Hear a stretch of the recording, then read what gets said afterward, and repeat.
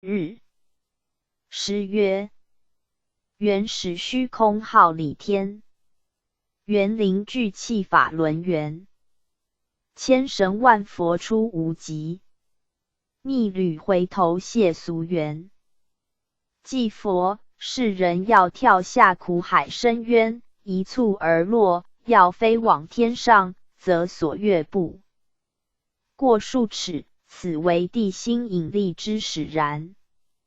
所以世人修道，要脱离轮回，要抛弃贪恋地上有形物质之心，人既恋于世上之种种，心念痴迷，贪执于此，浊气下降凝结为地，地下自现九泉苦海了。我们师徒今日所游，乃是清清之天，扬身速放下一切，才能飞。身无极甚境哪？扬身放下什么？祭佛，放下你背上包袱及心中挂碍，一切不去想它，将自己抛在太空中，一切都不要带，如此落得一身轻松，才能上浮于天。扬身，恩师说的是，但世人为何抛不掉包袱挂碍呢？祭佛，眼见不记，耳闻不录，则此心正直无钩，包袱不能挂住，万事无法阻碍，则血心化未到 I 在非中，如人生两翼，似箭而能冲天。若心如钓钩，放于苦海，钩住浮木成渣，则业障至，虽有仙佛硬拉，还是拉不上来的。扬身，感谢恩师捶打，去凡心而化圣心，定随师飞往天堂，拜会高真上圣。祭佛，哈哈，果然回心转意，手执 I 在非中，透天堂。快坐上莲台，我们师徒一同游赏天堂风光，解解心闷。扬身，是的，我已坐上，请恩师启程。祭佛，携着贤徒乘莲台上大罗天，越往高爬，越觉得身心飘飘。沉重的凡事抛在一边，别去管，心无疑虑，自然回到了先天。今日我们将到玉处宫，拜会元始天尊。已到了，扬身快下莲台。扬身，但见一片毫光灿烂，两眼难开，我有些受不了。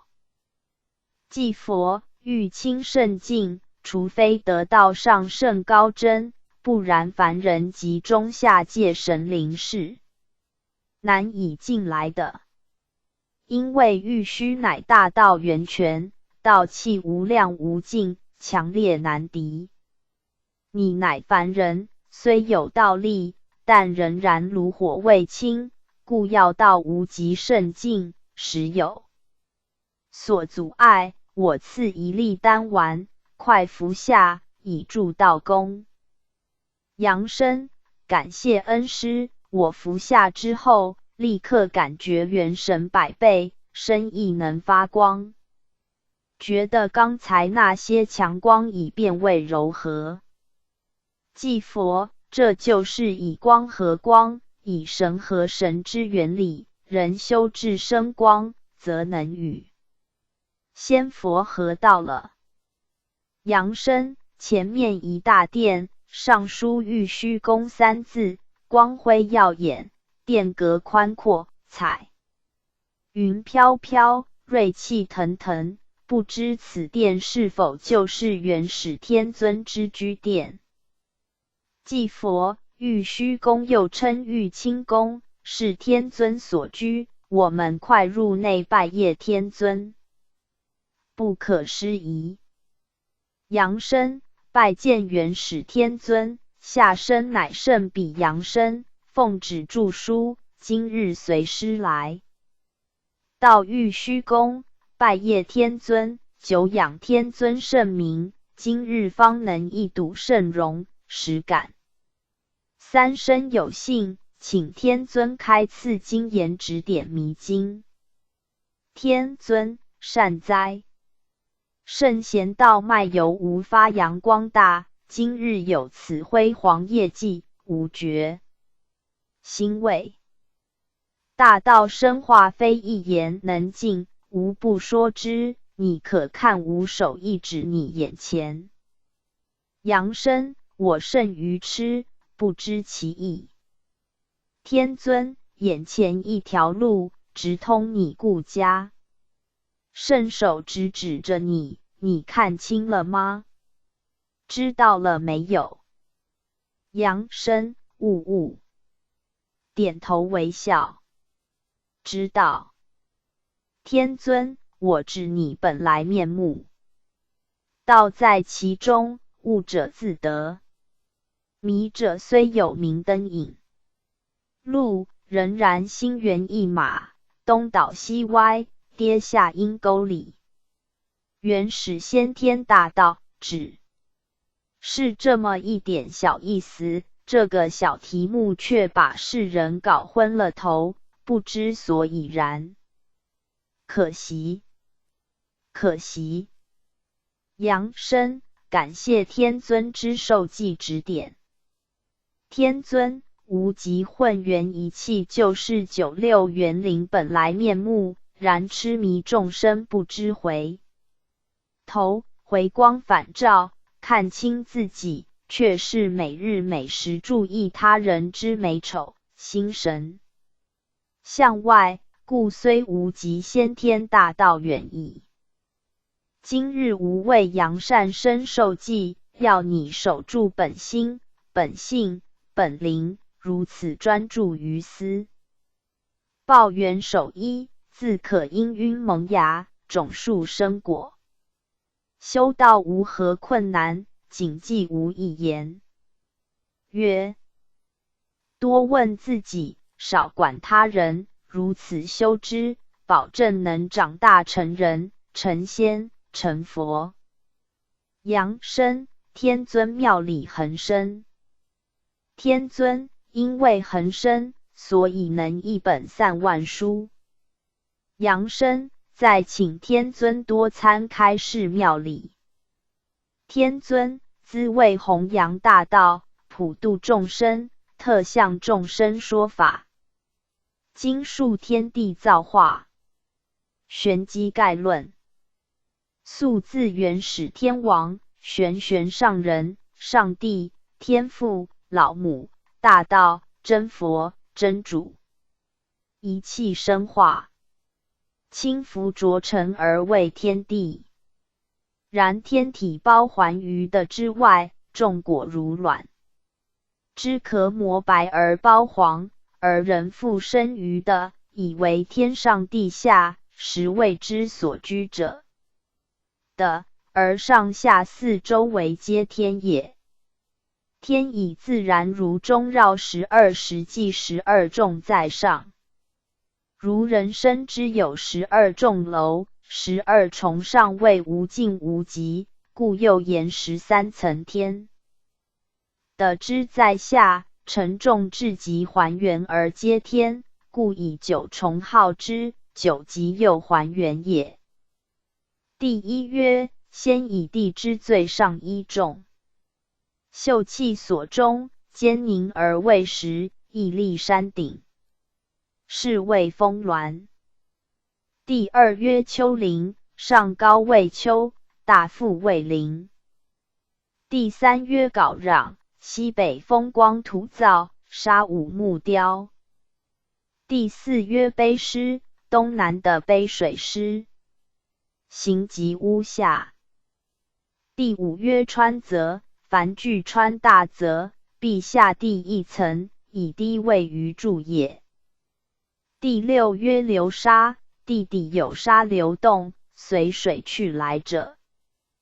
第七曰黄泉，土本黄色，其水色黄而浊，纯阴之泉也。第八曰沉渊，深邃叵测，神龙潜焉，其源与太空相通。第九曰薄盖，如雾如沤如毒，相薄于虚无矣。其下九重，纯是一派清气，上达天之九重，所谓静极动身，阴静阳复，因地球如淡圆，故知地上、地下、四周皆是天也。12重天，太虚天下富余的，一望茫然。施化天风雨雷电，云雾霜雪，经行降结其间。月轮天又称水晶天，因经积水，故外盈而半明半破，明则雨。日相向，破则背之。相向与相背，由远近而增损，于是有上弦月、下弦月之分。由道天日月循行，有4有9道。春以东为青道，夏以南为朱道，秋以西为白道，冬以北为黑道。其中青、朱、白、黑各有2道，南方多一赤道，合计9道。为春秋2分，日月同照，故交时多，四方对照，是谓黄道，故曰游道天。阳明天日属君体，阳精激火，故内朗而通体皆明，阴不胜阳，故昼则月不能并明，夜则以远近渐转，破相而闭，日轮以与地球相等，光能遍照八荒，故又曰火星天烈肃天，万物之精，上谓星。象，星之言精者，阳之荣也，皆依念八宿所属，故曰烈肃天。斗书天象星烈肃，浮生虚空，横落天覆，其形其旨，皆虚气焉，如气球吹之上浮，气息又坠，此气即引力，因有引力牵制，故各星球保持不互撞、坠落，皆赖无极元气之作用也。中有斗书，其4星为魁，3星为韶，韶之初为斗书，丙之末为爻。光，斗丙所指，为剑南纽星，天之枢也，端居不动，烈肃随枢而转，如车鼓、轴之旋运，故又曰宗动天，言诸天宗之而动也。书曰玄机玉衡，以其七制法乎天也。不动天，天与日月行动皆有长度，不疾不徐，昼夜循环，分为40，皆随斗丙回旋，至此一众时，如斗书不动，宁静顽固。又曰常静天，所谓虚极而转时也。穹隆天，此重天如的之所分9也，各定界限，以气象形色而名。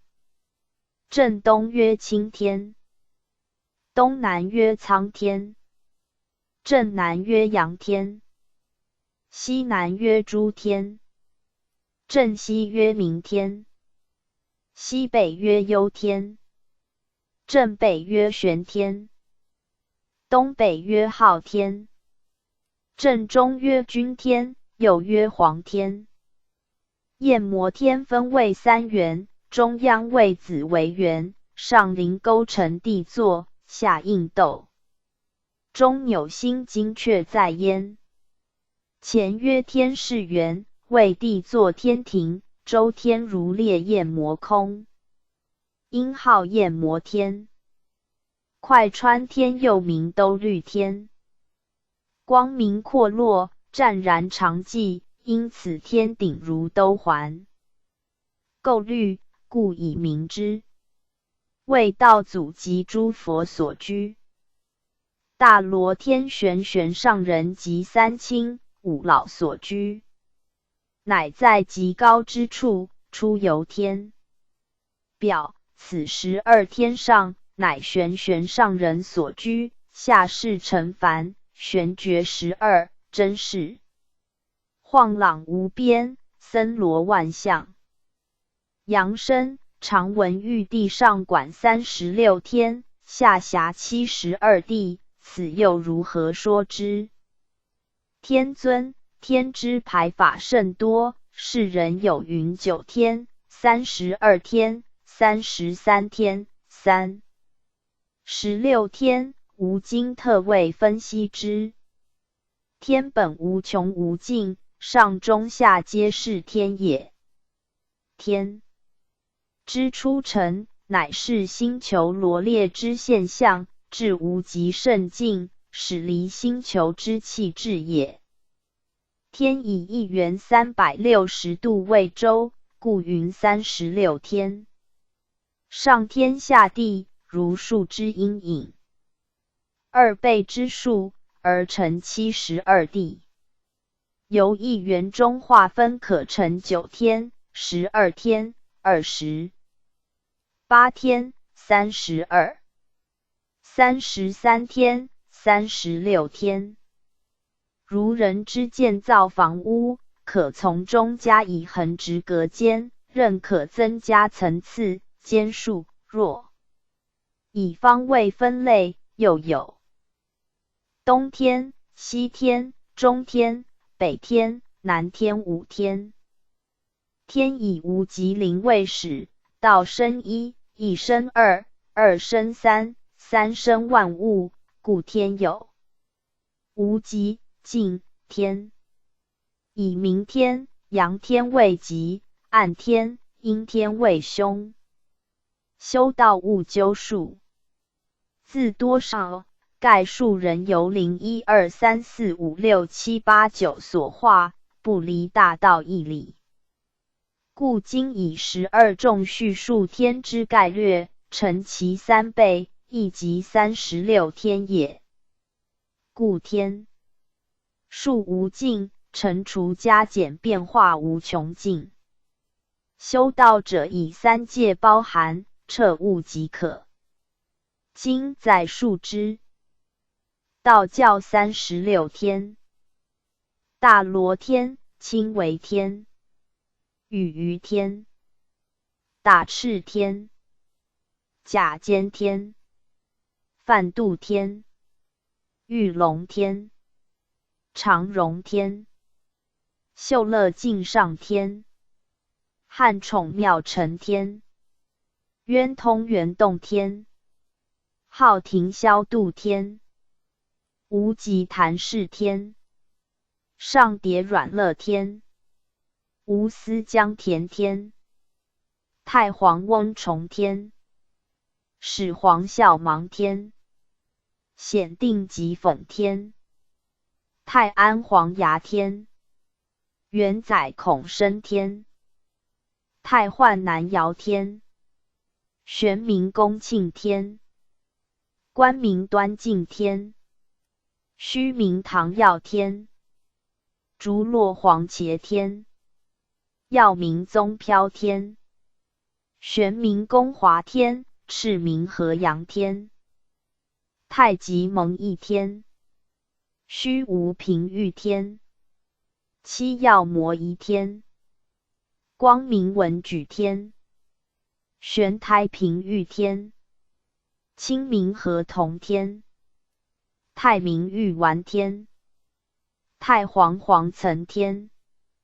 佛教3界念8天：非想非非想处天、无所有处天、实无边处天、空无边处天、色究净天、善现天、善见天、无热天、无烦天、无想天、广果天、福生天、无云天、偏清天、无量净天、少净天、光阴天、无量光天、少光天、太梵天、梵辅天、梵众天、他化自在天、化乐天、兜率天、夜摩天、利扭天、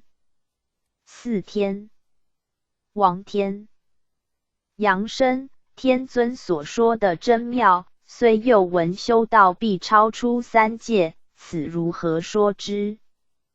天尊，三界者，无色界、色界、欲界也。要超出三界者，乃大罗、金仙、大乘至圣、大觉如来佛之境界也。吾今以图示之。P 541 JPG 大道修持，如至无色界，以真无极上乘，为最高峰境界。然为不受虚空束缚，如人挂金链于颈，虽无遮面，仍有所挂碍，故在上超似无顶之屋，可以圆通自如，毫无边际，无圆圈之阻碍，此谓之超出三界。世人甚多误传其理，以为佛使可脱离三界，不知无极先圣亦在三界之外。故经云：凡所有相，皆是虚妄。无色相即为无极也。但为脱身自由，故去今生，上生无色界，无极界，谓之涅槃究竟也。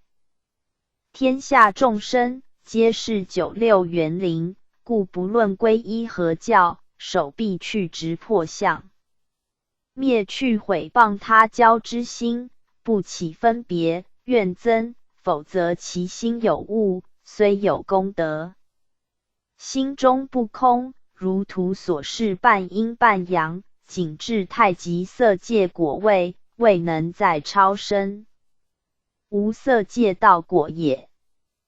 昔能闻无说法，速速改过，舍其执相，否则一生白忙苦修，斗法不修，终堕阿修罗的也。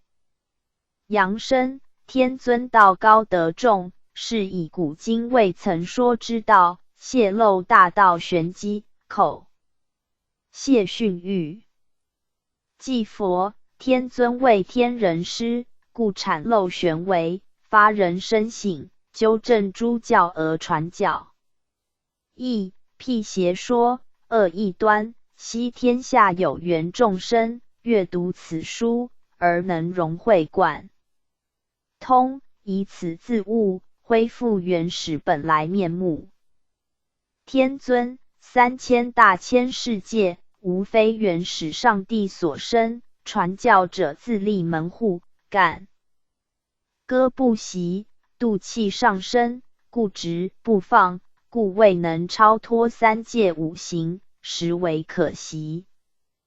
盖玉清以下，上清之境为上帝之始气，太清之境为上帝之终气，再降至人境，则为上帝余气。是故上界天仙诸佛执的宇宙之性源，寒气最后，中界星球气天诸神，在承上界仙佛之气而变通，气已较薄。至于人类万物，则承中界诸星、日、月的海诸气，以为生命之活源，故其气较薄而杂焉。人类虽少的上帝之余气以成身，但能接通先天之性光，以成就万德万行，而可反身作天。反之，亦可将人身所得上帝于弃、沉溺、物欲，而消烁殆尽，至性光明灭，自造地狱。昔世人体悟无言，同体天心，保持良心，为普度众生尽一心力，度化同胞同登道岸。事主扬声感谢天尊传道授记，跪下谢恩。祭佛，今蒙天尊点破玄机，天下众生有福了，时刻不早，无将待。扬声回堂，天尊妙道说不完，真心自收圆。扬声谢谢天尊，我们先告辞了。祭佛，圣贤堂已到，扬声下莲台，魂魄投体。加1010第10回在游玉虚宫听元始天尊说法。收元图 541K， 收元图 P541 JPG。济公活佛降，岁次己未年8月念6日，1979年10月16日。诗曰：荣华富贵本无常，梦里相思夜偏长。喜悦心情人不老，忧烦挂碍气神伤。祭佛，天堂是一片广阔无边的乐境，它的国度不分人种、教别，收留的都是好人、善人、道人，这如物质品种。一级品者列入天堂上界，二级品者列入天堂中界，三级品者列入天堂下界，四级、五级、六级，如人、鬼及四生六道。故莲台有9品，就是按其功德大小分类。人人具有佛性，个个天赋道根，若修身养性，不昧其园林，则去世后自然可以归回本来之佛土、道地，亦就是返本还原，正道成道。天赋于人一颗圆坨坨的真灵，如能一生之中原装保持无损，则或真价时，生时一颗灵宝，死时仍为灵宝，故清净经云，虽明的道，实无所得。修道只在恢复本来面目而已，并无何种神秘妙法及捷径可行呐。今日老衲带扬声在游玉虚宫拜谒元始天尊。扬声快上莲台，随师儿行吧。扬声，我已坐稳，请恩师启程。祭佛，卿为天玉虚宫已到，扬声速下莲台，近前参谒元始天尊。扬声，是的。玉虚圣境真是异于凡间，一片光明，如阳间之白天，毫光灿烂。观旁仙童雍雍，示意迎接我们。祭佛，玉虚即是玄兜玉京，位在33天之外，乃元始天尊所居。一般凡人除非得道者及功德深厚者，否则难以来到此地。今日奉旨著作《天堂游记》，天恩宏慈，我才能带你前来，可谓三生有幸，千古难逢。源于玉虚为三界大道元始，故尊曰元始天尊。今日拜谒天尊，特请其阐化道统由来，扬声快向前叩见天尊。阳生，遵命。玉虚宫中道气氤氲，但见天尊慈眉慧眼，身作五色金狮，一团圆光回转不停，我晕晕欲倒。祭佛要镇静些，天尊正用先天一气道光为你加灵，故你有此感觉。阳生现在已感到精神为之振奋，灵光饱满。叩拜元始天尊，弟子今日随师在上玉虚宫请天尊传道赐教。天尊，二位辛劳请坐。世道交离，人心不古，导致人生所附混元。先天灵气渐失，科学发达，物质生活提高，但人性沉沦，道德不修，故众生灵气失散，流浪生死，回天无日。天心本慈，不忍缘灵分散，故命五教教主下凡，各化一方，指引天堂之路。但教主归天后，纵有千经万典，教徒画蛇添足，真传分施，今虽有求道学道之事，但却好高骛远，不踏实的，道本不究，皮毛自满，所以虽有志于道，仍是道皮是吃，内人无味也。故今在降者天堂游记一书，重开新运，泄露真传，纠正世上讹传之物。凡天下学道者，必要用心研学本书，只要能豁然贯通其意，修持不怠，无保证元灵可以归位，此乃不二法门，唯此则无道可修矣。阳生，请问天尊，不知真道是何？天尊，世人修道有学佛、学儒、学道、学耶、学回，千门百教，皆称独一无二，至高至上。然不知高尚是至何种境界？道本无名，强名曰道，故道以灵代表。故得道者，其头上必有光，即是元灵之光。元灵若黯然失色，谓之残灵，或曰众生，此灵仍是轮回种子。若元灵生光，则种子无涯，轮回路断，灵种返本还原，而归本来之地。故太上无极混元真经云：凡外具有形、有质之体者，其内者有色、有相之机者，何还本返原？均没谓乌有。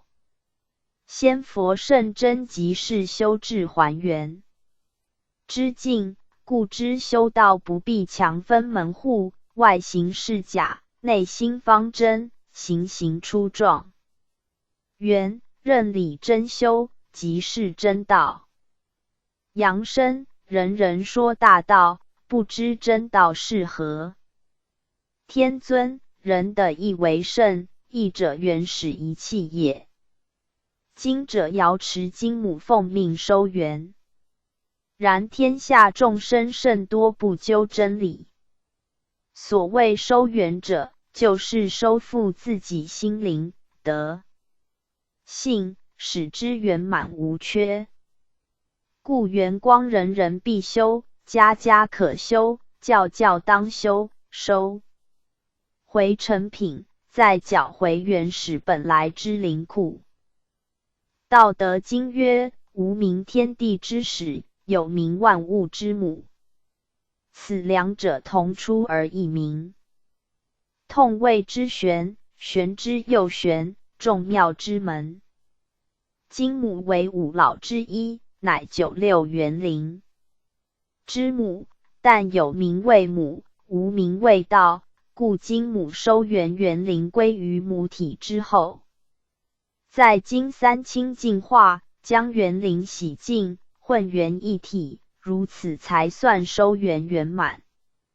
阳生恭临天尊经言，方西成道程序如一金字塔，向间行天梯，由下而上，爬到最顶端，站得住脚，才算就近。祭佛无极老母怀抱着乾坤96孩子，爬着天梯，要将你们送回老家。看他望穿秋水，嘶声的呼唤，母子连心，有几个知音。回头想看看父母未生前，你们在那里？除了这凡间数十年，暂住木石凡屋，你是否还想到，你天上还有一栋水火风不侵、历劫不坏的金屋？赶快修成金刚不坏身，住进这四季如春的天堂吧。阳生恩师心生泪雨，听得使我心酸。天尊，你慧眼未泯，是可造就之才，只要将天堂邮寄着成，不但你的金屋更上一层楼，还为天下1万同胞建筑了天堂别墅。生盼是人早日勤修大道，行功立德，积沙成塔，一旦脱去幻躯，则可以飞升大罗圣境，这座金玉满堂别墅，送你安居逍遥。阳生感谢天尊御示，曾闻世人修道，回到无极老母身边，不知如此是否已算成道呢？天尊，无名天地之始，有名万物之母，故无始、老母可谓一体。两面，老母即原始，众生称其为老母，表现天与众生之密切亲情。母亲视众生为赤子，怜之爱之，故上天以老母慈颜现身度众。老母身居五老之天，瑶池驴门以望，是愿度尽元灵，故众生如能慎终追远，任母归根，即算得道。既之子由母出，而灵之由天所复，玄玄上人即是万灵真载，亦即是上帝，拜老母即拜天尊上帝，故应念万灵同胞，一切神圣同源，绝不可起分别傲慢之心，使元灵道气不合。若为我独尊亲是妙祀神圣为后天神，则其道心阴影出现，排斥别人，自己亦将被反弹坠落。应知神在我心，藐视神圣则是藐视自己，非修道者应有之态度。如固执我相，去世后无法合无极大道，归入母体而成正果。天下众生同乎一气，气断则身亡，故言众生为一气所化，乃是至理也。若有修道者，灵归五老之天会见老母，五气朝元之后，待元灵齐度，上升三清，三花聚顶，而再飞升大罗，合无极大道。但若在世能彻悟无极大道，觉相修真，功德圆满，一旦幻躯脱去，便可一步飞升大罗。故愿世人解开迷惘，挣脱色相，自可得证无极大道。经述收元图。以启示人。收原图 P541 JPG。源全黑，无灵修，凡俗净。空气、灵气污染。三思欲、物欲充满。四人心纯阴黑影。五地狱景象。元小白，灵修出现。空气、灵气为清。三烧露天里曙光。四人心阴影。渐缩，阳光出现。五地狱边缘，下界果位。元半白，灵修次净。空气、灵气半清半浊。三阴阳相济。四独守大道。气质未化。五中界果位。元小黑，灵修静静。空气、灵气清多浊小。三阳长阴消。上有故。执行香。四思欲退，天理长。五中上界果位。元全白，灵修上净。空气、灵气清净。三纯乎天理，纯阳光明。四玄关现出，本来面目实相，一团虚灵，非男非女。五上界果位。无形无相，广大圆通。即佛，天尊所言甚是，真道无形，真佛无相，众生修道定要去相。化直，使可证无极道果。你看无极图内空无一物，你心如不能虚。怀若谷，则无法归空，虽是功德不满，仍在中上界果位。故五老、三清、一气，皆在无极境内，人能真修大道，则归五老之天，亦即归大罗之天。众生你要修到那里，都是靠自己选择的。阳生，请问天尊，您身旁有一道童，向我微笑，不知他是谁？天尊，哈哈，你不认识他吗？阳生有点面熟。天尊，他是玉虚童子。阳生，原来如此。向玉虚童子敬礼。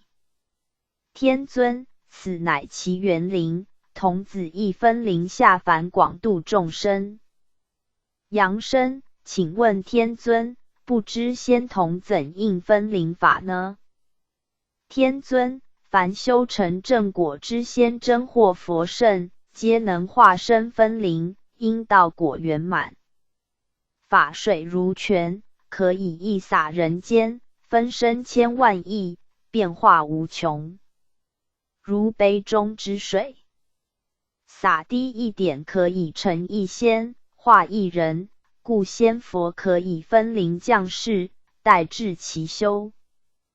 功满圆，归回本位，老水还原杯中，道果更高。今逢普渡之期，高真圣佛屡屡发愿分灵下凡度世，故今日世上不少青年男女，又具善根，好道不倦，四处度人，皆是仙佛之分灵化身，故能天真自信不昧。阳生，原来如此。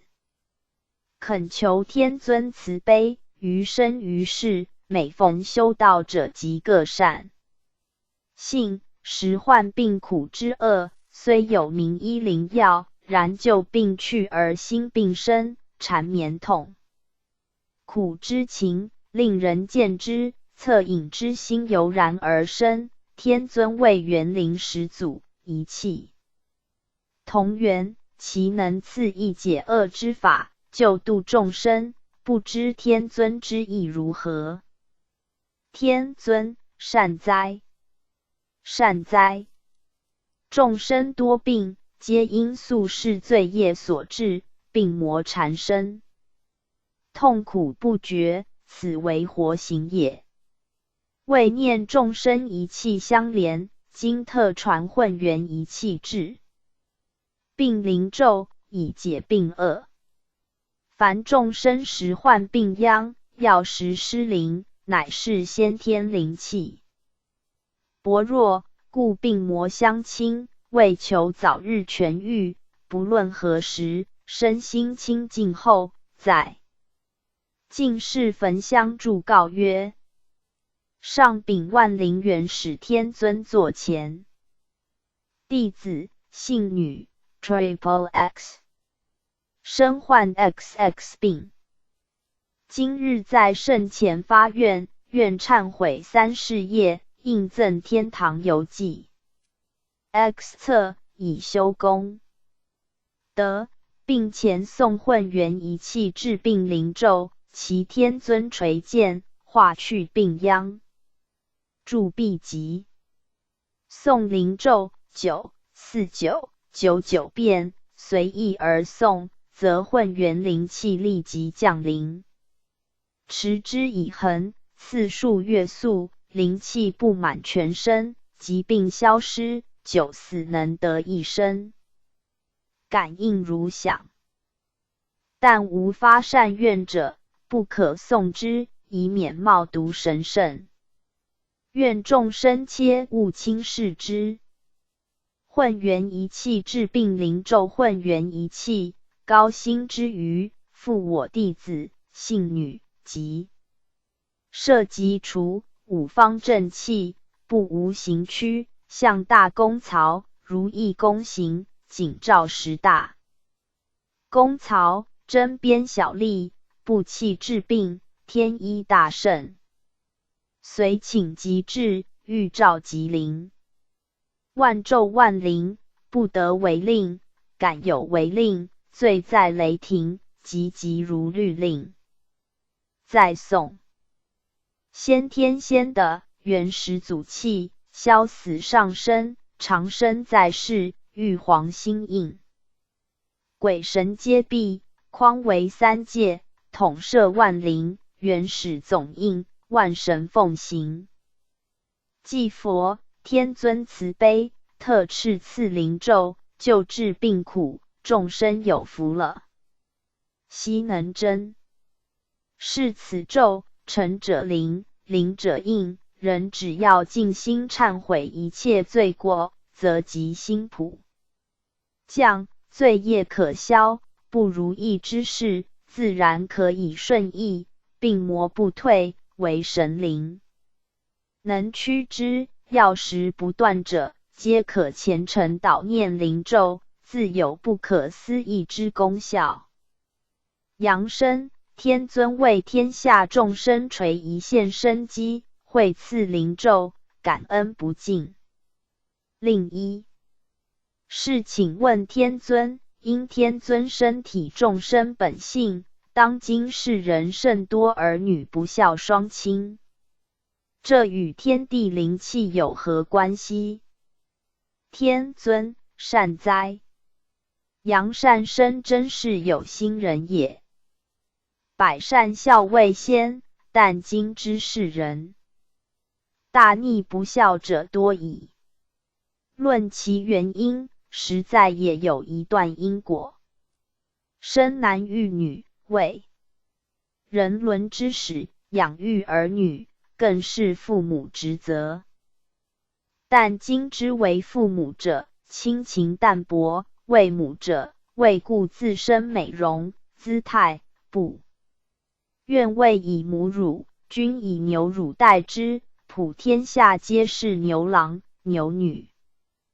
儿女幼时，既不以母乳喂食，则体内减少父母精神元素，且因孩提报机会减少，用摇篮、玩具等器具给婴儿戏耍，或交由幼稚园、育儿院带，故父母付出代价减少，无形中神气分离，长大之后自然对父母孝心疏远，尤其西洋孝道风气更薄，皆源于此因。故劝世人养育子女，须用真心，切莫为图一己之利，以机械化方式栽培儿女，否则两代鸿沟深筑，毫无感情可言。天道无私，唯以天理人伦造育。万物方合大道，若一切以科学方式，则人类进入物化境界，灵魂力量将日残淡薄，人性亦不复存在。虽子女求学时皆送信殷勤，但其发心莫非盼其学成图利，与天道相违。故愿世人多献出不忘回报之爱心给子女，子女长大之后，自然不背孝道，乖为人伦。扬生天尊说的有理，世人自私自利，所以得到的回报往往是伤感情的事。祭佛应时刻不早，今日就此告辞，令其再来拜谒。天尊送二位回堂。扬生不敢，我已坐稳莲台。感谢天尊教化良多。祭佛圣贤堂已到，扬生下莲台，魂魄投体。家返回主网页 back home。天堂游记011第11回3由玉虚宫听元始天尊说法，并朝谒玄玄上人。012第12回由东华宫听东华帝君说法，东华帝君伏羲氏，武帝仪。013第13回再由东华宫听东华帝君说法。11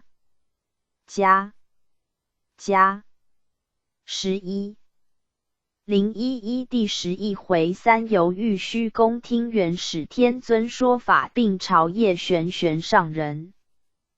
济公活佛降，岁次己未年9月13日，1979年11月2日。诗曰：花花世界色迷人，至是回头伴佛灵。幻境虚华如水月，空心去直练成真。祭佛世界花花，五颜八色，围困着人们，要找出一条生路也不容易。多少英雄好汉，纵有冲天之志，却是英雄气短，儿女情长，最后都才到了，实在可惜。老衲希望世人不要被一时花容所迷，看那花容中有失色之时，一旦花落随风去，你还能拥有什么？天上景色四季如春，这种桃花源境，让人看了心旷神怡。老衲劝告好色者，真美色在天上，人间的美色都是伪装的布景。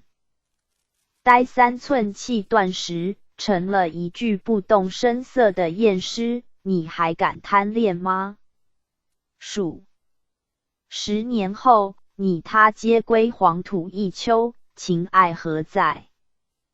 不如学我老衲逍遥自在，无挂无碍，管你爱我不爱我，管你拜我不拜我，我一生自由，都不属谁的，你奈我何？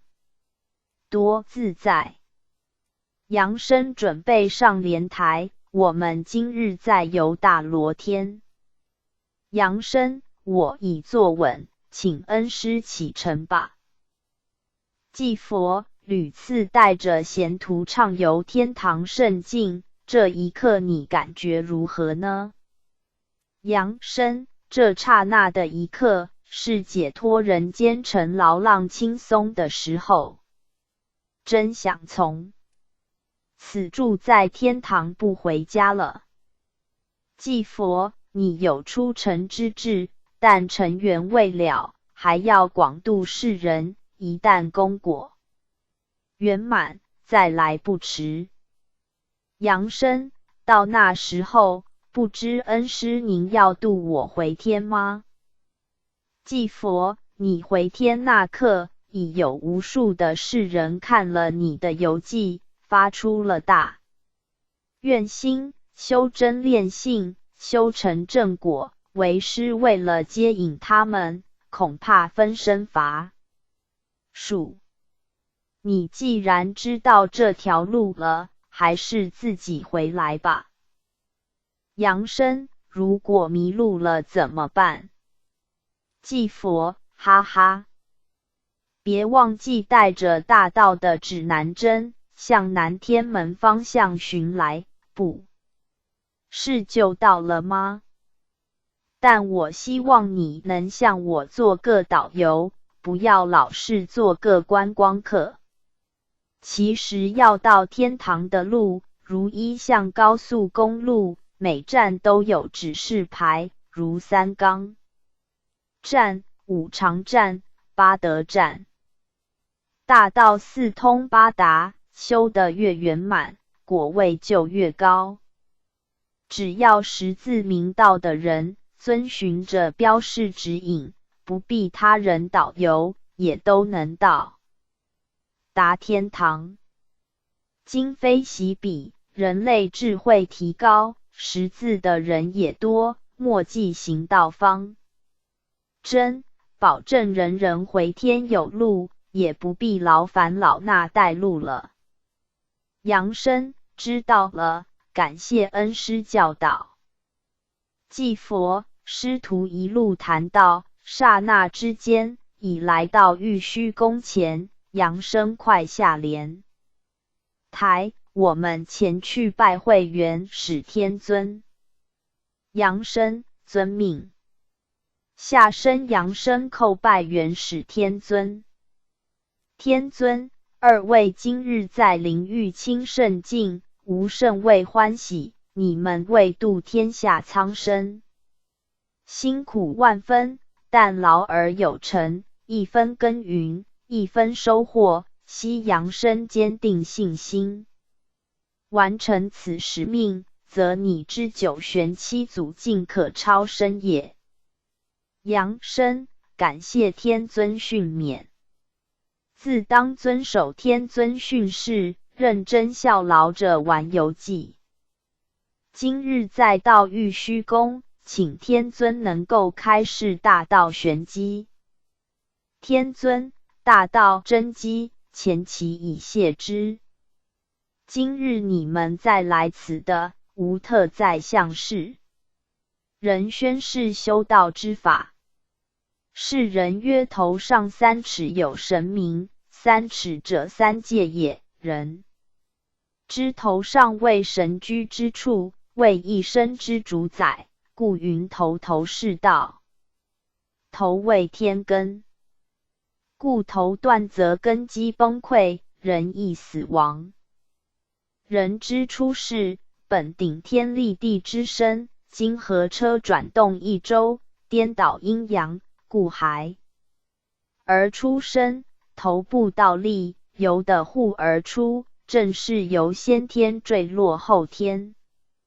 要经过1-2年之养育，使能爬起站立行走，恢复顶天立地身躯来往于各地，故曰人生难得。其他动物则不同，出生之后永远无法顶天立地，非弯腰则驼背，因为他们前世行为都是违背天理，前世因，今世果，报应丝毫不爽，故此事显相如此。今要返本还原，其功夫就。是瞎练凡事不再颠倒，颠倒则不正，一旦颠倒被天，则又一番惊，斗栽入轮回圈内。所以人应学火箭有冲天之志，心正性直，灵性由头上玄关透泥丸，出神，冲破天灵盖之大气层，自然可以回天。阳生，天尊所言甚是，但应如何冲破天灵盖呢？即佛，天灵盖即是天门，泥丸宫，下藏玄关，直接灵山。它覆盖整个人身，因而石头上有明显柔软小穴，此即如屋上之天线，宝持与天灵通。长大之后，则见应化与天远离，天真本性逐渐丧失，灵光转暗。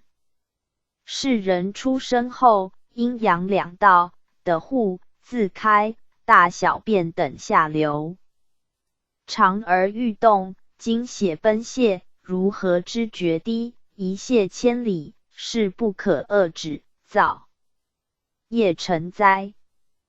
天门闭的户开，轨道通矣。故修道者，先闭的户，一旦精满气足，如顶水之滚沸，锅盖跳动，翻开，其神自可上升。人如能接遇，关闭的户，一旦气足，始可打开天门。天门一开，则元神冲破大气层，飞升上界，可以成仙成佛，不必再受轮回之苦。阳生，今之世人都是在家修行，有其事，有夫君而要断欲清修，恐有所困难，不知是否有补救之法。天尊普度当期，在家修道为本，要修成正果不难。今日我特述在家修道之法，自无始劫来，众生轮回不息，待至今世无未圆，会相交50如日中天。故世界万物发展至极，应有尽有，衣食住行样样精华，人类逍遥无边，如生活于小天堂之中，故大道应时降世，普度众生。凡是生于此时者，皆得天赦而来，非福则慧。福者，一切享受无尽；慧者，大道处处可闻。要物质享受，要精神修养，任人选择。今人脑智聪明，文艺之时，器物日新月异，造福人群。现实之人，如在午时降生，普受日光照耀，故天真不昧，精气神旺盛，以复有半仙之格，亦可谓是地仙之体。其如釜中之水，虽无加火，但因5日之照，温度上升，为火烧尽，一点就滚，一棒则醒。故今时在家修道，只要遵守人伦道德，不滥施妄泄，则其真水还原灌溉心田，禾苗盛。岁时节，一旦稻谷成熟及单成，抱其粗壳，假替一粒真人。人脱壳飞升，人能如此，则元神可冲破天门，修之甚为容易。故此时不修，要待何时修呢？今逢《天堂游记》一书之著作，无特泄出天机，今人若肯修道，天设3分，只要有7分之功德，则可以修成正果。扬声感谢天尊今日慈悲再谢大道之机。请问天尊，你说今人已具半仙之体，若不修道，是否可成半仙呢？100%。天尊，为什么说今人已具半仙之体呢？因人类所吃尽世山珍海味，琼浆玉液，仙餐佛食，不过如此。穿则绫罗缎丝，天衣霓裳，飘逸潇洒，仙佛亦不过如此。住则高楼大厦，设备豪华，上下乘坐电梯，天仙神真府人间帝王家也不过如此。行则汽车、机车、飞机，来去自如，车辆排气，正如仙佛腾云驾雾，天边海角，刹那可至。电视、电话迅速传真，如仙佛神通广大，法力无边。可惜人类虽富贵至极，但生老病死无人能免，故称半仙。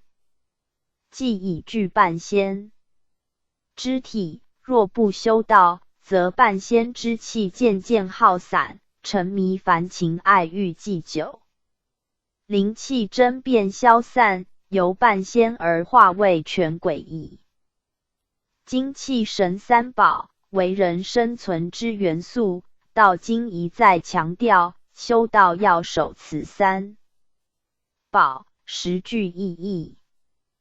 今若忘谢，则其人必是好色贪淫之辈，淫为万恶之首，既好淫欲，所涉之事极邪，不趋邪道，则焉有正道可修？各教劝人守戒，勿犯邪淫，亦即守道养精之意。于今则含节约能源意义。精神衰颓，万事莫举，故有欲的长生道，必服毒睡丸之语，愿世人勿以迷信视之。若知报元守一，成修大道，则如本是半桶之油，再加油之，油既满桶，灯光灿烂，可以普照大千，光耀3界，今仙如来道果成矣。扬声，今世之人，真是有福了。叩请天尊再次保训吧。天尊，《天堂游记》一书，乃旷古巨作，为一本修道宝鉴，为度众生。今在垂世，元始49章修道经以启示人。元始49章修道经。01立功章。凡欲修道，建功为先，立人济世，功德1章。是以诸天仙真，显以功德，超胜真位，积功满千，行神俱仙，功不及千，行灭神仙，功极照明，玉清之宝，凡退化为仙真，心性无碍，动和自然，消则为气，息则为人，神通自在，变化无形，飞行3界，出幽入明，一切众生咸愿既拔，心不退转，自得真道。02斋戒章。斋戒者，道之根本，法之精良。人欲学道，清斋奉戒，念念正真，邪妄自泯。一切众生，舍清净欲，单视昏山，而以处法。譬如恶鬼，但食死尸，火烧鸡肠，无有饱满。又如蝇虫，争夺臭腐，妄为山香，而以处法。三功混浊，六腑不净，失魄心昌，乐于死地。人当割饰欲根，入情静静，无作诸苦，无作诸恶，无生诸见，无起诸邪。观圣训戒闻如是之法律，欲有所犯，而具失自由之身。人于戒律，今亦奉行，持领在前，如对所谓，秉心正言，灭一切想，谛听不二，可会正真。030本来章，虚无自然，道所从出，真一不二，体性湛然，圆明自足，不堕诸见，远离尘垢，学魔所学，修魔所修，于中了然，不去不住，不取不舍，无乐无恼，无死无生，无骨无精，是真糊物。观诸行相，等皆虚空，减除世幻，体会自然。04善应章，人有一善，百神俱泰。人有10善，司命处算。人有100善，东华著名。人有1000善，福及7祖。死归未先，万善既备，欲服下营。千神来朝，白日升天。05法力能汉章，见人死亡心生慈悲，不晓自卑其身。身由水火风土4大假合，4黄土未气，脱炉火中而得坚固。人身由气，法由聚火，能汉。人身尘不坏身，火者功德光，心得累积，光辉灿烂，润身的法。金刚不坏矣。06积善为宝章，人登宝山，周行左右，万宝纵横，无不可爱。当下山际，能不持乎？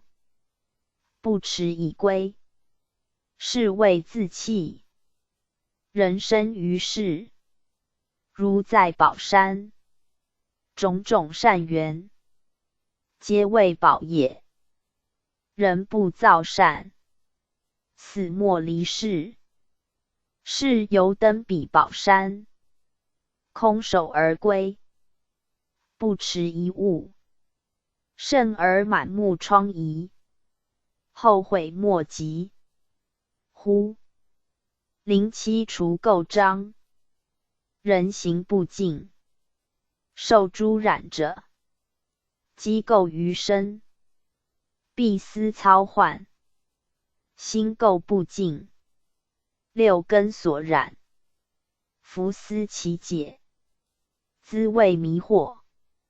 是故身垢不净，以是水洗之；心垢不净，以法水洗之，六根清净，表里洞明，无毫发染，方造无味。08味道章，人之食蜜，偏口皆甜，舌有余味，吾之言有甚于事。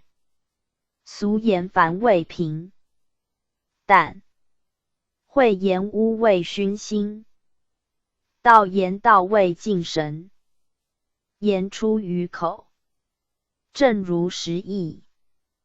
吐露一书，文授有别，邪正会尽，仙魔伴焉。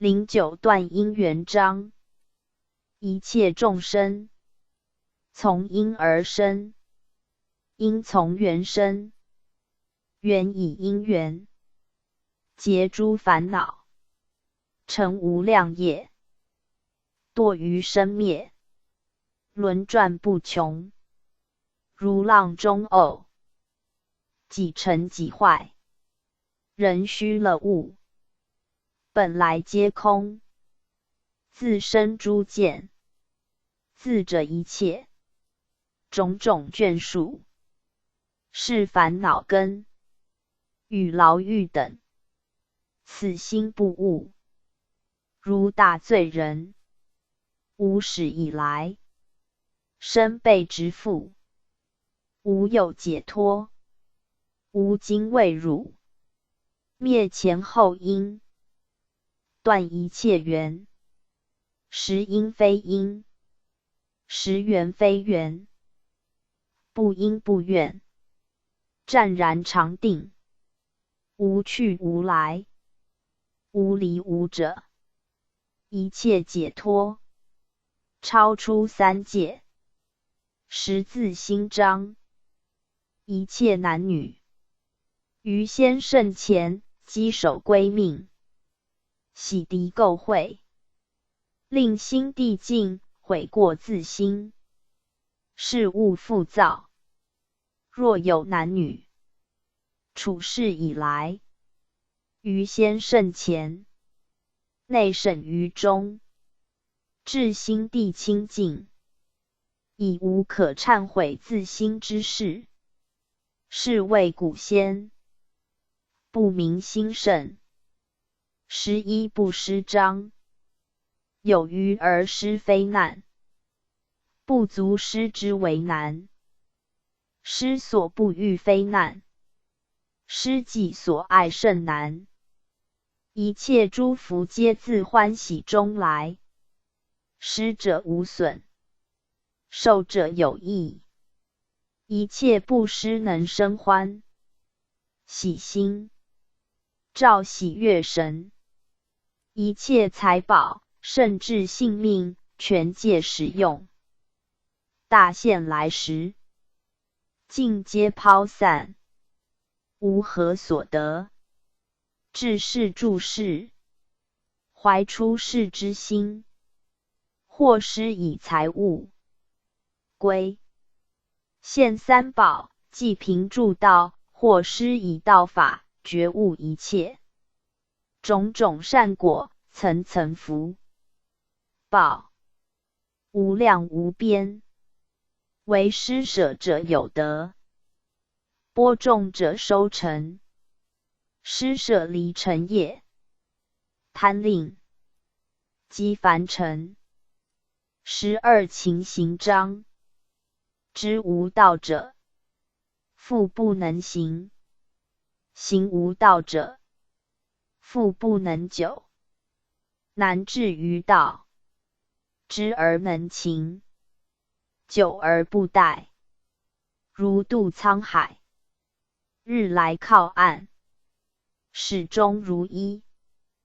彼岸但登，道欲遁入。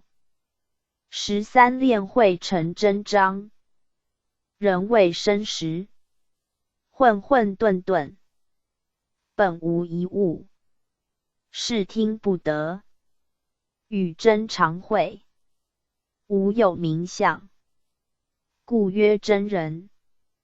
既生之后，种种形相，虚名伪装，俱为幻假，名曰假人。眷此幻身，累罪万千，称为罪人。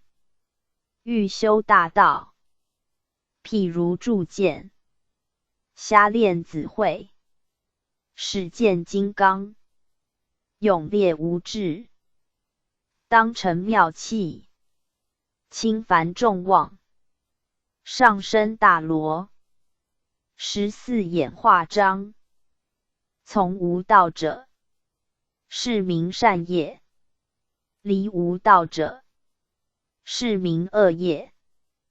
太上立德，其次立功，其次立言。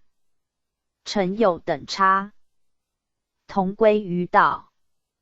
一切众生，颠倒妄想，造地狱行，不自觉知，踊跃相近，投于爱河。今为众生说法度人，启方便门，当得福报，同证无畏。15真诚章，精心苦行，绝世所欲，不兴妄想，无有染者。练形化气，练气化神，练神合道，体入自然，敛万法归于一身，以一身而化万境，不知有无，永绝生灭，是名真人。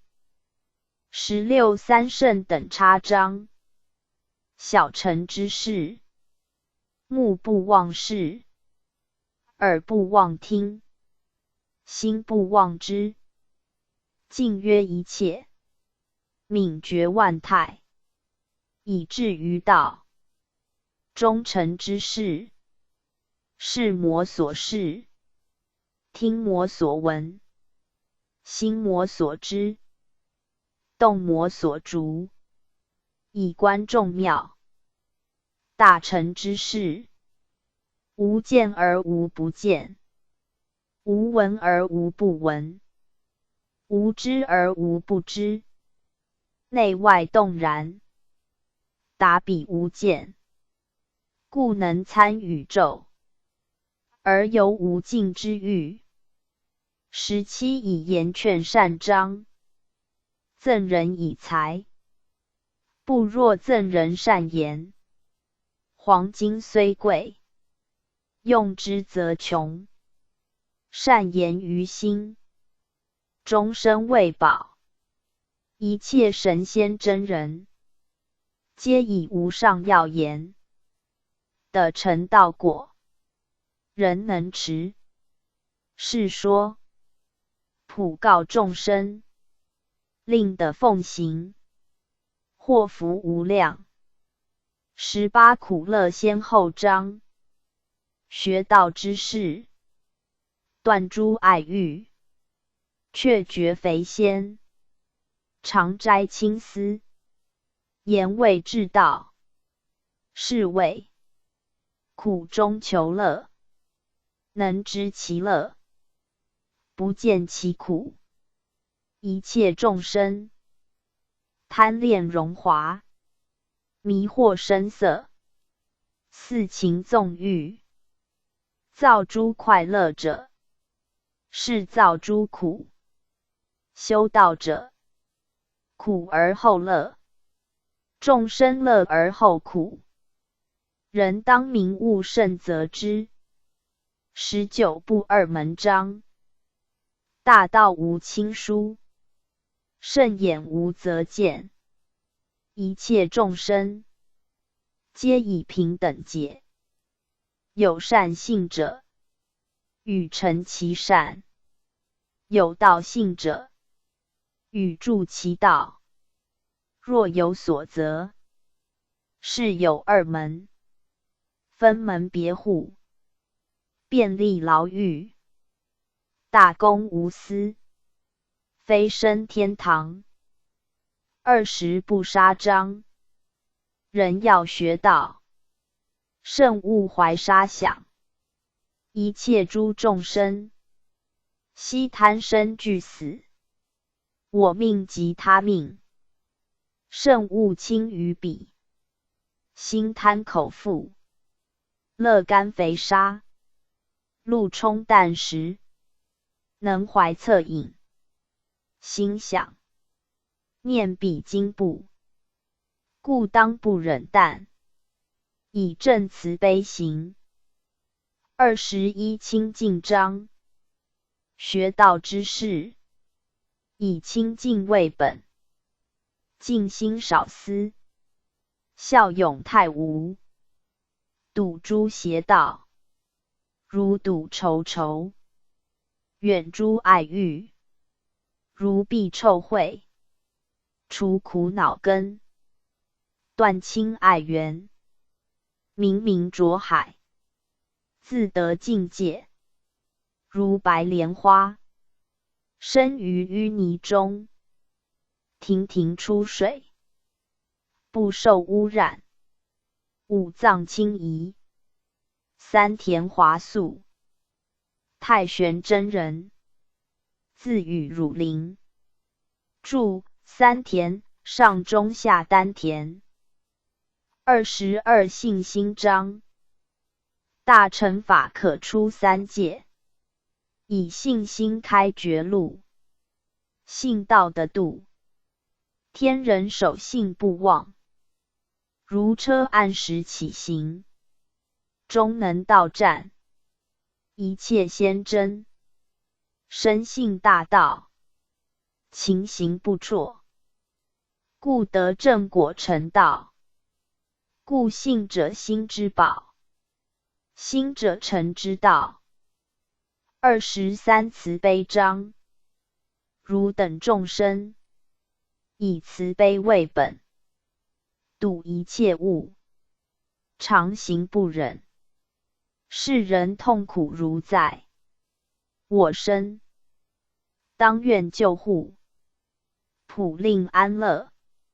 一切众生，因生愚痴，故现诸罪苦。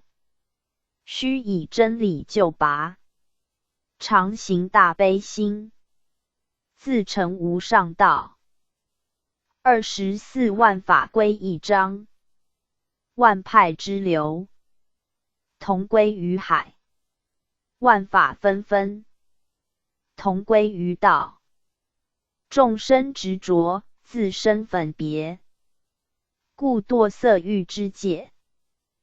当有圆通无合，一彻诸义，无人无我，不生不灭。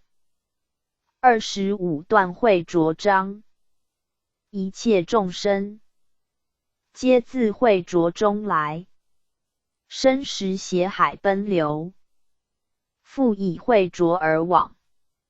死时肉体腐烂，有能清净，性无戒言，不受染者，断除杂想，即出离浊浪，入我法门。无去无来，永超尘劫。26洗心章。六根不净，当洗其心。心不受垢，自无诸秽。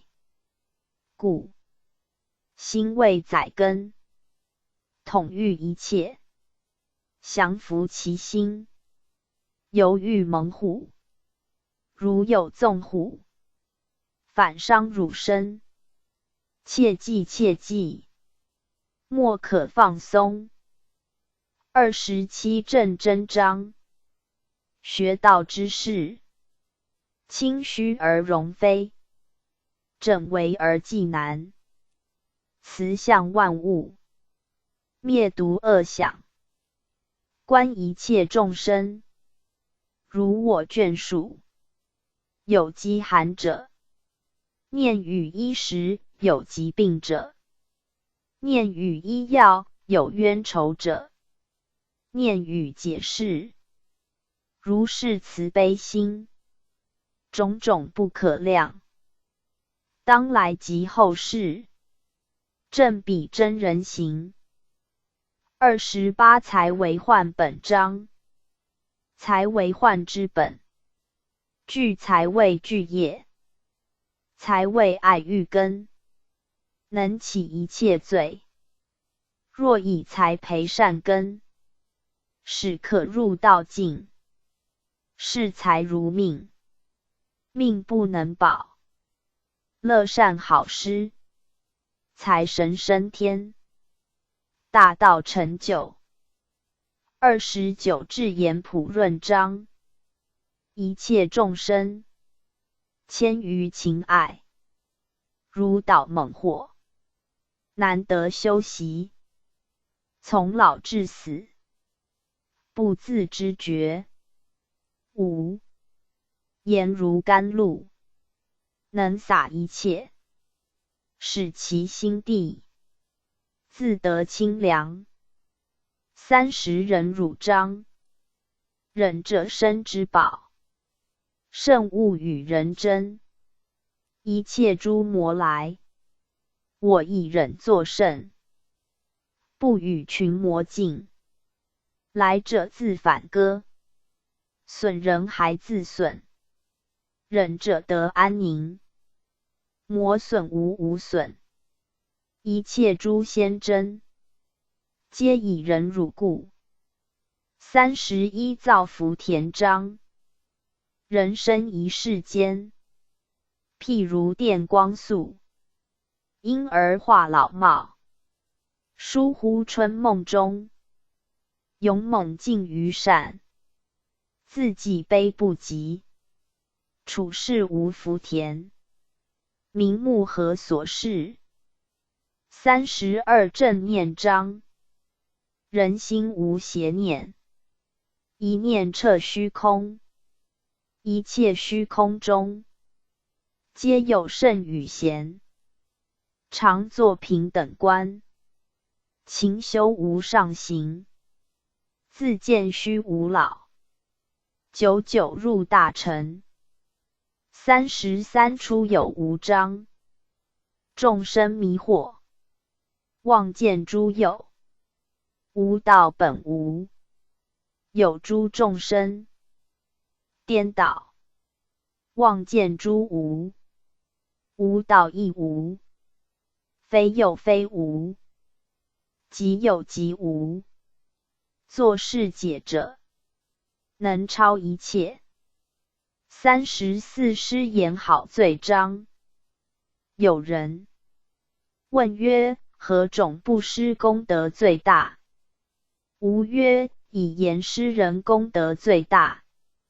言有不尽，故以经典善书广应施人，如天洒甘霖法雨，万类受润，欣欣向荣。天堂游记，遍载诸天圣景，应诵一本于人，令其观之。天堂圣景，悉名天文，起无量道心，强度众生，功德殊胜，能证道成真，超玄拔祖，舍此洁净无路。有人问曰：处世何物为宝？吾曰：无罪于身，是谓至宝。珍珠玛瑙，金银财宝，系满身躯，如囚犯枷锁。凡掩饰为宝贝，会掩饰为累赘。弃其俗物，轻松无，何挂碍？得入自在之天。35随缘受报章，有人问曰：宿命因缘，可以知否？吾曰：汝思现在因缘，则知宿命因缘；如修现世因缘，则知来世因缘，一气无偏差，所种还自生。若问前世因，今生受者是；若问来世果，今生作者是。36大利章。有人问曰：世间何利为大？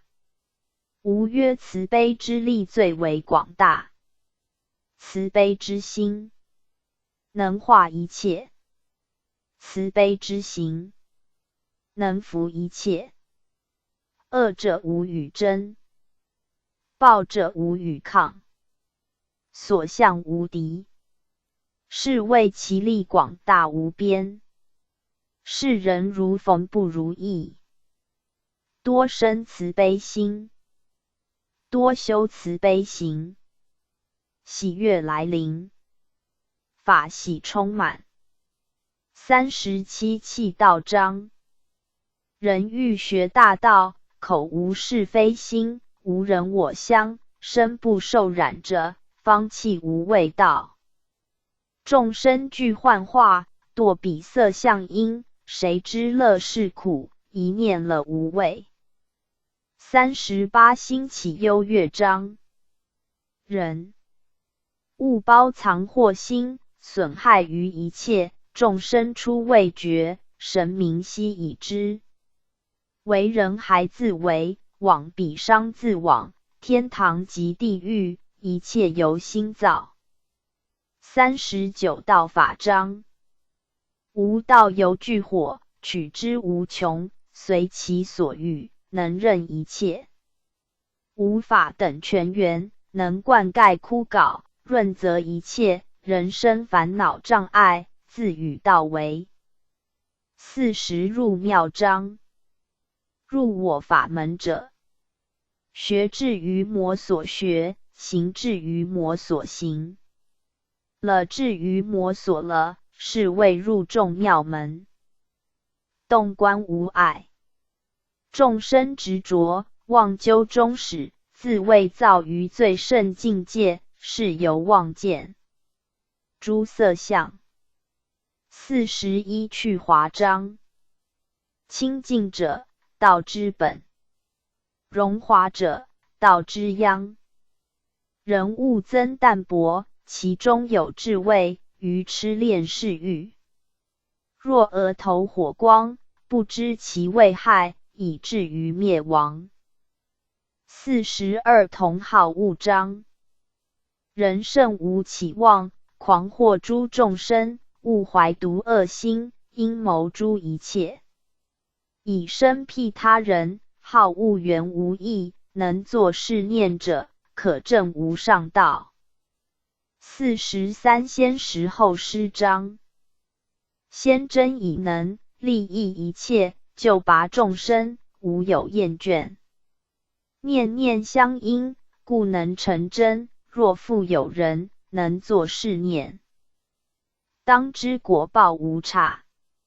唯先修德行，使道德盈满其中，法水出本源，自然流失无尽。先识后施，源远流长。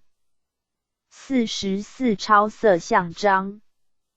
有人问曰：天尊妙香，72化香，复9色华光，诸天仙人矣。是目睹天尊，莫不赞善，恭敬礼拜，无上稀有。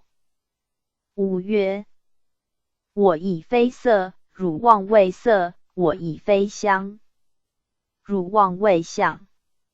一切出的，以肉眼观，故不能动观。若以9色72相观我，即是离无只有，不可与闻无上之意。我以混元一气，化相千万亿，执一相而施万象，故色相非真，变化本假，众生勿迷色相，以见本性。45一切是道章。有人问曰：一切有目可见诸色，至于微妙之法，不可得见乎？吾曰：吾道有日光明，普照种种色相，人须悟此，点耀星光，有目觉视，心眼静观，自然洞彻，微妙之法，以心悟之，离心无道。46永绝学道章。学道之事，圣无二心，断绝尘染，割弃爱缘，心如寒灰，灭除。欲火猛焰，若身力行，或难不顾，如箭一发，往而不回，无保汝身，必得道真。47魔戒章。学道甚难，鬼神魔王，拜人成功，欲置人于死，心使快乐。汝将道成，复有诸天仙人，来世而生，仙人是以所欲，或是以所不欲，或是以所难，或是以所畏，皆于心之所不悟，心之所不知之。9色财气，名利恩爱，8大魔王，尽于修道者身旁，众生皆悟。向魔低头，是之过者，诸天保举，魔王奉迎，是谓得道。48一心向道章。上士贪善，下士贪财，一切众生，昼不能息，夜不能寐，唯虑获财不足。情爱伤心，当益其心而学道。心既向道，道终可得。心之向情，爱亦成空。49免行章。学道甚苦，如负重登山，人当效力行之。既登绝顶，其苦亦习，俯视一切，皆为渺也。人之一生，业债包袱，师父不放，贪恋红尘，无有停息。一旦觉悟，放下一切，脱身自由，即得道矣，是人免行。继佛天尊慈怀，再次49章妙经，句句天经，字字妙义，众生有福，得闻大道，感谢天尊慈恩。扬声叩谢元始天尊布化太上玄为，必益天下众生非浅，感激不尽。天尊元始大道至此而已，无不再说之。吾将由3清带你归于一气，拜见上帝，不知你意如何？扬声感谢天尊提携，但不知上帝在何处。天尊，上帝是混元玄上人，住于天心山顶端之大罗天，即是灵山上，昆仑山顶，为无极至尊，故又有尊曰天父、天王、上帝、老祖、老母、如来、真宰，是大道之本源。扬声曾闻大罗天上并无女性，今尊称其为老母，是否不恰当？天尊，在太极界上有阴阳男女之分，一旦修至无极果位，则已去阴阳之职，故上帝仅是一团虚灵，非男非女，非老非幼。今尊曰老母，表示其能生育天地万物。又形容上帝如天心慈爱，有好生之德，如天下之母亲爱子一般，盼世人乐悟此理。扬声，既然无极界无男女之别，为何有仙翁、仙姑之分呢？天尊，这是虚灵之显相，可观出家人剃发修行，袈裟一穿，男女莫辨，意在抹其外相，现出本来面目。仙翁、仙姑修治本性复明，男则精断，女则天诡谲，形如婴儿，一派天真。如孙不二仙姑为修大道，水洒废油，毁伤容貌，去色相而现本相，以方便行道。故虽有仙翁、仙儒之名，但他们以露天真本性相对而无男女之欲，故道本无名，强名曰道。名有男女，实无男女。此可由人体视之。因而有男女之相，则无男女之欲；老人有男女之相，则无男女之思。皆为还原本性之象征，进入无对待，异性之分别，人能修治此心，静则可成就无极大道，永不轮回。故曰：后天分男女，异性；先天成一气，同性。即佛阳生整其一律，定神养气。阳生尊命，天尊二位随无上升。阳生天尊用浮成一浮，则无与恩师自动上浮，如乘云驾雾一般。天尊法力真是广大无边，眼前一片毫光，两眼难开。天尊此地是三清之上，位居大罗天，乃是3000大千世界之上，包罗一切万物。此乃天地混元之祖气，故毫光道气难敌。阳生你功力未足，故两眼难开，快俯伏。玄玄一气则是大道，亦是一气。宗主也，又称为无形古佛、红军老祖、混元圣祖、先天老祖也。阳生只见一片金光，不见其他一物。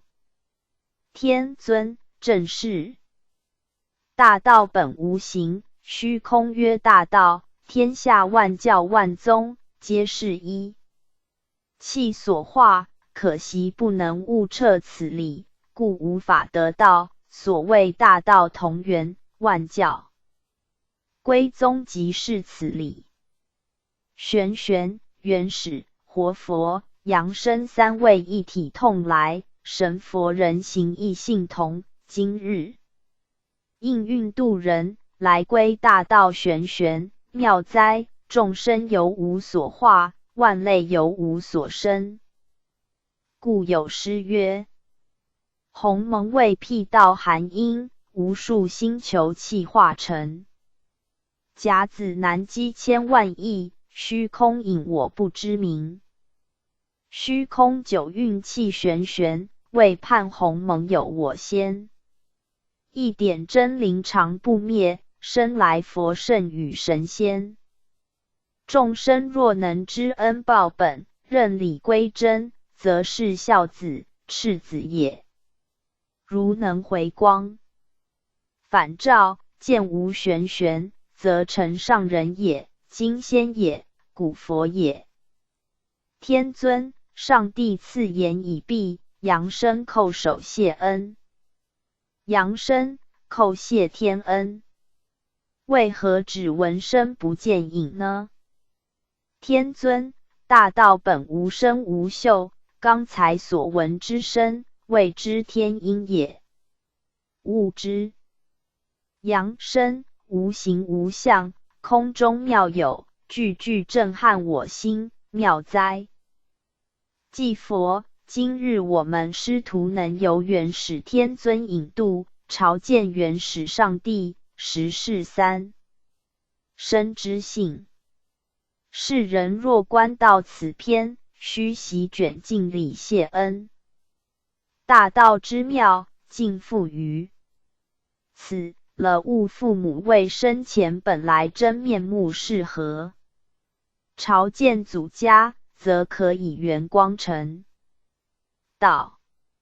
我将带杨生回堂，感谢天尊。杨生，谢谢天尊开导之恩。我已坐稳莲台，请恩师回堂。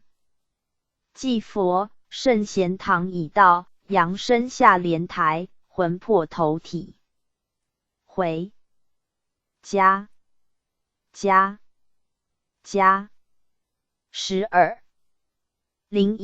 第12回由东华宫听东华帝君说法。东华帝君伏羲氏，武帝仪。济公活佛降，岁次己未年10月初9日。1979年11月28日。诗曰：处世无奇但手中，人人乐趣走西东。天堂大路迎人世，地狱阴僧鬼计通。祭佛，为人处事无何妙法，只要守一个忠字，则人人欢迎，没有怨敌。好像天堂的大路四通八达，没有任何阻碍。因为一个人尊，循着中道，纵然要经过一处拥塞的地方，人们也会让开请他通行的。可是反观世上有许多诡计多端的小人，处处用计陷害忠良，如一个猎人，他在山野中四处布下陷阱，想要陷害飞禽走兽，但诡计陷阱设多了，有时自己不知不觉也会堕落深坑而亡。俗云捕蛇被蛇咬，捉虎被虎吃。老衲说害人终害己，这是天经的义，千古不移的真理。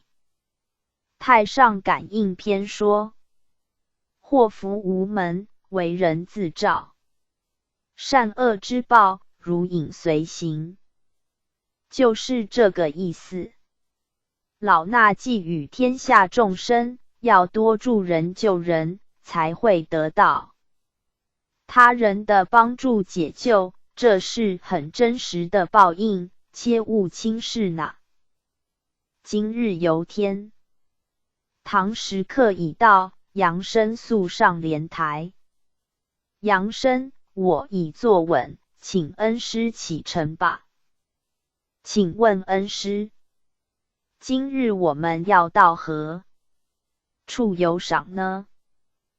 祭佛，今日我们游五老之天，五老位居33天外，即东方东华帝君木公，西方西华帝君金母，南方南华帝君火金子，北方北华帝君水金子，中央中华帝君黄老。他们是园林的元老与精华，五行金木水火土的始祖。他们的正气化为人类，偏气化为动植飞潜，宇宙万类，各具五行之气，故称其为五老。今天先往东华宫吧。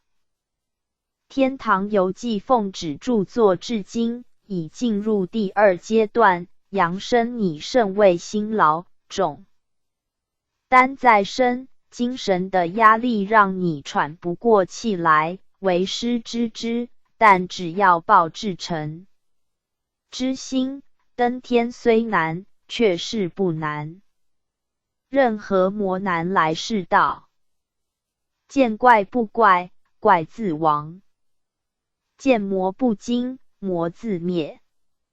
为普度众生，难免受磨，要磨练才能生光。天助有道，再加油吧。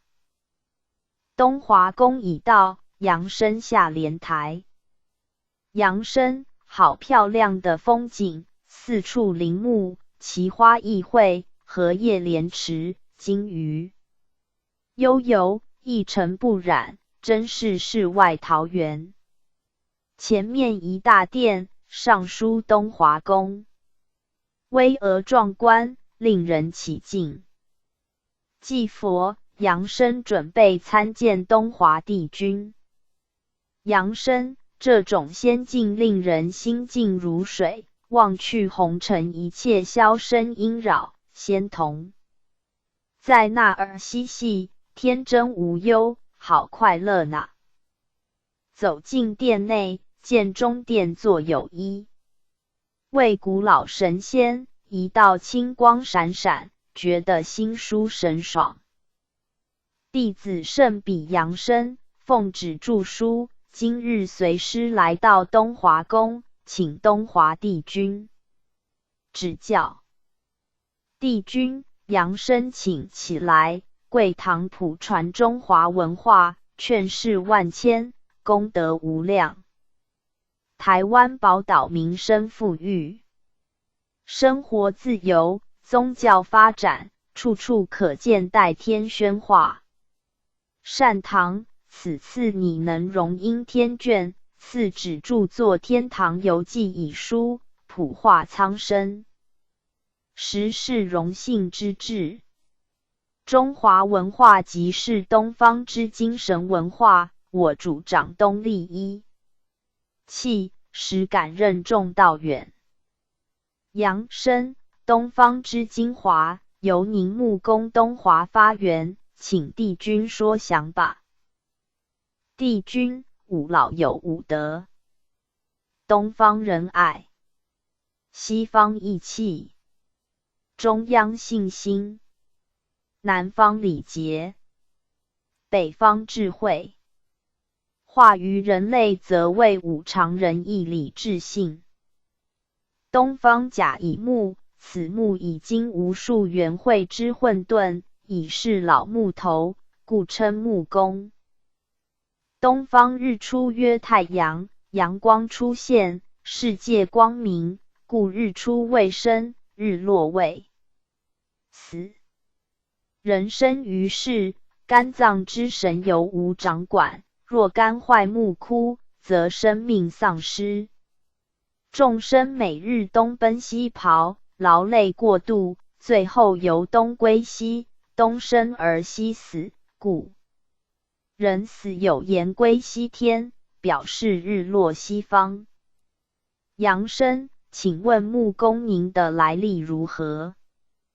帝君，我由三清所化，以木为生，天下之树木森林，就是我的化身，如竹木制成的筷子、桌椅、木床、木柴，以及现在扶鸾的木笔、雕塑神圣的木像，皆是东华之气所化，东方人应用也最广。因现正值金母普渡园林，西方应运，世间万物进入金银世界，如金链、金表、铁床、铁桌椅、钢笔、锁匙、钢筋、铁屋、铁船、机车、汽车、飞机等，都是以五金为主，是金银为宝。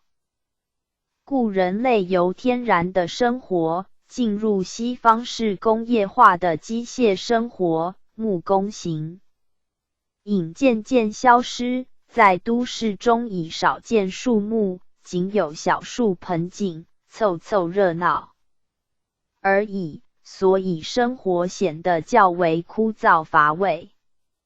每逢假日，世人成群结队往郊野踏青，寻找木工，享受大自然的风光。木气即是朝气、清气，最富青春气息，但因世人沉溺酒色财气，使树木道根干枯腐烂，木气既枯，世人患肝脏之疾患者亦日渐增多。阳生，木工之德真是广大无边，不知众生如何学习木德来修道呢？帝君，为度天下众生，我今日特示修行之法，人具五行之气而生。但是因为奔波于凡尘，精神耗费过多，使五气无法朝元，终而无法返本还原，将原来一副五气体齐全纯真仙体变得肢体残缺，灵气失散，导致无法归回本位。我今特以五老人气布化众生，以救度之。东方甲乙属木，在天五常为元，五色属青，在第四季属春，人间化身清帝为伏羲，人伦。五常属人，人体主肝金，五界主沙。从以上所属可以获知木气。耗散原因。木，古之木房竹屋，今化为钢筋水泥，高楼大厦。金石之气刚，硬无情，不若林木富有生命力。竹篱化为铁栏，可以挡住外力。但自困中央，因身居高楼铁屋，接近阳光机会减少，故木气失之。元，元者，元也，元也，元也。天之五常曰元、亨、利、贞、乾。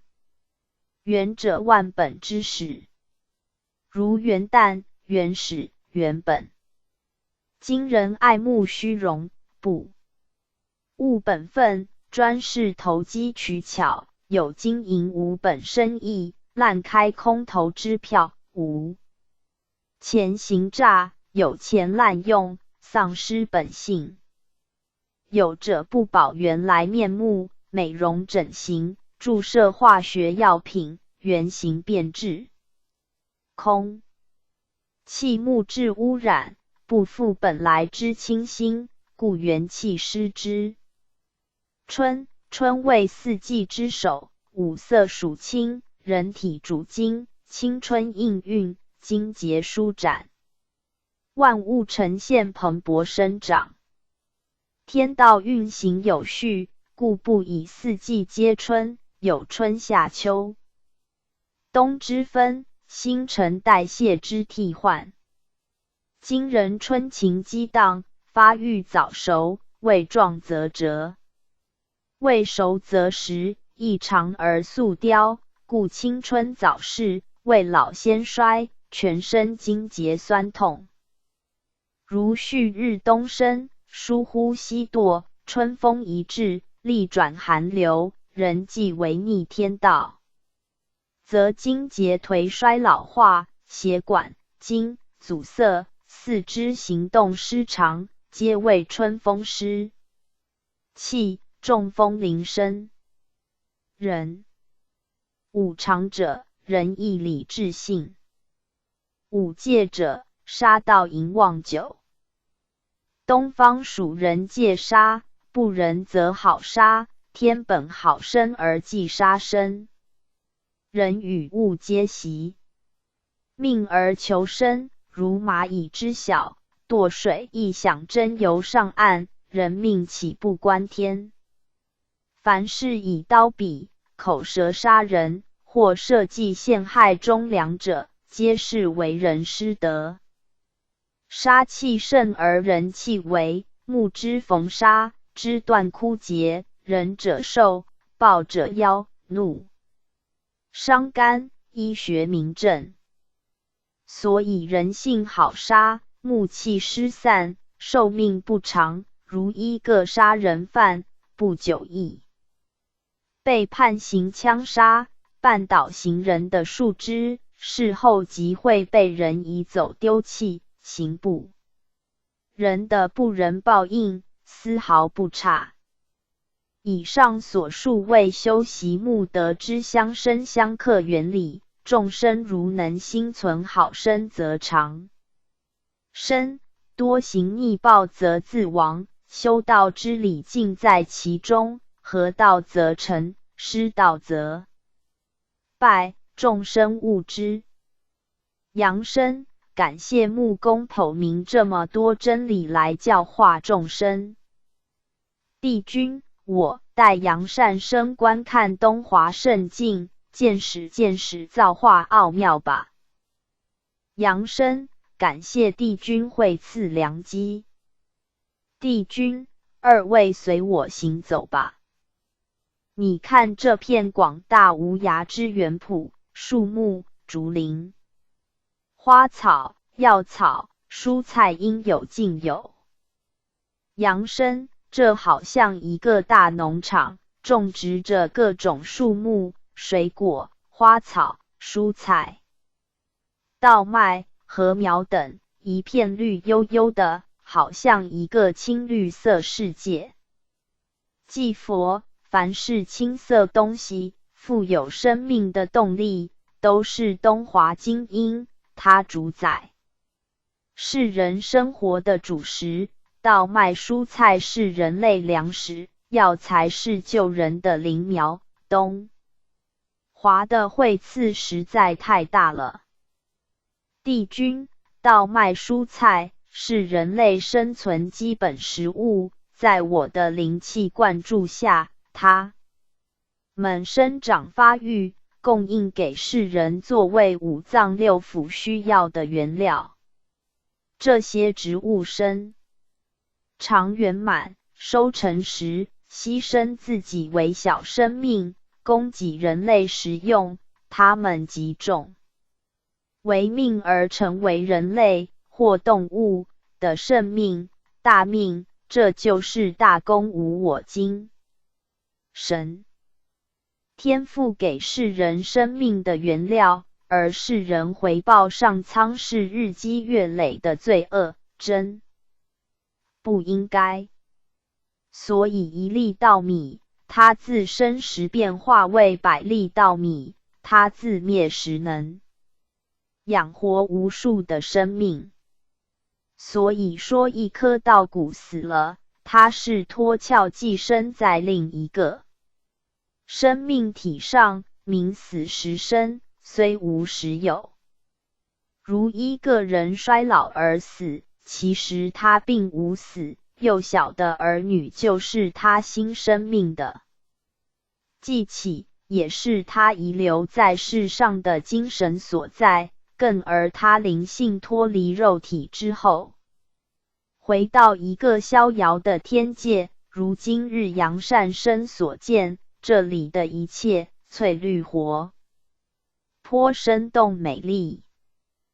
但要恢复这种愉快富有生机的面目，他在世时必须保有这种情趣心境。为了使世人都能够有这种本来的面目，今天特将如何才能达到这种功夫的方法叙述如下。1. 东华是生命的朝阳，清晨由东方升起，你是否每天随它起床？如它醒来，你还继续躺下，那么你无法得到朝气、活气，人是死气沉沉的喘息，那么离东华越来越远了。2. 它的光辉是普照世人，你是否拥有这份广阔心胸，处处去关照别人？ 3. 他人生观、发财、进步，你是否心存怨恨而眼红，想将它拉下来？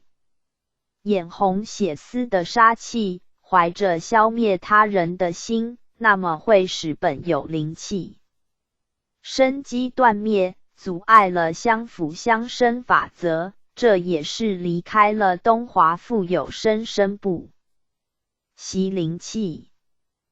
4. 你是否暗室亏心，没人见的地方叫做暗室，如常在这种地方做下不轨事情，有一天会触殃无人施救。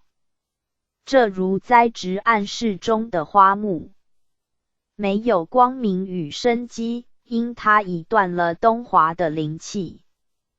5. 你是否常生气？怒则伤肝，愤怒之气如暴雨狂风，会摧折树木花草，落叶片片，使人气血不顺，神经错乱，夭折而不寿，也会了风和日丽、欣欣向荣的东华灵气。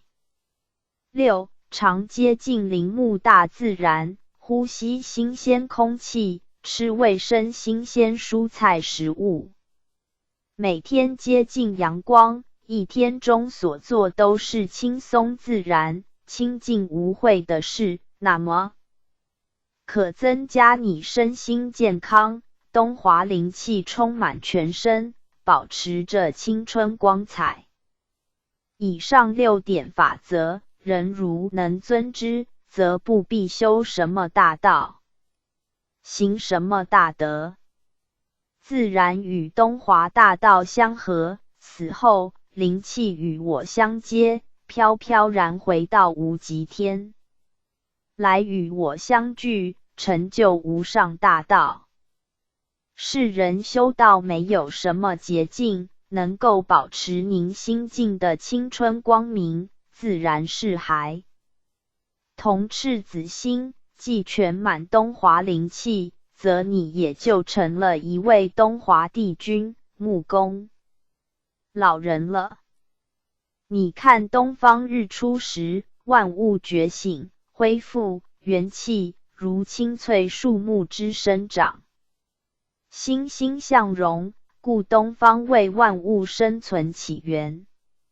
世人赚钱，早起早赚，晚起晚赚，故曰一日之计在于晨，又木之生长，应运于春，故又曰一年之计在于春。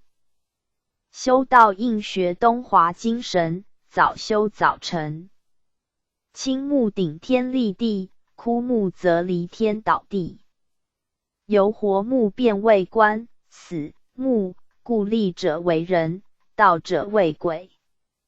众生可观倒闭情形，就是人生结束之期，所以必须尚能站立行动的时候，行功立德，如树之分枝过节，广植道林，10年种树，100年树人，福音后人，造福群生，以免骨硬肉衰而成朽木不可雕，枯木要在众生，恐怕很困难了。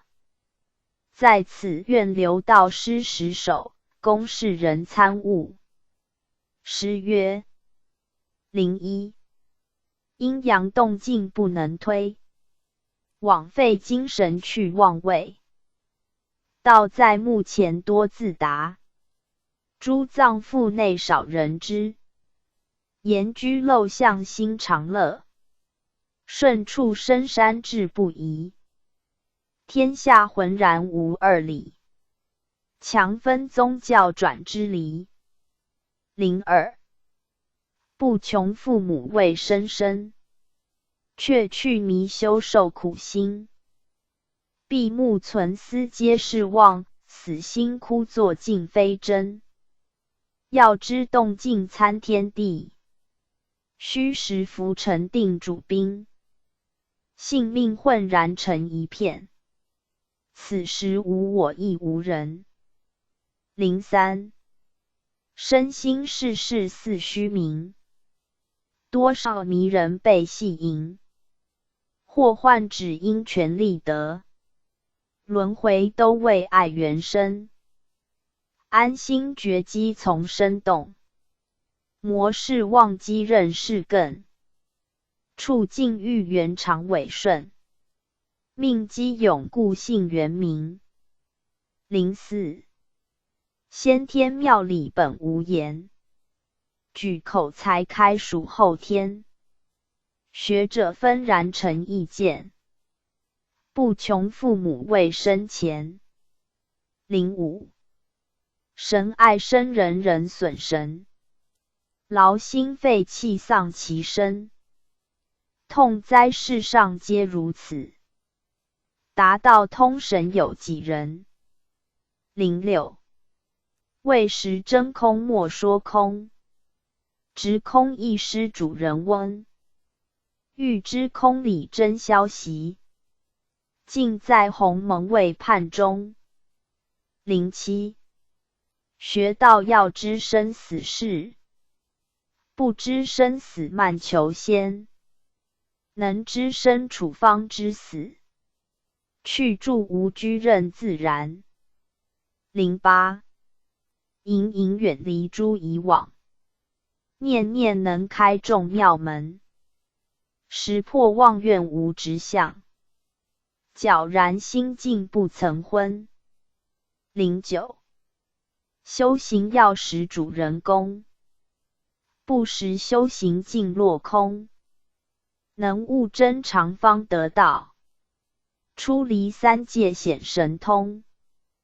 10打破鸿蒙窍，都无佛与仙，即非心外妙，不是口头禅。景日悠悠过，通宵自在眠。委身前觉境，万事付之天。世人如要与我的灵相接，先凭心静气，心存清气布满全身及四周。而颂曰：冬天九门，中有始皇，出入三清，熬宴华房，安镇灵月，意运勾芒，上绕青霞，9000万重，参驾余念，12飞龙，左是青妖，右为神童，把执简辑，清札玉文，核定鲜明，列言上公。今日弟子，请承所言，身佩敕书，明参地堂。愿神愿仙，清路不忠，上回灵驾，来降我房。二气混合，化形阴蒙，安置肝腑，招致华光。灵辉流贯，面生金融，坐至自然，神明交通，天地无穷，生得长生。东华灵咒若能恒而持念，心灵必清新无染，常静常乐。阳生，请问木公您与三清有何关系？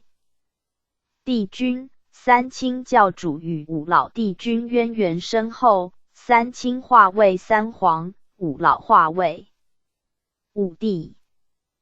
太上老君乃是我的本灵，我化身下凡为老子开东方之教，故有曰东华教主。但世人只知老君化身老子，不惜五老而化五教之因缘。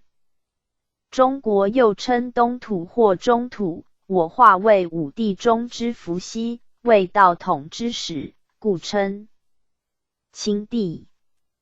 黄老化为黄帝，故说中华文化者，必以黄老学说为根源。此则是中土与东出相近之关系。祭佛，今日拜后木公，费时已多，下期再来请木公指教。阳生，今日随师到此，感谢东华帝君费神指教，如有失礼，请帝君宽谅，先告辞了。天尊，奉送二位回堂。祭佛，扬身上莲台，准备回堂。杨生，我已坐稳莲台，请恩师回堂吧。祭佛，圣贤堂已到。杨生下莲台，魂魄投体。加13。013第13回在游东华宫听东华帝君说法。济公活佛降，岁次己未年10月念3日，1979年12月12日。诗曰：百岁光阴贵少年，青山绿水乐无边。晚霞犹可陶人醉，一绝黄粱学八仙。祭佛，少年学道，智慧清明，学有心得。又因涉世未深，尘埃少染，故灵性清净，品质优良。若少年之修，大道速成。中年学道，因家庭事业困扰一生，又为生活奔波，情所爱家，名利将神围绕，挣脱不得，故困难多端，需要有浑身解的功夫，才不会被这种迷魂症困住了。一旦跳出这个名利恩爱的圆圈，他就成了一位自由神、逍遥仙、自在佛了。老年人修道，走在极端路上，一方面吃喝嫖赌都做过了，晚年气血衰弱，心有余而力不足，上天要他好好休养休养。如果能在此时看破事情，立定志向，想跑了人生一大圈的道的又失去了，有的老伴撒手了，儿女长大分家远离了，现在所拥有的只是一颗寂寞的心，缅怀过去，策立将来，想到100年后的出路，一时心慌了，所以立下决心，断欲修道，填补破洞，修护玉体。若能精进不怠，自然可以修成一位老仙。反之，倚老卖老，仍然一副老样子，老毛病不改的话，病久成绝症，老而不休，如风中之烛，熄灭旦夕。一旦3寸气断，前途一片阴暗，地狱的道路呈现在眼前，那时真的一切都太晚了。不论男女老幼，都是一位佛、神、子，莫浪费自己生命，只要遵循着不妨害他人的轨道前进，则是通往天堂的大路了。今日老衲带领杨生在游东华宫，杨生快上莲台，准备出发。杨生，我已坐稳，请恩师启程吧。祭佛带着杨生，心内有无限的感触。众生每日奔波不停，到底为谁辛苦为谁忙？那么多的业障要众生去偿还，所以你们不得不忙呀。一旦债务还清不忙时，乍多人不知享清福，却又在进行赌博行为，新造积业债，难怪世人不忙到白头誓不休，甚而来是还要继续忙下去，以偿还这事没算清的债务。世人如何做个无债务的人呢？老衲教你们一法，知足常乐可忘忧，忙中偷闲轻松修。这个秘诀，世人好好去体会，一定能像老衲一样做个快乐佛了。东华宫已到，杨生速下莲台，向东华帝君参礼。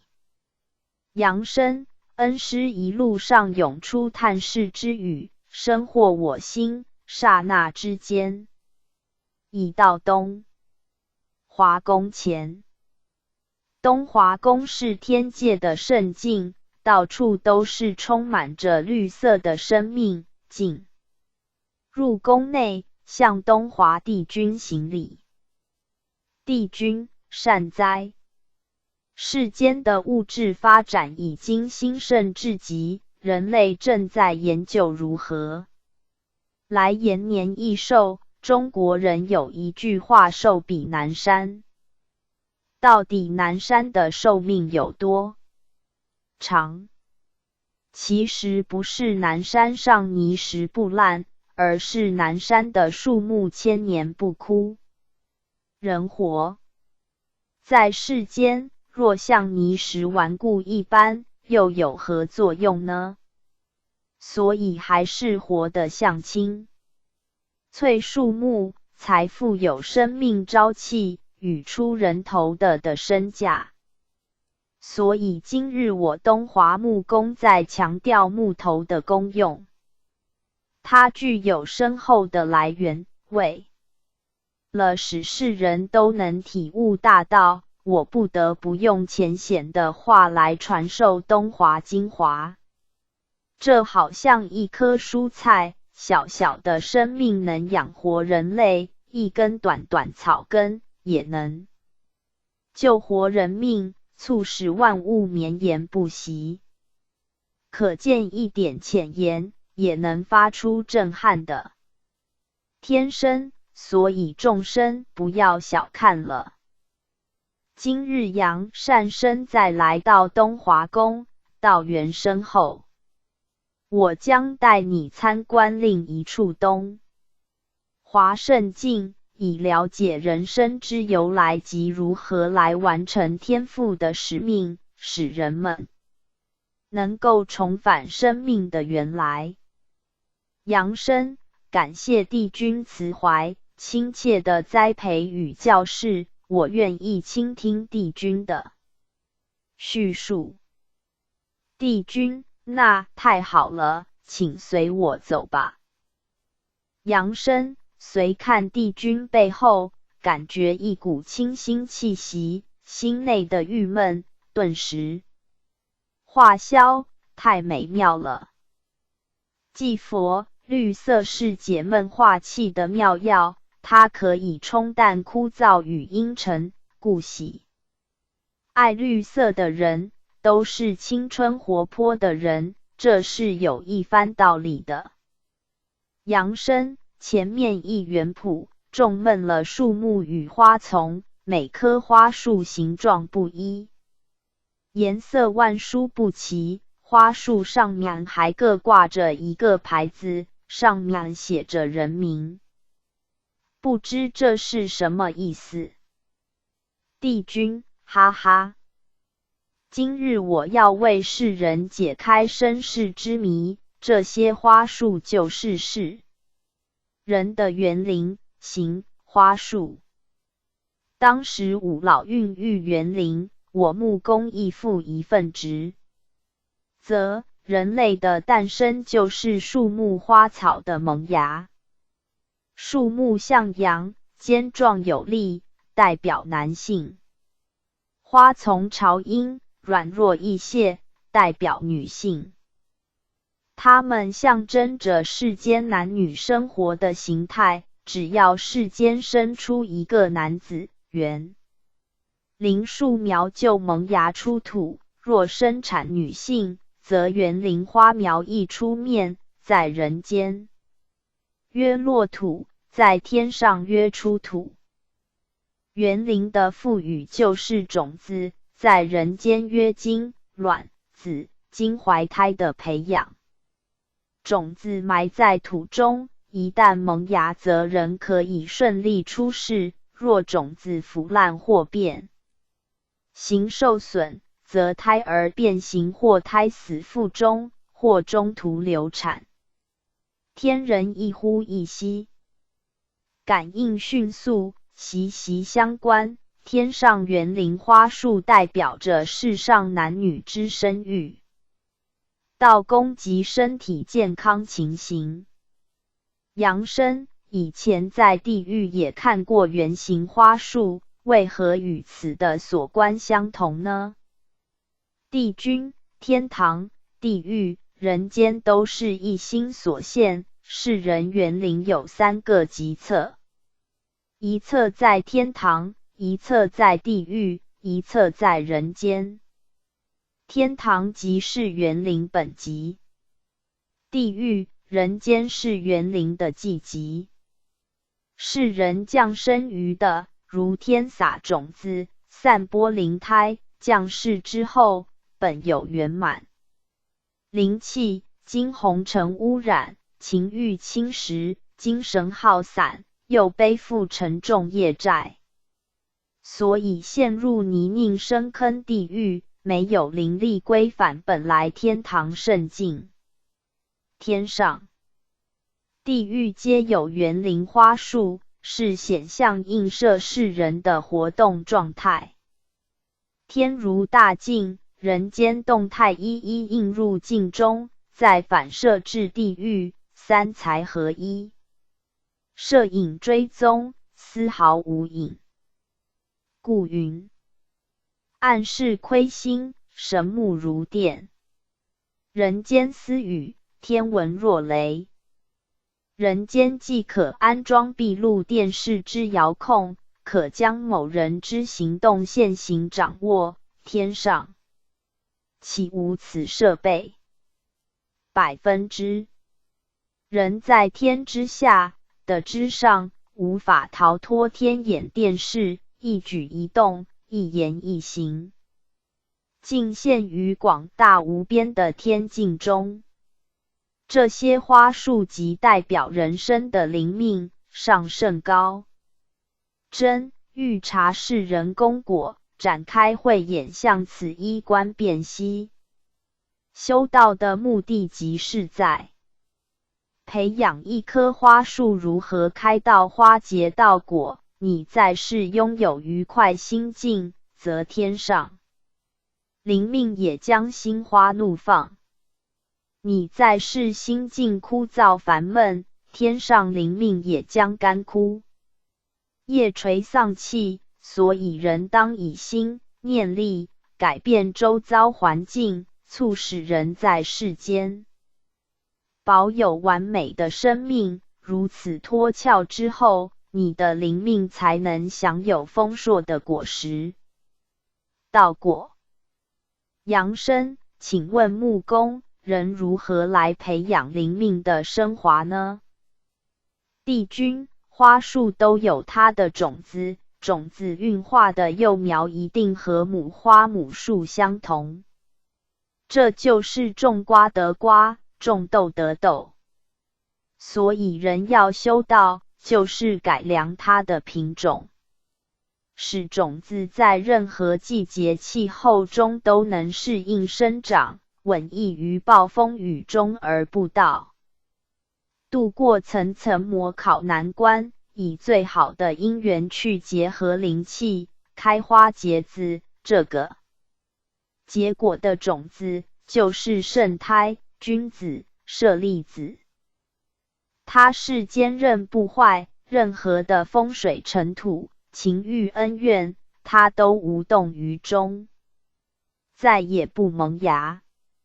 如此就脱离因果，保持独立人格，这就是长生不死的成道，也是不生不灭的涅槃。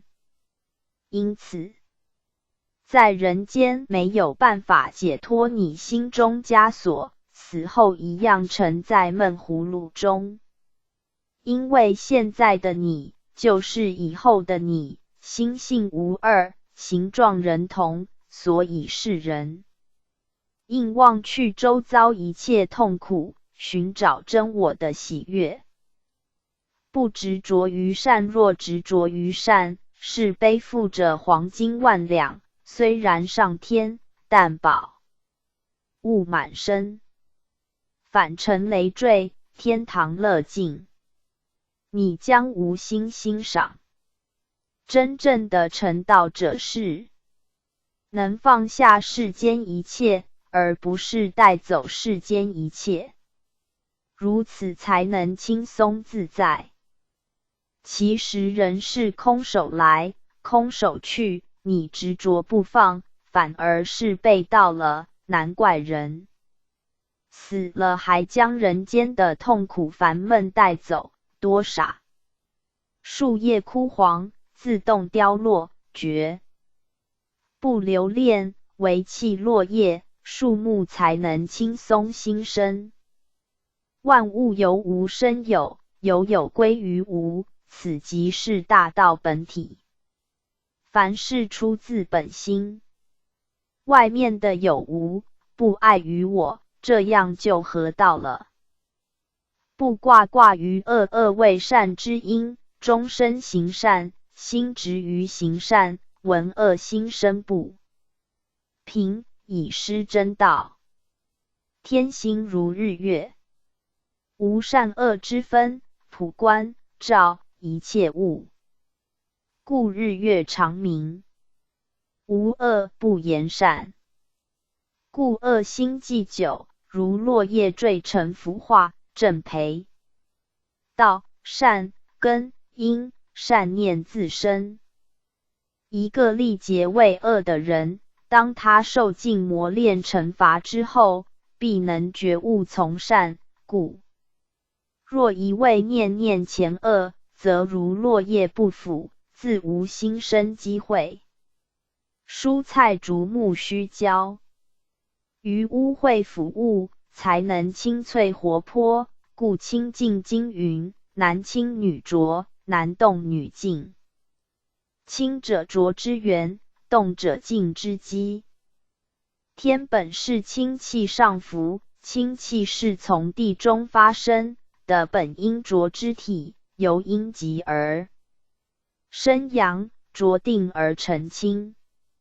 男本清净之体，女本污浊之身，虽清净之体，原出污浊之身的本净，其源仍从天气所结，故地气生动，万物萌生。女本净，仍从父亲所降，故阴阳有感发动而生育。即名此理，善恶、清浊、动静，皆在对立之中，若一旦犯恶念，念不忘恶根，心中黑暗无明，生机顿息，地狱牢而不破，永无翻身之日，非智者所取，故人当弃恶即忘去以前恶事，从此不再行恶事，如此为真解脱，是离诸恶道。即佛目公慈悲，一语道破了禅机，古德说一物能消百年夜，一灯能破千年暗，意在引人进入新生的灵命，不要老住在那种阴森沉闷气氛的病房中。众生要明白，上天是慈悲的白衣天使，他的来临虽然为你打针灌药，无非要救活世人，所以世人不要恐惧害怕。神爱世人，绝不会故意让你受苦，阎王都是仙佛的化身，他们如严父慈母，打你骂你都是为你好，不要恨他怕他，要多听话，以欢笑无私的心来取悦那些阎王老子吧。天上的仙佛也是阎王的化身，只不过他们看到你们优良的行为表现，使他乐得开心，所以现出慈颜悦色，合讲可亲。这一切都是人为的幻化，所以说佛是众生，仙是山人，仙佛与人本为一体。是人，你要看发怒的双亲、天地神明，还是愿意看到慈颜的双亲呢？这都要看你们自己了。天堂地狱就在你的家中，不要想太远了，如前面是地狱，回头就是天堂。老衲这一番话，都是从心中说出来的肺腑之言，希望世人好好体悟。扬生好坏都不去想，一任自然。出家而知回家，有事能化无事。上天堂是想观赏风光，下地狱是要度化有缘，在人间过得舒服。我想人能这样的话，那么不论上天堂下地狱住人间都会过得快活。天堂都是微笑简旁，地狱所见尽皆悲尽景象，人间喜怒哀乐混杂。生前的心境就是死后的心境，人死其心不死，故生死本一，善恶圆同，把握现在才是究竟之道呢。帝君杨善生说的是，不愧为禅师子弟，禅宗心法不止两端，直指本心，见性成佛，不落言权，不为法执，最轻松畅快。因此你能畅游天堂地狱人间，绝非偶然，因你有此自由的心境。天上人间扬眉顺目即是，何必远求呢？扬生感谢帝君夸奖，这如小孩玩卡通影片，不辨真假，但他看得开心忘我，津津有味，这莫非是他的理想乐园？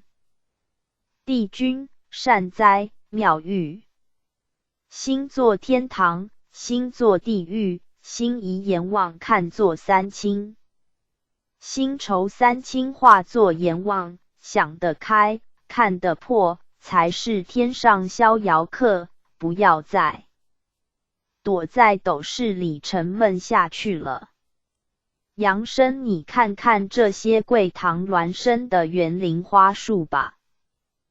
杨生，这些花树形状颜色不一，挂满名牌，上面写着人名，不仅中国字，还有英文、日文及许多看不懂的文字牌，真是琳琅满目。这棵树挂着本堂一位痛修的姓名，长得肥壮，结满果实，不知这是什么意思？帝君，这是秋生之园林树，表示它的道体健壮，道果益多。杨生，这棵树长得甚为坚壮，果实益多，但干上有凸节，这代表什么？帝君，此为红生之园林树，树叶茂盛，但干上有凸节，表示有时还是想不通。道叶已经生光，若既干圆通，即是一棵很完美的道树了。杨生，这棵树长得不错，可是一边树叶茂盛，一边则稀疏，道果松弛，这代表什么？帝君，这是 X 生之园林树，它原形就如半平山，一半青山，一半红土，要再加水填土，才能筑基建屋，这表示它曾崩颓到治所以园林树半边折断，虽有再发新芽，但速度甚慢，如需短期能再加油之，春风吹又生，树木展新芽，寄予之。杨生，这棵花丛高大，好像鸡冠花，为何这些花朵有者变为枯黄色，有者折落在地呢？帝君，这是 X 生之园林花丛，花如鸡冠，出人头地，红极一时。但因受一次劫祸，风云变色，花丛受损不堪，我希望它能处理善后，修蓟减叶，加本加肥，以复其元气，否则太可惜了。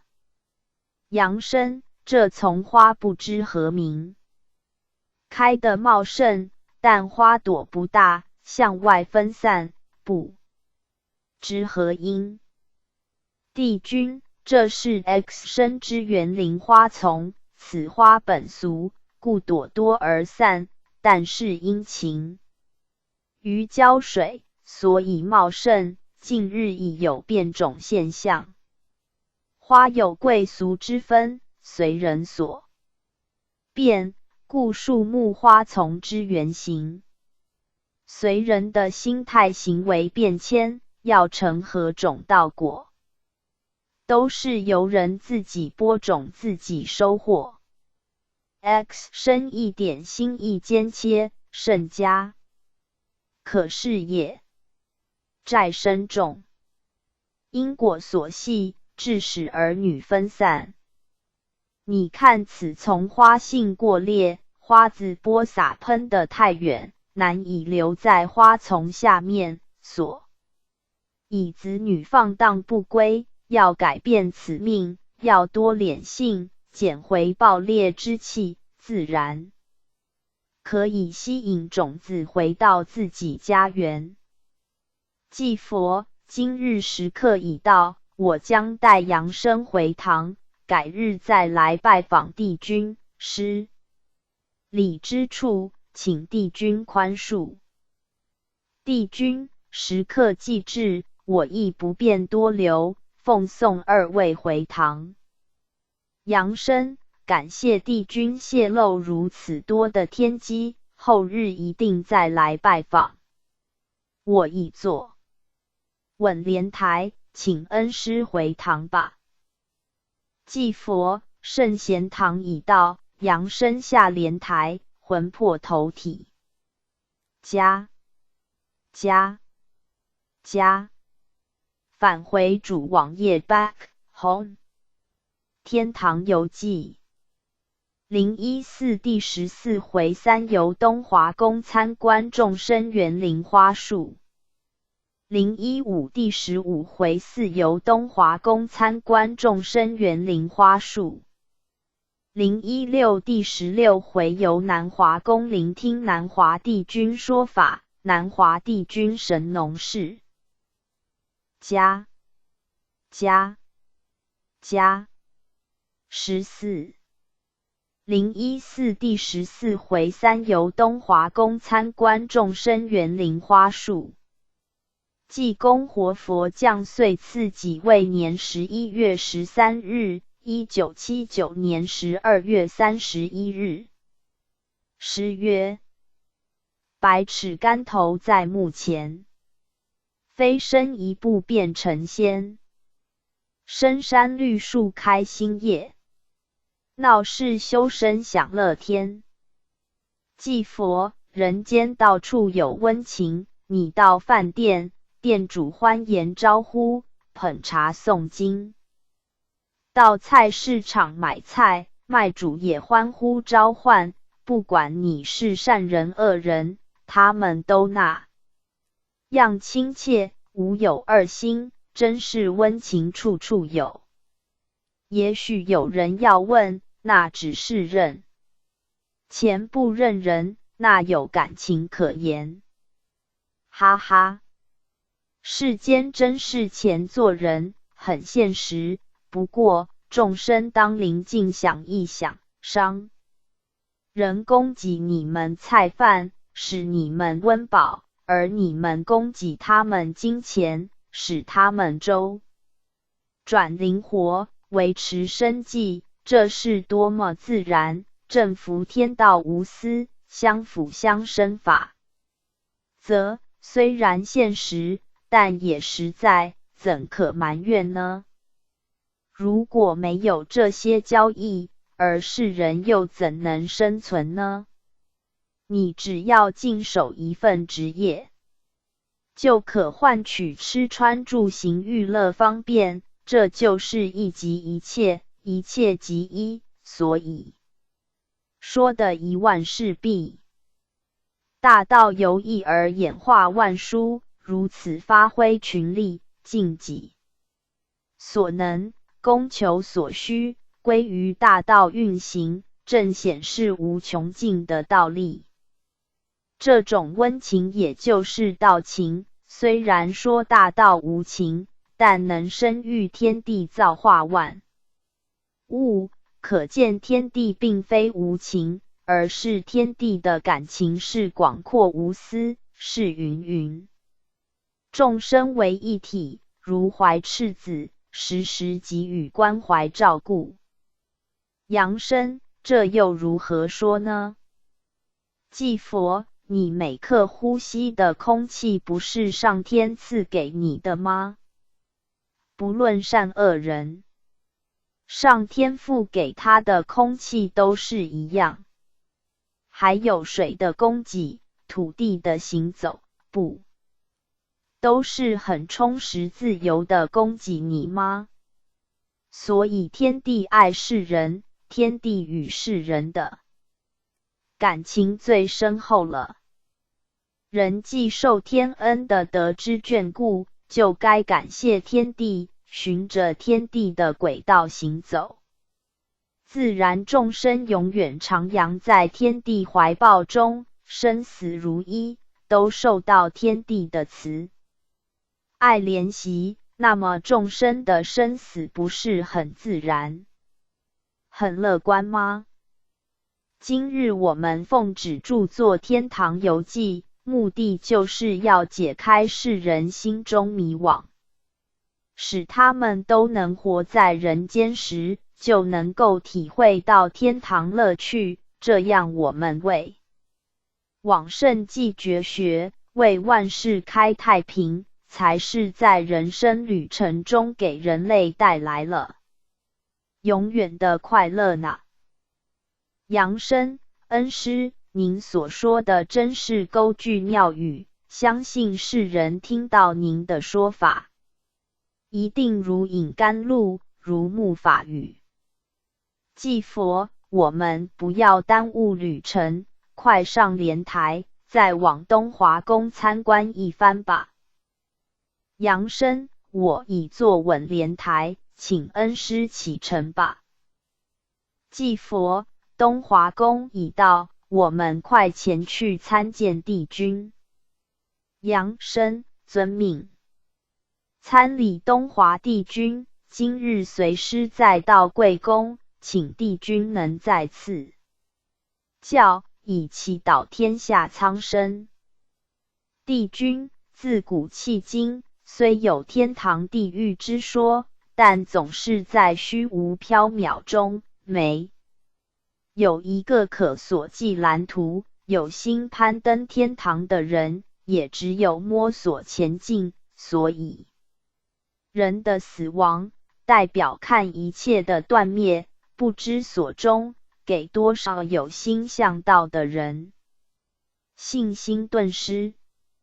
因此上苍垂慈，将天堂圣境泄露于世，使有志于道者有一个行道方针，不再徘徊迷失，尽管走来，一定能达到。所以要者成一本天堂游记，实非易事，好比这些青山绿水，偶尔也要经过一阵狂风暴雨，是炼众生的根基。凡是根基深厚者，只是枝叶摇而根不动，因为要修成大道，必须要有坚强意志，如日月星辰。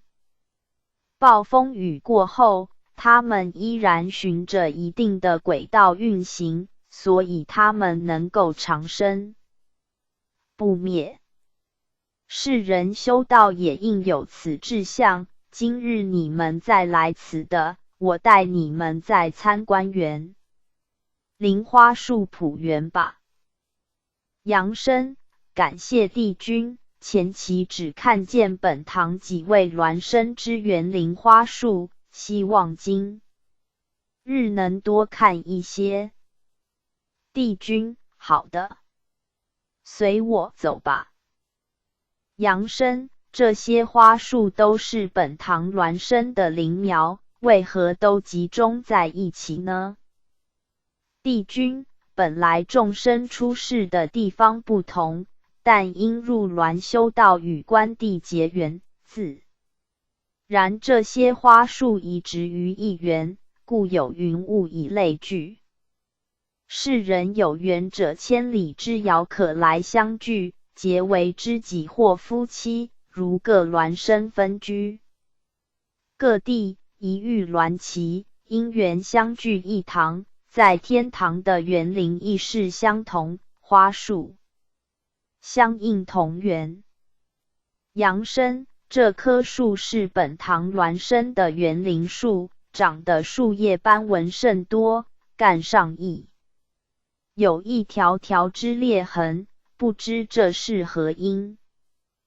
帝君，这是 X 生的园林树。X 生入于圣门，虽然有心效劳修道，然其车喜使斑马线，故每犯规矩。今日已岁至中年，我希望他能补满这些缺痕，便到树能够开花结果。杨生，这棵树也是本堂痛修的园林树，长得肥盛，但都是红叶。为何树头之处如斧砍伤，还留看白枝？帝君，这就是 X 生的园林树。X 生入圣门以来，心情参乱，故道树肥盛，亦有结果。不过气血过旺，酒气上冲，所以树叶熏红，而且脚步曾未踏错。今日范杰受伤在医院，其园林树正受伤节。我希望 X 生能了悟人生，此次结束大树布道，得以死里逃生，实赖神灵莫佑。盼莫怨天尤人，天爱世人，绝无害人之意。一切皆是因果关系，好好修养，再造根基吧。杨生，这棵树长得甚为壮大有力，但树枝歪曲不直，这是何因？帝君，这是 X 生的园林树。X 生力壮气盛，故道树旺盛，但其枝干分开歪曲，此乃美中不足。树当正直未佳，树枝如手，虽然八面玲珑，手腕活泼，但都是分家结果，福分他人，己却难的。如能枝干正直，则儿孙福分无穷。杨生，这棵树为何无叶，但树枝复杂众多，如千手观音呢？帝君，这是 X 生园林树，它有树而无叶，树枝众多，如千手观音，变化无穷，可以四处吸收养分。它专营无本生意，虽然仍能生长，不过枝多无叶，如无衣的人，恐一旦到体受创，自身难保。希望他能再培青叶以荫后代。杨生，这棵园林树瘦长半细，有枯黄现象，不知何？帝君，这是营养不良现象。此是 X 生的园林树，它虽潇洒飘逸，但离开道光普照及法水灌溉已久，故有衰弱之象，希能再回神圣。左右以助其元气。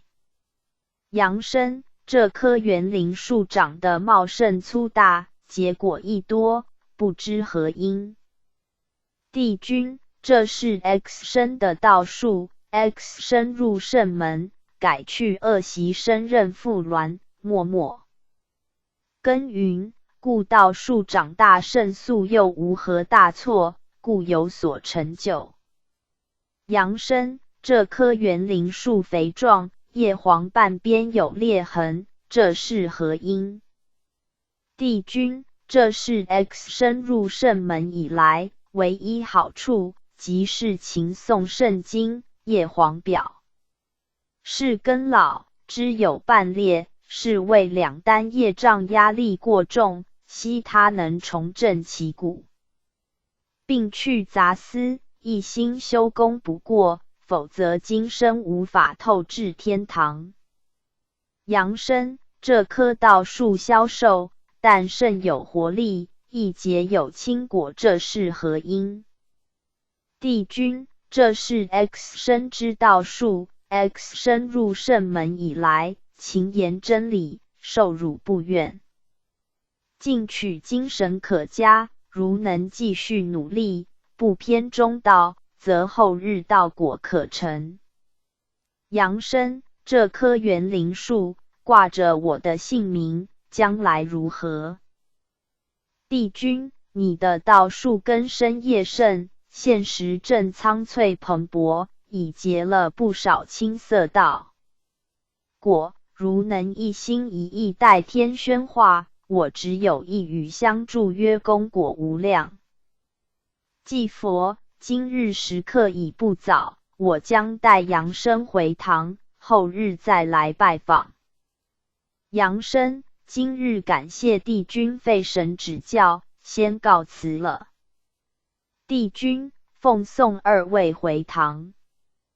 祭佛，圣贤堂已到。阳生下莲台，魂魄投体。加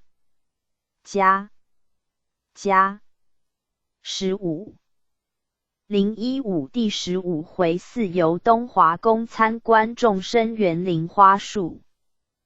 济公活佛降岁次己未年11月16日，1980年1月3日。诗曰：天道自然本好生，高真四处地仙盟。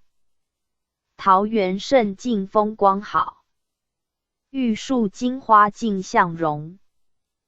祭佛普度众生虽是仙佛的事，实是众生自己的事，唯有众生度众生，才能成道。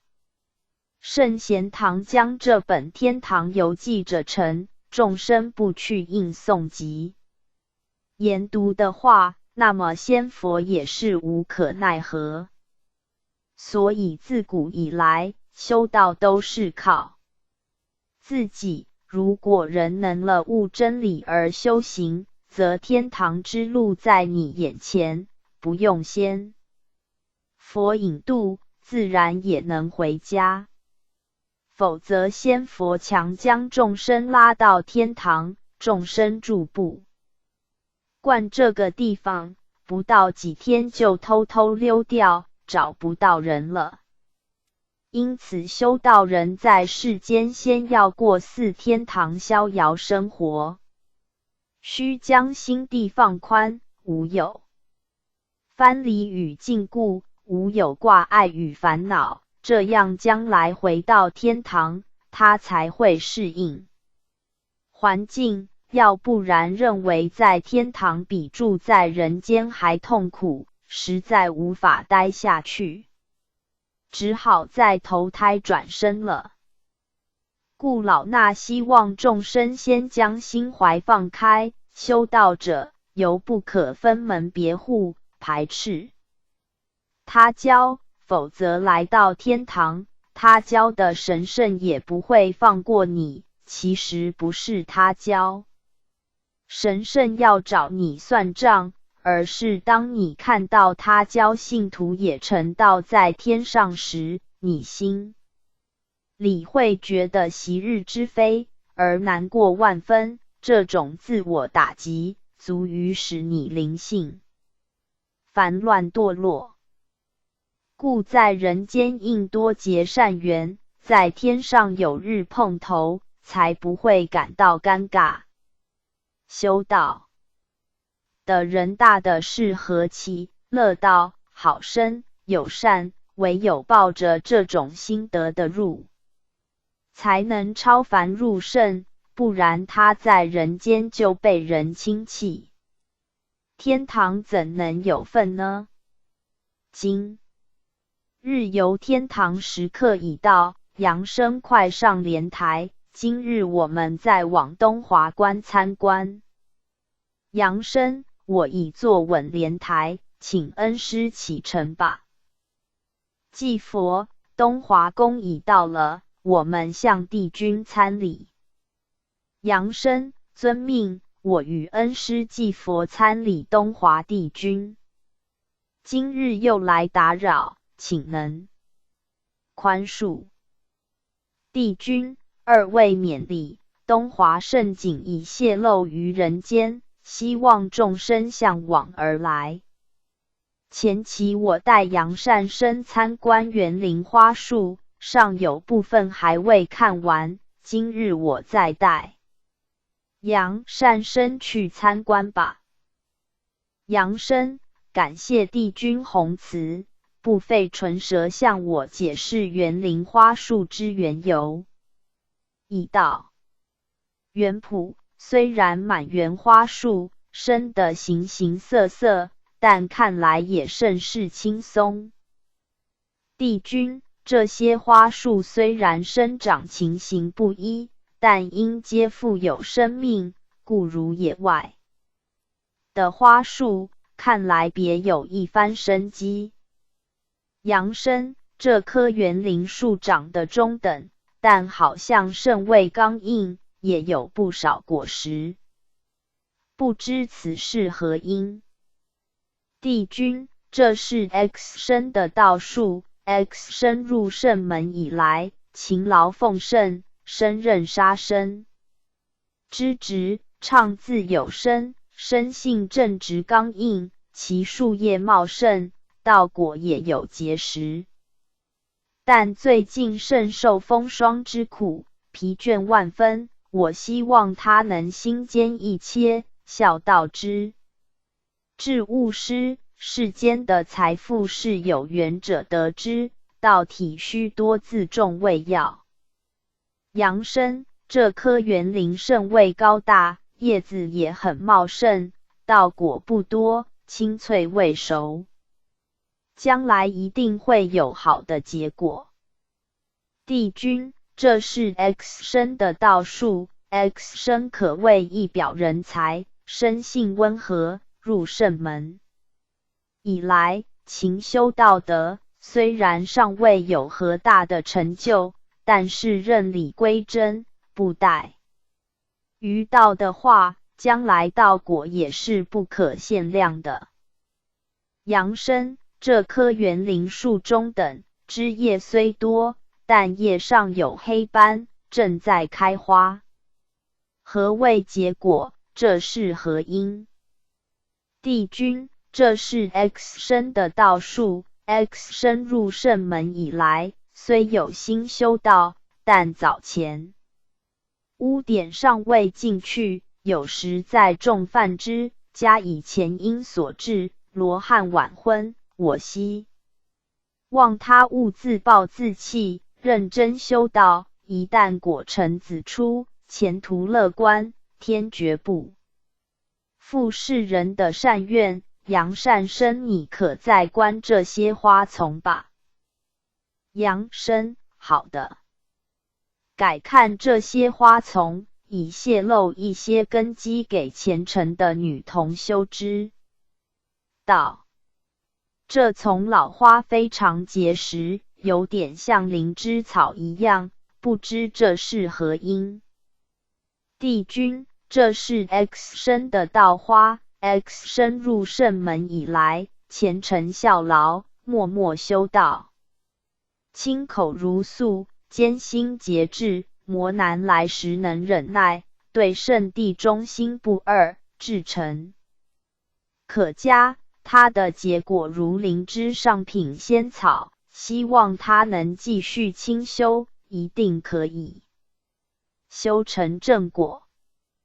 杨生，这棵花丛长得甚为壮丽，生的枝叶蓬勃，不知为何因。帝君，这是 X 生的稻花。X 生身住彰化，每逢鸾旗勤劳参圣，学道任理，不为私见左右，可谓智慧之士，所以稻花坚壮结子满累。如能勤修不怠，则可以正果成真。杨生，这棵花丛高大，花也甚多，但有松落现象，不知是何因。帝君，这是 X 生的稻花。X 生入圣门以来，虔诚孝道，但仍有缺失，如花子不能葬于花苞之内，表示其有分心散逸，希唐他能收回外放之心，修道只凭一点诚心，其他马耳东风，捕风捉影，无补于事，皆是多劳无益之举。杨生，这棵花丛长得甚为胜利，结子满累，但尚未成熟，此为何因？帝君，这是 X 生的稻花。X 生入圣门以来，认真学道，智慧群，善根深厚，然道果尚轻未熟，希能在家修之。杨生，这棵花丛独立一旁，看来较为柔弱，不知是何因。帝君，还是 X 生的稻花。X 生入圣门以来，有心修道，但因婚姻不顺，孤芳独赏，此为前世因果，不可退志，应在勤言真理，实修实行，自然可以回光返照。杨生，这棵花丛生的姿态甚艳，但花枝有折，不知是何因。帝君，这是 X 生的稻花。X 生甚具慧根，但桃花过度，故花枝分散，如能种按根基，勤修勤务，花口如瓶，则能成为观音镜，瓶中之柳迹，普洒甘露于众生。杨生，另外再看这棵园林树长得高大，树叶茂盛，也有结果，不知此为何因。帝君，这是 X 生的园林树，他对贵堂甚有功劳，可谓元老之一。平时默默修持，已积不少功果，希能在家勤修，以成妙果。杨生，这棵园林树长得中等，叶茂而果轻，不知此为何因。帝君，这是 X 生的道树。X 生入圣门以来，虔孝劳，认真公务，已积有功果，但尚未成熟，希能在家勤之。今日参观园林花树，就此告一段落。尚未泄露者，后日有机缘再为述之。以上所述只供众生参考。修道之成败，专在个人的修为，好者不修而堕落，坏者肯修终成正果，这如栽种花木，看园丁的照顾如何，自然其生长发育有别。希望众生修道切勿退志，一旦退志，花园树圃不去管理，久而杂草蔓延，将使花树黯然失色，这表示人之道根衰败，将来无何结果了。杨生，帝君为度化众生，献出这么多爱心，照顾园林的生命，真是劳苦功高。帝君，万物与我一体，息息相关，休戚与共。看花树吐出了氧气，由人类吸收，人类吐出二气化碳，由花树吸收，它们都活在地上，各取所需，互惠真容，造化的神奇，万物互惠的力量，是不可思议的。若说我照顾众生，不如说众生自求多福。天地虽然不语，看人的脸色可察知心机，一切现象就是不说话的语言。花开告知春天露面，叶落表示秋天来临。哑巴不说话，人能以手势表达他的心声，故传心胜于语言。风雨雷电，星斗变化，就是天心示众，所以智者善观人的气色，有道者明晓天象变化，以作进退之举。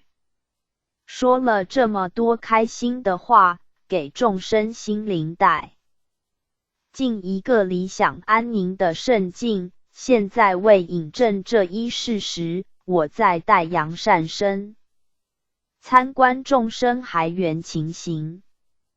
扬生，感谢木公慈怀，天下苍生有福闻您亲切的说法，一定会感激共鸣，信受奉行，同体大道真义，实践这无上真理的。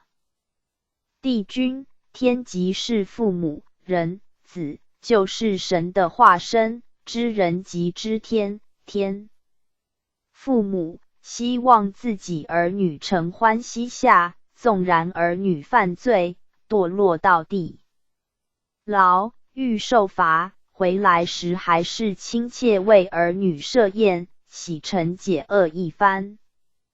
因此，人不要将天堂想得太远，如果你有满身罪恶，只要能改过自新，新生命就能萌芽生长，天堂也欢迎你到来。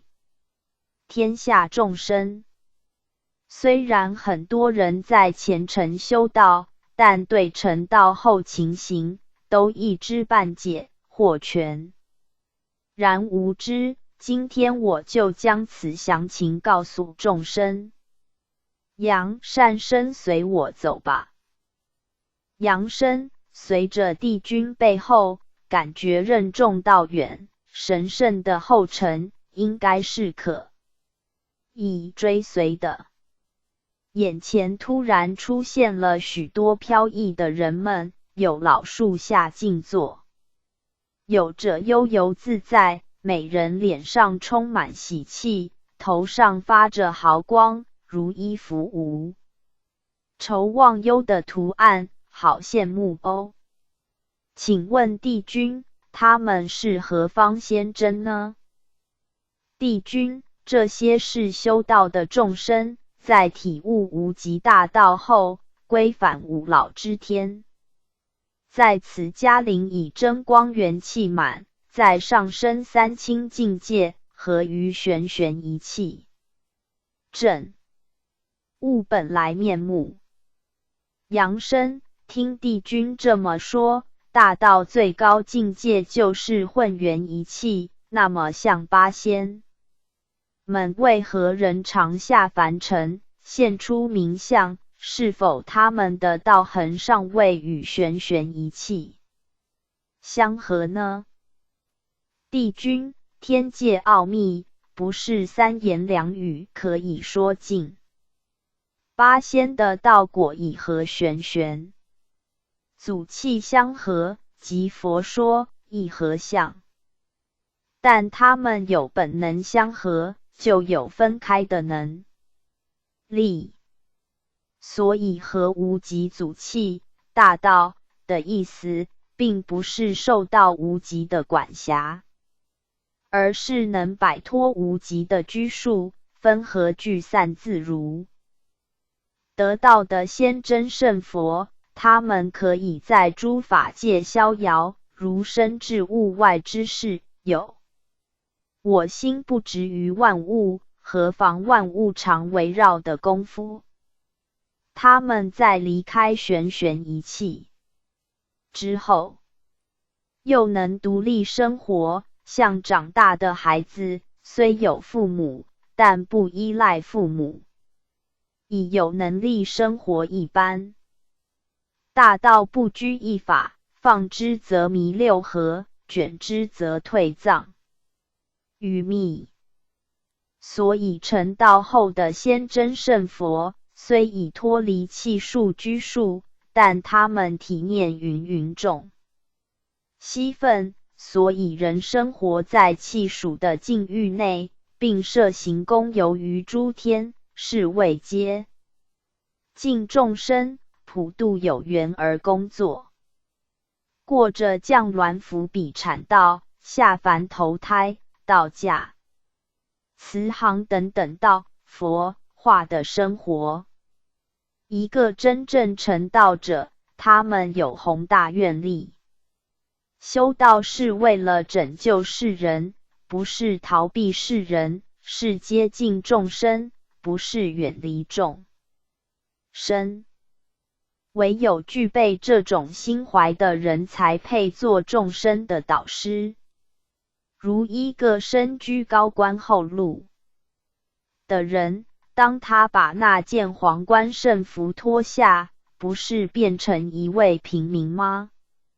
所以说，仙真圣佛的名号只是一个假名，众生切莫听到他是一个什么仙、什么佛，就敬畏的发抖，不敢去亲近他。仙佛与人并无二样，你若畏惧他，远离他，那么你就丧失了与仙佛结律机会，既无法体悟他的教化，自己成仙佛的机会也就少了。真正会做仙佛的人，他会找机会去亲近众生，度化众生，因为他们也希望世人都能跟他一样的。所以今天你所看这些仙真，他们有非凡灵气与道光，来此目的是促使他们元灵光辉十足，达到五气朝元境界，以被成道后发挥无穷道力，任由缘会混沌，他们仍可随缘现身度化众生。所以此处的迦灵，即如凡间众生在担负某一工作前的在职训练，以备将来处于任何环境，皆随心应手，无畏于一切磨难阻碍，自由自在工作。扬声，不知他们修道经过及迦灵情形如何？帝君，我们趋前，我请一位修持功夫已超出三界，具有代表性的道场，你可向他询问详情，以资天下众生明悟修道的过程及脱壳后飞升天堂的情形吧。扬声，这些仙真，个个毫光四射，庄严无比，有一股令人起敬，但又和蔼可亲的感觉。请问此位金仙，您是否可将在世及去世后的情形告诉我好吗？金仙，杨善生，你来的正好，你身负非凡的天职，普度众生，者成一本非凡的天堂游记，我也趁这个机会向众生说法。我在凡尘本来是一位商人，俗姓詹，从小对仙佛就有崇高敬意，喜欢阅读三教经典善书，后来有人引进，拜师学道，蒙师受记，点化迷津，一时顿悟生死之门，雀跃兴奋异常，从此对人生有更超然的看法，发心度众，印赠各种经典善书，济贫解困等事，尽力行之，此即积外功。有一天，我研读清净经中虽名得道，实无所得之句时，豁然开悟，5、6年来积聚心中的执着，突然解开。以前我执迷我已得道，心中虽有一种莫名的喜悦与依赖感，深信离世后一定有一个去处，可是一切还在摸索中。自研读道，虽名得道，实无所得时，我反复自问我得了什么道？两手依然空空，我何有所得？为化众生，名为得道。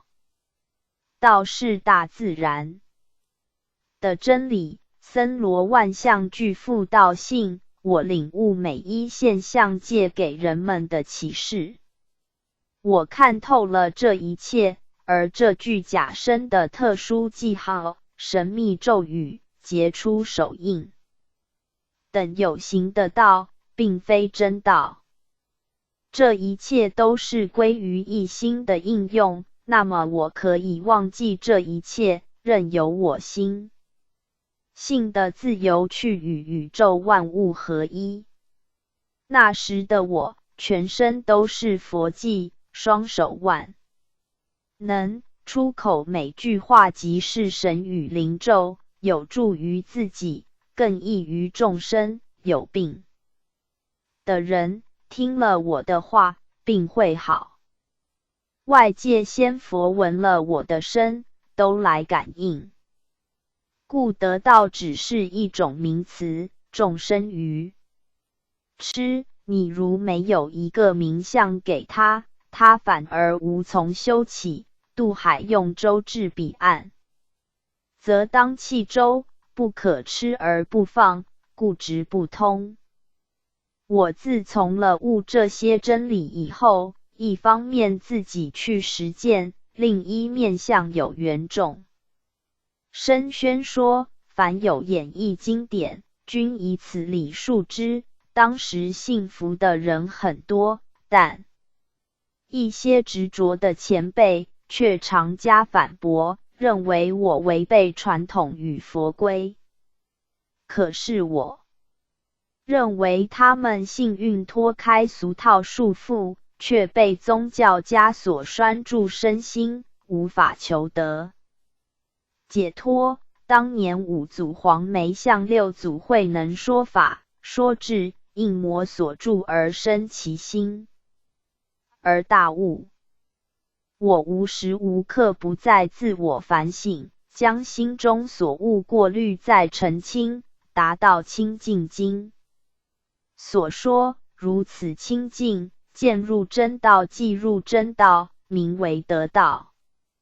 也就是说，修道者要能进入真道领域，又能走出真道领域，不受道的包袱拘束，那么才是真正的得道者。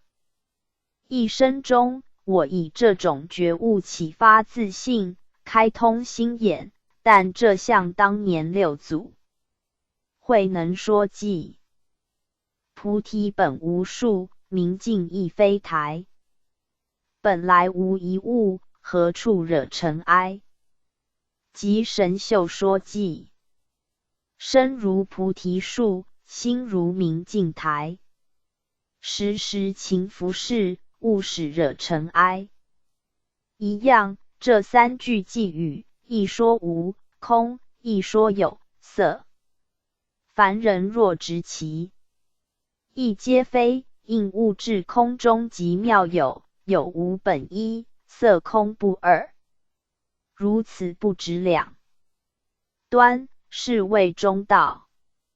为守中道时可左右，不被左右影响中道心。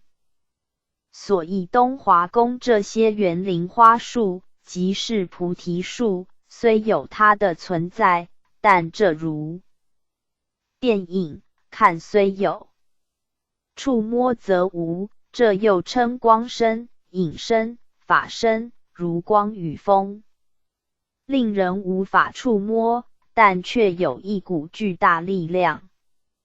我去世前，即觉得真我即将离开假我，好像从身上脱掉衣服一样。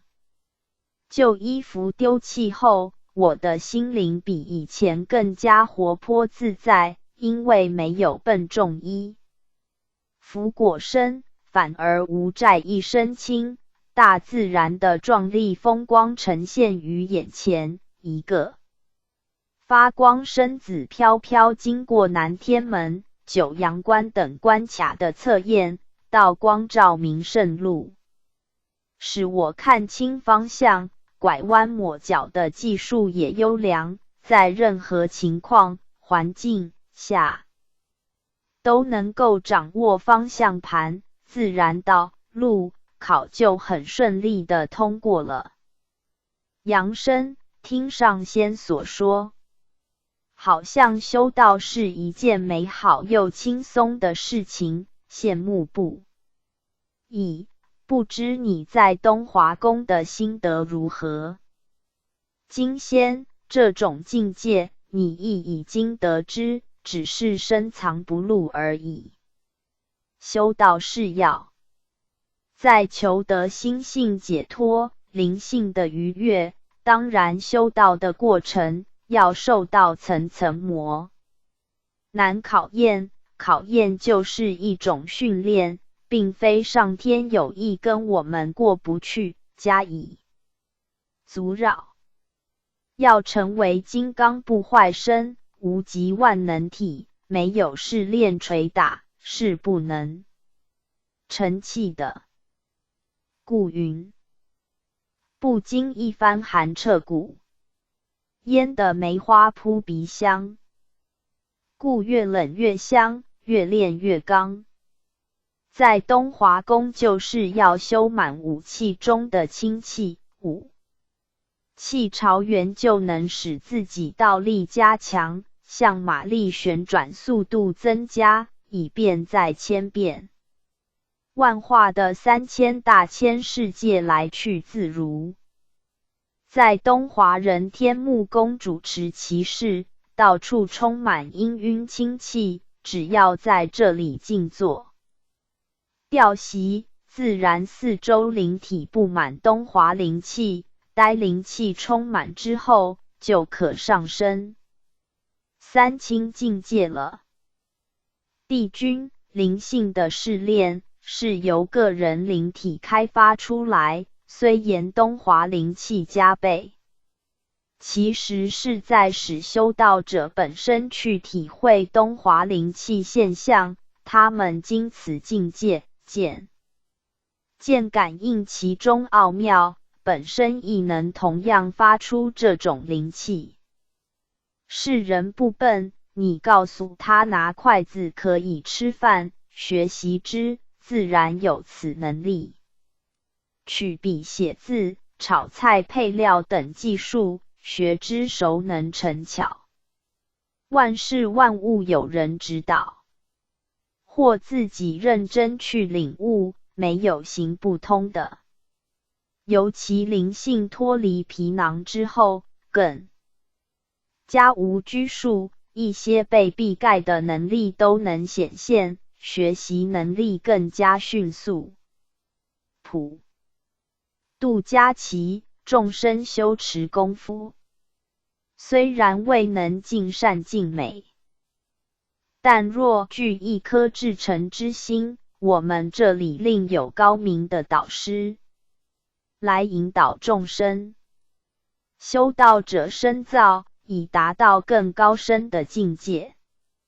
修道者不要固步自封，门护观念太重，将使灵性困束，无法脱身。那种修道，正如开辟孤独小径，直入于绝壁之中，跟你走的人将是死路一条。希望众生能开辟一条圆通大道，四通八达，到那里都可修习居住，人人可行，没有阻碍，那么步你后尘的人才能得救，甚则重大，岂可儿戏？像这位金仙，他修道途成有超人之处，所得到的成果也就异于凡人，虽称他为金仙，其实他是一位佛了。阳生，上天对人的考验，是人自造还是天赐呢？帝君，上升天堂的仙佛，需经过考验，在形色上有9色财气。主要还是在试炼他们的心性有个自我主宰，不必外物引诱，所以星光越强，这些外缘对它产生冲击力越小，如坚固房屋，风雨对它没有一点损害。上天给他一个考验机会，用意在巩固他的灵体，所以在5老天、3清天混元一气合灵之后，在活泼的分灵生活于任何一天中，都能不变心智，那么他们才是真正成道。故云闹是练道客，尘嚣是修人。这是含有智理的。仙佛圣真，需经过磨练，正是上天要给他们一个锻炼自己的机会，唯有自身具有抵抗力量，才不致被外力侵犯，所以魔考就是佛事，是天赐也是人造。总之，上天要保护每个灵体，使他们来去无损安康，所以才如此教育训练他们，因众生本为一体，故上苍的慈怀是无限的。阳生，帝君所说甚是，那么人在世间遭遇种种困苦又是何因？又一个肢体不全的人，是否有资格参加修道行列？帝君，人称万物之灵，所以从人道修成大道最为轻易。其他在天界其情异兽，也是4生6道众生经历千磨万难中修成的。4生6道尽是有情，所以三曹普度正也要将万类美化、度化，所以肢体不全，无碍于道心的升华，更应以怜悯之心度化，不可弃之。否则以违反天地慈悲关怀众生心意，那是愚者之行。至于人在世间受到种种苦难，除了此世的恶行招报外，应归于前世因果所系。刚才我已说过，先真圣佛要经过试炼，保存他们的品质，人为了上进，当然要出力爬坡。人所造下种种的罪恶，在未悟道解脱之前，罪业是随在身后不放的，无时不在寻找机会报复因为你欠的币还，薄无推辞的理由。但若你领悟了大道，解开心锁，那些业障就会很快消失化散无形。从心中闪出的光芒，是能消灭一切恶君，更能闪避一切陷阱，化去一切灾厄的。人既有了前因，必有后果，在解去恶毒元素期间，需要打针、吃药。人在此时会感觉痛苦，但不可抱怨，因你有了病，上天正为你解毒治疗，这也是练道消业的方法。你看牛只吃草，任人鞭打，欺破篮，一副可怜相，但它未偿还前因而来，过着磨练的生活。它也修道理，犬吃人粪、菜渣，睡屋前看守门户，尽忠职守。他们的待遇虽差，但也是修道的生活，他们还是一天过着一天。现代的人已过得那么舒服，食衣住行娱乐，样样富足齐全，可以说业力的牵连以甚微小，才能有这种乐境，所以当快修道，以成就更美好的心性生活，才不致再迷失于酒色财气漩涡之中，永远做个凡人了。东华的大道至此告一段落，希望世人听了我这些话，都能身体力行，回到东华圣境来。祭佛，感谢帝君再三开导迷津，惠助众生不浅，就此告辞了。扬声，谢谢木公老先费神指教，今天如获至宝，听了这么多的天音法语，惠我良多，注意众生更是无尽了。帝君职责所在，尽心而已。祭佛，扬声上莲台，我们准备回堂。扬声，我已坐稳莲台，请恩师回堂吧。祭佛，圣贤堂已到。扬声下莲台，魂魄投体，回家。16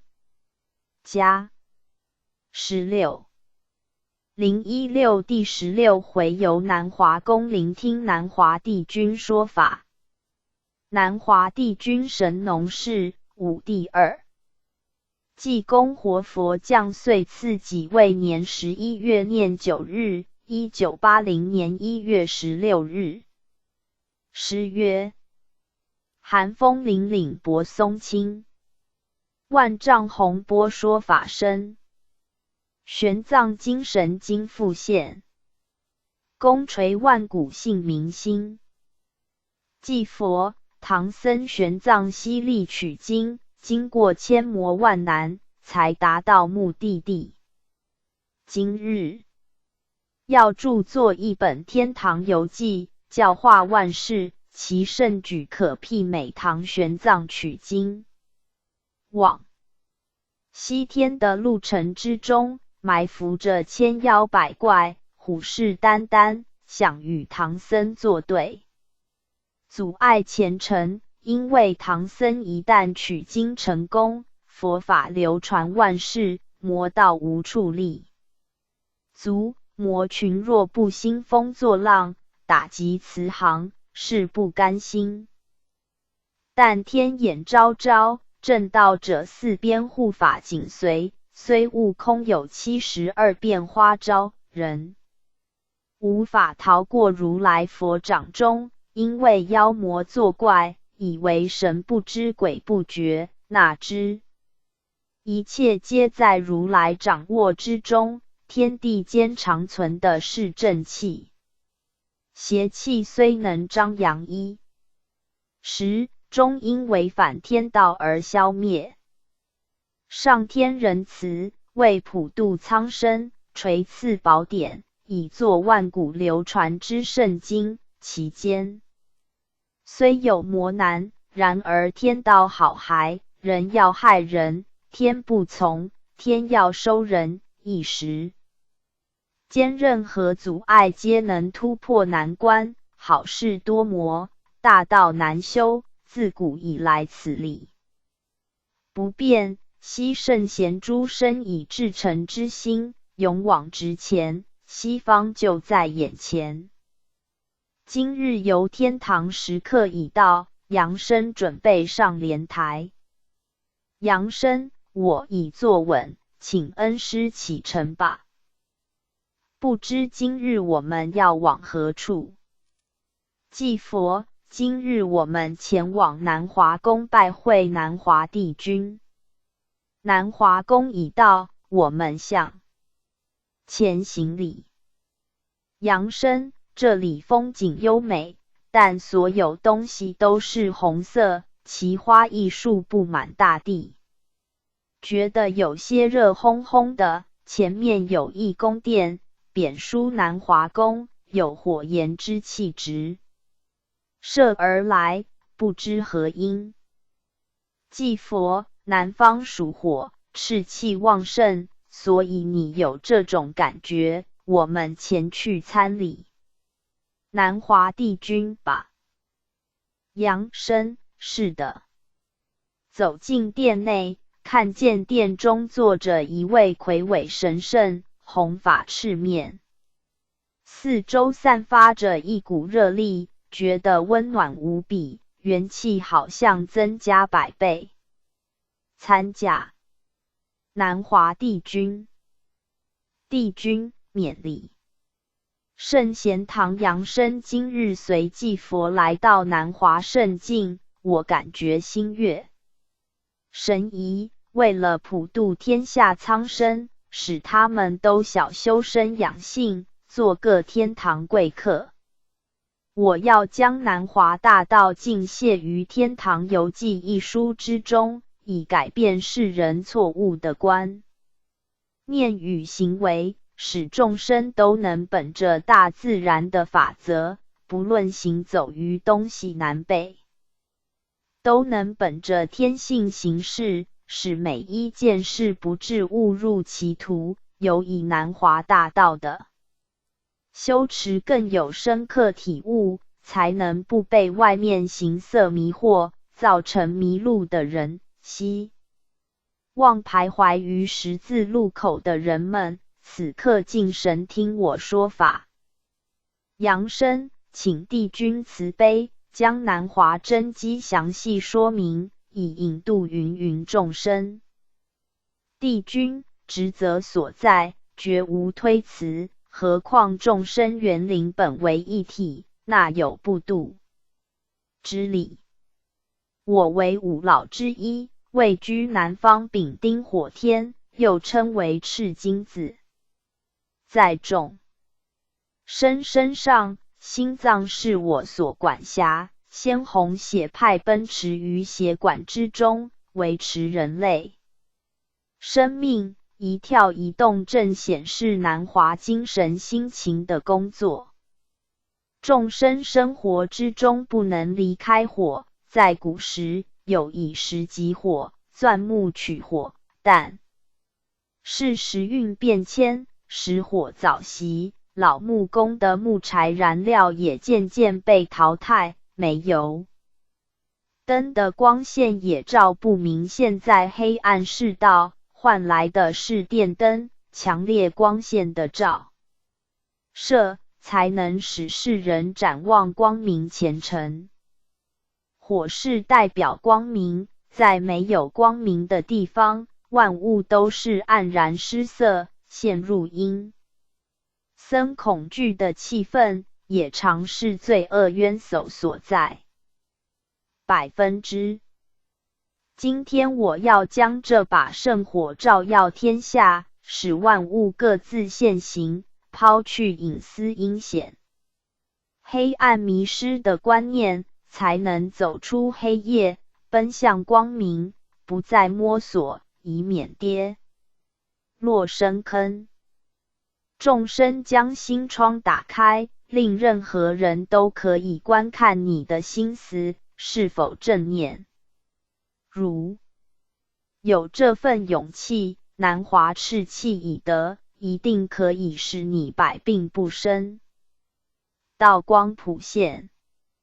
因为火气有消毒杀菌作用，你即将这间居住的新房打开，空气流通，这颗隐伏恶念渎职的种子被火气照射以后，便无病毒发生。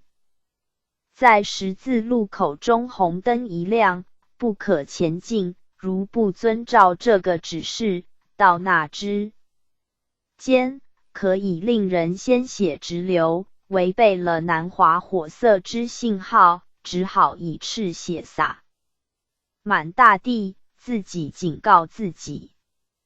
众生修道如何才能合乎南华之要求呢？在五老之天，各现五色，在五色五气之中，不受染着，不被炼到，才有资格回到这里。火性的人会将自己园林花树燃烧枯尽，相反的，虽开火要照射的人一样迷失在暗路中，俗语说近朱则赤，近墨则黑。所以离开南华赤气、正气的人，他将步入黑暗的道路，不知何处是归。臣杨生，帝君说的有理，您的功德浩大，愿再临闻无上的妙法。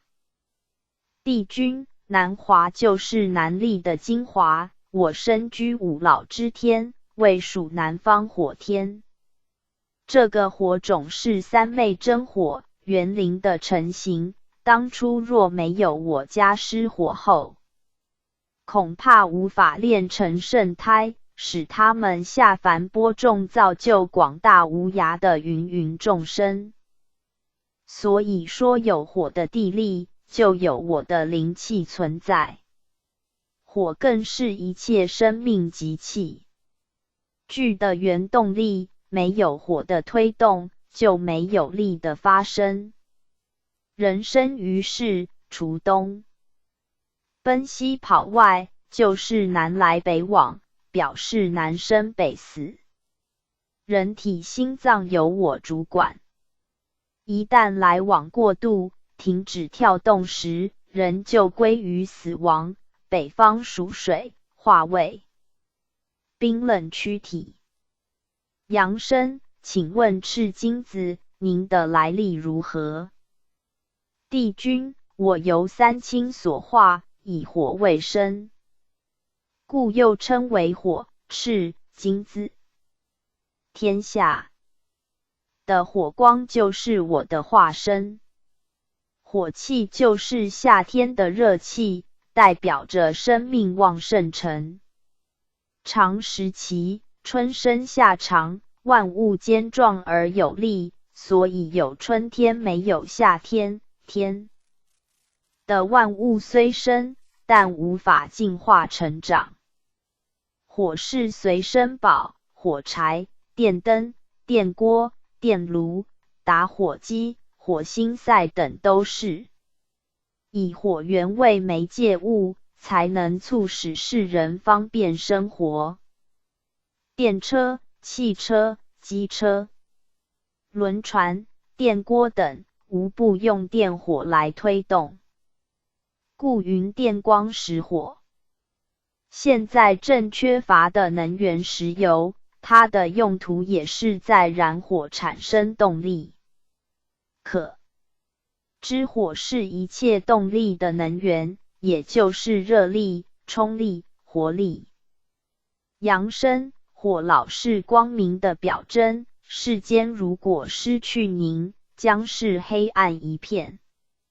火得的功德实是广大无边，不知众生如何学习火德来修道呢？帝君，我无大德，我的光临给大地带来了无限光明与活力，慧光所致，万物鲜明无影，照透每一纤尘与巨物，来引导他们不至迷途。五行之气，人人具富，人却因为能保有太和之气，非不及则太过，所以无法武器朝元，使心性的圆圈缺失偏差。我今天特以吾老理气布化众生，以救度之。一、南方丙丁属火，在天五常位亨，五色属红，在第四季位下。人间化身赤炎，地位神农，人伦五当属理，人体主心血，五界主营。二、从以上所属可以获知火气耗散原因。一、火，古时以木漆火煮饭，没有点灯照明，火候温和，光虽微小，每个人的视力远达。今则改用电灯，电热，火候强烈，光照千里，但也烧伤了自己，所以产生了许多近视眼。人太依靠外来光明，减弱了本身光能，也因强光灼伤自身神光。一旦停电时，烛火之光已无法使自己看清眼前景象，表示人类火气失之。二、亨，通顺通达之意也。天之五常曰元、亨、利、贞、乾。今世科技发达，交通便利，信件、电话、报纸、电视、自来水等自动到家。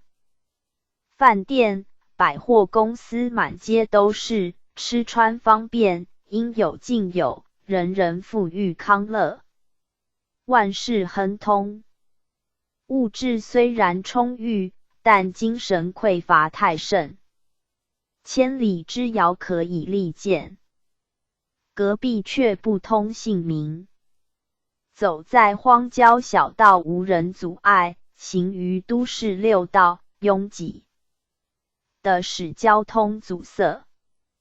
过分亨通方便，使人类本有亨达灵活智慧与体能消失了。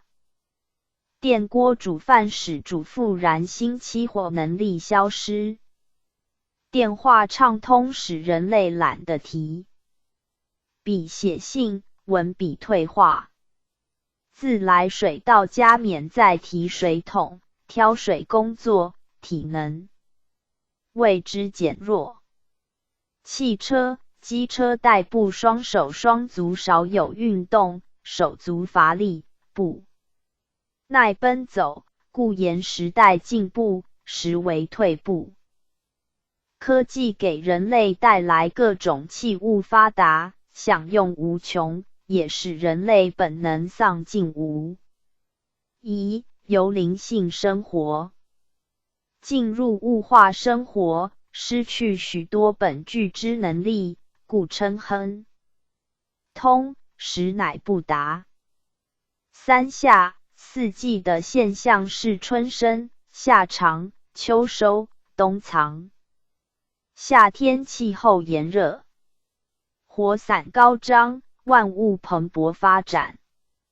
火虽然木，但夏天的人们必躲至春天的树木、木工下乘凉。今人营养丰富，血气旺盛，也酿成暴怒之气。鱼肉过度，脂肪积聚，身躯臃肿，故一至中年便寻求减胖方法。虽红光满面，但如火中烧，心脏病、脑溢血等病症接连而生。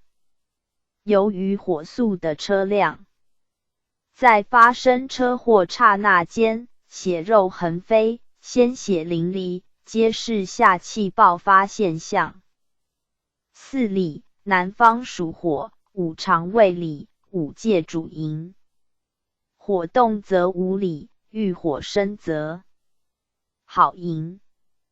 一耙无明火，烧尽功德林。怒火不仅引起纷争，更而操戈。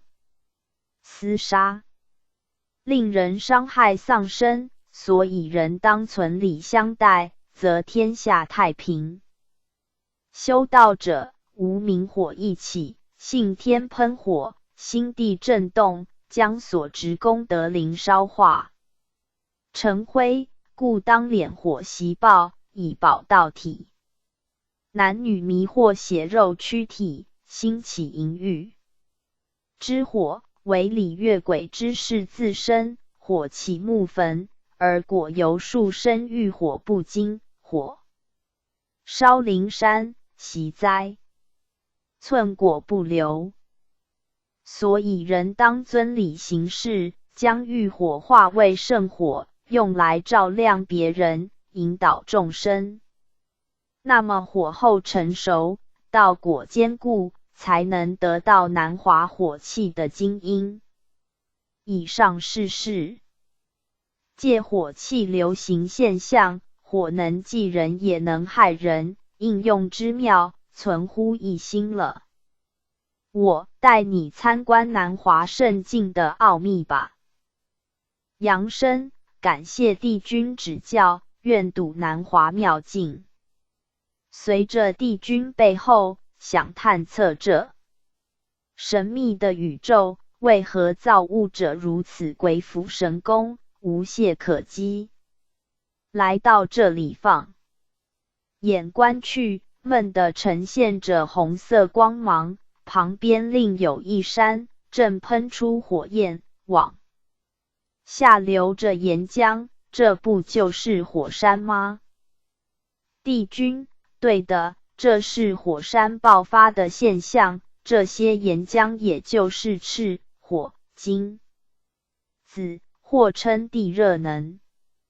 南华是火老所居，故此的到处充满火气，若火气消失，那么南华立即冷却而变色，是人物畏惧于火烤火炼，这也是众生成道的一种必经过程。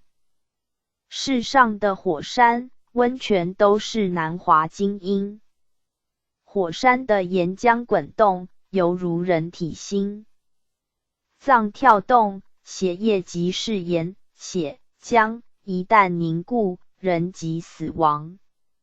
火的原料为瓦斯、石油、电力、煤炭、木柴等，没有一个人可以离开它而生活。家庭车辆的电灯、煮饭烧水的电力、瓦斯，它们的作用是在燃火生热。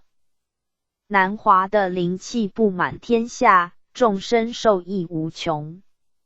人既得天独厚，享有这些温情，可是对天却自私自利，不肯施舍一点温情。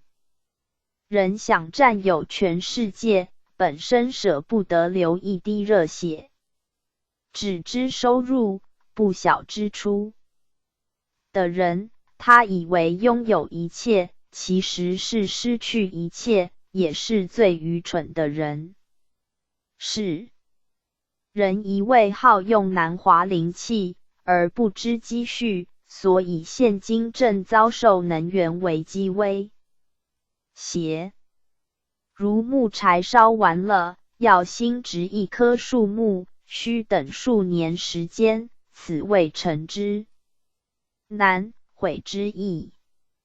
因此，希望世人要多惜福，以免福尽祸来。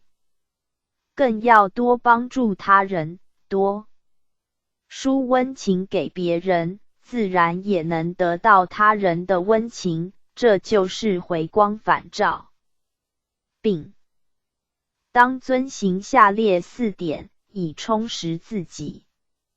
南华是生命的成长，没有绽放生命火花的人，他的一生枯燥乏味。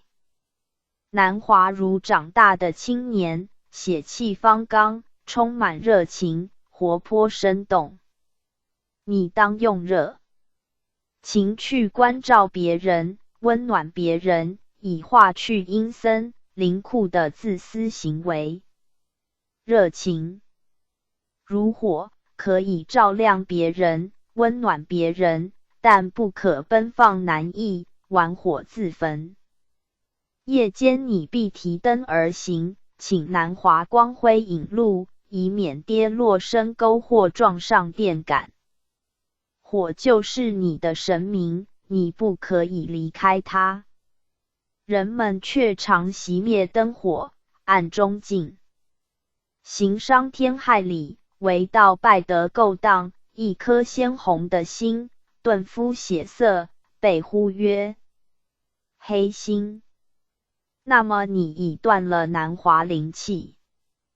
纵情似欲，血气亏损，犹如石油，火气耗费过度，酿成能源缺乏危机。人虽有丰富气血，若不节用，一到中年，未老先衰，体若多病，故当珍惜自身血气，以免如灯无油而归熄灭。世人要拥有燃烧自己、照亮别人的心怀。南华的景象正是燃烧自己，使自己的生命显出亮光，化去黑云翳障。光照千里，别人看清了方向，自己也不致迷失。如一座路灯，虽然说它是照亮别人，其实是照亮自己。因此，人要有牺牲小我的精神，去嫉妒广大众生。你如一根火柴棒，以微小生命去点燃每一个人的心灯，心火可以燎原，那么你的火花已现身在每一个光芒之中，所以你的死亡就是再生。火神以浑身热力去做救世利人的工作，人不敢近身，他却以大无畏精神尽力燃烧。人要学习这种精神，才能炎帝自己灵命，永不熄灭。祭佛，今日南华宫暂游至此，吾将带杨生回堂休息，改日再来拜访帝君，失礼之处，请帝君原谅。帝君，杨生神劳，后日再说法，送二位回堂。杨生，抱歉之处，请帝君原谅，我已坐稳莲台，请恩师回堂吧。祭佛，圣贤堂已到。杨生下莲台，魂魄投体。家返回主网页 back home。天堂游记017第17回，再游南华宫聆听南华帝君说法。018第18回，游西华宫聆听瑶池金母说法。019第19回，再游西华宫聆听瑶池金母说法。020第20回，三游西华宫聆听瑶池金母说法。17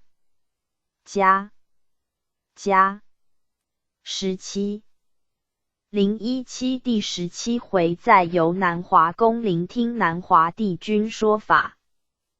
济公活佛降岁次己未年12月13日，1980年1月30日。诗曰：世道交离易感寒，修身恰似炼炉丹。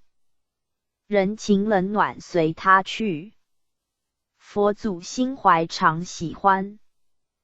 祭佛，寒冷的天气里，大家都懒得出门，躺在温床上才感觉温暖。世情本冷暖，一旦事无乾困，亲友远离，门可罗雀了。反之，人突得势发财，则门前应接不暇，送花圈，成礼仪，热闹万分，所已说。锦上添花到处是，雪中送炭世间无。既然天寒无人饥，暖日处处饮，为什么阴森的地狱却拥挤不堪？温暖的天堂稀有来客呢？原来那热闹场所暗藏了罪恶深坑，而冷静道场却明现了青云天梯。所以在热闹中浑然忘我，脚步错乱，不知不觉地跌落阴暗地狱去。冷静道场里，觉醒自信，立稳脚步而循着光明，步上了温暖天堂。因此，人情冷暖无碍我的道心，当有冷而越坚，暖而越愤的信心。那么天堂极乐，可以任你遨游了。今日游天堂时刻已到，扬声上莲台，准备启程。扬声，我已坐稳，请恩师启程吧。祭佛，已至南华宫，扬声下莲台。扬声，在人间时，觉得天气寒冷，令人颤抖，到南华宫却感觉温暖极了。天上人间为何气候不同呢？祭佛，这里是南华圣境，火气较盛，所以你会觉得温暖些。扬声，照理说，天堂该是四季如春，无寒无暑，怎么这里会有火气呢？朱仙真在此种热压之下，是否会因火气太盛而发脾气呢？祭佛，若天堂四季如春，世间如逢炎热季节，仙佛们岂不躲在洞天福地，不敢下凡了？无始劫来，能够成仙正佛的人，都需经过各种气候、寒暑顺逆的考验，才能具备有抵抗外界魔力、困扰与侵袭的能力。你觉得这里火力太强，是因为你尚未适应这里的环境。高真圣佛都习以为常，见热不热了，如南方人迁居到北方去，一定难耐冰冻天气，可是住了一段时间，自然同化与当地人相同，不觉何物为寒冷，反而对炎热觉得新奇。试看如没有练过这个功夫，一旦发生火灾，仙佛们如何下凡去救劫呢？人逃了，仙佛们被烧死在内，岂不成笑话？扬声听了恩师的说法，恍然大悟，原来天堂的形形色色，乃是为众生们而设。那么佛说一切皆空，为何西方极乐世界有什么金银琉璃玻璃珊瑚珍珠玛瑙等七宝？世尊所说凡所有相，皆是虚妄一语，岂不矛盾？祭佛，佛徒若直文取义，那么佛法无处可寻了。既然说一切皆空，那么还有什么世尊如来、观音、文殊、普贤等菩萨呢？所以佛徒切莫起傲慢心，轻视这本天堂游记所记述的种种形象，若毁谤此形象，岂不孝道佛寺中的佛香？二、极乐世界的珠光宝气，就是天地灵气精华，正吸引世间人们心想能躺在那里，不吃饭也没关系。这种向往虽好，仍属虚妄。为了使往生佛界的众生不贪恋这些人间稀货，所以在极乐世界充斥着恒河沙数的珠宝，佛界众生看惯了，自不以为宝。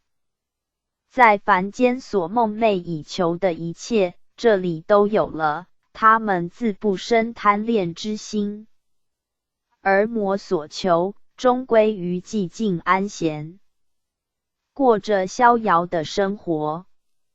众生视金银为宝，是为稀有故，若河中沙石皆黄金，众生当弃如必喜，令视他物为宝了。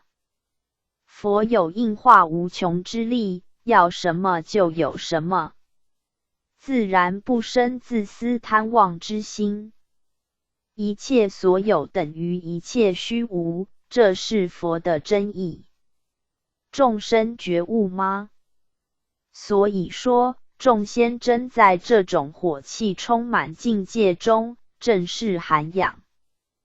他们的性情与天机，冷暖自知，修养有素，绝对不会起无明火。我们前去拜会南华帝君吧。扬声恩师真是深通三昧，佛法无边，给一些迷妄无知的佛徒当头一捧，这些无上佛法真谛，足以为后世教。看见南华帝君虽浑身火光，但却没有灼热感觉，真是火候高深。拜见南华帝君，今日再随恩师来此，请帝君多与开示妙理，启化众生。帝君善哉！我观扬善身心疑，我为何满身火光而不觉得发烧呢？哈哈，此即所谓不识庐山真面目，只愿身在此山中。我为南华丙丁火老，一团火气灌注3000大千世界，这种火候非是凡人可碰。如火炭燃烧，众生食之必烫的哀叫，但火炭本身无动于衷，故说火光不觉热，燃烧身外身。人本具有一颗佛心道性，本身却茫然不知，是佛而忘佛，故当焚去木偶香，现出真如来，迷人向外求道。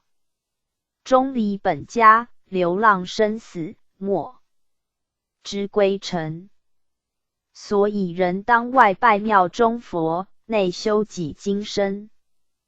如我知道本身火气四射，知己则无碍，明他自无损。如你施舍财物与人，虽有损物，但心生欢喜，此所谓燃烧自己，照亮别人。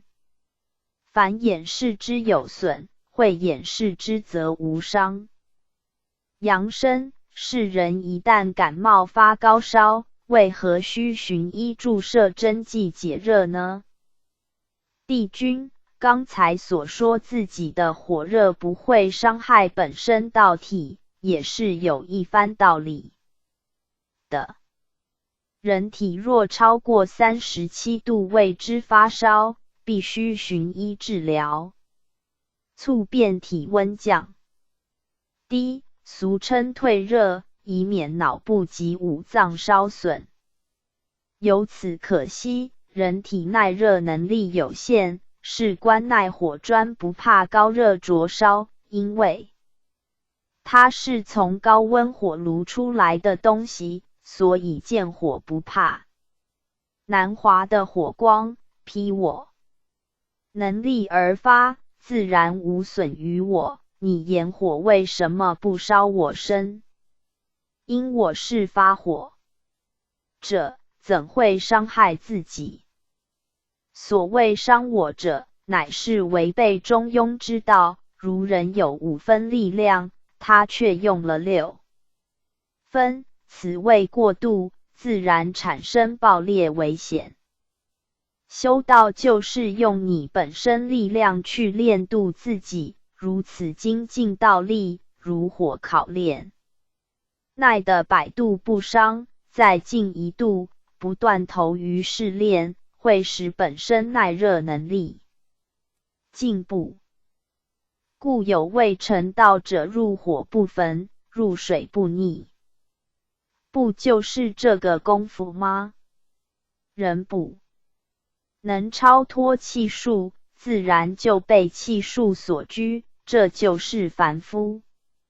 寒林的天气，有者全身皮裘毛衣，人觉寒冷；有者一件单衣，无畏寒流。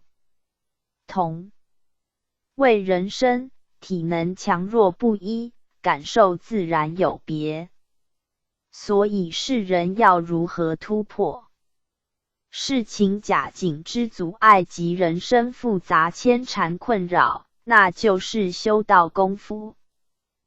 今日你来南华宫，我将为世人说法，以便众生都能突破迷惘，得以适应南华火气环境，这都是修道者切身问题。阳生，帝君一片金言，开我毛塞。帝君，我非开你毛塞，而是要用一把火将你这间毛塞烧尽，看你往那里逃。祭佛，哈哈，请帝君手下留情，这间毛塞他还是租来暂住的，你将他烧去，要他住那里呢？帝君，我若不狠心一点，你还想躺在被窝里温暖里？我干脆用火烧它，也不必关窗闭门，也不必棉被加盖，如此不是更干净、利落、更温暖吗？祭佛，千万不可，你的火焰给他温暖，他会害怕而且受不了的。不知杨生你对帝君之语有何感想？杨生，我知道帝君在考验我的智慧，想试试我能悟出多少。在此愿将所悟说出来给二位高真评评。一，帝君要用火烧去我的毛塞，就是要我发现自己人住于毛屋之中，心里有一种被保护的安全感，长此而住，养成依赖性，松懈了警觉心。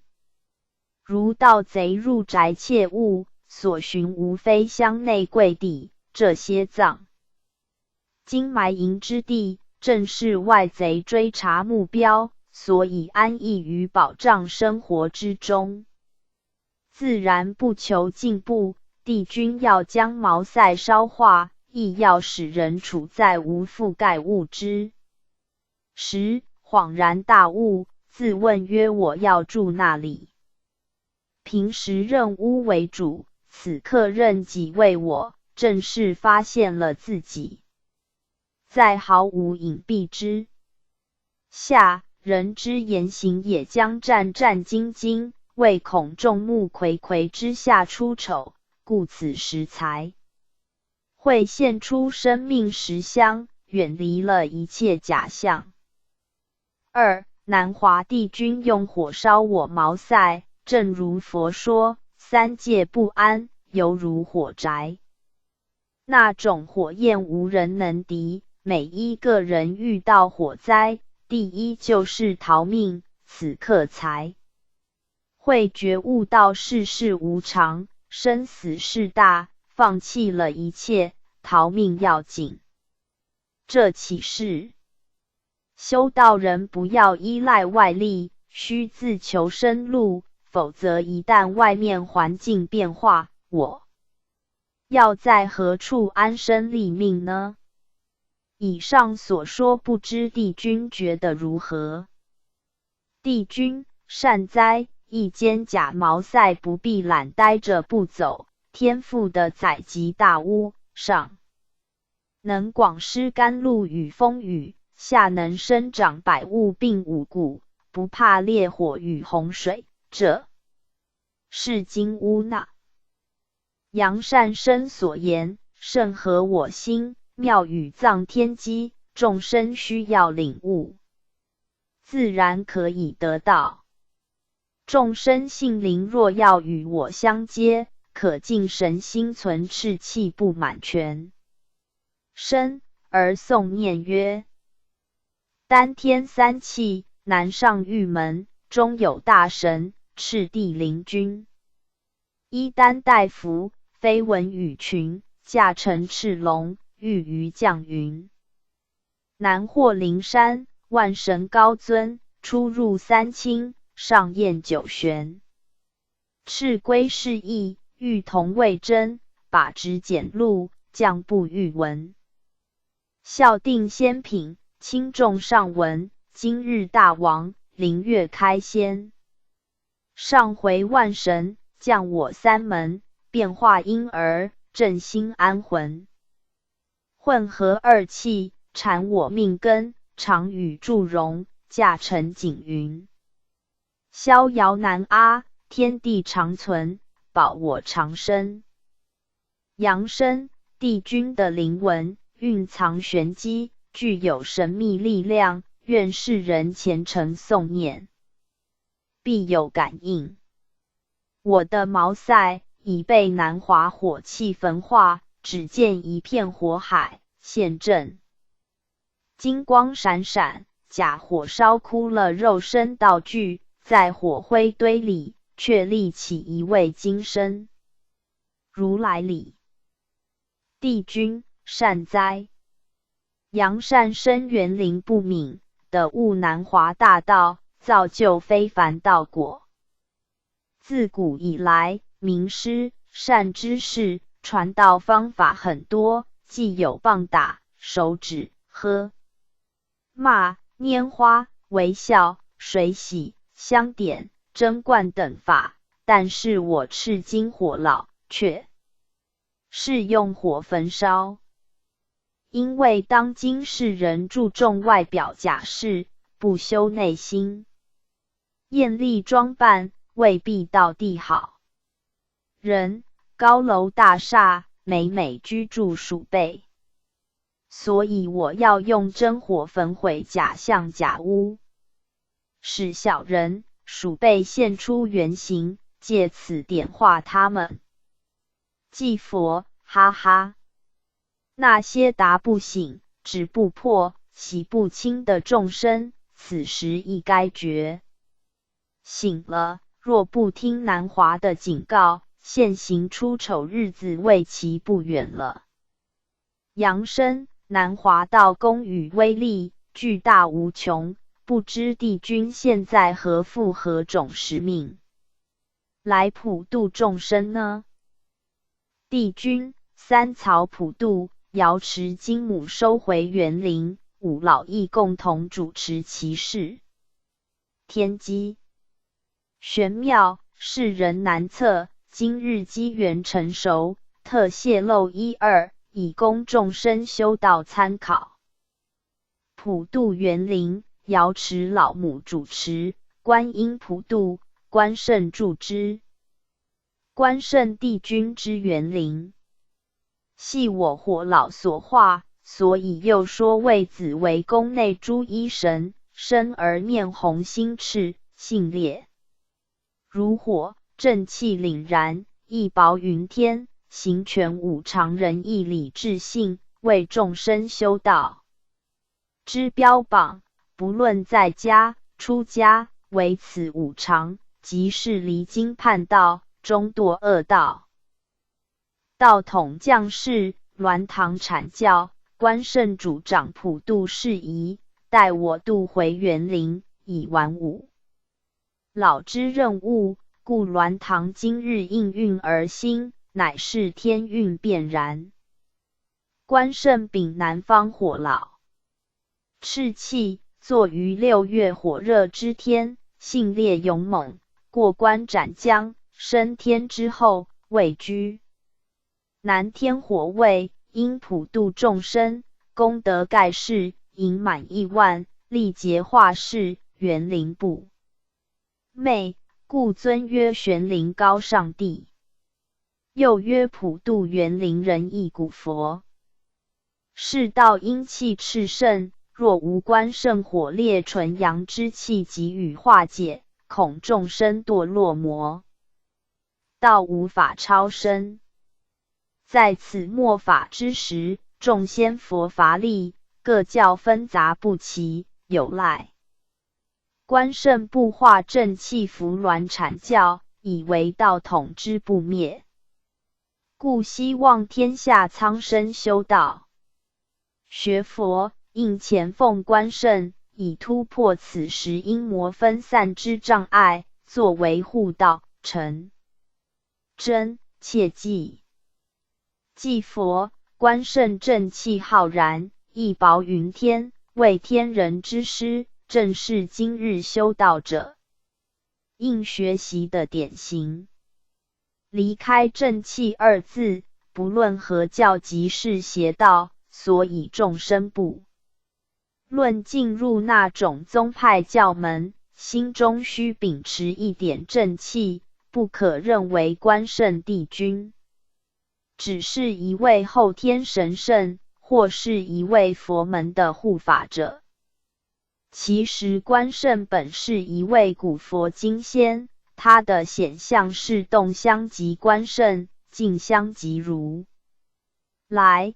动静虽二，其心如一，众生会意了吗？帝君祭佛所言甚是。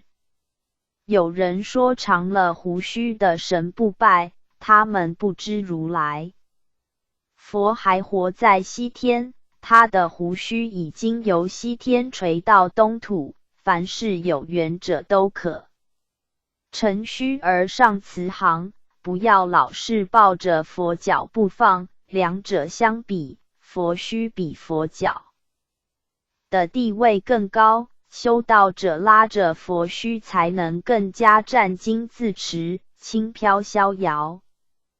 所以起分别心，排斥佛须的人，他们舍本逐末，相竞捉住佛祖脚跟，那是不可得而危险的。既起傲慢心、分别心、毁谤心、责心与佛离，一放手的话，岂不摔得粉身碎骨？末法众生眼光却如此短视，偏见，真是末法。愿众生闻我的说法，恍然大悟，修道学佛，在追求究竟涅槃实相，佛性平等，莫自助藩篱，远隔灵山了。扬生活佛与帝君的说法合乎中道，没有偏心与私见，与人间法师们的说法有天渊之别。或许活佛、帝君们是站在天上说法，看天下众生一体，如同赤子，显示出佛法无边，神通广大法力。而凡间的法师大德们站在地上说，只看到眼前的一切，所以说法自然有边有限了，才会产生宗教间互相攻讦、排斥、毁谤的纷争，恩怨重重，实在令人痛心。祭佛，烦恼即菩提，顽固人性，非一朝所能化，是道的路已遂见。再开辟，愿众生勿再执着那条小道，须走向四通八达的大道，使每条路都可通往天堂圣域，如此才不会做个自私鬼了。帝君，为了证实这些话，我带杨善生拜访在南华圣境前修的高真。二位请随我前去。杨生感谢帝君慈悲，阐释无穷妙道，惠益众生良多。前面一片漆满红色楼阁，每间都明亮如昼，里面还不断射出红光，不知这是何因。帝君，这些高僧们正聚精会神坐在那儿吊席，以自我训练南华灵气，所以会发出这种红光。杨善生，你可看左边这一片凡间夜景，奇妙吗？杨生，帝君用手在我眼前一挥，突然左边下方呈现出凡间的夜景。只见万家灯火，路灯、屋灯闪烁着光芒，房屋、街道依稀可见。这个画面太美了。帝君，这幅世俗画面包含着无限天机。在夜里，南华火光燃耀大的世人虽有善恶，但不论善家或是恶宅，他们都需要我来陪伴。我不记恨他们善恶，一意引导他们走上光明，这是一盏生命之光。那尤其黑暗更需要光明。这种心胸，是人做得到吗？反观南华圣境的修士，正在这里发动浩然之气，每位高僧从心中点燃慧光，不得停息，如此继续一段时间，待整个灵体完满真气之后，就算告一段落。武气朝元之后，他就有无穷能力去任行他圆满的道路，逍遥于诸法界。杨善生，可访问他们的修道经过，作为众生修道之借镜。杨生，好的。感觉周围一股暖流直射而来，高僧们正全神贯注在做自我训练，他们浑身发光，气势非凡，好像一个光人一般，清新透明，羡慕不已。这位高僧，您是出家人吗？身穿袈裟，头部光圆，一副法相庄严，请问您如何修成这种境界呢？圣佛，杨善生，您来得正好。这是一大因缘，令天下众生得福。别人不见正法眼藏，您却精金藏珠的使本来面目，老僧在此先祝贺一声。天堂游记足可扩金刚经、般若心经，可以说是佛经正典的写实，由佛法演绎入新境界，可谓末法之士的一本正典。愿我佛门同修，并弃我相，顿悟入门，以得正道。我15岁皈依佛门，法名禅依，开始学佛修道，清晨5点起床，打扫寺院内外环境，从扫除外面脏乱做起，进而学字看经见次进入打扫内心脏乱，并由师指导禅坐。岁月如水，转眼到了卅岁，三藏佛典苦读成阅，已有心得，对我佛遗训领略至深。一日，在禅定中，忽然看见3棵水果树，橘子、杨桃、芒果常闷了果实，每粒都呈黄熟，并发出光芒。突然一粒粒落地，正是瓜熟蒂落。此时3棵果树枝叶摇晃不已，并异口同声说道：“我们轻松了，不再挂碍拖累一会儿树叶也全部脱落，又听到3棵果树一同欢呼道：现在无叶，叶一声轻，不必日夜负担了。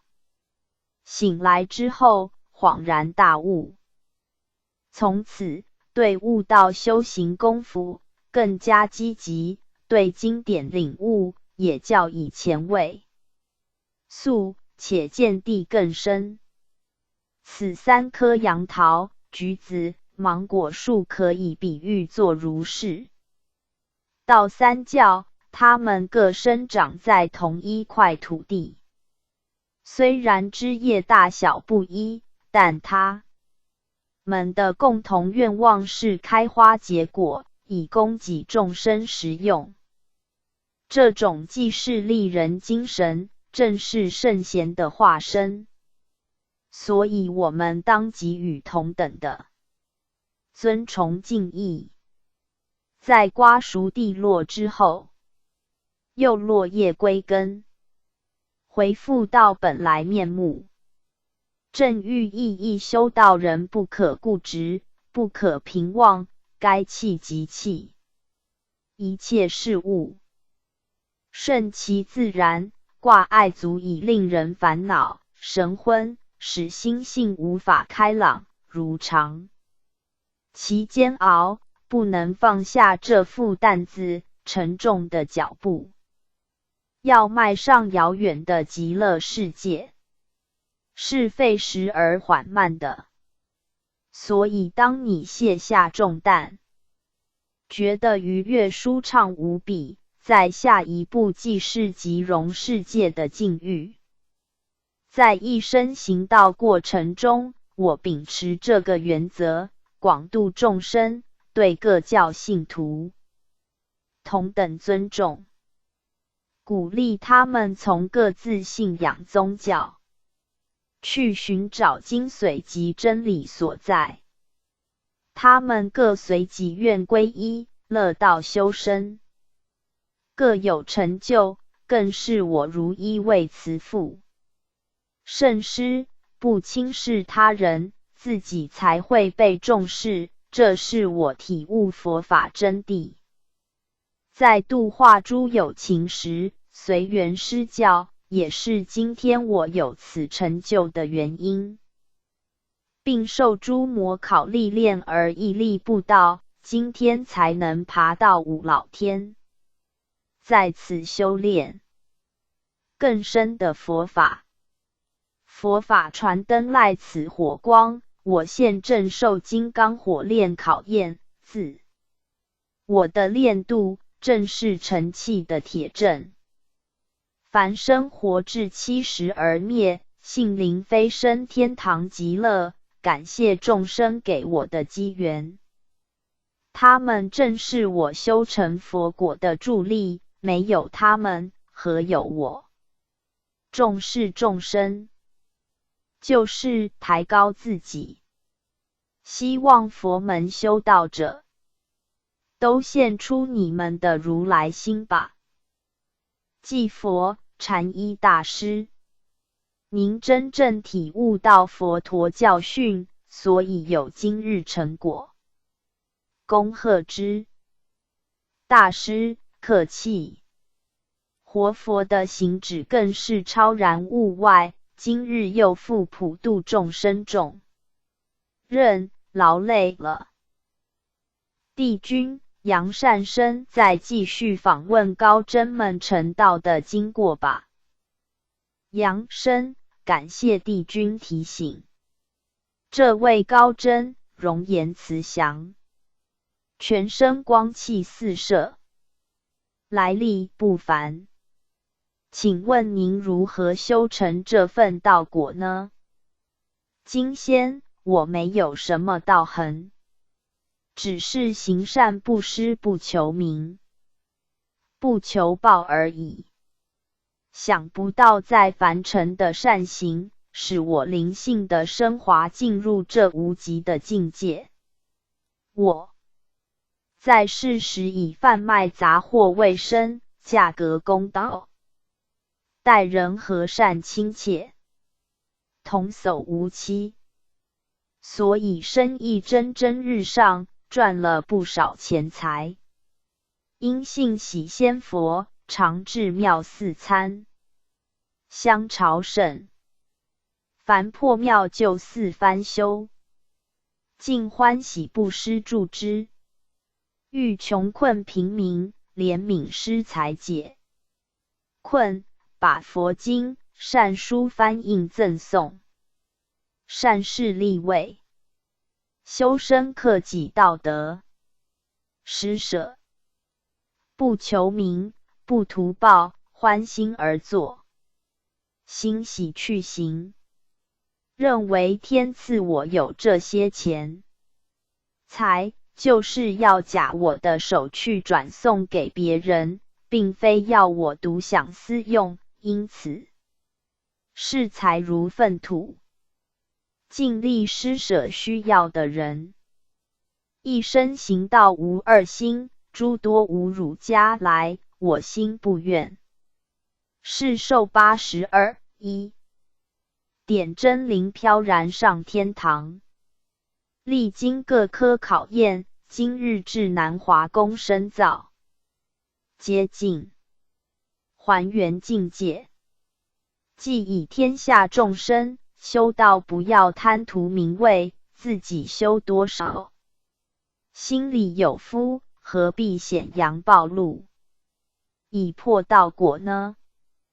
扬生不求名香的布施，所得到的果位也就超出气象，达到无极理天境界，足证开什么花就结什么果，人没有侥幸的成功，也没有侥幸的得到。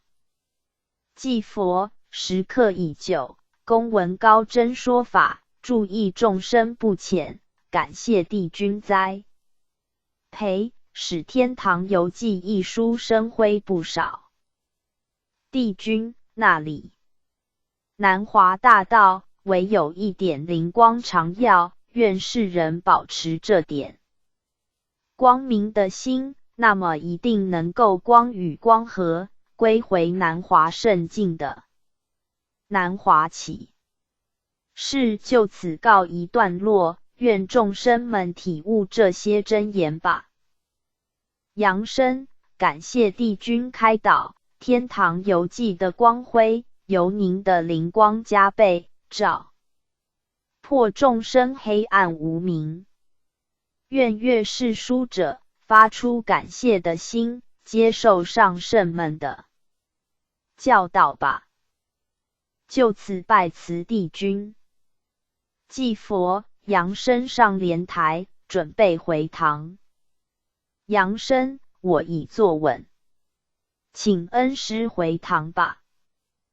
祭佛，圣贤堂已到。扬声下莲台，魂魄投体。加18 018第18回游西华宫聆听瑶池金母说法。济公活佛降岁次庚申年2月初9日，1980年3月35日。诗曰：人群涌涌进黄泉，为小回头种福田。向外求仙空不应，家中活佛礼仪前。祭佛，人常不满现状，但不求改变自己的心态行为，一味责怪他人，这样越弄越糟，总是没有成果的。修道的人都想超生到他们理想的乐园，可是往往不知道好好培养自己的宝树，却向外去寻找他人的成果。向外求佛，如在户外捕捉鸽子，手去鸟飞，追得越紧，它飞得越高。若能回光返照，伸手像鸽笼，家中捕捉，相信易如反掌。所以老衲希望世人多自检点，善培自己心源，一旦收成，不是吃得金绿有味吗？甚至可将多余水果出售，还能发一笔财礼。所以众生不要看轻自己，老是向外跑的话，累得精疲力倦，还能做什么事呢？今天我将带杨生游吴，即甚近，准备上莲台。杨生，我已坐稳，请恩师启程吧。祭佛带着贤徒，观赏天界盛景，济公一片心怀，想引渡众生也。都一齐来此同游，一时心花怒放。贤徒，我们来对唱一段劝世歌，好吗？杨生，弟子才疏学浅，诗词不通，歌喉更雅，恐怕无法搭配，会出丑的。祭佛，几世没有吃肉了，只要不滑枪油条就行了，反正也不是劲。选歌星，何必顾忌那么多呢？我替你加铃，使你文思敏捷，随我和来吧。杨生，遵命，请恩师指教。祭佛，凡情俗景时彷徨。杨生，学我恩师游四方。祭佛，清风两袖杏林光。杨生，一朵黑云月色凉。祭佛，如梦人生不久长。杨生，早修大道躲无常。祭佛，屠刀放下莫荒唐。杨生，养性修身保健康。祭佛，佛仙摇橹驾慈航。杨生，善治因因法度彰。祭佛，唱得好，粗浅文字，寓意却很深刻，世人听了当有所感悟。已到目的的，快下莲台。杨生，这里的景色迥异于昔日所游，遍地金光，如宝山绽放笑容，光辉耀目，还有金鸟飞翔，是生平首见，谓奇观。不知这里是何处？祭佛，这里是普度众生一大道场，遍地生金，满天金鸟，地上还长满金树、金花，瑶池悠游着金鱼，奇珍异物，琳琅满目，此的灵气凝聚，是瑶池金母所居。金母为众生园灵之母，亦称西华帝君，位居尊贵，慈怀无量。我们整齐一律，快前去参驾。杨生，遵命。今日能拜会老母，荣幸之至。眼前矗立一巍峨宫殿，金光闪耀，上书瑶池金母宫五字，光辉夺目。殿前仙女穿着霓裳仙衣，穿梭自如，风便飘逸，向我们点头笑迎。祭佛，杨生快进殿内，向老母参驾。杨生，遵命。殿内坐着一位鹤发童颜慈娘，左右各有仙女侍卫。余生俯伏，参叩老母。余生信慕天恩，奉旨著书，随师登临三界，访道求真。今日荣宠圣诏，来至母娘圣居，感激涕零，叩请母娘圣安。众生痴迷，未能返本还原，使母娘闾门以畔，望穿秋水。慈泪暗滴，余生受负普度苍生圣命。至今大任未完，心感恐慌。求母娘在天赐智慧灵光，以方便济世度人。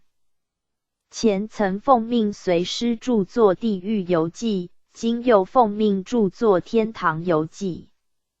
圣命在身，不敢丝毫怠慢，然魔考重重，心神欲碎，祈母娘宽解尘缘，彼能了脱俗缠，以正大道。老母善哉，缘而扬生。清鸾悬丝，净土精研，谢大道玄机，解诸经之疑惑，圣命担负，道智非凡，造就殊胜，三曹普度。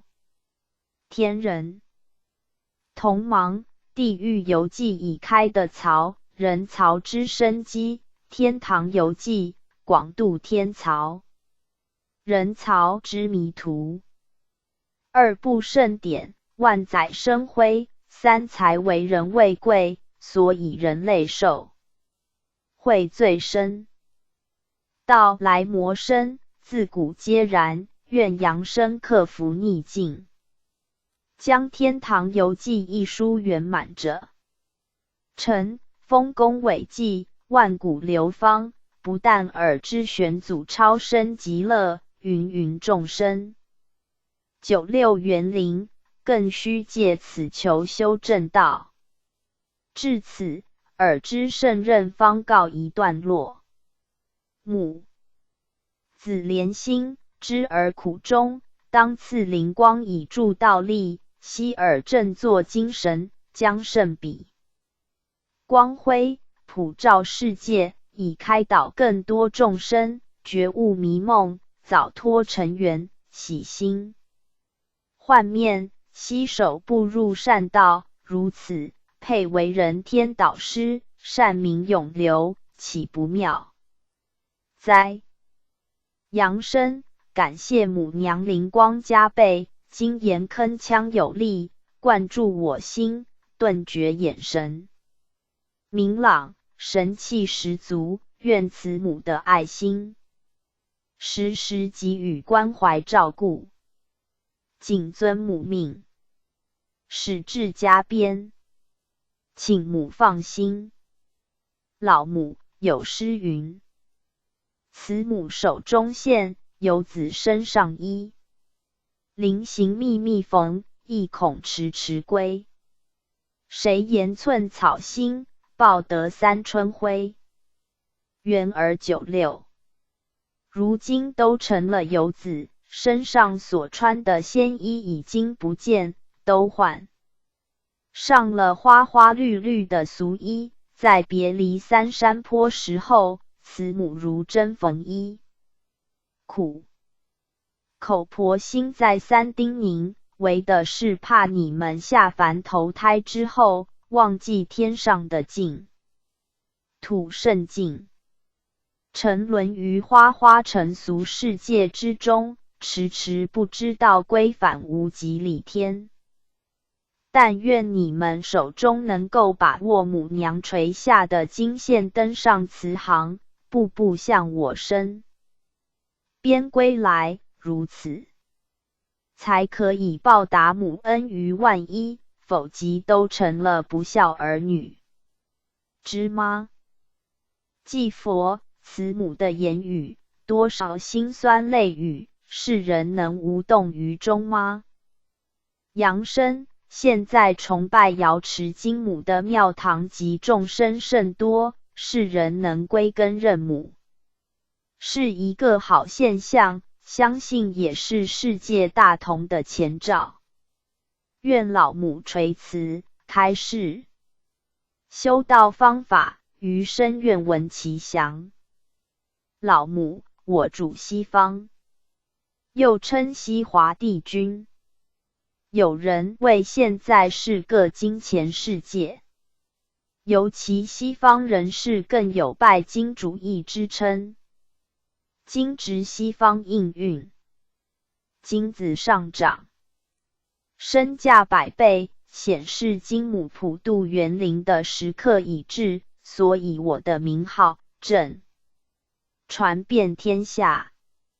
天运循环，西方应运，所以大道降世，普渡有缘。唯有同认一母上帝，才能世界大同。上天用意玄妙，愿众生体悟之。扬声，老母慈悲，其在垂世庙里。老母，今为万宝之王，故世人视今为至宝。是见我之崇高地位，何以称为母呢？金为宝物，不惧火炼、水浸、土埋、木压，为五行之王，五老之灵，任毁不灭，故佛声称金身。道体曰金丹，金居尊贵，流通无碍，天人争取。金母能生金子，佛母能生佛子，为万灵之主，故称为母。万物的灵性即一团金光，所以园灵以金为母，表示灵性如金不灭。愿世人体悟之。扬声，金母生化园灵功德无量无边，请能指示金母来历即是。人应如何学修您的大德，以便投入您的怀抱呢？老母，混元一气，化元始即太上玄女，所以我本是混元一气之灵，三清演化，五行生人。我在化为五行之首金，金母负责，化身园灵之责，任重道远。元始天尊已经详细阐明，所以我不再重述。我应运普度众生，天下也已进入金色世界，五金正随在人类左右，如钢筋、铁屋、铁床、机车、汽车、飞机、电话、电视、眼镜、手表、项链、戒指等等。11住行，以有土木器材进步到五金设备，显示出金是随身宝，母是众生珍。金器人人喜爱，但人性变味。现实生活糜烂不堪，所谓纸醉金迷。但为了普渡园灵，不得不以金器布化众生。西方更新属金，在天五常为历，五色属白，在第四季为秋，人间化身白地下雨，人伦五常属意，人体主肺、脾，五界主道。从以上所属，可以体悟金气消散原因。易经古时有土木建筑房屋及制造各种器具，今已变为钢筋铁皮等五金器材。以前的木件、石头已遭淘汰，现在是刀光血影，枪炮利器，杀伤力胜于古时万倍。科学进步，物质生活享受到极点，医药的进步也促进人类寿命延长，生病夭寿者减少，但受到车祸意外伤亡人数却剧集增加，足见生死的权衡看似由人，实是由天。车祸无非铁撞轮压死于五金压力之下。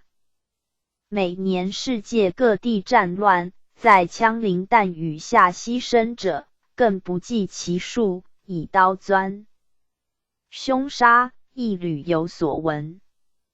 所以金虽贵重，物极必反，伤人亦惨。世人身上都带有金链、戒指、手表等物，物虽值钱，却冰冷无情，对亲朋零落无益，如秋叶凋谢单调。唯利是图者，该觉醒了。愿世上拜金子者，更能拜金母，做个饮水思源的孝子吧。有词曰：速觉醒，金山埋没无尽好汉英雄。速觉醒，黄土堆里青草空无春风。速觉醒，苦海洪波万丈人影无踪。速觉醒，子欲养亲不在多少忧中。速觉醒，无极母念园林尽孝尽忠。速觉醒，进圣门求真道加紧用功。速觉醒，心怀慈度世人善道遵从。二刀，利者，顺利、便利也。利必以割合，故取利刀如操刀杀人也。利即获财，今人重利，视金钱为生命。人类之争斗，无非争取私利。以非法手段拥有私利者，必招怨忌，所以得利之后，手害不远。俗语说：人为财死，鸟为食亡。人追求财力，终于被利刀剥夺生命，故利害两连，愿世人亲利远。害，切勿奸诈骗抢，唯利是图，以免利刀无情，招怨造孽。一切物质需求可谓便利，载善书发送容易，利载恶可谓非作歹易。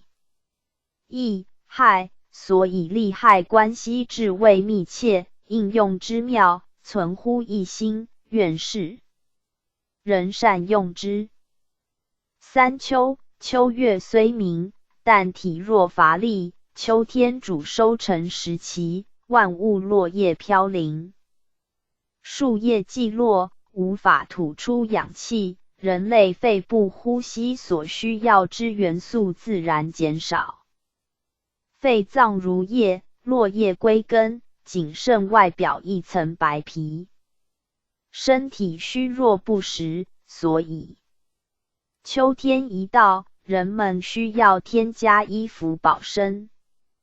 现正值秋收稻白时期，园林当返回西方灵山，因此天下大道红扬，善书谱诵，尤以中土更甚。鸾门伏鸾阐教，因教化众生。众仙佛纷纷投胎转世，慧根不泯者，奉献牺牲精神物质，四处为普度有缘而奔波。愿我缘儿心如落叶，清白无染，不生挂碍，各修道，如秋天大有收成。4%义，西方属金。五常为义，五戒主道。好经者见利则忘义。人若生贪念，盗取财物，称为盗贼。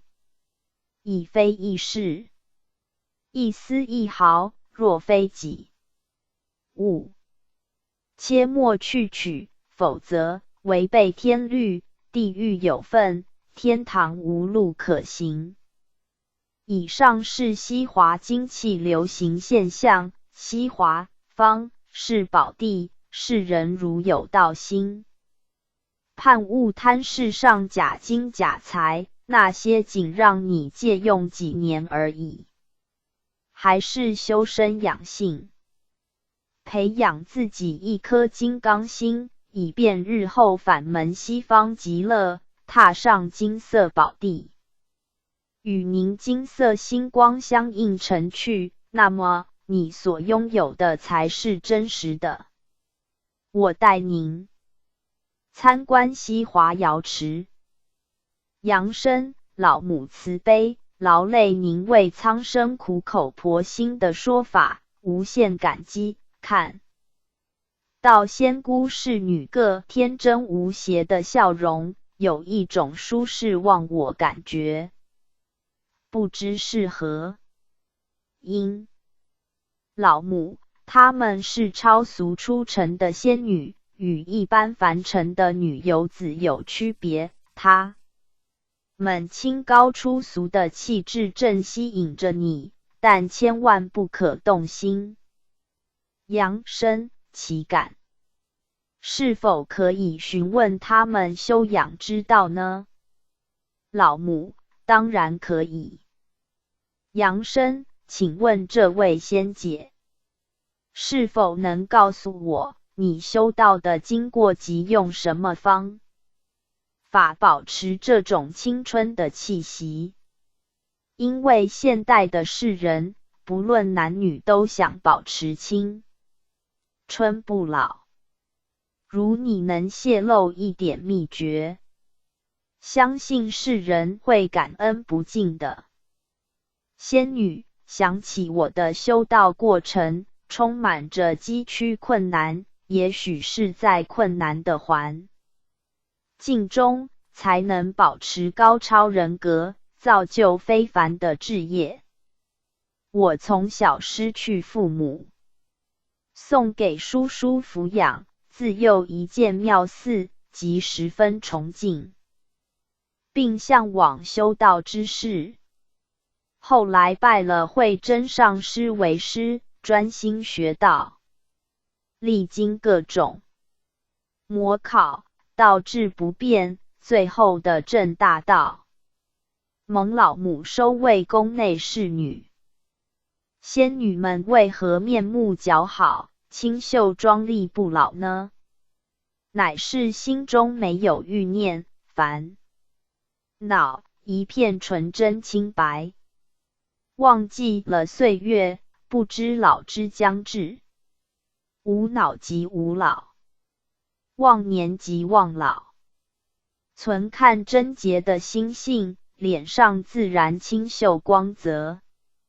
心里不平衡的话，用什么珍珠洗面皂、高级按摩霜也是无法保持着青春不老。驻颜的妙法就是不烦恼，多素食，少照镜，常观心。12个字，世上男女如果能够实行这个秘诀，则脂粉不施，自然拥有轻盈的美态，不是更快心吗？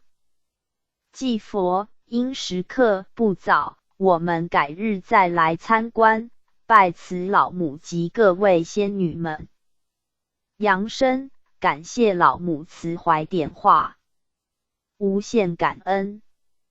因时刻已至，我将随师回堂拜慈老母。老母，既然如此，我亦不愿强留，后日再来吧。扬声，我已坐稳莲台，请恩师回堂。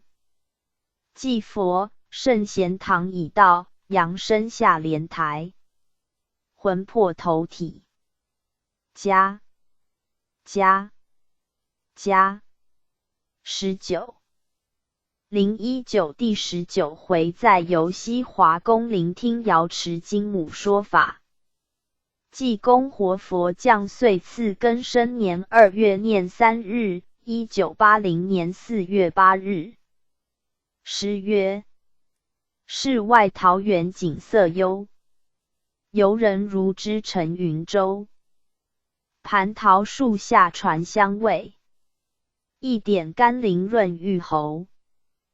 祭佛，今日我们师徒将在云游瑶池，拜见老母，聆听他的说法。贤徒整齐一缕，随我启程吧。杨生，我已坐稳莲台，三生有幸能赴瑶池，聆听老母的说法。天恩师德，不敢忘记。祭佛，亲驾莲车，向无极瑶池而来。已到西华瑶池老母圣居了。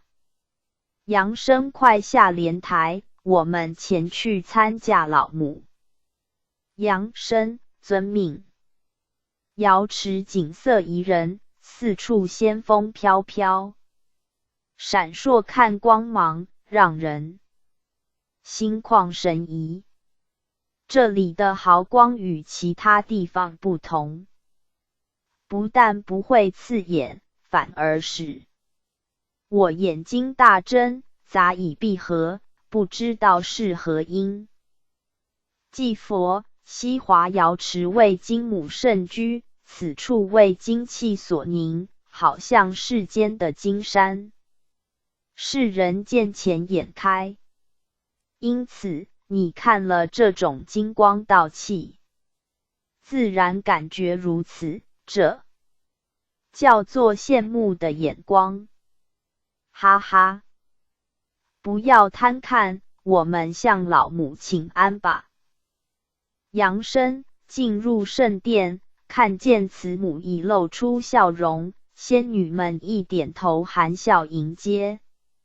我们心中觉得无限欣慰。余生拜见老母，今日随师再来瑶池，恳祈老母慈悲惠赐灵光，并垂示大道玄机，以启世人。老母善哉。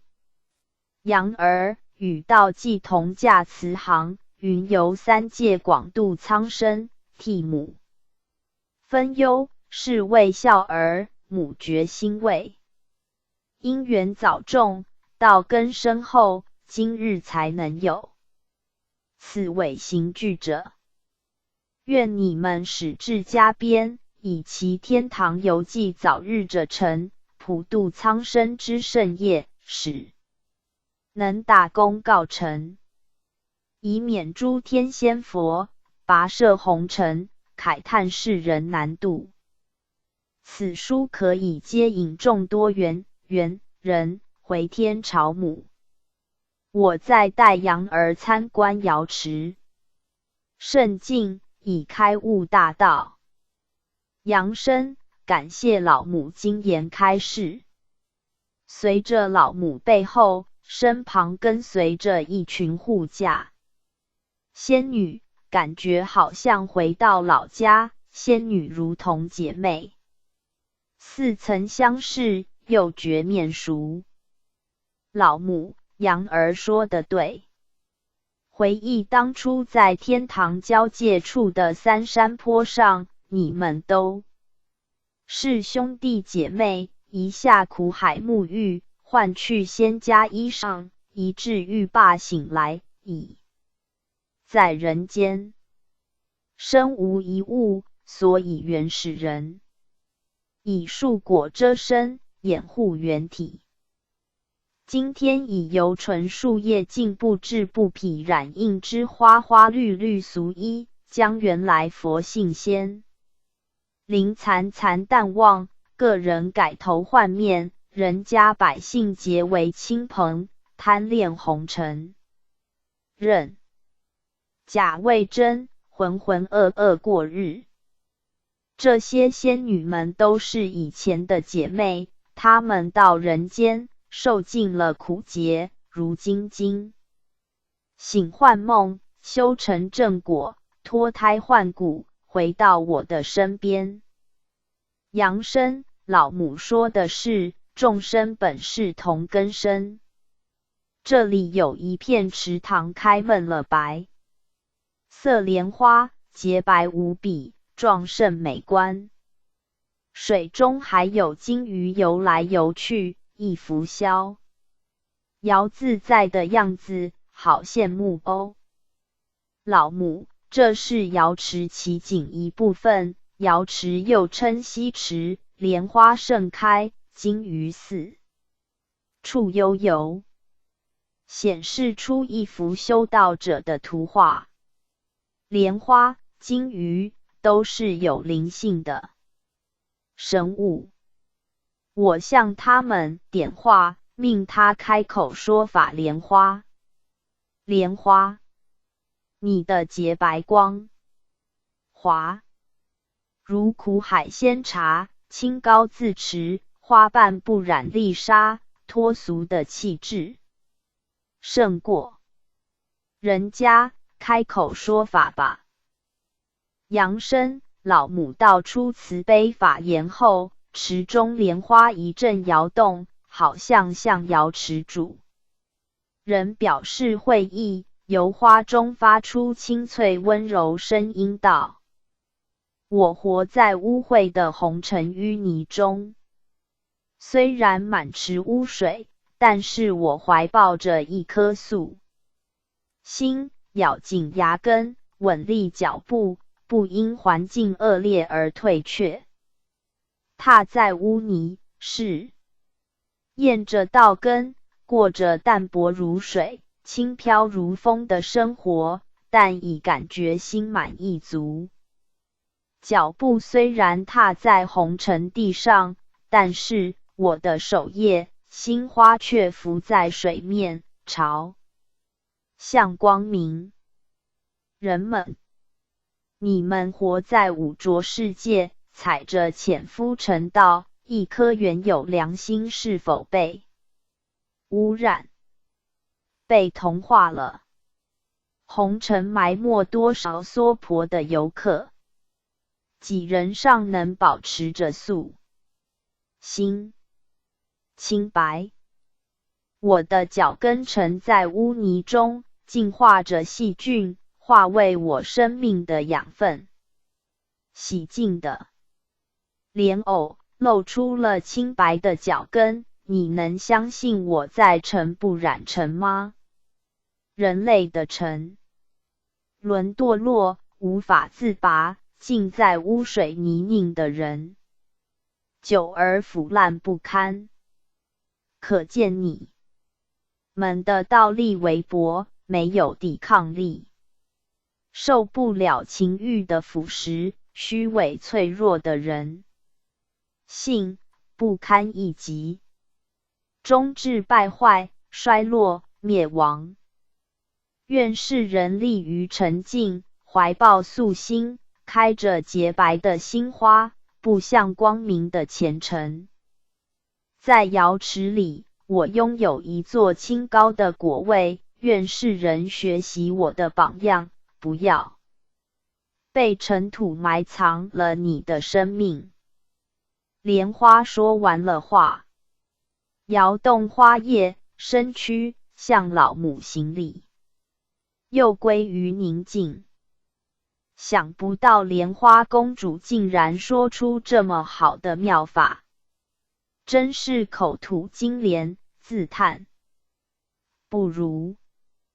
老母，莲花就是神圣的化身，代表清高洁白的灵性，所以仙佛们都乘坐莲台，以取得莲位为荣。愿世人当学习他的精神，彻悟莲花寄语，修成一座九品莲台。我再向金鱼点化，叫他说法。金鱼，金鱼，充满活泼光彩的身躯，生活在鱼缸里，伴着人们游戏。你看多了世人，一定有许多话要让世人明知，张开你的金口，吐出一些珠玉吧。扬声，老母说法之后，一群金鱼跃出水面，好像兴奋下异口同声说：我与莲花未有，一起活在池塘之中，好动的我，整日游荡快乐无边，莲姐却害羞的不敢随意走动，她怕越陷越深。可是好景不长，主人把我往了上来，提到街上任人欣赏，儿童们看我可爱，围观欺侮着我，客人一喜欢，主人就把我卖掉了，从广阔池塘迁居到小水缸里，从此生活在小天地之中。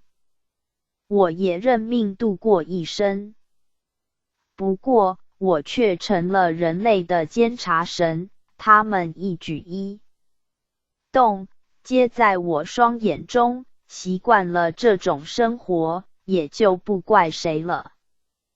当人们心情烦闷时，都依偎在我的身边，以慈颜悦色的眼光向我注视。心想这些金鱼虽生活在小缸里，但无忧无愁，逍遥自在，不愁吃穿一泓清水，一件绚丽外衣，竟不烂，更加光彩，胜过生活在大地。人们住有高楼大厦，却心烦意闷。你看，一件华丽的俗衣，经过几次水洗，就褪色变质，不复往日光辉。我爱这件与生俱来的天然金衣裳，我不炫耀自己，但却讨人喜爱。一件足用一身，耐穿耐磨，只要以水洗濯，清鲜如新。那成衣用进了洗衣粉、漂白粉，仍无法洗去污秽的一身。世人争名夺利，私怨不休，所以惹人讨厌。我安守本分，一杯白开水，一点清风，已感知足。我若打破沙缸，不是自取灭亡吗？我的生命只在水中，你们的生命在路上。你若离开生命大道，也将濒临黑暗的死亡。愿世人多现出你的优点，那么就会像我令人欣赏了。金鱼说完了话，又跃出水面，点头作礼而退。听完了这二位奇珍的说法，觉得万物都具有慧敏的灵性，不逊于人类。这一场法会真是有趣。祭佛，不要小看他们，我觉得世人尚不及礼。如听了这些法语还不觉醒，岂不有愧吗？老母，万物有灵，禀受天地灵气护佑，所以各具有超凡能力。3. 才为人为贵，修道最易，愿勿自弃。众生如想求得西华灵光加倍，可前诵七气之天，塑黄金堂，白帝当权。安镇西方，华阴灵山，号曰神王。白羽飞群，见其玉龙，上游玄清。出入华宫，总领仙籍，列简诸方。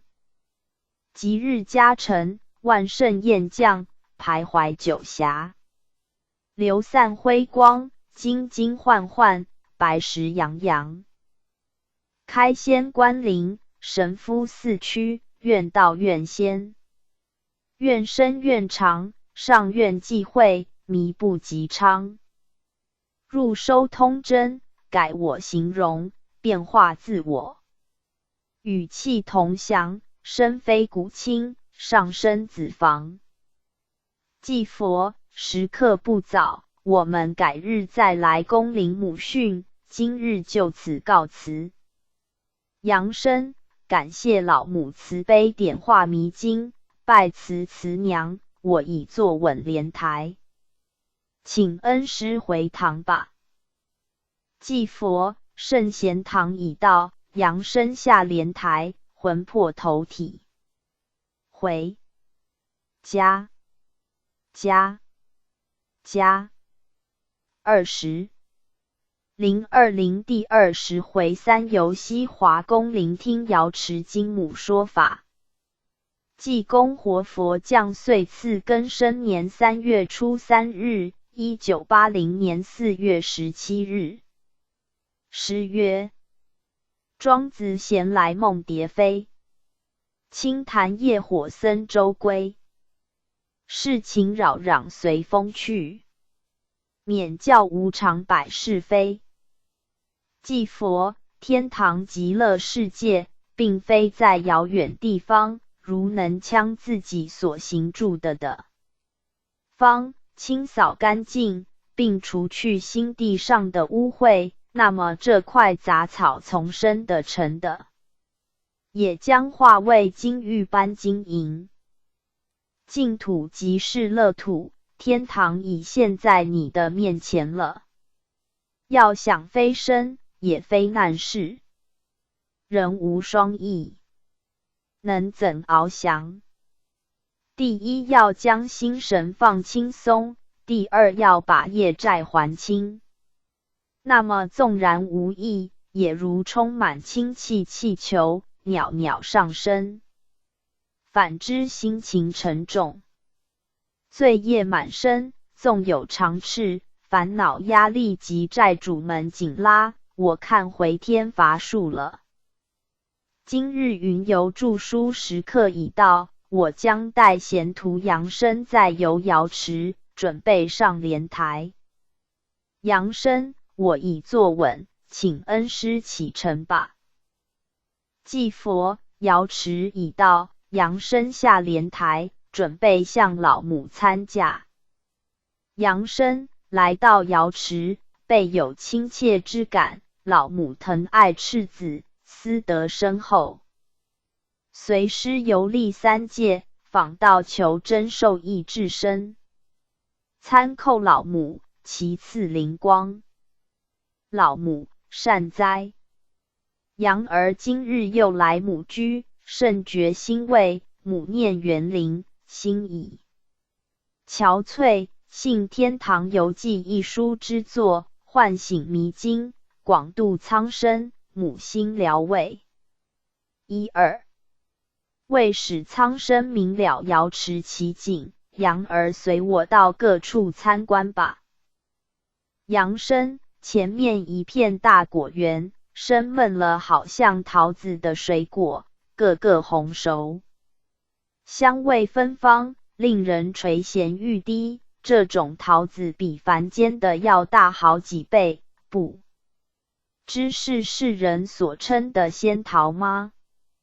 桃树下有许多仙童仙女嬉戏，也有许多道常在石椅上聊天下棋，更有者正在摘食仙桃。他们生活在一种无边无愁的情趣之中，令人羡慕。不知具有何等人才有这种享受。老母，这里是蟠桃乐园，3界唯有瑶池之灵气常有蟠桃满园。蟠桃熟透，正等待世上修道者来摘食。扬身，园外似有守卫，我可以进去吗？老母，蟠桃园外有仙真把守，如非修道之士功果圆满，不能来。此接受蟠桃盛宴，在园内的仙童仙女及高僧，都是瑶池的贵客，也是瑶池的主人。今日修成正果，所以来此逍遥自在，各食其道果。扬身，有言修成正果后，需要再赴瑶池，接受老母赏赐蟠桃，以延年益寿，这是何因呢？老母，蟠桃形状如一个人的心，所以蟠桃可谓种植在人的心地上。人生若知勤修大道，一旦功德圆满，脱壳飞升，可来瑶池开蟠桃宴会，即赐莲台果位，所以至瑶池食蟠桃，表示正果成道，永不转轮，永享天绝圣寿之意。所以世人当善培心地，心不可生恶念、毒念，否则蟠桃树枯而亡，终无道果可享，现实修道甚多。瑶池蟠桃结果累累，正等待众生驾临享用，希望众生勿错过良机。我们进入园内访问正在下棋的高真吧。杨生遵命。那些守卫见老母前来，立即回避，让我们进去。请问这位金仙，您如何修成正果？回到瑶池之后，感想如何？金仙，凡间杨善生来访，请坐，我们下一盘棋，再谈好吗？杨生，下棋我是外行，根本不懂，如数棋子。道还可以。金仙，哈哈，你把棋子当佛珠，真有意思。佛家以菩提子做念珠，一株一株树佛念佛，道家却以土产木块画起地图，削作棋子。道魔就地展开战斗，还需遵守着其中不语真君子，其手无回大丈夫。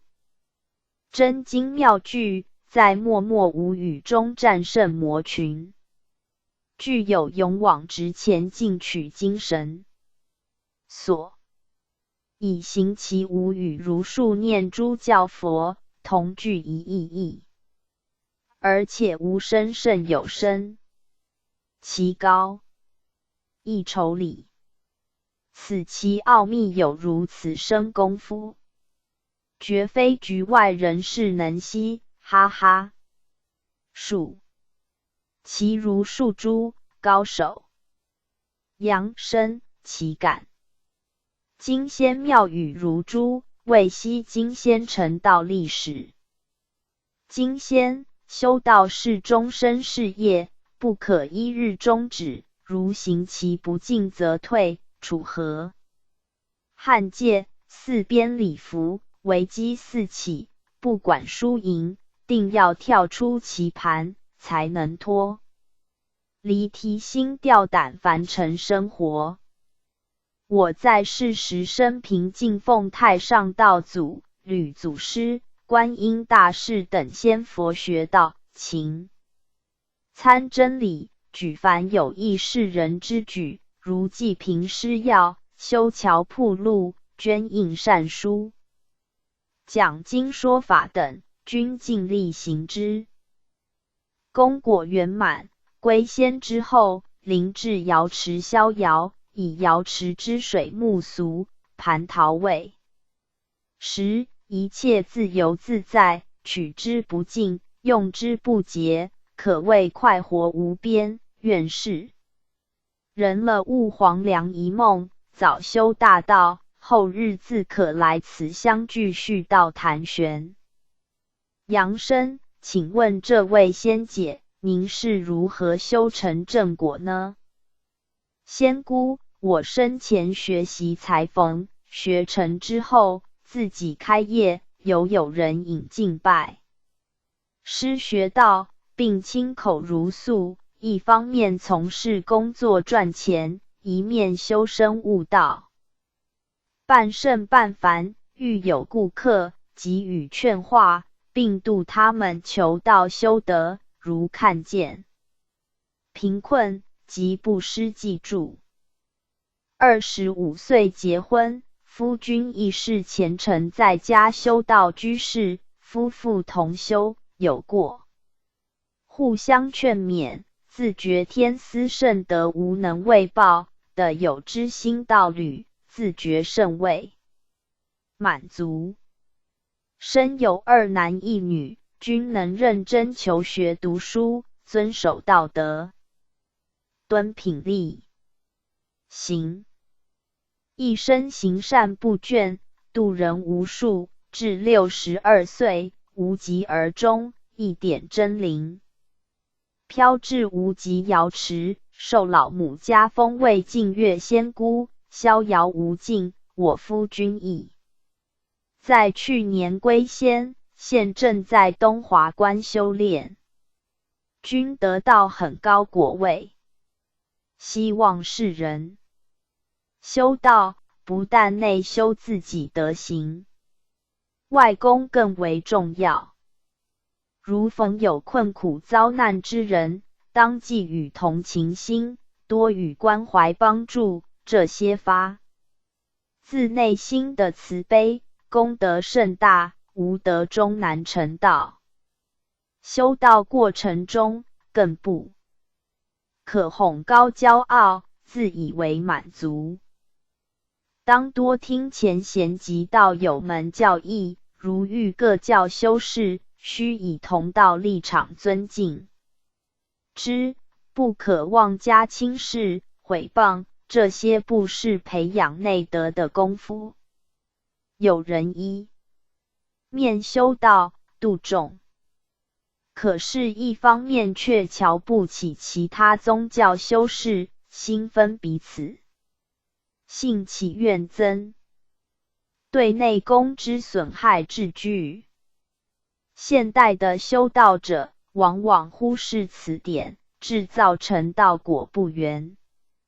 因上著成事，肉眼不明，道业而不知，盼听我的话之后，速速改过，在道业成机上，才不会记上缺点。切记扬声，听了他们的说法，感觉到修道并没有侥幸的，每一人在修道的过程都历尽了沧桑，或遭受到各种打击，才能成功。而且平时在为人处事上，需要做到尽善尽美，对宗教门户上更不能存有芥蒂，互相排斥。在灵界，我看仙佛们的相处都很融合，相信为富有包容心及抛弃私见的人，才能升华到灵界逍遥，否则灵界的灵团会产生剧烈火爆场面，圣界也将没有一片净土。据我所见，凡是能够在灵界往来的圣灵，他们虽然各具有自己的宗教意识，可是在他们的悟境上，都能达到万物与我一体，并能超出物外的见解，才能够生存在无极的境界。反之，他们的灵体一到这种无我境界，既惯于生前的我执，自然被排斥在无极圈外，无法进入真空无极清净界内的。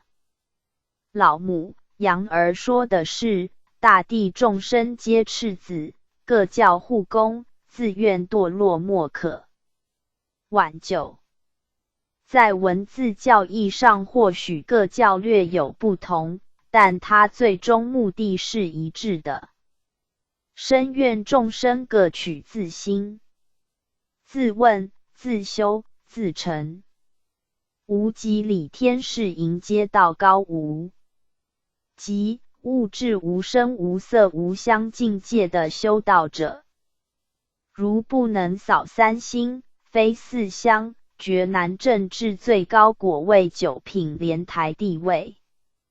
如杨而今日所见，他们均是和蔼可亲的一群，以打破欲界、色界、无色界的阶遇，所以他们能够造就突出非凡的果位，是人悟多少，修多少，就得多少。所以愿世人认理归真，同心同德，为挽回人类劫运，重造大众性。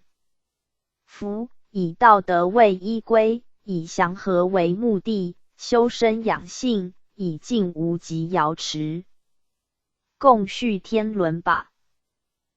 祭佛，感谢老母慈育，再三训示众生，相信众生定能善体母怀，化去恶习劣性，迁善改过，从今以后，将自己坏毛病改去，不再贪嗔痴，引赌诈了，速归善道，齐登天梯，以免堕落地狱。呼救无门。今日时刻不早，就此告辞老母。西华圣境至此告一段落。杨生叩谢母恩，准备回堂。杨生感谢慈母关怀，惠赐灵光，开我智慧，当遵母意，行道，度人，以了大愿，报答母恩，拜慈母驾。老母辛苦祭佛及养儿，为度众生，奔波于三界地狱游记者，诚以普化全球，收到振聋启聩之功，母心甚慰。今养儿又临游天界，访道求真，著作《天堂游记》，介绍天堂风光，广度世人。母心欣喜，特赐诗一首及蟠桃一粒，时之延年开智。青鸾将士度园林，圣笔挥书道德经。地狱天堂无二路，心分善恶影随行。千秋典史今犹在，万古既犹汉莫兴。苦海洪波从此息，蟠桃石罢响霞林。杨生叩谢母赐天师，蟠桃当带回以长其到位。叩辞母驾，我已坐稳莲台，请恩师回堂。祭佛，圣贤堂已到，杨生下莲台，魂魄投体。家返回主网页 back home。天堂游记021第21回游北华宫聆听北华帝君说法，北华帝君商汤三王仪。022第22回再游北华宫聆听北华帝君说法。023第23回游中华宫聆听中华帝君说法，中华帝君轩辕氏武帝三。024第24回再游中华宫聆听中华帝君说法。025第25回游九仙山桃源洞拜访广成子大仙。026第26回游大成殿拜会至圣先师孔夫子。21021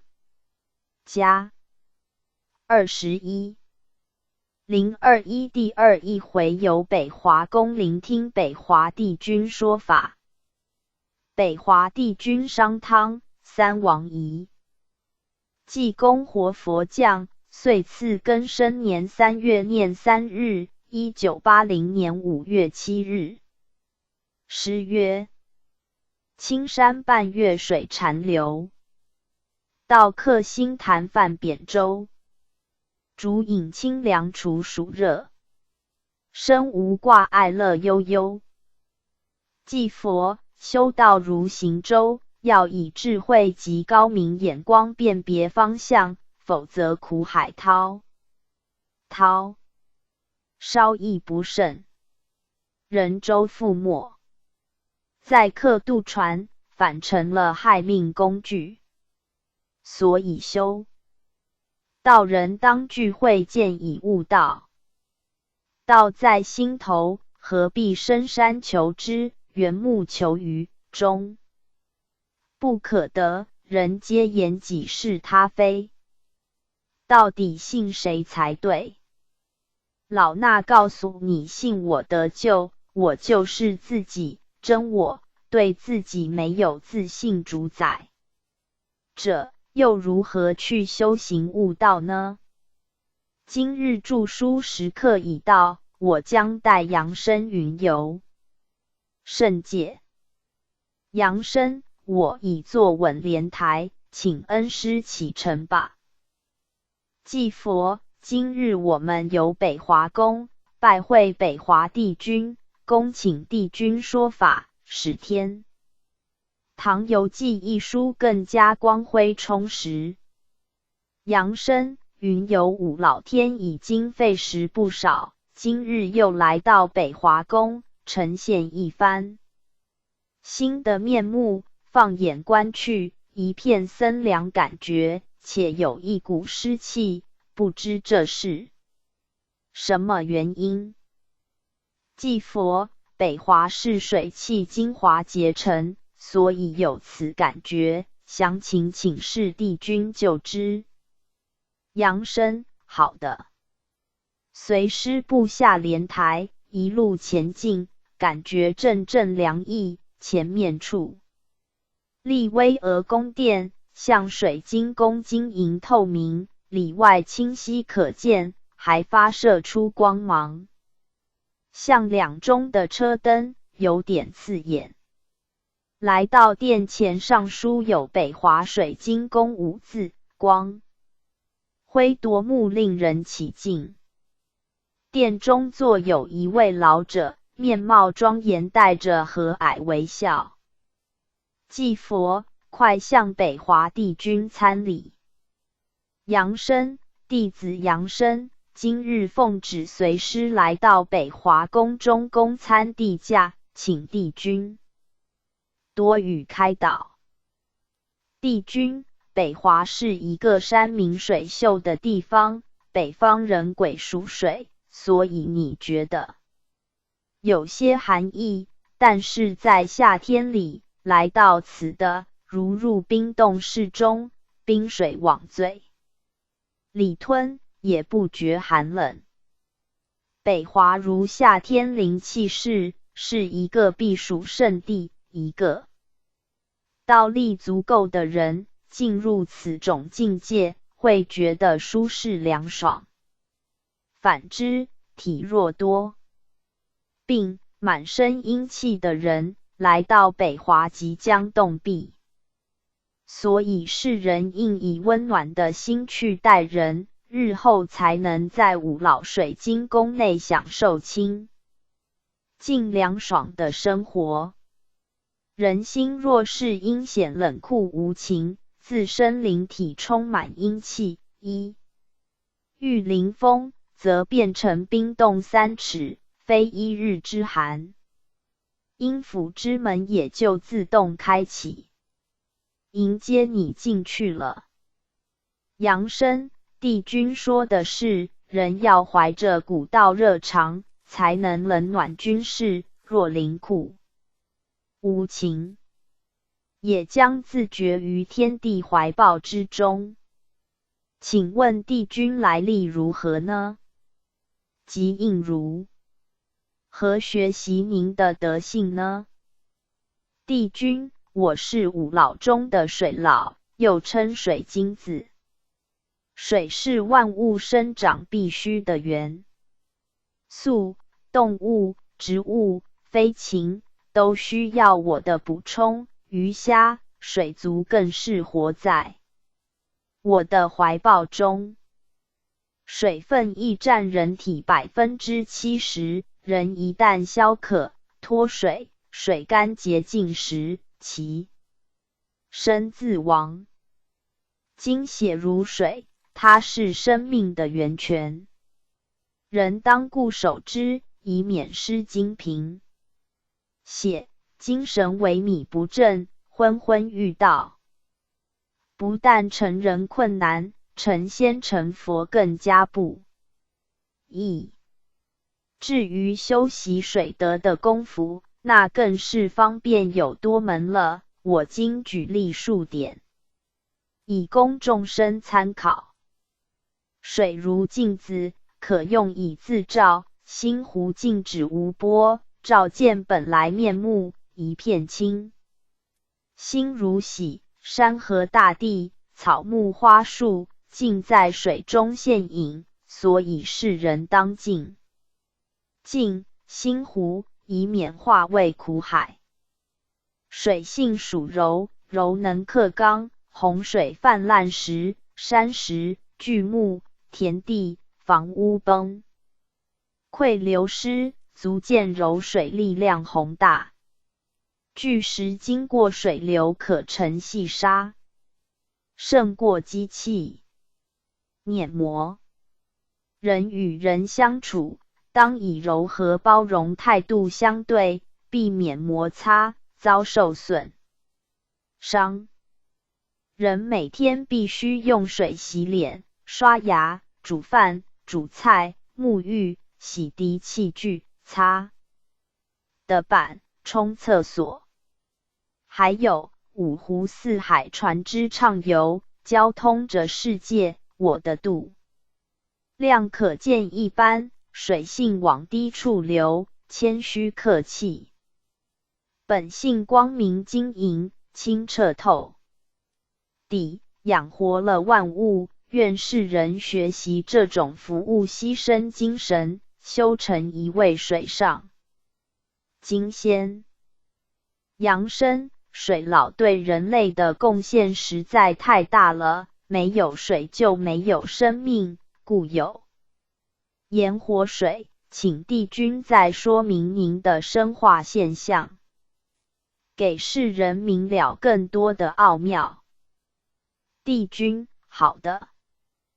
北方人癸属水，在五常为真，五色属黑，在第四季为冬，人间化生黑地为成汤，人伦五常属至。人体主肾，骨、五界主酒。水是维持生活的必需品，人不能一日虽开它。古时的井水、河水，现在已化为自来水，家家有我在。如果我3天不来，你们不是急得要命吗？没有水，农人怎能种菜插秧？没有水，鱼虾毙命，船只搁浅。人当学习水性的助力，可是现代的人却扬花水性，漂浮放荡，不知所归，人心如江河日下，沉沦越深，苦海无边。回头是岸吧。水虽对人类有如此贡献，可是人却不惜之，人体已经为活命之源。精髓凝结为骨，肾脏脏精，经人淫欲过度，肾水消耗过度，水源既枯，筋骨松弛，每有腰酸背痛症状。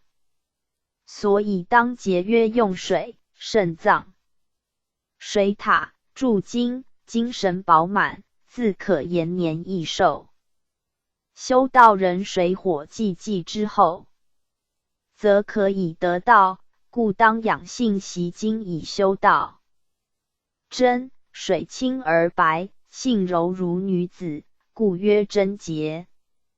人心的黑暗，行为的污秽以精致身，贪污、淫秽不贞的浪漫行为，已造成一泓浊流。法清，水是洗清污秽的良剂，积浊扬清正是时候。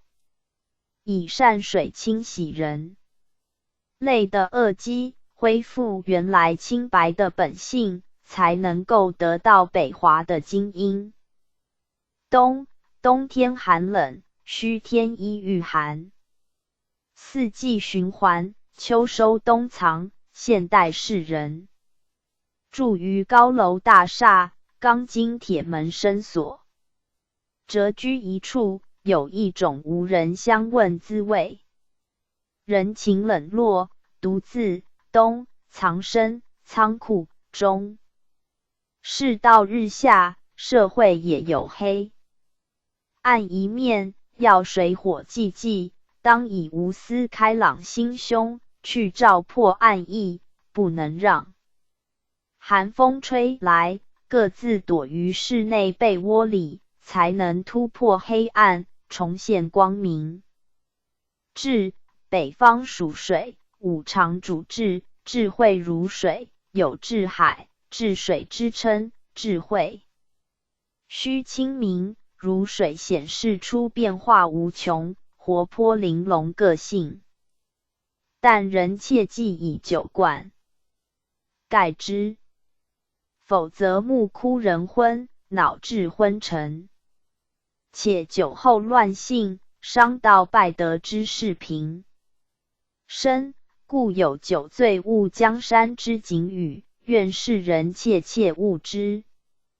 祭佛，哈哈，落花有意，流水无情，一寸光阴一寸金，流水一去不复还，正启示着世人守道勿失，逆水行舟，考验着修士的意志。世人你愿驾慈航登佛土，还是要沉溺苦海中呢？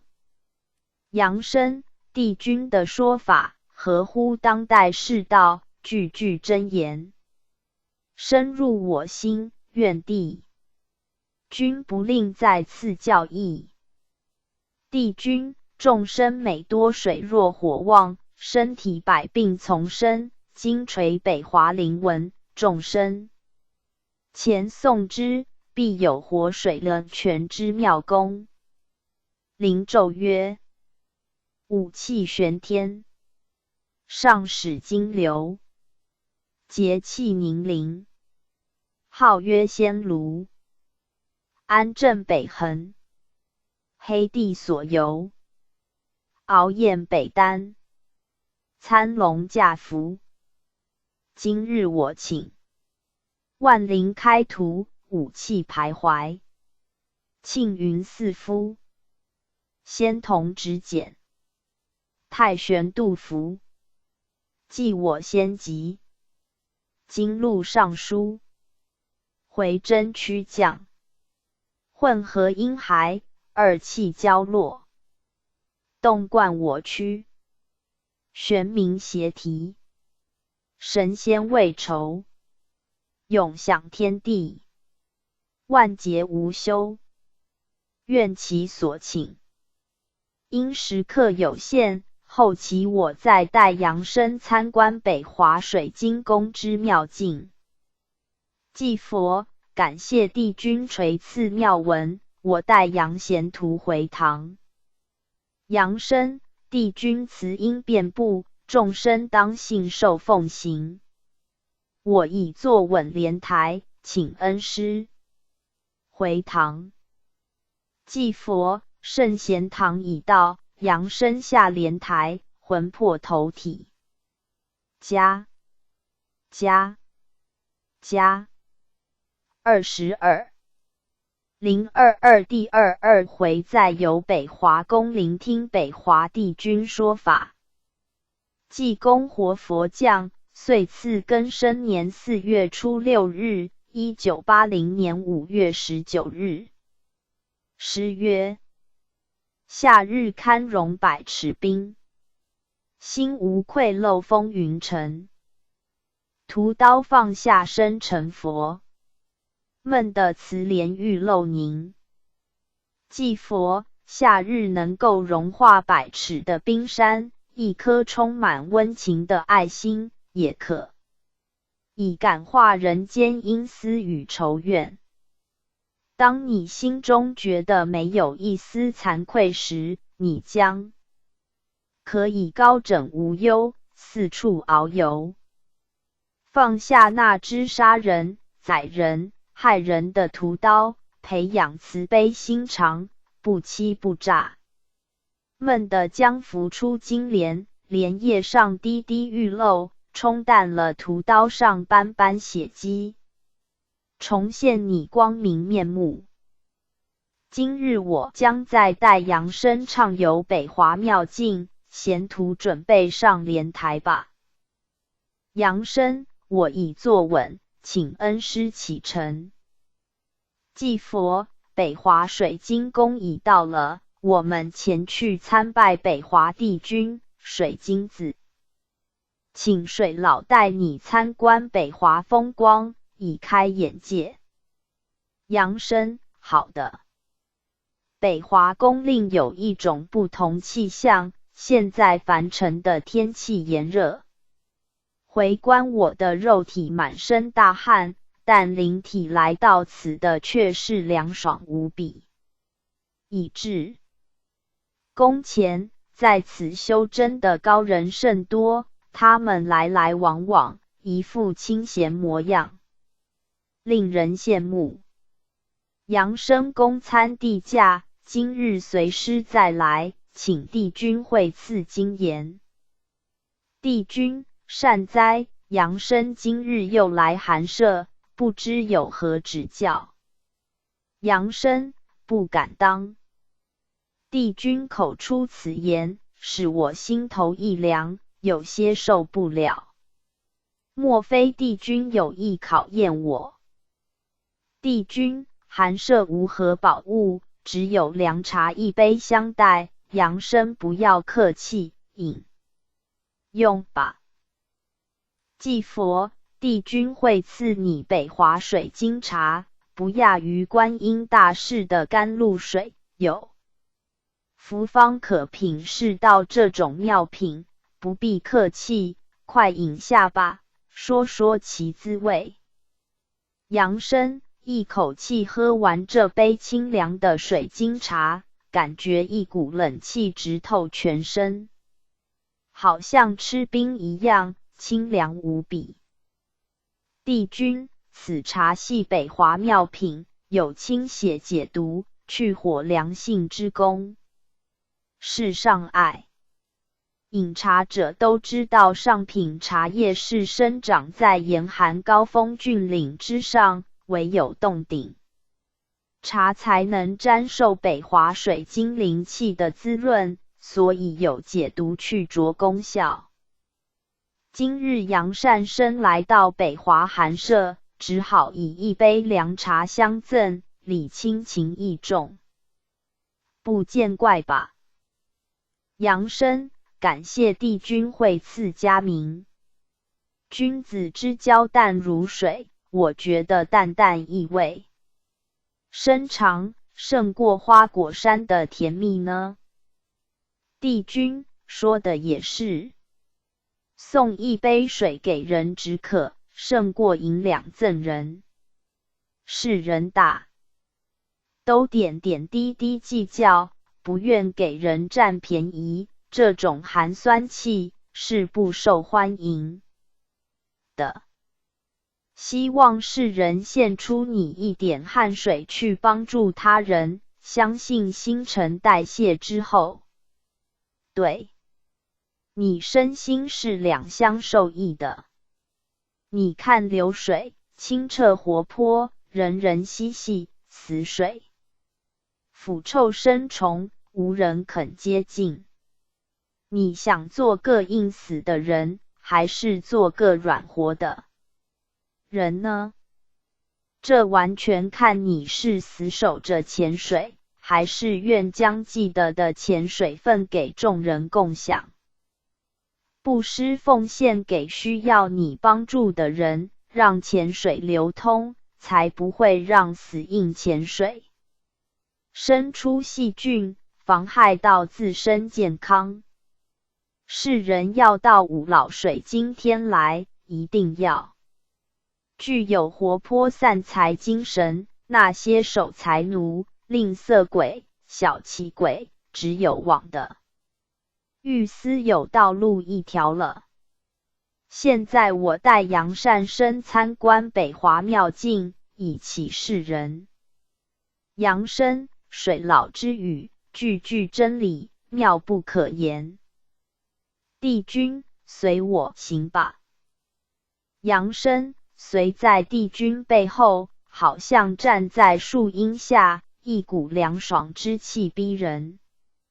来往的高真频频向我们行礼示意。走到此处，前面有一座山，山上泻下一股急流，水花形成一道瀑布，壮极美观，而且水深似扬，像是奏着天乐般，好美妙的奇景，不知这代表什么意义。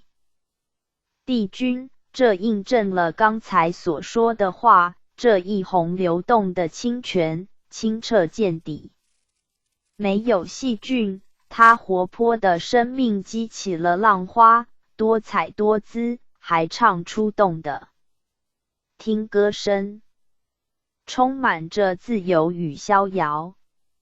你看下游还生存着鱼虾水畜，养活了无数的生命。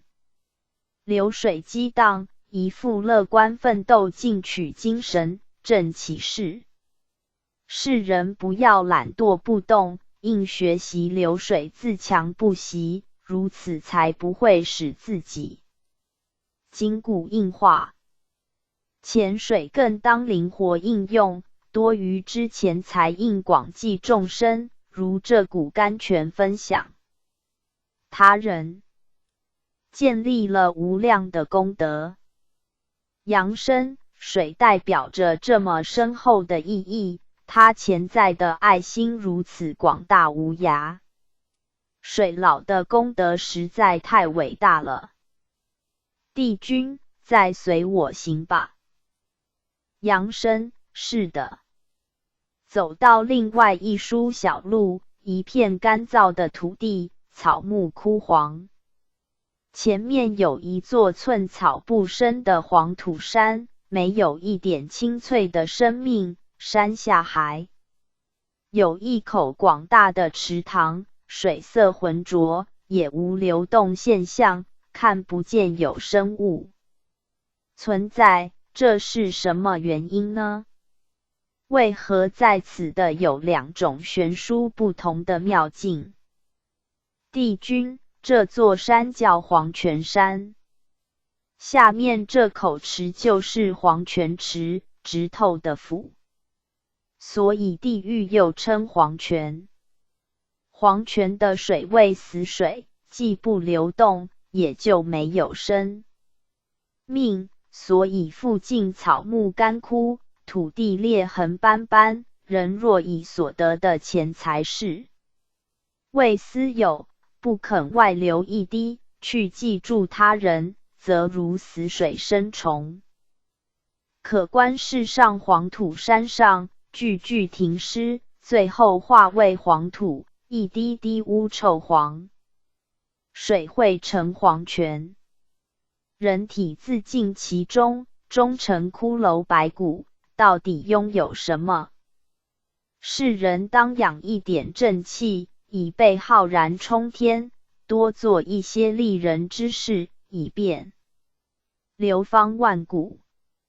否则满身臭铜气，造成浑浊气流，所行所为尽是下流污秽丑事，死后自然黄泉现前。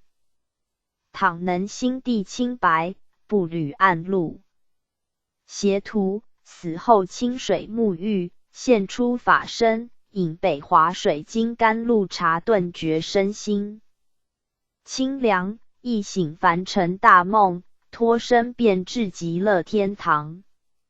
你要选择哪条水域呢？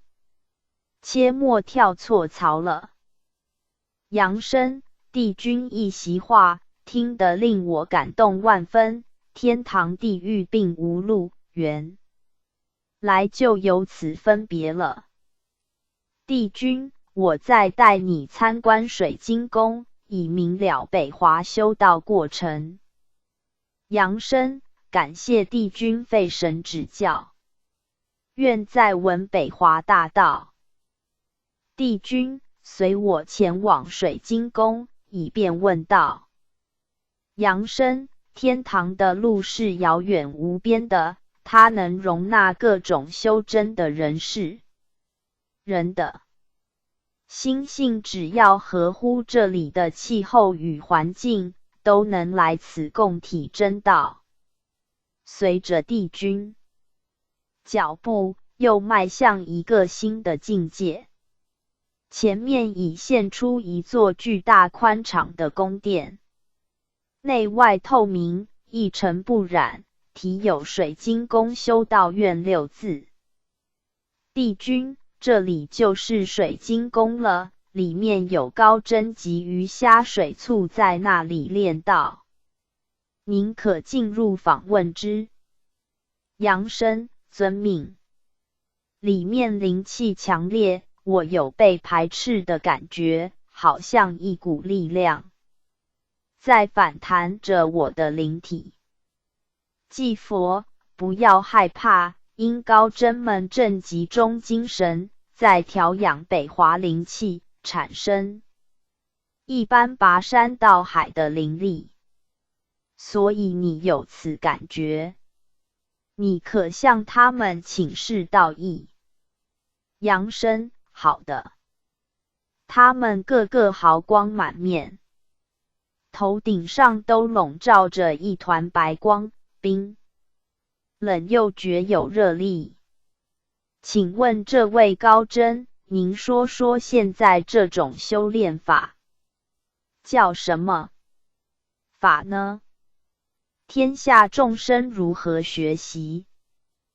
道场阳间杨善生来访，真是奇缘。修道的方法很多，谈到我的修道过程，其实也没有什么秘诀。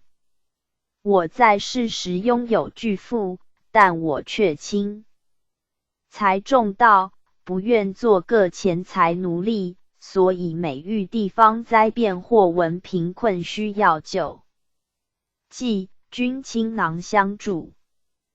对地方建设、教育因材所需土地金钱，均慷慨捐献，所以有大善人集散善财仙之称。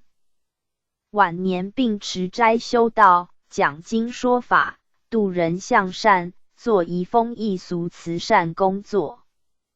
因我一生对人慈善为怀，所以被我感化者甚多。78岁别世，功果圆满，来至五老天在修炼，现在于水晶宫内培养元神，以至元光阶段。我生前若贪图这些财事，作为奢华淫恶的话，相信今天正在黄泉挣扎，以荡洗满身的污秽，怎能在此逍遥无边？所以自觉很幸运，能够不被财迷钱困，为人如能遵守一个公字，处处替别人着想，则仙佛们亦在替你着想，想争取你的到来。如今我能在此地无忧无愁，都是当初一点济世之心的造就。希望世人及假修真，默认假为真，以免永远在假想的地狱中自讨苦吃。杨生，感谢您的说法，能抛开私欲的人，才能得到这种大公无私的喜悦。上天真是公平，这些鱼虾水簇在这里畅游嬉戏，不知他们的道行如何呢？我说完了这话，一只大虾突然张开口说话了。你别小看我们水中兄弟姐妹，我们今天能够到这里来，也都是有一段非凡历史。你静静听吧，鱼虾水畜是弱肉强食的生物，但我们一生仅吸取海河之水及植物海苔，绝无侵蚀其他的伙伴，上体上天好生之德，下体同类之情，如此清白度过一生，所以今天能到这里来。我们虽名为鱼虾水畜，但我的心与仙佛无异，所以我们不久将脱壳幻化人身，再现出法相，与其他高僧无异。这里的高僧许多都是我们变化而来的，只要修炼期满，功夫成熟，一跳就脱壳了。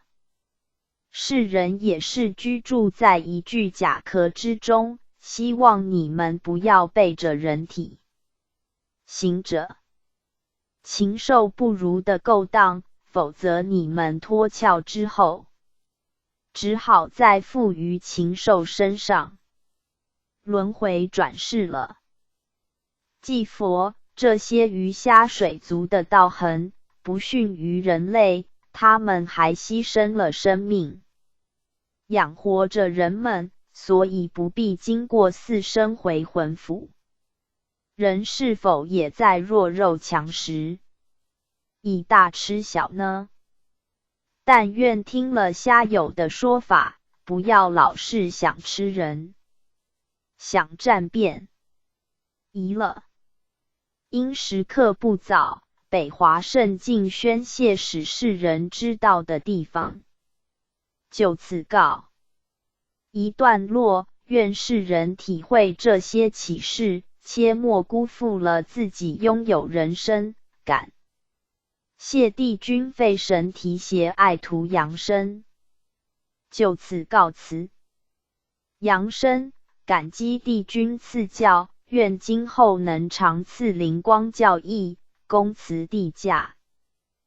帝君辛苦祭佛及扬善生，愿赐北华智慧水，增进扬善生灵性，以便对普度众生工作更加灵通无碍。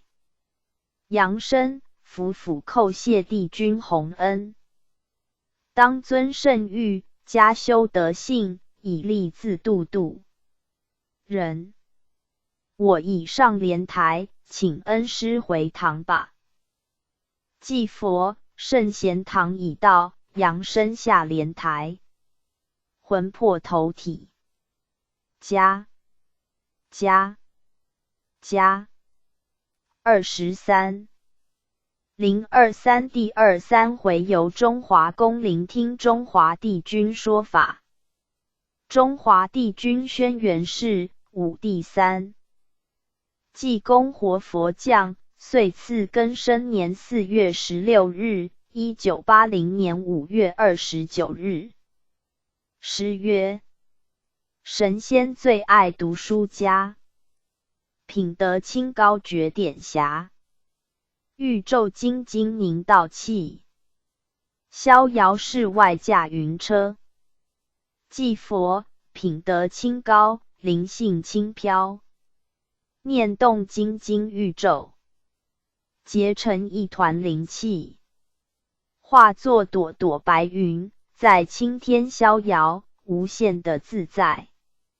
世人一副沉重罪恶的身躯，脚踏白云，只有化作一团乌烟瘴气，堕落于地狱。扬生上莲台吧，我们准备新旅程。扬生，我已坐稳，请恩师启程。不知今日我们要往何处？祭佛，今天我们拜访黄老圣居中华宫。中华宫已到，我们准备其拜会帝君。扬生，好的。这里的景色宜人，草木青翠，群鸟飞翔，前面有一座巍峨黄颜色宫殿，上书中华宫三字，两旁有无数高针排班迎接我们，实感惭愧，何敢劳烦上圣。祭佛，中华帝君位居五老天中央，尊为黄老，道高无极。我们前去恭谒圣容。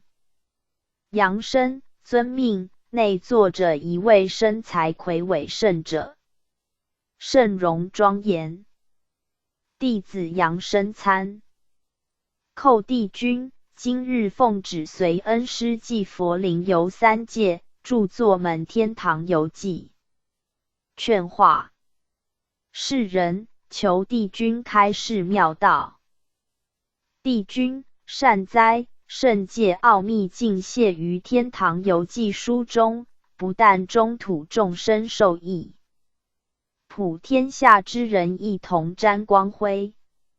扬善生道根深厚，天赐重任，下启地狱之门，以度鬼魂出苦，中度芸芸众生，以悟大道成真，上开天堂之门，广接有缘众生，道果丰硕，先为祝贺。我为五老之一，位居中央戊己天心之地，主宰十方，世人不能离。开土地而居，故我土老遍布大地，但人心不古，世道交离，世界无一片净土，便我心悲。扬声，世人乱了脚步，所以尘土黄沙飞扬，让人睁不开眼睛。颠倒是非，莫辨方向，请帝君慈悲指示明路。帝君，中土是五行之主，金木水火在土地上才能成立的。金从土生，木有土长，水从土出，火依土明，土居其中，万物必赖。土性助育，使能生长成就。土地栽种各种蔬菜、花草，地上盖屋，车辆行驶地上，轮船虽航行水中。水底仍是土石，飞机飞行空中，仍然需要停留地上休息。人类生存在土地之上，实无古以生存，死后亦还原于土，所以说土生土长，亡足见土与人的关系极为密切。若是人不能学习土地任人践踏及栽培万物的德性，100年身后归土，则灵气不能归于圣界净土，终被地狱沉淀之秽土所吸去，生活在暗无天日的地狱里，永无超生之日。愿世人活在土地上，是一个顶天立地者，切莫做个藏头的漏尾的人。扬声，土德伟大至极，对万物的眷顾实在太多了，愿帝君能将黄老生化与人类密切关系详为解说，以便使世人了解，有助于参修之用。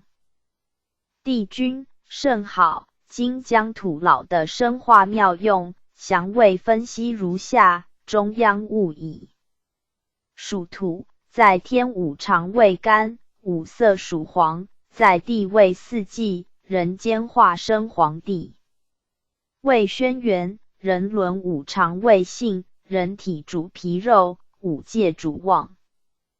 100%一土，人居住在土地上，房屋建筑、道路行走，不离土地。士农工商接近土地时刻最多，食物栽培在土地上。鱼虽生长水中，水地人为土地；鸟虽飞行空中，黄昏还巢，人在土地上的树木。清水人们取之于地上，污水也泼还地上，时候的排泄脏物也倾倒于地上。土德待人之深厚可想而知，许多人却不能体悟脚下的土地对他有如此的厚德，好好培养自己的心地，皇天厚土之恩不报。站在这块土地上为非作歹扰乱的方安宁，其罪恶深重，他的灵气渐渐被土神吸收，所走的路越来越短，甚而被囚禁在监牢一块小地上，过着寸步难移日子。这些都是违背了土德的报应。二干，干为天，为阳的法天，为阴，故曰天生地养，养育。人类主要的工作是在于土地，天地之德曰生，在天下，地上不守地道人伦，即丧失了返回干天的资格。所以土地包含万物，天边虽遥不可见，的在咫尺当可修。三四季，四季为春夏秋冬。黄老居中包含四季精英，没有黄土栽培，春生夏长秋收冬藏均无法成立。黄老把前后左右四季在握，如一棵树，不管春夏秋冬，枝叶如何变化，土根永远固定不变。以修道而言，黄庭居中，中央物己土，称之玄关，主宰人体一切扩动，为元神宅舍，系主人翁。如能一年四季认真耕耘各种气候之水果蔬菜，一定丰收满盈。天地玄黄，黄为庄严贵重之色，黄道为吉，黑道为凶，愿世人四季之中遵守道德，广行黄道，则吉神降临，凶煞退位，吉祥的黄光普照。四性望，仁义礼智信是人之五常，纵有仁义礼智，人无信则不立，故知信是五常之主。中央物己土，土属性，何以言之？土地最守信用，种瓜得瓜，种豆得豆，丝毫不爽，你播下什么它就生长什么，绝不失信虚妄。世人却信用扫地，骗信无存，违约背信之事平生，空头支票赖账，诈骗层出不穷。一个被信赖账的人，债主穷追不舍，他只得东躲西藏，大地已无法立足，只得跑到无人认识门小地方，以免被人发现，甚而被人告到法院，关在监狱小天地。有时走投无路，一寻短见，终埋于8尺土地里。天地宽广，世人不去讲信行信，开拓万里鹏程，却自寻短路，寸步难行，酿成无地自容末路，岂不悲哉？这都是丧失中华土气所遭受到自灭结果。脾胃属土，为人体之消化器官，今人下床尚未踏到土地，就匆忙穿上鞋袜，赶往公司行号上班工作。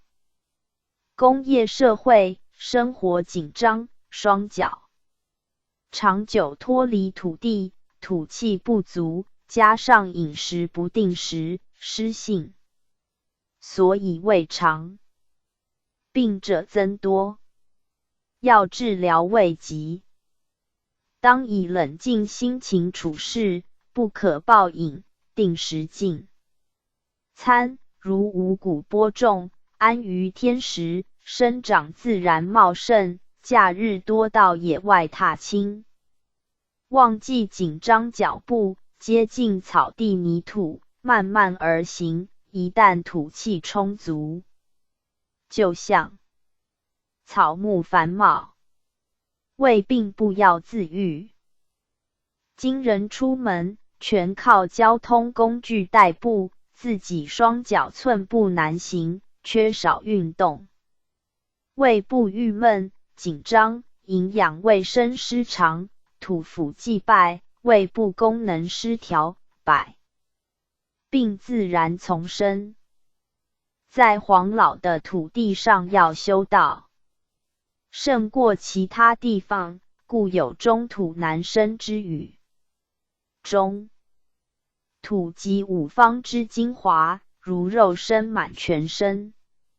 五脏六腑亦是肉的精华，所以中土之人灵气最旺，有心修道者，如脱去甲、牛皮鞋，穿自己肉皮贵，脚踏实地，恢复淳朴本性，就可以得到养生。这是为什么呢？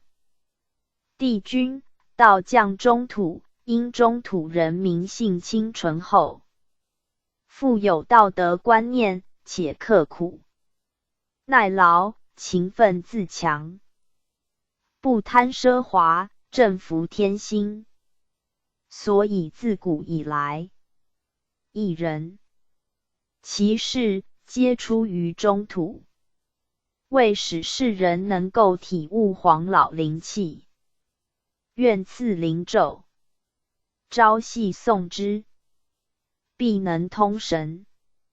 中黄松山，元气徘徊，上有元老，统领四方，参驾黄龙，五色羽衣，运导九天，转轮旋机，唤名土星，流光散辉，玉音方知，充溢四肢，陶灌我身，皮肤掀开，养牙参精，万神总归，减魂质魄，先练八威，表里洞明，长生不衰，通真达灵，深入太微。祭佛，感谢帝君宏慈，赐益良多，就此拜辞。扬声，感谢帝君开赐妙道，因时刻有限，公辞帝驾随恩师回堂。祭佛，圣贤堂已到，扬声下莲台，魂魄投体，加24。024第24回再由中华宫聆听中华帝君说法。济公活佛降，岁次庚申年5月初9日，西元1980年6月21日。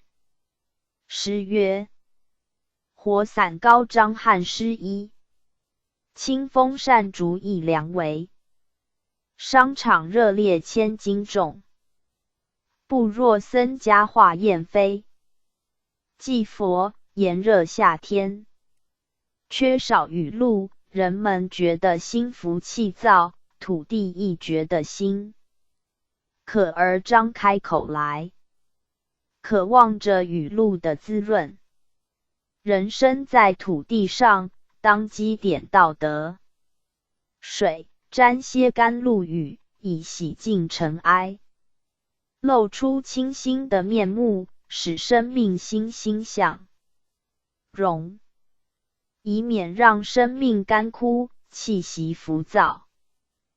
今日我在带贤徒杨生参观中华宫，拜会黄老，请他开示妙道，准备上莲台吧。杨生，我已坐稳莲台，请恩师启程吧。祭佛，已到了，我们前去拜会黄老，恭临赐教。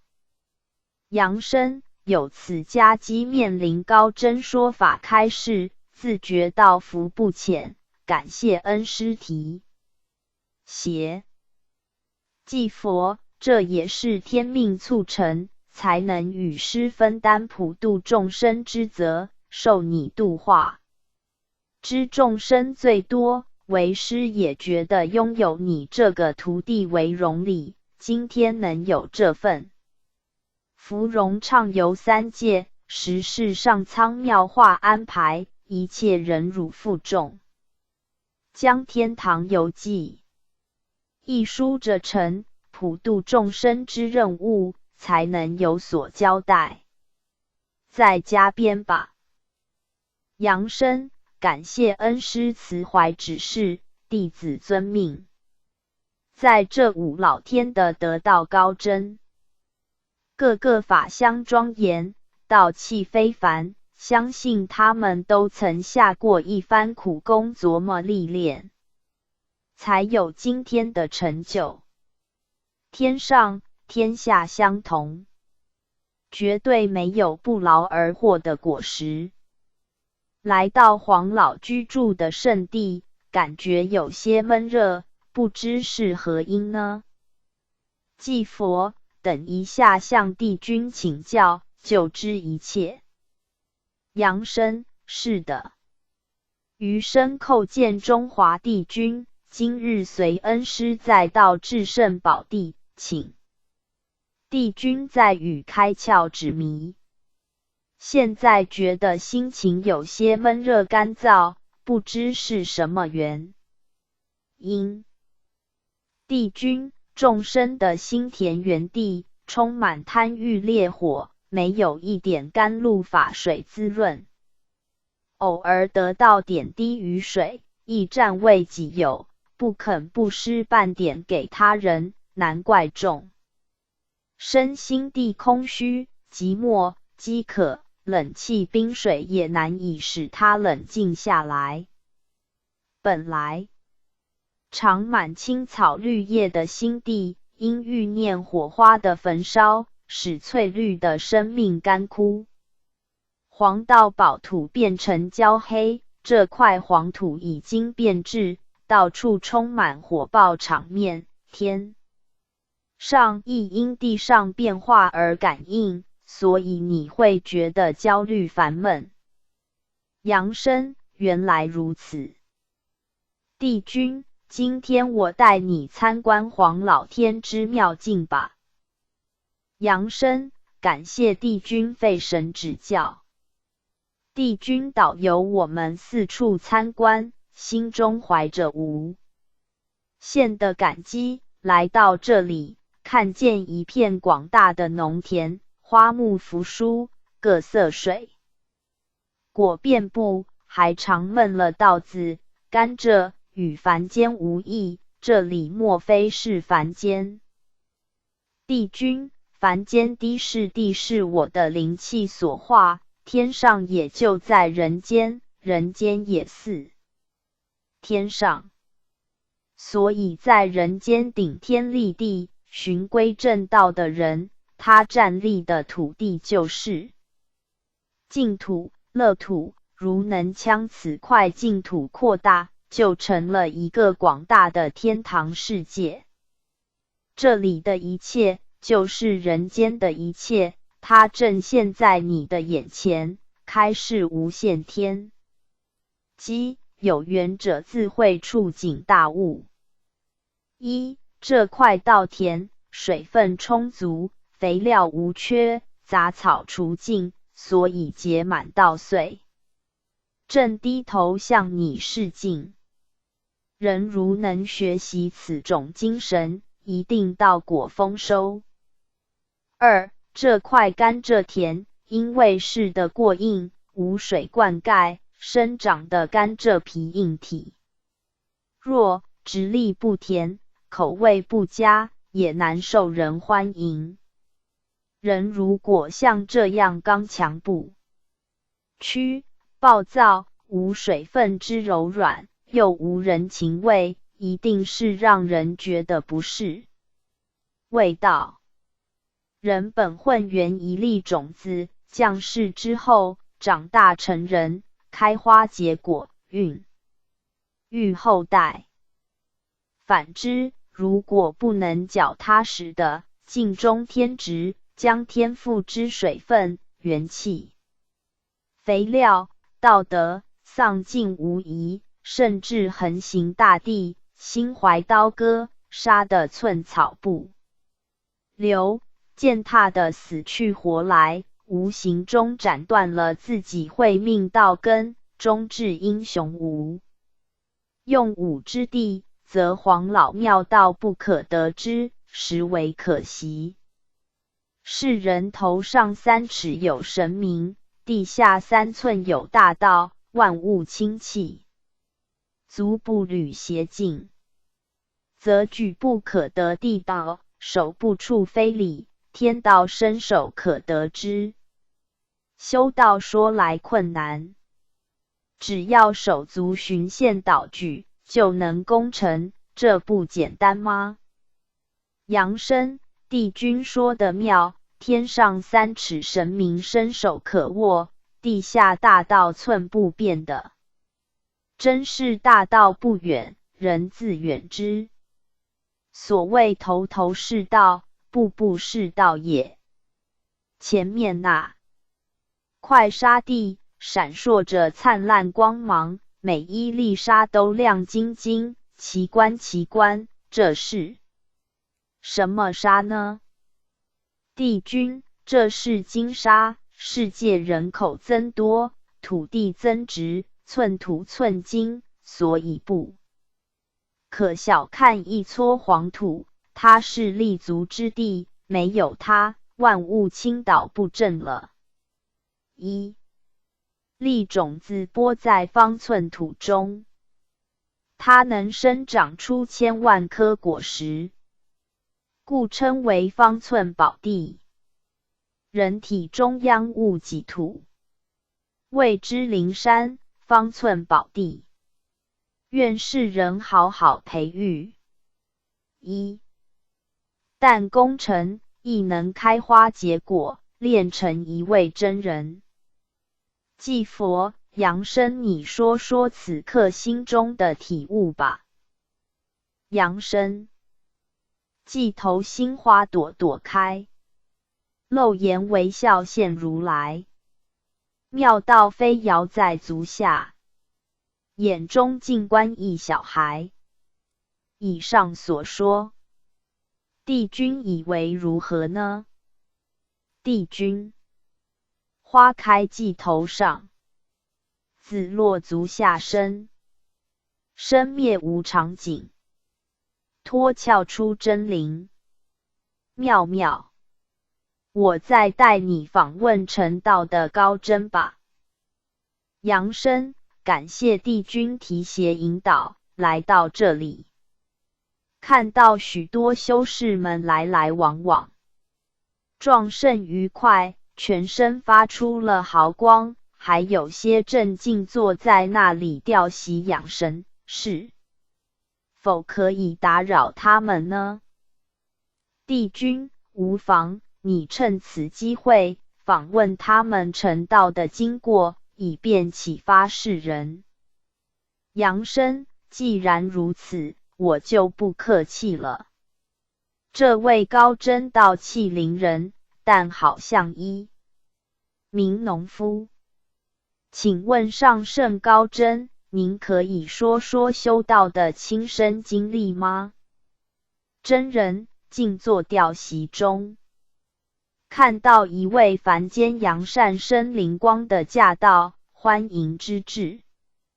我并无修什么大道，今日能够有此地位，都是一生中遵守人伦道德，在土地上从无错误的第一步所致。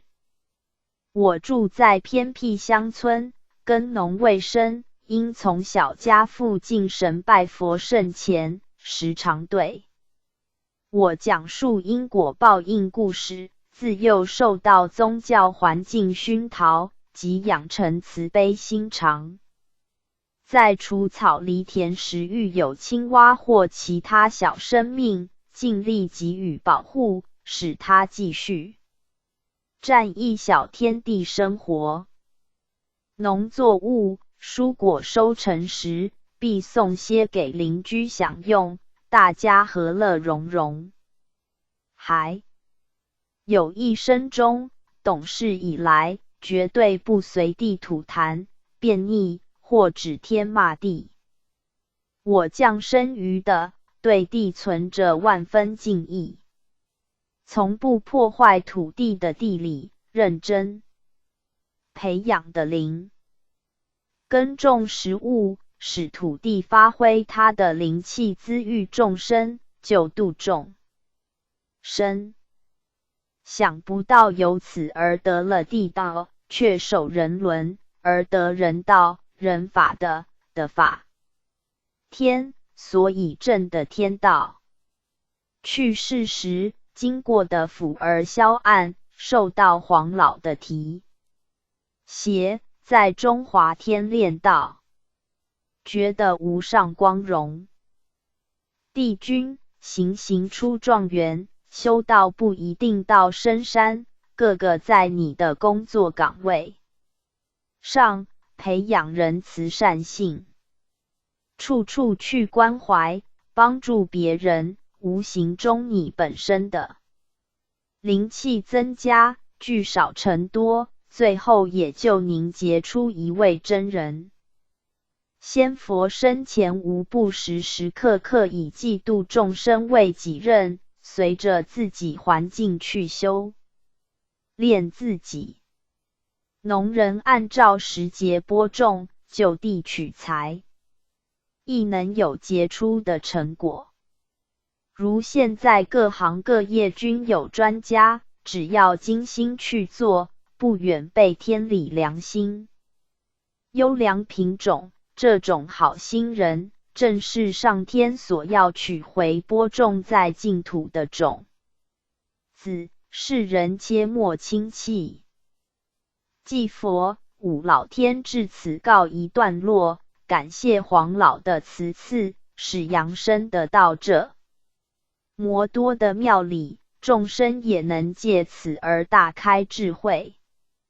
三清五老是大道的经，因庙里奥义也尽泄于此，众生后福，才能看到这本天书。愿读罢天堂游记者，能静心体悟其中妙理，切莫走马看花，一眼即过，否则你将失去许多躲在花叶后面的果实。帝君，二位劳苦功高，亲访天界，著作天书，愿世人看罢此书，皆返天堂。我黄老愿意在此等候。扬升叩谢帝君错指迷津，受益良多，感恩不尽。随师返堂，祭佛圣贤堂已到。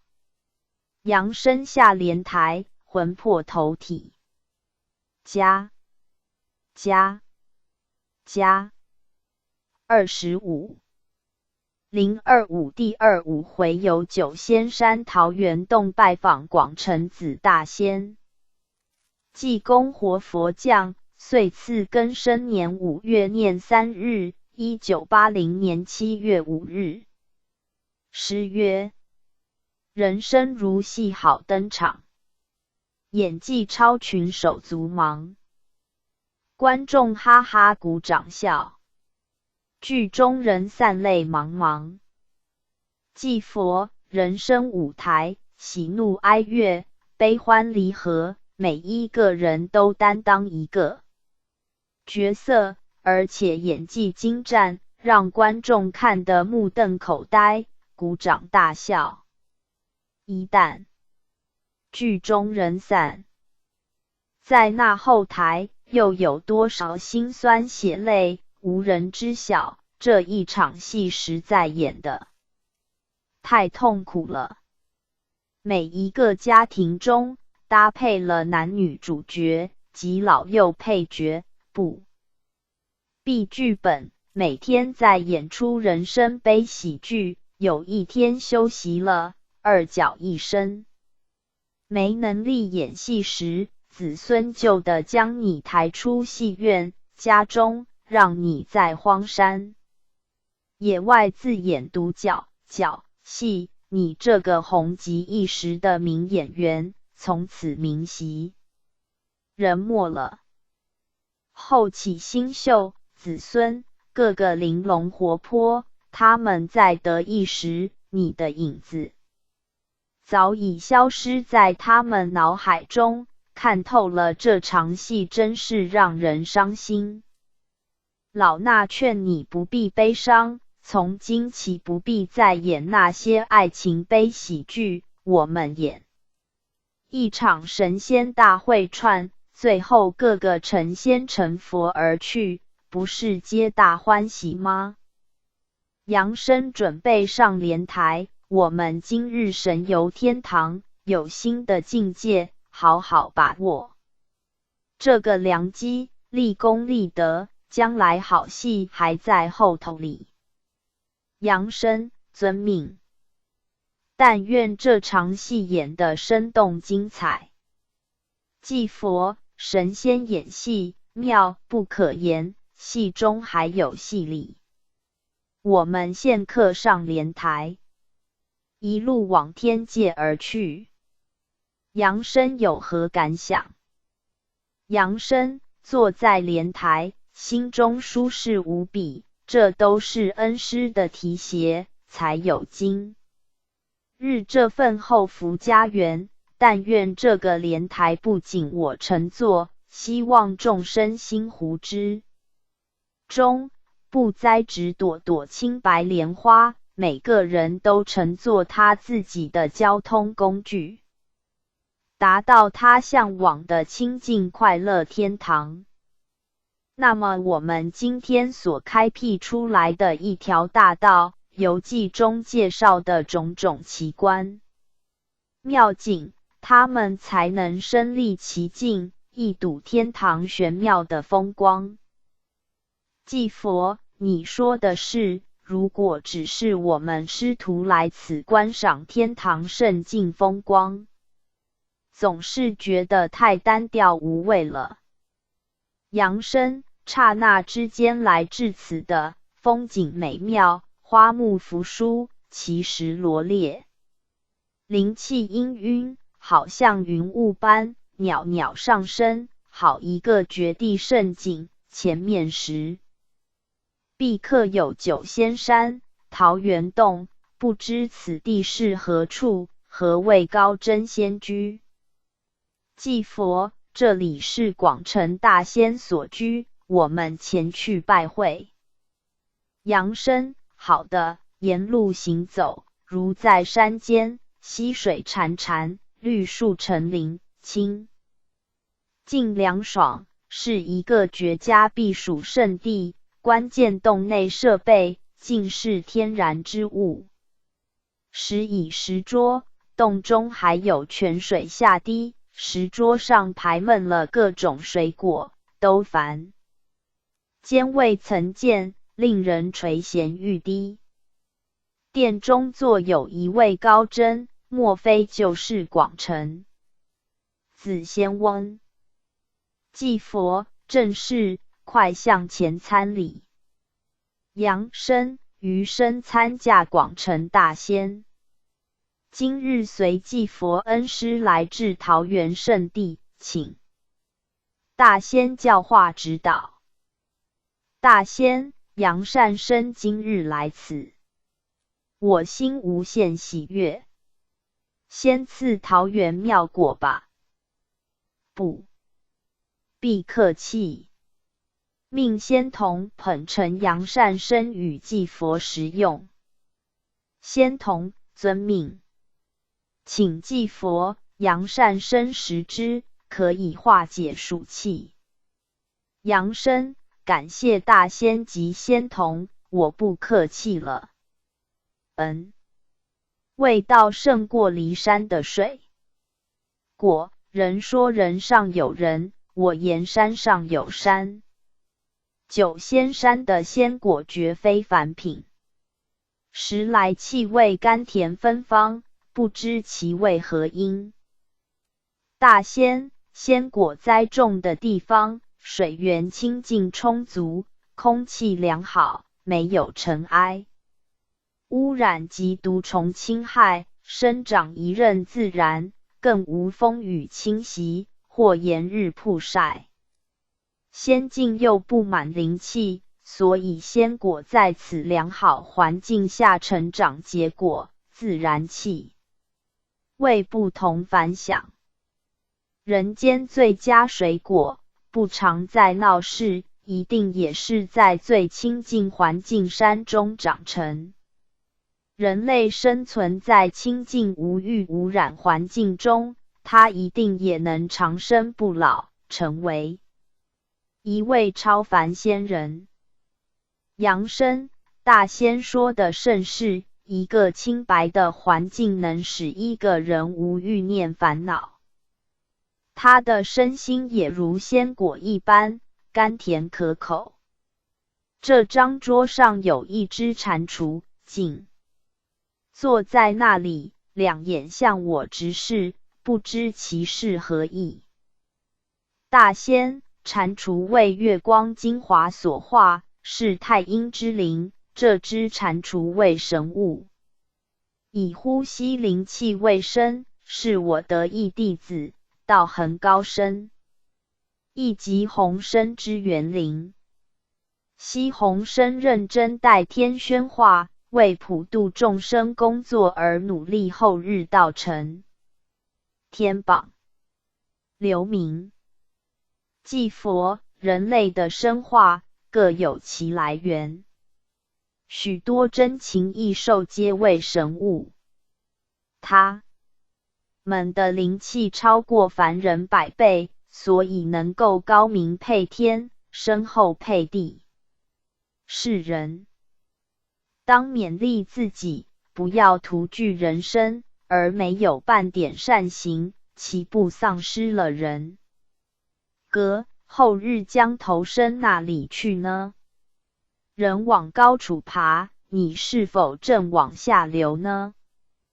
点破了众生源头，每一人都是由天地灵气的运化而生，应当珍惜这点真灵，切莫让灵气消散，再变化形骸，失去了宝贵人生。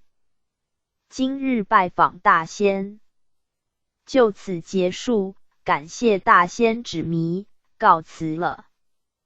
杨生，恩师催促回堂，所以只得拜辞大仙，感谢大仙赐果及给我开导。大仙，我亦不多留，但祝二位顺风。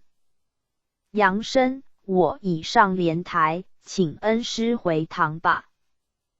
祭佛，圣贤堂已到。杨生下莲台，魂魄投体。加26。026第26回游大成殿拜会至圣先师孔夫子。济公活佛降，岁次庚申年6月13日，1980年7月24日。诗曰：复兴文化赖鸿儒，陋巷蜗居德不孤。端正似非诚至圣，罪消何必念南无。祭佛，现代教育普及，幼童及进入幼稚园接受心智启蒙，进而小学、中学、大学、留学，可以说半辈子不离书本，可称为十足的学者。书中文字几乎朗朗上口，正笔亦可及书，究其用处，只为功名利禄，若问济世利人，恐怕办不到。书籍中古圣先贤行止遗训，仅作课题问答之用，无人效法之，岂不便为白读书生？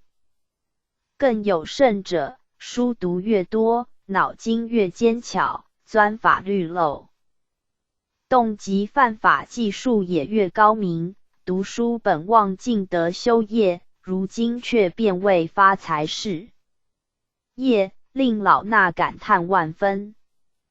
愿世人将课本当作道德经，切莫视作生意经。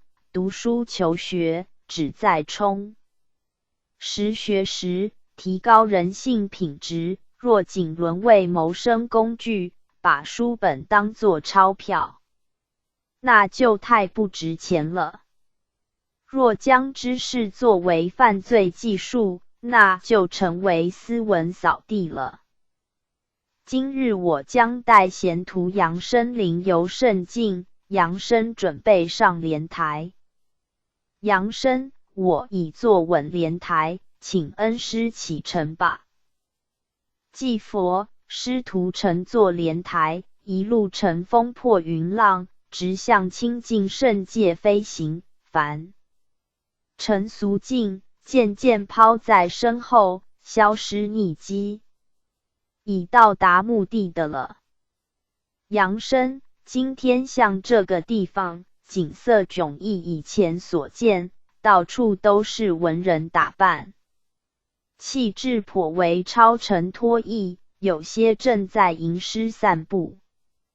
祭佛，今天所见是儒门圣境，前面是大成殿，我们前去拜会大成至圣先师孔夫子吧。杨生，好好。今日荣幸来至儒门圣地，一睹杏坛风光，实在不虚此生。前面大殿上书有大成殿，四周清洁，一尘不染，两边有儒生学士打扮者，示意欢迎着我们。随着恩师背后走向殿内，中殿坐着一位老者，两边还有门生陪坐。殿内设备古色古香，笔墨砚台整齐排列，橱中书卷更是琳琅满目。中殿老者就是孔夫子吧？祭佛，中位坐者正是儒门至圣孔夫子，两边陪坐为四配使者。杨生快向夫子行礼。杨生，遵命。余生参叩至圣先师及各位圣贤，其能指点蠢愚。夫子，儒门有幸，杨生赞儒。杨生名字，身历鸾堂杏坛，执圣笔著作圣书善典，作醒世之木铎。我老夫在天之灵，甚觉欣慰。儒门虽不与怪力乱神，然鬼神之德胜乎宇宙，历劫不灭，故我并不讳言之。盖世人不知生，焉知死？我恐世人舍本逐末，不善事生前，只求死后，故对弟子训示有关。鬼神之事，皆不以明言之。忠恕之道，及慈悲之教，克己复礼。不为人道，人性合天，不与天，而天道得之。生死之事，自然可以操之在我，故又言曰：朝闻道，夕死可矣。人如能率性做事，不违背人伦道德，却守三纲五常，即合于大道。既善事生前，死后自得善的，故曰生而顺，死而安。可以回复。道宗教家所指的安静快乐世界，以及我所说的大同世界。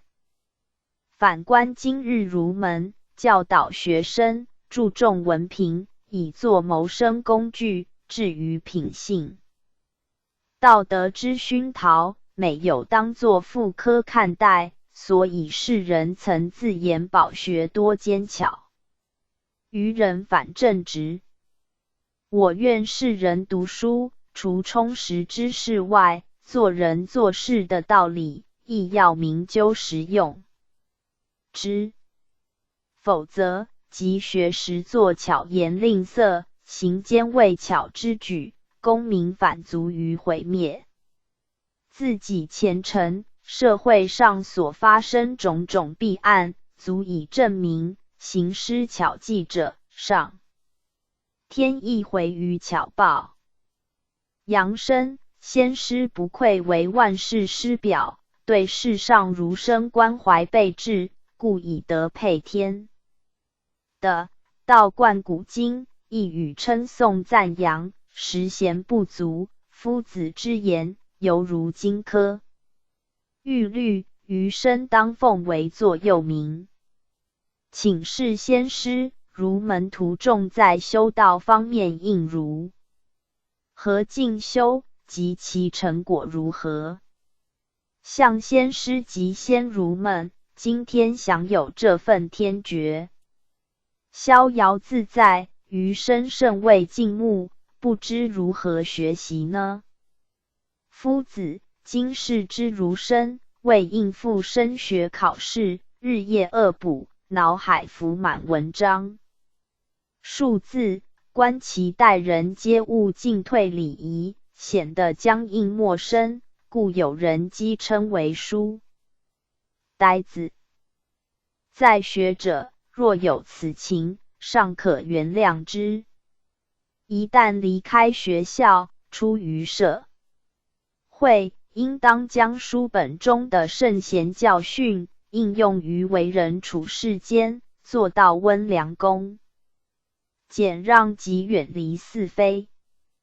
非礼勿视，非礼勿听，非礼勿言，非礼勿动。一日三省，修身养性，虽无出家求道，实以行道，其利身社会。清廉不贪，正是书生报国本色。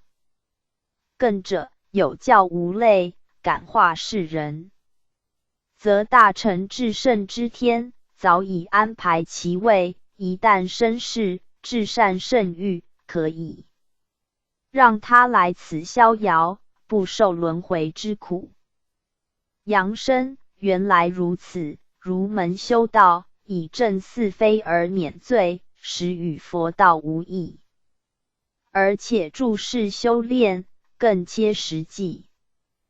既佛能够省去是非，便修成一个正人君子，他就是清高自持的人中人，尊之曰圣贤，也是仙佛的别名，在世界做济世利人的工作。他的性灵与天合一，所以今天在这里的圣贤仙者，在世间都有他一番谋世人福利的事业。杨生，请示夫子，您的弟子们能够视力身测，是否可以示知他们在天界的生活？夫子，可以。弟子们因能够受教不二，心与我合一，奉行无道，所以今天能够在灵域中相聚，自非偶然。我有4配使者，72贤人，3000弟子，及数不尽的学人和奉行我的教化的人，他们都能归天灵聚一堂。儒者不惧宗教仪式，且无神秘感，但若能生气无道，正心修身，克己复礼，教育英才的话，他的灵性自然能够超脱凡界，达到圣界。以复圣颜回而言，蜗居陋巷，饮水疏食，人不堪其忧，回不改其乐。在现代，世人有谁能够忍受这种清高生活，保持儒者本色，做个君子如呢？谁能视富贵如浮云呢？弟子们在世有这种富贵不能淫，贫贱不能屈的风度，故谁无宗教戒律，亦可谓持戒，战兢兢，如履薄冰了。生前既有此风度，死后自然能够超脱俗成牵绊，正道成圣成贤。杨生，古代圣贤是这样修法，现代圣贤呢？夫子，现代圣贤为正圣界的人也很多，如殿外这些儒士不乏是现代教师，他们为人师表，一生教育英才，用爱心祈祷学生，不贪不取，身虽寒酸，心却清白，夜以继日做成先其后宫作，桃李满天下，杏坛波芬芳。这些老师生末都能够返回天界，逍遥自在，所以寄望世上为人师表者，不独修身养性，身教化人，在教学中当先准备充裕，教学认真，以免领取心经而误人子弟，或为贪图课外补习费。对正常教学不予认真，这样有亏职守，无形中磨损自己灵性，将来下场是不堪设想。此地种满桃李树，每位教师的成绩都可从这里看出。教学认真，品性优良者，桃李满园，气味芬芳。反之，桃李落叶，也无实磨结果。虽然在现代世人眼光中，也许认为此系无稽之谈，但对自己道德良心，总该负点责任才是。祭佛，愿世上的教师都是圣贤的化身，做个万世师表，春风化雨，受益学子都会感恩不尽的，切莫做个误人子弟的庸师。因时刻不早，就此告辞夫子。夫子，既不久留，愿祝如丰盛得更加辉煌。杨生，感谢夫子教义精严，我已坐稳莲台，请恩师回堂吧。祭佛，圣贤堂已到。杨生下莲台，魂魄投体，回家返回主网页 back home。天堂游记027第27回游西天大雄宝殿拜会释迦牟尼佛。028第28回游南海普陀山聆听观世音菩萨说法。029第29回由西方极乐世界恭临阿弥陀佛说法。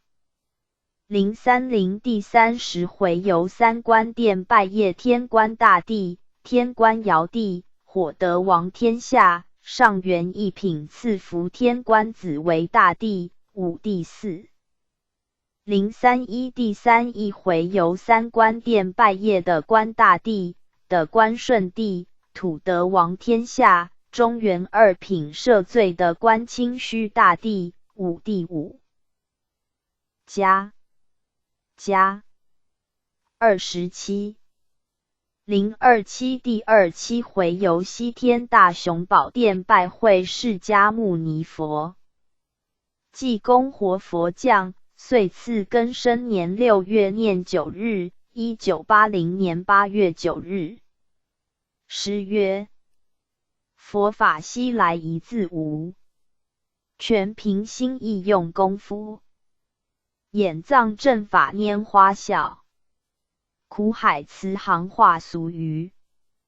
即佛法西来，度化不少顽痴众生，加以中土人性淳朴，佛学劝世意义与中华固有文化不谋而合，故能接受外来宗教，互为融合，发扬光大，成为世人精神信仰中心。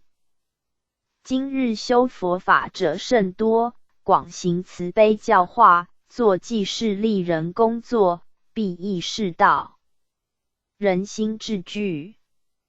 历代佛门圣僧辈出，我亦是佛门一僧，罗汉化身，出家出了自己，小家到每一个众生，大家化度有缘，可为众生而出家。一般出家者，遁迹庙寺，不见人影，由大家社会进入小家。庙寺自了生死，算是孤独汉，不能做个万家佛，实在可惜。老衲今日将带扬声赴西天拜会世尊，恭临说法。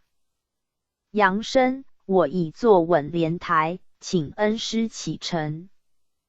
即佛大雄宝殿已呈现在眼前，我们向前礼拜世尊。扬声，雄伟壮观的大雄殿，像凡间的大寺庙，许多身着袈裟的僧尼来来去去，其间还有小沙弥，一副天真模样，正向我们行礼。即佛，这里就是西天佛国，一片清净无尘。扬声，闷的琉璃宝石闪闪发光，气氛柔和，可闻檀香味道。是尊正坐中央，法相庄严，全身闪烁光芒，旁边还有2位护法韦陀，气势磅礴，令人有神圣不敢侵犯的感觉。弟子敬参世尊，今日随师来至三宝殿，心中无限愉快，请世尊开示佛法。世尊，扬善生勉礼。佛法东去，广度有缘，历朝不衰，慧命永存。端赖佛徒舍身护教之功，无佛时堪告慰。今执末法，万教齐发，而佛法传布世界，皈依佛门修学者亦日渐增多，足见佛法有利益于众生。凡皈依佛门，经守戒律，终身不渝，修至明心见性，皆能按果正位。扬善生身为鸾门使者，对佛法亦至诚修学，实为善之事也。鸾门普传圣贤真理，正服佛教诸恶莫作，众善奉行之旨，可谓末法中之正法。如来现身鸾门，应化广度众生，开方便法门，修无量之功德，人人当学之。扬声，世尊之言甚是，据弟子所知，世上佛门弟子毁谤鸾门之声甚大，是鸾门为外道邪说，令人痛心，不知世尊看法如何？世尊因现执佛教末法时期，离佛已远，末法众生虽深具善根，而无慧根，故学佛修道，不能博贤群经，做客观之探讨研究，仅是佛学独一专科，其他科目他教经典，不屑一顾，在主观见解下造成偏见，不能将他教称为有教，而口斥彼书为外道邪说，佛口喷血，徒手杀生，实令无哀叹。佛有84000法门，鸾门供奉古代圣贤仙佛，堪弃佛心，清心守戒，净念经咒，成岛上界圣灵下降，香云所至，清净众佛菩萨美感其成，降临说法示教，启迪有缘，广度迷津。若有善男子善女人奉行5戒，力行十善，一心念佛，佛必来应。故佛力所至，鸾比积疏，妙比生花，说法度众，实属合理易行。愿佛徒莫欺他佛，自允慧根。源于众生慧眼蒙蔽，仅眼见指经，声闻人说，故出谤言。一道光芒，便可触动灵笔挥书，若以我视之，却未有感接通，念佛智也。若不信之，佛徒朝目诵经持咒，岂不也是邪魔外道乎？扬声，世尊不愧为世尊，您的说法让世人尊敬，世间崇敬者公理。各种宗教只要不违背善良风俗，有益世道人心，皆为正教。佛为世所尊崇，以慈悲为怀，平等为交，视众生如一，四生六道同位。三世眷属，皆具佛性，亦是佛身，若轻视同胞人类，名为学佛。实以为佛，不知世尊高见如何？世尊，佛法包容一切，故曰佛法无边，外教如外围袈裟，修行者穿之，正护佛体，焉可弃之毁之？大地众生，各尽天职，供养佛命，岂容践踏蹂躏？凡排斥他教，攻讦外人者，皆源于私心、妒心、嗔心未灭，佛口吐火药，杀伤几多人，原与屠夫无异。佛前所供鲜花、水果无非外道众生苦心栽植，出于外道众生之手，佛岂弃之？实令佛感动，而起慈悲之心。佛门僧尼食衣住行何人供养？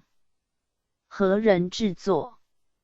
愿佛门僧尼速放下屠刀，莫再宰割得世善友，以免自堕无间，苦报无尽。扬声，世尊功德无尽，如来大中，心性无偏，为度一切人而说一切法，不偏不倚，正服众生心中所需，弟子顶礼再拜。世尊，我有正法眼藏流传天下，犹如金刚不灭的悟者，皆成佛。道：阳生是否涅盘妙心？世尊，是也。实相无相，当前即是。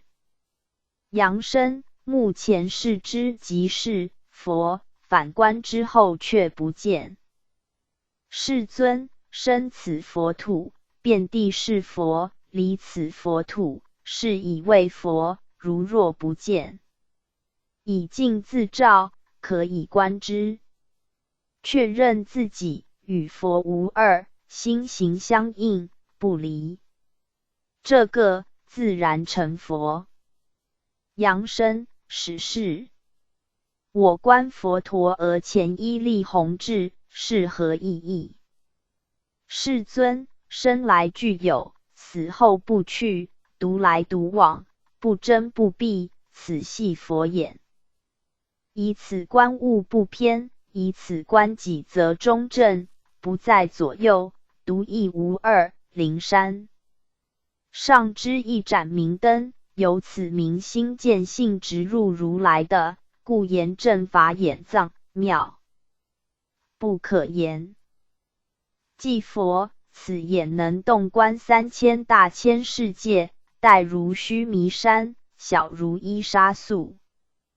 所谓放之则弥六合，卷之则退藏于密。阳生出家僧尼大德顶上戒记，是何意义？世尊，烧八有香味，点出佛性来。僧尼头上受记顶上开花，此系佛头，要光源，才能结成波罗蜜果。受戒者若违反正道，则戒既不能生出菩提苗，无形中常出罪恶根，便为鬼头。若此，西天佛国自然难于相近。阳生原来如此。佛之扬眉顺目，一言一举，都是佛法，不可思议。请问世尊，只是当今修学佛道者，如何才能有成？世尊，要做一个正信佛门子弟，必要有下列的修持方法：信佛是真，信即不假，信他人无异，三者相信，亦合理。信者得救，信者成佛。解悟佛法，不作文盲字障，由解经而解心，若只解经文，不解本心，如系宝入牢笼，身虽宝贵，实等囚犯，焉得解脱成佛？解开贪嗔痴三毒，使可心生俱净，遁入佛土。行信解即作，不行若无，修道贵行，故曰修行。行者风范清高，独行者谓小道，群修者曰大道，故以一己之行，度化众。身同行，使弃慈悲之旨，不作自乐汉。正佛有84000法门，凡有诚恒之心修持，皆可成就。各修各有验证，禅僧居士实修实证，他教他法，各修各证，切莫起分别嗔怨毁谤心，以焚丧自信功德，灭却慧根，如数打行人，业谢果落，因欲伤人，必招自伤，故谓举火烧天犹自烧。切记上4点足作参修之本，而当清净3业，以了3世因果。身业身不履邪径，不染恶习，不任伤身，即不杀，不盗，不淫，则身业清净。口业口不妄言，起谤两舌恶口，则口业清净。意业不贪，不嗔，不痴，则一业清净炼尽3业外，还要动行6度法。布施看见一切众生受苦，心生慈悲，以人逆己逆，人饥己饥。精神布施所能，使苦人得乐，迷者受益。布施分有3种：一财施以金钱、物品去帮助穷苦者，改善他们的生活；或出资捐款印刷各种善书、经典劝化度人，以改善众生的心性。二无畏施凡对痛苦的人，用温暖爱心加以安慰。遇人困难，施于援手解难，使受苦受难者心中得到平安，没有恐怖感。如对寺庙佛堂等，献出劳力清扫维护；或对毁谤正法者，能以无畏精神伸张真理感化之。三法师以自己所学领悟的佛法真理向世人宣说，使众生同沾法语，转迷成悟，学道有成。持戒严守戒律，使能速出端庄法香。持戒才能使身口意清净，不犯恶业。当守5戒：不杀生，不偷盗，不邪淫，不妄语，不饮酒。其他奢华歌舞，令人目迷神乱，香烟等亦当禁戒，以为心生清净。忍辱修道途中，阻碍必多，遇挫折毁谤，不怨不怒，有忍化数，心自安之。外忍饥寒，内忍七情六欲，如此道志不馁不畏困难，学道度人必能成之。精进佛海无边，道山高远，学无止境，真理研习不可停顿。若有过失，遇人指点，立即改正。凡对众生有利益工作，当仁不让，尽力去做，精进不怠，彼岸自达。禅定还要修炼成佛，必须寂静其心，以免散乱。要普度众生，精神须有特别训练，所以禅定冥想才能生智慧，遇事时能有定力。智慧修行者之心性当具有最高的智慧，博贤群经，远大学识，历练世故，可以辩才无碍，圆通万事，度化众生自然方便。修行者本身亦可避免堕落魔障之中。扬声世尊详述佛法，却为修行指南，弟子受益良多，叩谢之。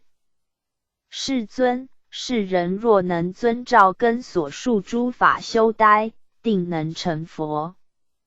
扬声因时刻4到，今天闻法就此结束，拜辞世尊。世尊，善哉，愿佛法普传世界，众生同沾法语，出苦得乐。祭佛，扬声上莲台。圣贤堂已到，扬声下莲台，魂魄投体。加28。028第28回游南海普陀山，聆听观世音菩萨说法。济公活佛降，岁次庚申年7月初9日，1980年8月19日。诗曰：紫竹林中观自在，白莲座上现观音。普陀非远心头视，菩萨心常体内寻。祭佛世上崇拜观世音菩萨的人很多，因为观音一副慈悲法相，给世人和蔼可亲的感觉，如家中老母，所以有家家观世音之美称，故又称观音老母。拜观音也就是拜老母。观世音菩萨是古佛再来，无量劫前早已成佛，号正法名如来，故亦称观音古佛或南海古佛。他闻生救苦救难，无处不现身的宏愿，也是让人尊敬崇拜的主因。世人要修成观音吗？请行菩萨道吧。今日我带扬声游南海普陀山拜谒观音菩萨，请其开示佛法。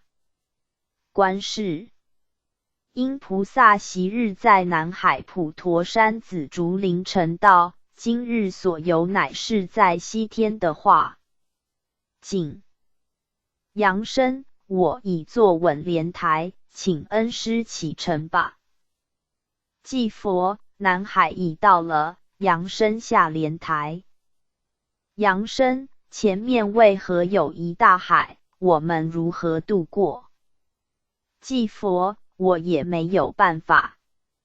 这座莲台是从淡水中长大的，如要渡过大海，海水性咸，莲花浸于苦海之水，恐会干枯，不知怎么办才好。扬声，我们是踏海水，看是否会下沉。祭佛，对了，我先试试，你在这里稍后。扬声，恩师双脚踏于海上，果然神通广大，如行船一般，不会下沉。祭佛，你看我如何？我这双脚是万能的，陆上、海里、空中通用。扬声，你学学吧。扬声，我道行不够，不敢试试，恐堕落海底。祭佛，无妨，有我在此，可以随时搭救。扬声，既然如此，我就一试。哎呦，不行了，我要下沉了，恩师，快救我！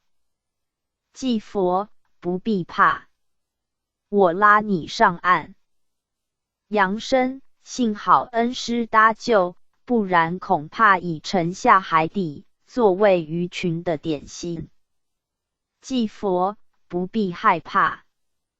扬声，请问恩师，您为何双足踏水不沉？我则反之，是否可以告知秘诀？祭佛，你想知道，我也就不保留传授给你。你看不会游泳的人，他在游泳池中不会下沉，他一定带了救生圈，救生圈灌闷了空气，圈中空然无物，所以才能上浮。既知这个原理，当你踏在水上时，自念为一粒气球，升空无一物，自然漂浮在空中。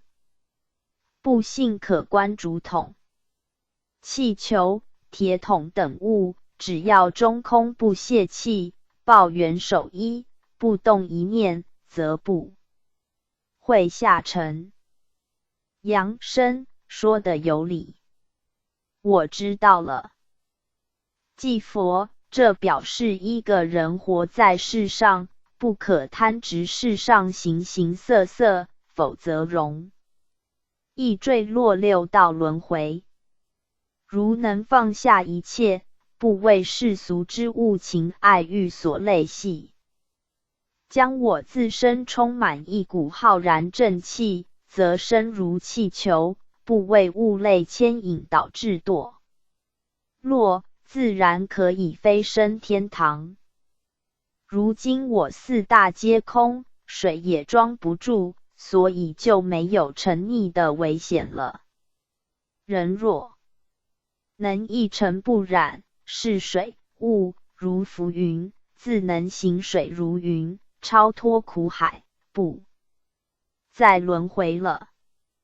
扬声，前面来了一只小舟，好像帆船般，不知是谁呢？祭佛，哈哈。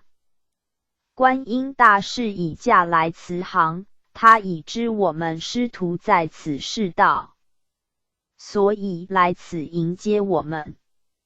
扬声，这只小船靠岸边，里面果然站立着一位白衣飘逸的观世音菩萨，相貌庄严，慈容可亲，与我定中或梦里所见相同。今天真是幸会，弟子参礼观音菩萨。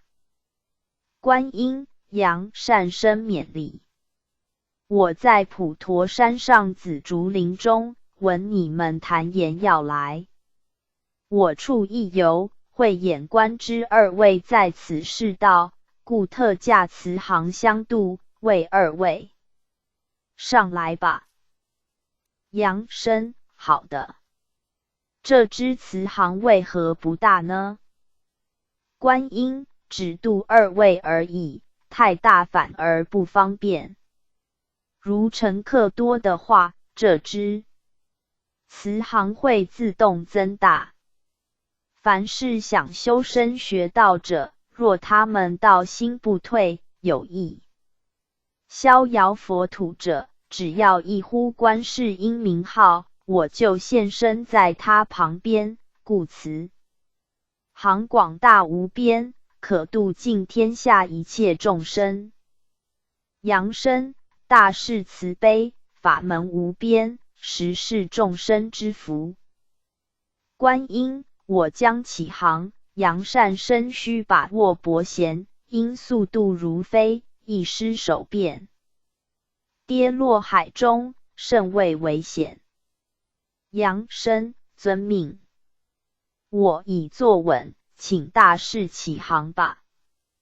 为何此船没有马达呢？而大士却能操驾如飞，真是神奇。祭佛，这不是凡间的轮船，所以不用马达发动，只要大士开口，就能发动。这具马达是装在大士心中，心念一动，马达便不停旋转，所以才称为法船。扬声，真是太奇妙了，心动则船动，心停则船停，菩萨驾慈航，非慈航驾菩萨。大士愿力广大无边无尽，故能到处现身说法，救苦救难。祭佛，这是天上的普陀山，在于西天，我们今日来此一游，听大士说法。观音，众生迷于七情六欲，如身陷苦海，常遭逆境，实乃救游。自取。今日善门广开，佛美从西天降下蓬来，普度有缘。祭佛，扬善生今日来此云游，请随我游赏吧。扬声，满山竹林青翠，空气新鲜，旁有潺潺流水，真是一个绝妙胜地。观音，此系紫竹林之甘露水，甘露流归于苦海，以减轻众生苦味，并作为普度众生之法水。扬声，前面有一个大莲池，开闷了白色莲花，动人美观，旁边竹林茂密参天，围成一个自然洞天，还有二位小孩童在那里。他们是谁呢？观音，善财两女也。我居此紫竹林中白莲座上，清净无比。但心念众生尚未度尽，所以无时无刻不现身下凡，救度众生，凡持我的名号，如有苦难，我皆现身相助。愿众生身体我心，多行仁义，则你们就是我的化身，也可以随时随地帮助别人。既然合于我的菩萨心肠，那么我的心灵定会与你相通，后日我也定度你们到紫竹林中与我相会。凡修习菩萨道的人，终身不二心，一定能够成就正果的。我坐上莲台吧。扬声，大势飘然之身，霎间飘至白莲花上，其体态如仙女般，出尘飘逸。祭佛，你是否可将大势现实的坐姿与此的景象描述一番？扬声，好的。100%。紫竹林中拂白莲，观音静看水中天。善财两女双边立，甘露柳枝变大千。这样符合吗？祭佛，甚佳。扬声，今日既到此的，可多向大士请示佛法。扬声，是的。今日佳机难逢，愿意恭临大慈大悲观世音菩萨说法。观音，善哉。当今之世，物质生活已经达到高度享受，以甚戒视之，此乃是人之福，诸佛本当颂助。可是福分大者，都陷溺于酒色财气4大罪恶渊薮之中，故福报者在过度享受，无法节制之下，偏入邪行，堕落孽海，终造成恶报结局，众生之不幸至此，让我亦感伤不已。信经鸾门阐教，维持道德人心于不堕，劝人行3纲5常，修5伦8德，改善社会不良风气，积浊扬清，堪为一盏暗路明灯。我亦常降临各堂，执笔说法度众，劝导众生正信佛法，遵守5戒，学道修佛，以明心性，证得佛果。今日扬善生来此，我无限喜悦，愿带你访问已修成菩萨果位之菩萨。扬声，感谢大士提携。观音，随我来吧。扬声，大士轻飘如云，霎间离开莲座，走路如行云流水般。哦，沿路青山绿水，不愧为仙境，来向此的前面有许多精舍。菩提树下有僧侣在那里打坐，另外一边树下也有一些带法者在那里禅定，一副忘我模样。观音，这些菩萨都是在世修菩萨道者，成道之后来此进修。不论出家在家，只要学习我的精神去修持度众，定能有所成就。扬善生，你可访问他们吧。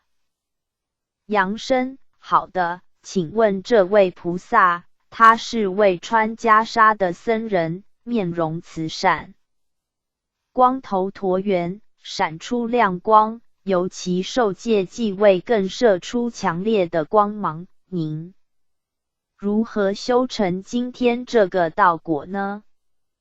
智光，我法名智光，生前出家皈依3宝，请礼世尊，行菩萨道。我觉得修佛学道，主要是在济世利人，出家并非枯守三宝殿中。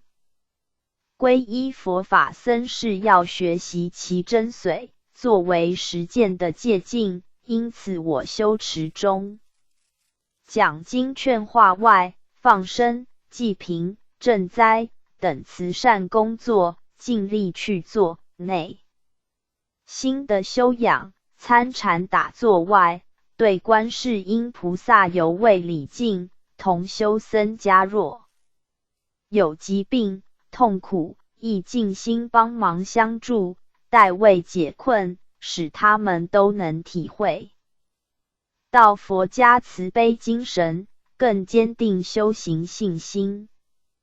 修道过程，我亦经过无数次病魔打击及精神恍惚等逆境，但自知业障未消，必借此消磨。在痛苦中，我仍一心不乱，力持坚定，一生行善修德，广施佛法，感化不少众生，终于修成菩萨果位。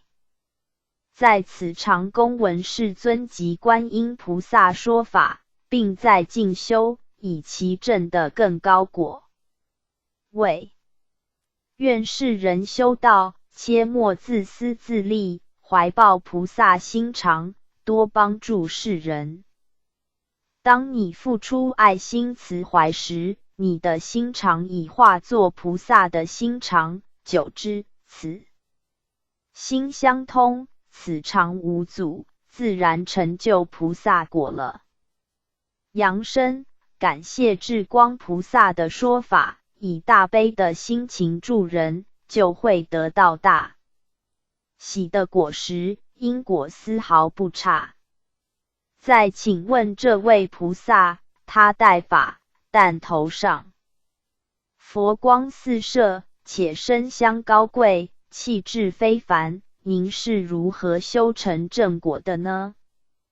慈物，我是在家修道的女居士，因先生是公务人员，所以孩子长大各自立业后，一生清闲，经一位女同伴引进，到佛寺皈依三宝，成为在家居士，自此勤研佛经，并持斋念佛、打坐，智慧大开了，悟人生四大假合，唯有佛性是真。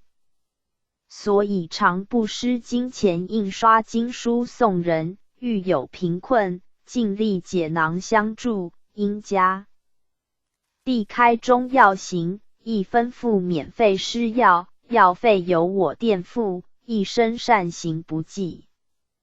积功果德，勤修心性，气质稳重，不犯诸恶，终于修成了菩萨果。扬声在家菩萨，接近众生更易，尽心尽力，发挥菩萨救苦救难精神，终于有成，颂贺之。再请问这位菩萨，一身朴素灰衣，光头圆满，甚有福德相，不知您如何修成正果？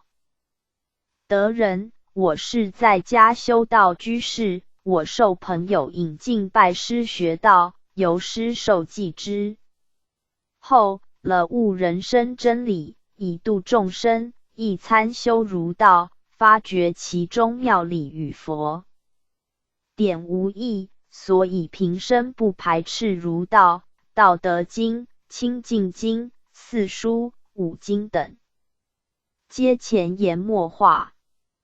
所以常与道家修士谈道，举凡修身养性之书，皆详加研修，亦曾瞎练八段锦、内外功等，一生乐道为善，广度有缘向善，济贫救世，更是尽力而为，所以修成菩萨果位。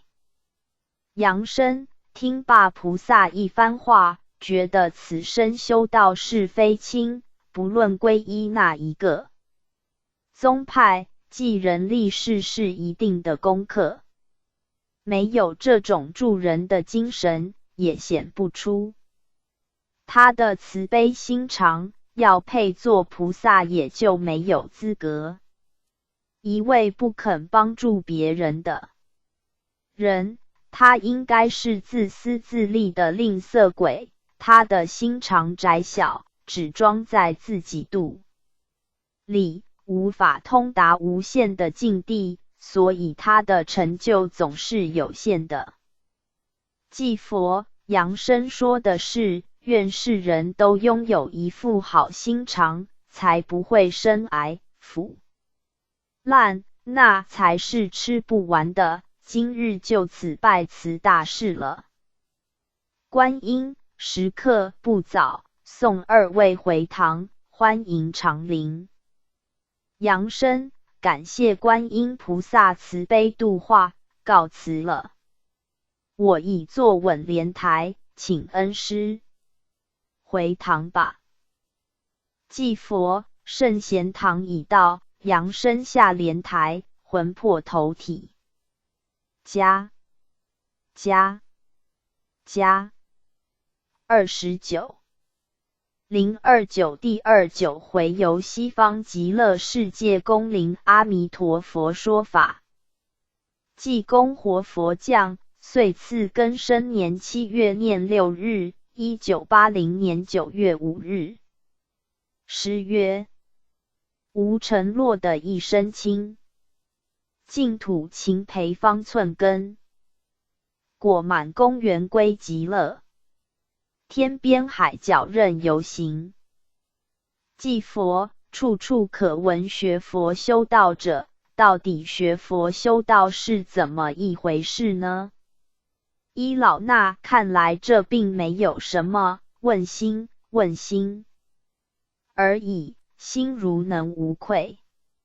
我看接近佛不远了，离心即无佛可寻，如一寺中空无一物，自不能称为寺。人生中若无心，焉能成为人？所以愿众生是一个有心人。心可变化多端，一个制衣师傅可以制成千奇百怪的衣服，人心即师傅可以将自己面貌身形变化不同，要变佛变魔都是随心所欲。每一个人都是魔术师，你要耍什么花样，走什么脚步，变什么把戏，任你变了。老衲希你变好人，变神仙，变圣佛，却莫将自己变成魔鬼，让人畏惧讨厌，那么你就太傻了。变好变坏由己一手造成，到时后若把自己变成地狱鬼怪，或变鸡鸭牛犬，一照镜子，吓了一跳，怎么变成这副模样？那时只怪你手法不高明，变错了。听老衲的话吧，本来面目若走样，请赶快变回来，否则一旦变未成品，后悔就来不及了。今日我将带贤徒扬声游西方极乐世界，拜会阿弥陀佛。扬声，我已坐稳莲台，请恩师启程吧。继佛，已到了。扬声速下莲台。扬声，哦，来到此的闷的金银琉璃所铺，还排列着一重重整齐栏杆，树林罗网均非凡品，各闪出亮光，是人间所未见的绝景。继佛，西方极乐世界为阿弥陀佛所居之处，这就是极乐国土。七众栏笋，七众罗网，七众行树，皆是四宝周匝围绕。我们前去拜会佛尊，听其说法。扬声，前面有一大殿，是否为佛尊居处？即佛，是也。前面为弥陀殿，我们前去参礼。扬声，遵命。这里有许多修成正果的高僧及居士模样之人，他们面貌慈祥，口中似在念佛，声音悠扬寂静，令人闻之心中舒畅。即佛，他们都是在世修学佛道的人，因功德圆满故能到极乐世界。已到圣殿，我们进去参礼佛驾。扬声，遵命。进入殿内，中央坐着一位法相庄严的佛尊，满身毫光，令人起敬。弟子扬声参礼佛尊，今日有缘随恩师来到极乐圣境，参礼阿弥陀佛，请佛尊指示佛法。佛尊，善哉。人念阿弥陀佛，我却念众生是佛，众生轮回六道，深受苦痛，故我发48宏愿，造就极乐世界，于此化一净土，叫人一心念佛修道，念念不忘我佛，我当皆引来此。但若凡业未尽，念佛不能专心，佛自散行，纵有慈悲之手，力若无法相度。故悉众生学修佛法，手必尽业了成，自造净土，否则难以有成。今日喜见凡界扬善深入我弥陀净土法门，特示术语，资作参悟。你有何疑问，尽可说之，我自相答。扬声，感谢佛尊赐我机会。叩问佛尊，刚才您说世人皆念阿弥陀佛，你却一心念众生是佛，我觉得真有意思，请佛尊解释其意。如何？佛尊，善哉。你果然有智慧，众生日夜念阿弥陀佛，望我度他上极乐世界，我日夜念众生是佛，希望众生与我不二，若能体会我意，将尘世化为净土，婆娑世界即成极乐国，我亦想到人间净土，逍遥自在一番。扬声，佛尊所言含有妙义，若人间化为极乐，您想投胎下凡吗？佛尊，只要人间与此的相同，我愿意下凡。扬声，众生都想超生极乐世界，是否为颠倒之想法呢？佛尊，因世人业障深重，痛苦烦恼不绝，故苦业牵绊，即想脱苦得乐，期望我佛加度，以求解脱诸苦，如此教觉悟，回头若认苦作乐，直幻为真，才是颠倒。扬声，既是如此，要如何才能仗佛引渡出苦？佛尊，唯有念佛，学佛一途。扬声，这么简单吗？佛尊，一声阿弥陀，便到极乐国。学佛学得像，与佛无两样。扬声，佛尊说的甚妙，愿再开示明白些。佛尊，念佛出由念念不忘，终至念过即忘。由念阿弥陀佛，念至自信真佛，自久念成佛，先自念为佛，久念练成真日。后世人自然念你为佛。一心不乱，一言不差，与阿弥陀佛心心相应，故云一生阿弥陀，便到极乐国。既认自身是佛，了悟心性，一念佛则佛现于前，一学足则脚踏净土。众生业重，烦恼多端，出生念佛，吐出苦气，减轻苦业，是谓念佛妙处。佛有戒律规范，行仪若能一一学成，并无二样。自证涅槃、成正等正觉。扬声念佛如吐苦气，用以减轻苦业，是一帖心灵治疗妙药。未知众生念佛时，您的感觉如何？佛尊，众生拜倒皈依念佛，以解脱俗念扰心，不起妄念，漏现佛心。此时我心可与念我者相通，三世业主，闻佛名号，恭敬礼拜，我佛即与度化。故虔诚念佛可以消灾解业，净化心性。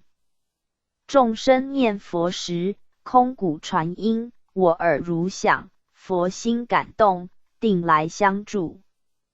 扬声曾闻念佛可以带业往生极乐世界，是否有此事呢？佛尊，带业往生，非指免去一切罪业。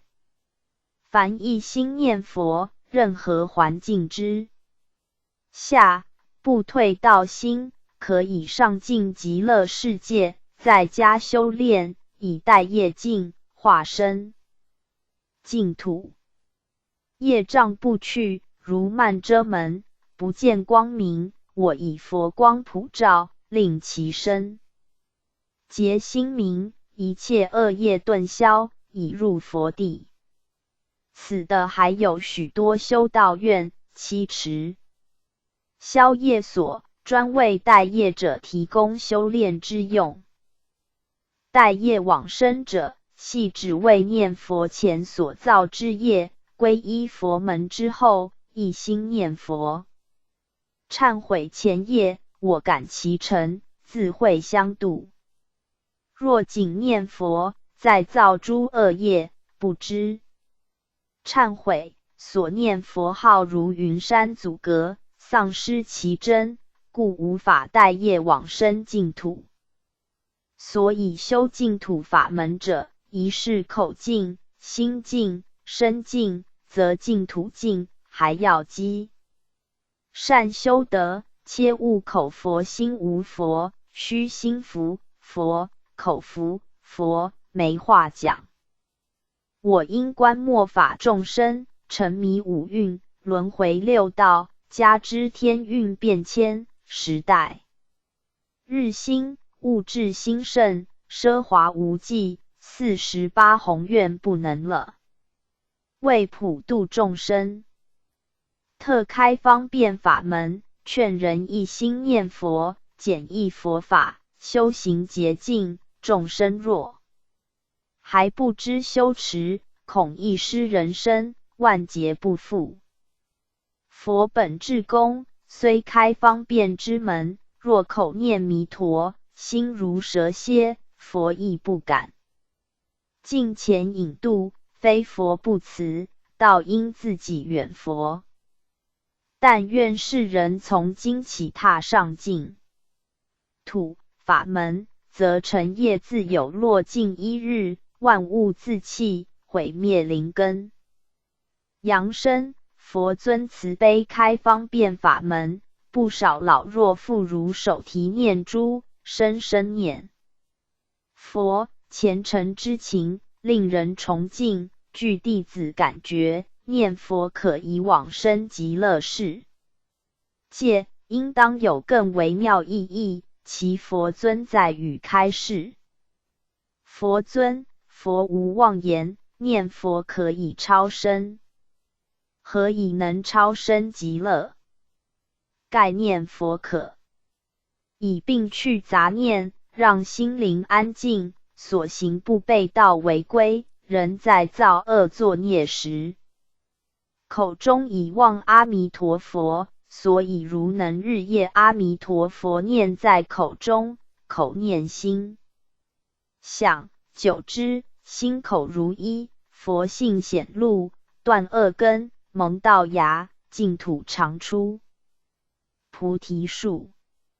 念佛可令心神忘记痛苦烦恼，产生禅定作用，故静即定，定能生慧见佛，精神欢喜，心灵有所寄托。念佛时心中产生宁静安和之气，可以调和暴力不正行为，消弭阴暗念头，还可让阴灵得到解救。念佛正如世间人播放轻松音乐，可令听者心旷神怡，忘记一切烦恼挂挂、痛苦与不安。故劝修道者、病患者、心神不安者，当勤念佛号，定有妙验助其离苦得乐。扬声，佛尊所说甚是，念佛、想佛、知佛、见佛、是佛，念念在兹，不忘佛训，定能成佛。请问佛尊，西方极乐世界妙境如此美好，是否可向众生介绍呢？佛尊，此的非凡，清净庄严殊胜微妙，楼阁阶段七宝所成，众妙真意清雅相结，保持得水荡除心垢。天乐常作不鼓自鸣，不寒不暑调和适宜。衣服饮食应念极致，真奇化情出和雅音。演说苦空无常无我，微风吹动宝树罗网。悉演无量微妙法音，六根清净无诸烦恼。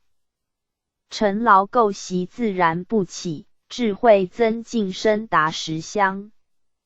神通自在寿命无量，无有众苦但受诸乐。愿代扬善生参观圣境。扬声，感谢佛尊提携，世人常想登极乐世界，今天有缘来此，当一睹风光，才不虚此行。佛尊，西方极乐，人所向往，绝妙景色，异于凡间。扬善生随我行吧。扬声，愿随佛尊行走。前面有一个广大池塘，里面常闷了各色的莲花，美观动人。池边看立一排约七宝池，金碧辉煌。佛尊，此为七宝池，池中是八功德水，池底全是金纱布的，此水为活水，妙用无穷。扬声，为什么叫八功德水？妙用在哪里呢？佛尊，活水又称佛水，八功德水，水性变化无穷。人要往生净土，必经八功德水之沐浴饮用，才能清净。世人若能学此八功德，定能往生净土，且不必再经此八功德水之提炼。八功德水，一澄净人之心境要澄清洁净，无有冲击污秽。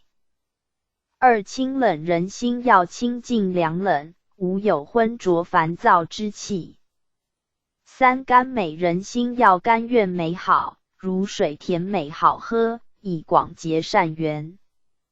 四轻软人心要轻松柔软，不可刚硬。此水清而上流，不比世间。水重而下流。5润则人心不可干燥火爆，多施惠于人，如水滋润万物。6安和人心要安静和气，如水无有波浪，浸润其中，无虑沉没流失。7除患人心要除患得患失之念。4此水皆可之外，还能解机，妙用无穷。8增益人心要向上多学，以广见闻，增加智慧，有益悟道。用此水饮用沐浴，一生清净智慧无上，受益无尽。极乐世界8功德，水妙用无穷，世人如能每天学此8大功德，念我名号，自然净土。有份不必经此8功德持之沐浴熏陶洗炼，待业来者，必经此法水之炼度，才能过关。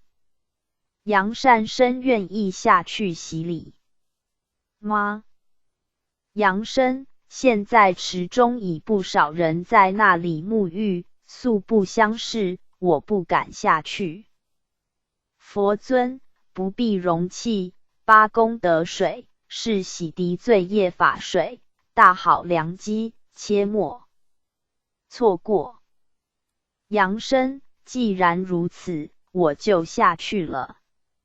哦，好凉的泉水，浸在其中，感觉体重一直减轻，好像飞在天空小鸟，沐浴着春风，满身凉爽，轻飘飘的，觉得无债一身轻。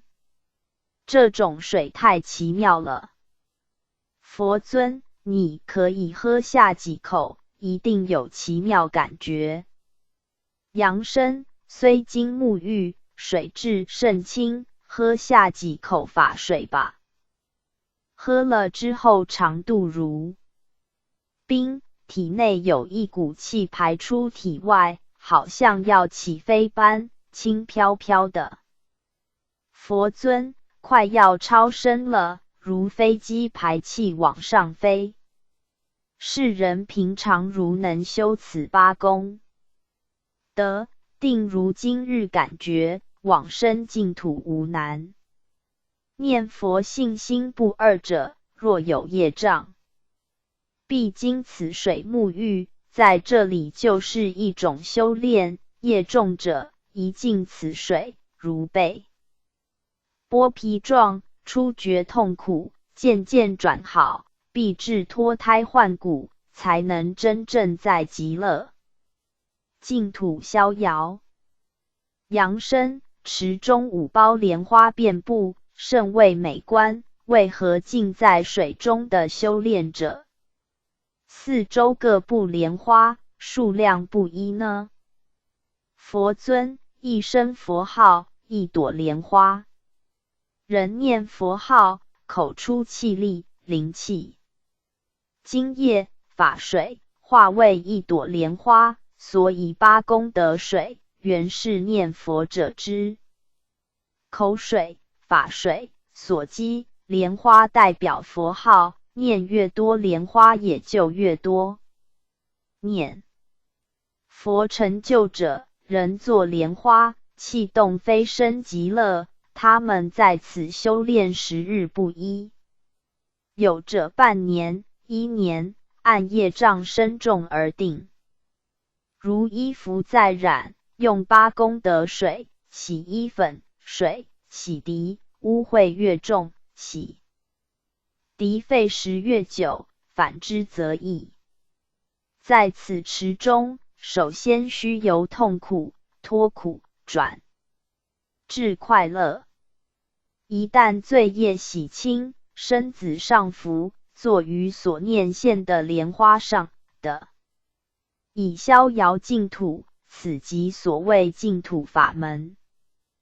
今日杨善生奉命著书，普度众生，我特谢此真机，愿佛徒参修。佛经外，当了解净土真义。即佛心净则国土净。愿世人从心地上用功夫，打扫清净，莫令生尘，则自家无非净土，何必远求西方极乐呢？念佛，学佛，自然成佛。佛徒参悟吧。今日聆听佛尊教义，就此告辞，扬声。起来吧。扬声，感谢佛尊赐我8功德水，一生清净，受益良多，参礼告退。佛尊，净土在眼前，愿世人莫迷方向。扬声，我已坐稳莲台，请恩师回堂吧。祭佛，圣贤堂已到，扬声下莲台，魂魄投体。加30。030第30回游三官殿拜谒天官大帝。天官尧帝，火德王天下，上元一品赐福天官子为大帝，武帝嗣。济公活佛降，岁次庚申年8月13日，1980年9月21日。诗曰：心无挂碍白云游，淡淡清风作忘忧。流俗追随中下堕，回光万道照高楼。祭佛，每看世人心情紧张、沉闷，气氛不佳，所以老衲的蒲扇也。扇不出风来。人的心所生锈，解不开烦忧，每天费尽心神，赚回了金钱，铜板相打，也带来了痛苦。有钱人不见得心情舒畅，许多烦恼往往从钱堆中跑出来，相信世人都是过来人。既然如此，你们为何还执迷不悟，仍然往那烦恼的地方去，拾起那沉重的包袱呢？傻孩子，口袋里捡闷了石子当作财宝，还在那里数一数二，真是天真可爱。今日我将带杨贤图云游著书，扬声准备好了吗？扬声，我已坐稳莲台，请恩师启程吧。祭佛，著书费尽心神，扬声你感觉如何？扬声，虽然劳神，但能畅游另一个世界，也感到老有所获，而且还从这些美妙的灵界中大开眼界，发现了许多奇迹，参悟大道真谛，寻找到自我。天下众生若能借此游记中的记载，去发现自我，追寻理想原地，才不负苍天所望，这一负重担才能为之轻松。不过这都是恩师的提携，才有今日这个家园。祭佛，你身负普度苍生大命，今日方能荣因圣直奉旨灵游三界，著作宝典，可谓旷古奇才，正担如来法度，为师同担此命，故能师徒同舟共济。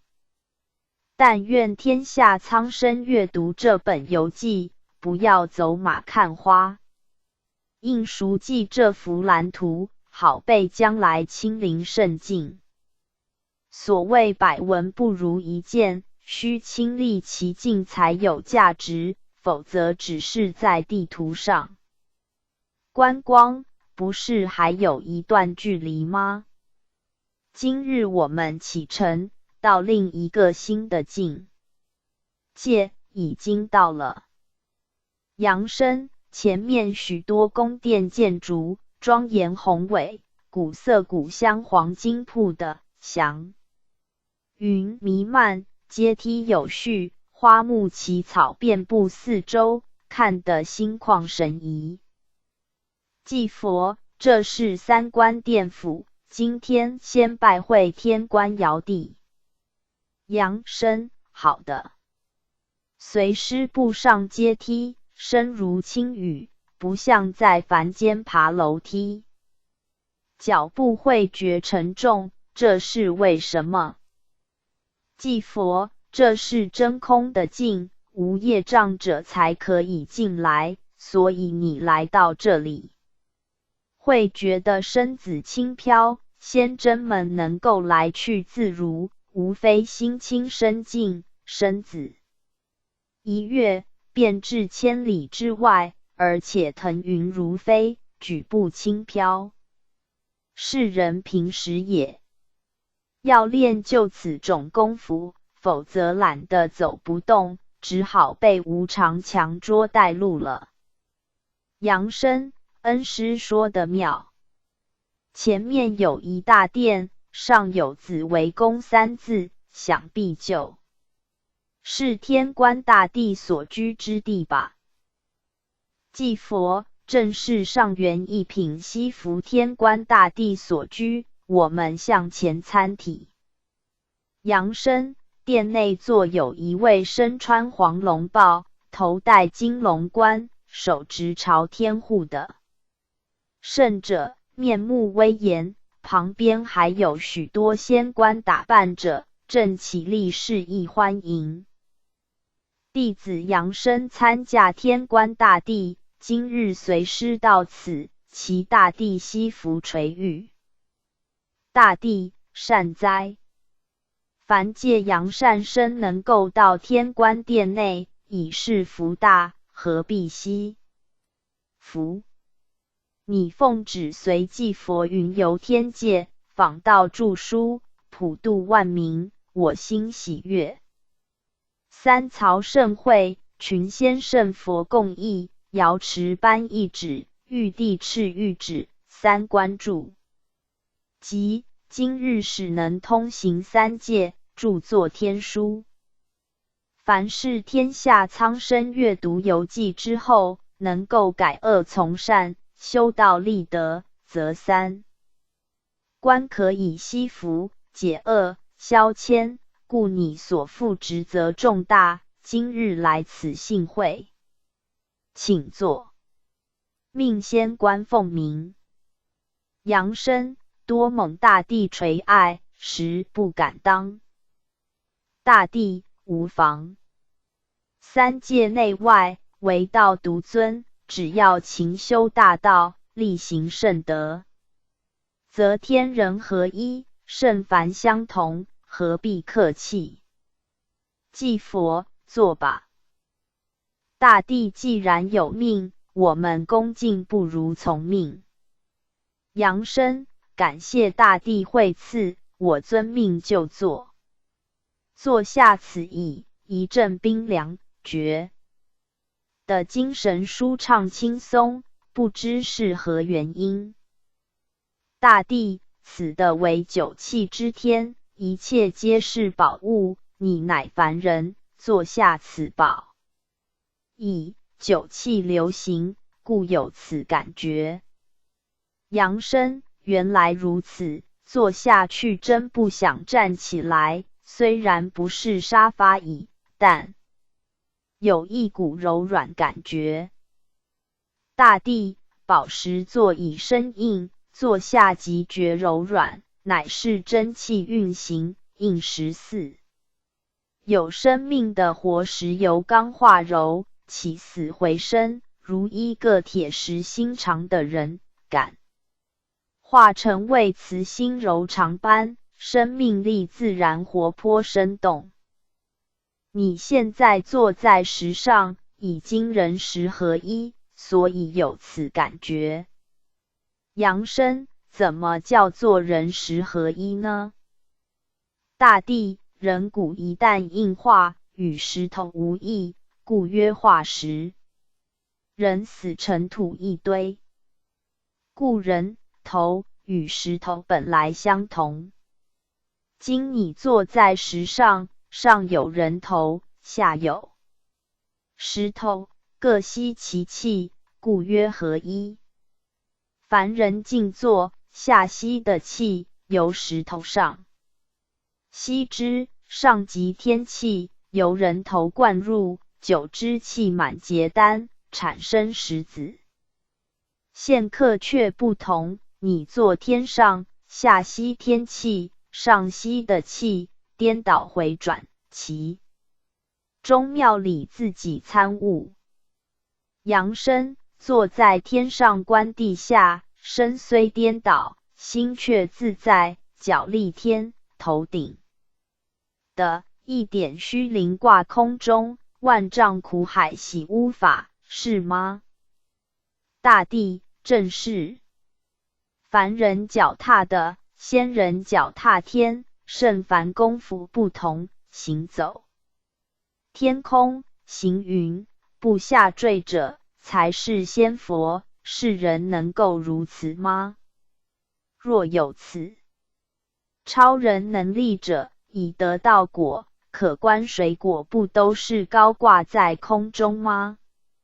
世人修炼功夫，应先从看淡情欲着手，双手心在操纵，若紧握不放，提着重情多欲箱子，走起路来气喘息急，要至就近的，恐已精疲力尽，昏昏欲熄了。放下一切，两袖清风，双手空空，正义可以疾飞，愿众生更上一层楼，看天时的，参悟玄妙。心明如镜，性定如水，则天眼一开，心地上可以看见性中天，即明天道，乘风不云，自有路径可循。阳善生用明吧。阳生听罢大地一席话，胜读凡间10年书的文治道，感谢帝恩。上界圣明，亲见杯底，一低头，便见我的面目清晰地浮在水上，如影印一般。我饮下罢，无味但觉清凉，沁人心脾。大地本来面目，真正的你是自性真人佛，入火不焚，入水不溺，今能浮在水面，不致沉溺，足证高真是行云流水，逍遥自在。水中看出真面目，口里饮下本性水，可以洗涤晦气，开通智慧，通神入真。阳生感谢大地开示。大地位居三观之首，请述大地的来历渊源即在天界的圣职情形。大地善哉，愿略述道例，供世人知之。混沌初开，玄黄分判。天地照定后，五老之时又化天官、的官、水官三地，以治理天的水三界，考核天人功过，而思众生祸福。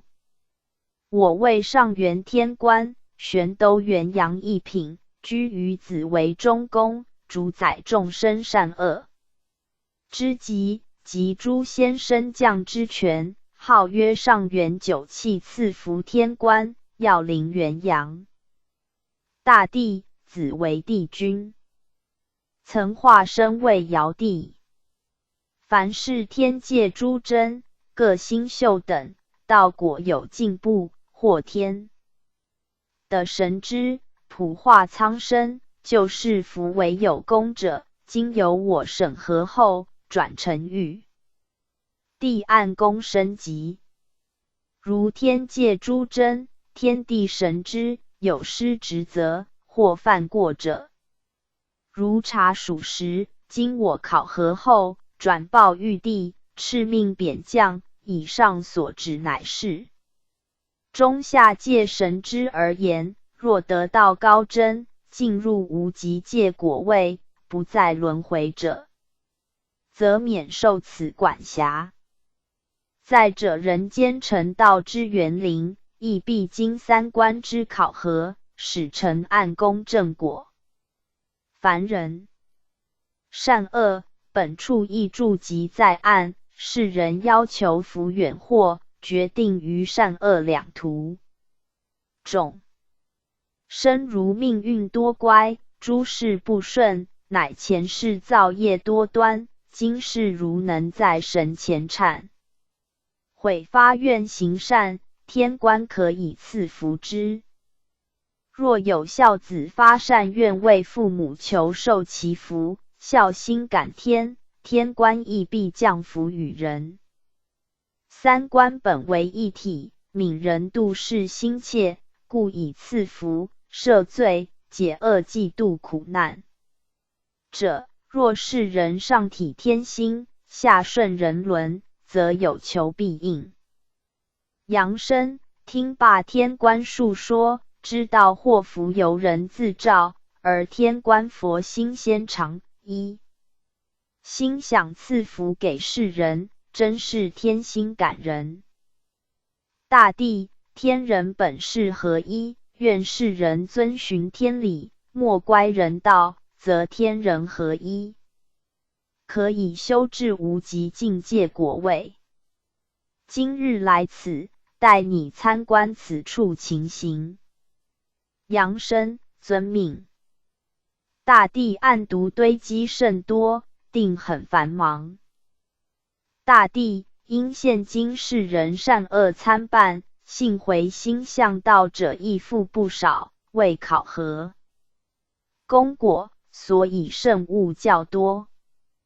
但此处各部曹分职掌级，我仅做最后之核定，故神力广大，不慌不忙。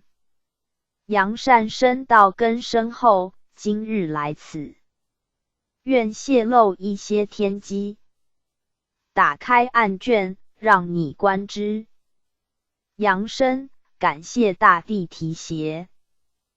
大地，这是功果黄集册，打开细阅，不要出声。阳生内载本堂孪生修道功果记录。X 年 X 月 X 日某某某参孪以赐武功。X 年 X 月 X 日某某某由某地赶回参孪10功。X 年 X 月 X 日某某某劝人向善50功。X 年 X 月 X 日师资印善书100功。X 年 X 月 X 日某某某忍辱不愿100功。X 年 X 月 X 日某某某见色不淫300功。又见一册内载。X 年 X 月 X 日某某某发善愿祈求父某某某惜福延寿，准增寿半季。6年，某某某发善愿祈求命运亨顺，准予惜福加光。大地大概观之就可。众生须知因果有凭，善恶明正，当力行道。得勤修圣道，一旦功果圆满，可以超生天堂，逍遥极乐。众生如看罢这本游记，回头向善，修真悟道，100年之后，归空道三观。殿父，我将赐以请坐，愿众生勿失良机。祭佛，拜会天官大帝，就此告一段落，感谢大帝慈惠，加我贤徒。灵光，告辞大帝。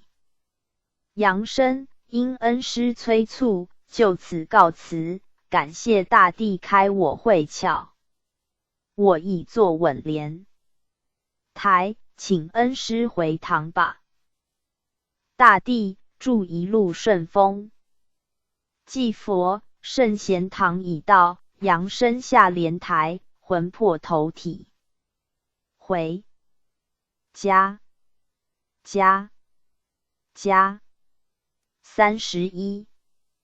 第3一回游三官殿拜谒的关大帝。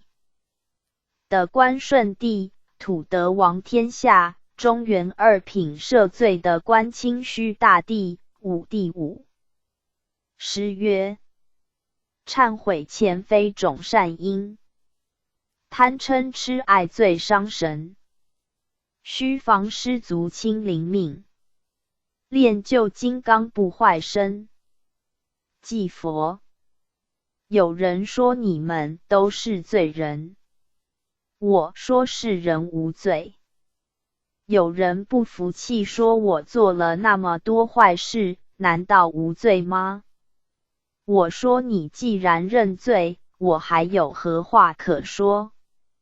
其实世人无罪，只是是非相加，才变成罪人。非礼勿视，非礼勿听，非礼勿言，非礼勿动。世人都去尽力实行是非，难怪变成是非人罪人。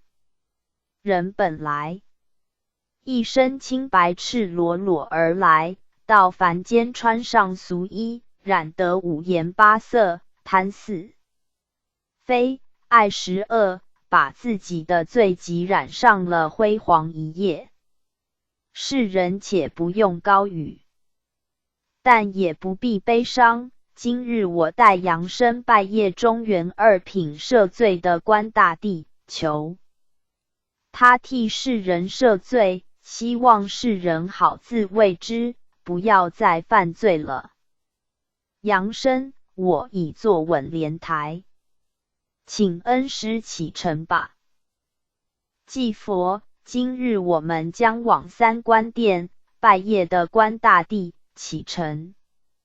已到三官殿府，扬身下莲台。扬身，我们前日已来过这里，面前分道，另有一条黄金铺的大路，直往前面大殿。在此三官殿府来往高真甚多，而且不少归天的修道士在三官署考察修道经过，显得繁忙。祭佛，三官大帝世称三界公，位次玉帝之下，三曹暗读，必经三官合批，才转成玉帝。世上修道正功的果者，须经三官考核，再分发各天修炼正果。扬身，原来如此。前面大殿有清虚宫三字，光辉夺目，是否为的关大帝所居？祭佛，正是。我们进去参礼。扬身，遵命。进入里面，中殿坐着一位身穿龙袍，手持玉护圣者，壮盛威严。弟子扬身参驾的关大帝，请大帝开示迷津。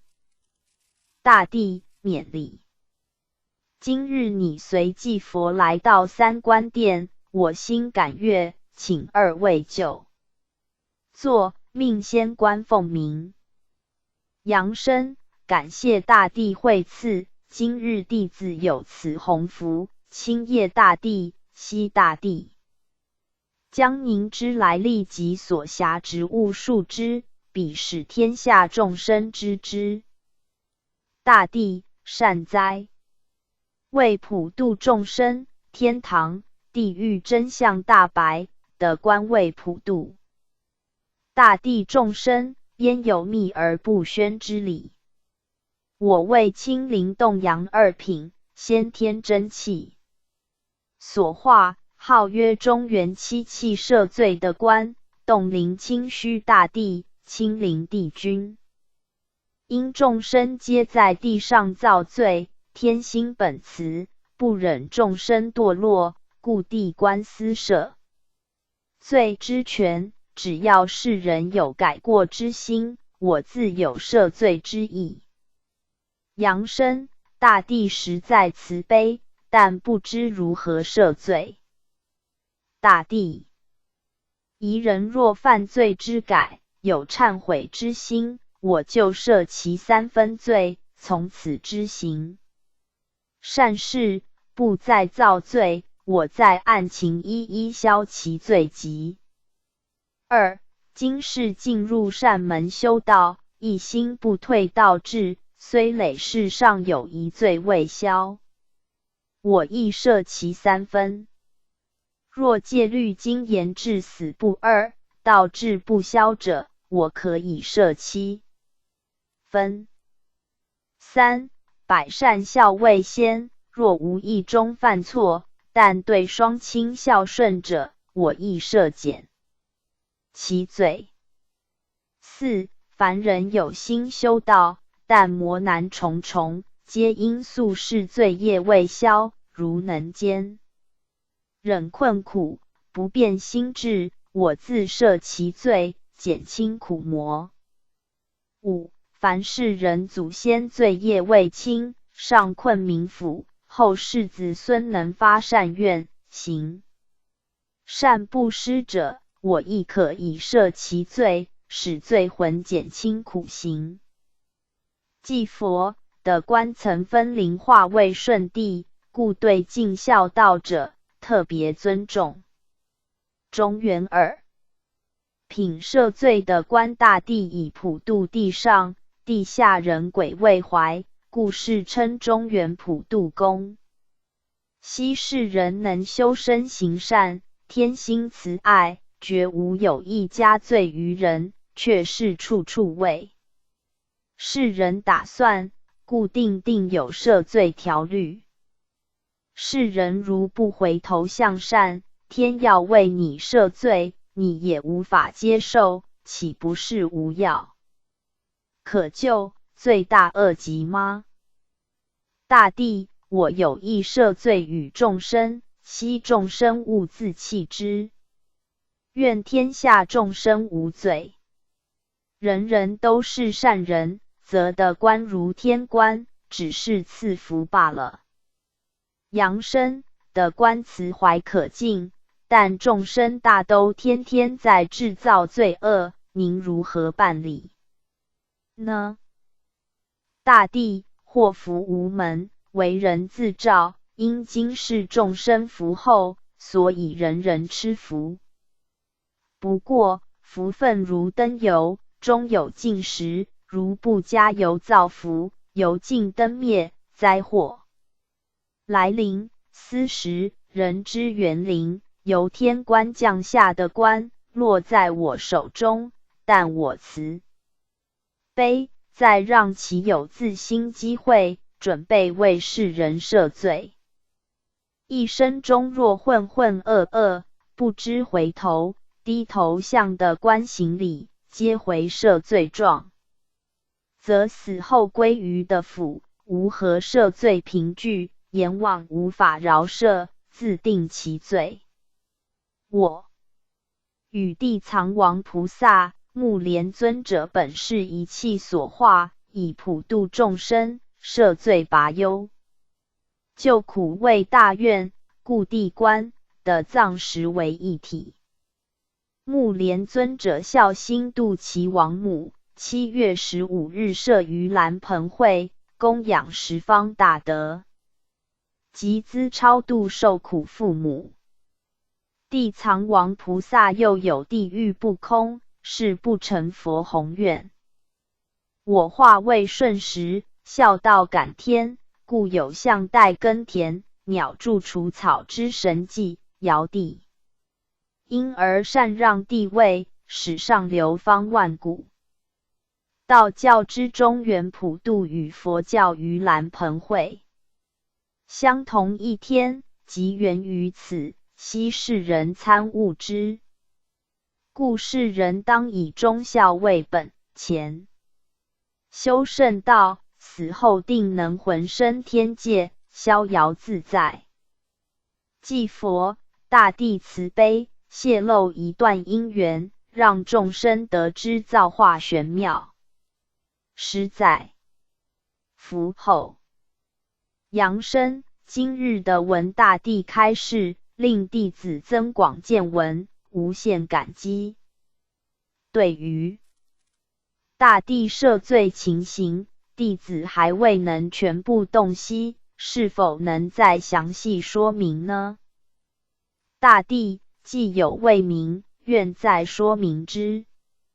如某甲进入圣门虔诚修道，但身体多病，精神困扰，常有怨天之言，自觉行善有年，天无加佑，化解病苦。三观察其前世位，一屠夫，杀害生灵过多，晚年虽曾改业，敬神礼佛，但善功不足。此事转生中等家庭，人结善缘修道，奈前世宰割生灵过多，故今世骨肉酸痛，病苦不绝。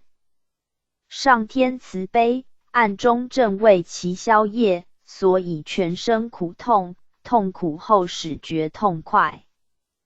痛苦正是消业象征，如能忍耐不退道心，我感其成，定赦减其罪业，令他见复康泰。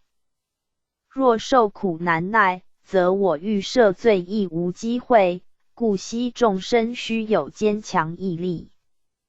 遇诸不顺，宜自静心忏悔，不可怨天尤人，否则罪业难消。为念及一般去世罪魂，身陷的苦，痛苦难当，除平时常灵说法度苦外，每年7月鬼门特予开放一次，让幽魂外出游玩探亲。后世洋人设宴祭拜，以解其饥渴。道称中原普渡，献诸花果，珍奇异物，幢幢宝盖，亲善饮食，供诸甚众，众鬼皆大欢喜。佛称盂兰盆会，具成百味五果于盆中，供养十方大德，及仗众僧大德力量，以超度过世父母。扬声，大地慈悲，普度阴阳，圣德无量。弟子幼时住于香蕉，家父每逢7月夜晚必设大地神位于宅中，并于路旁点灯照路。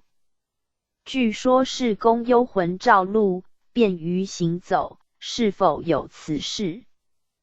但今工商发达，都市已少见到这种场面，是否会影响鬼魂的行走呢？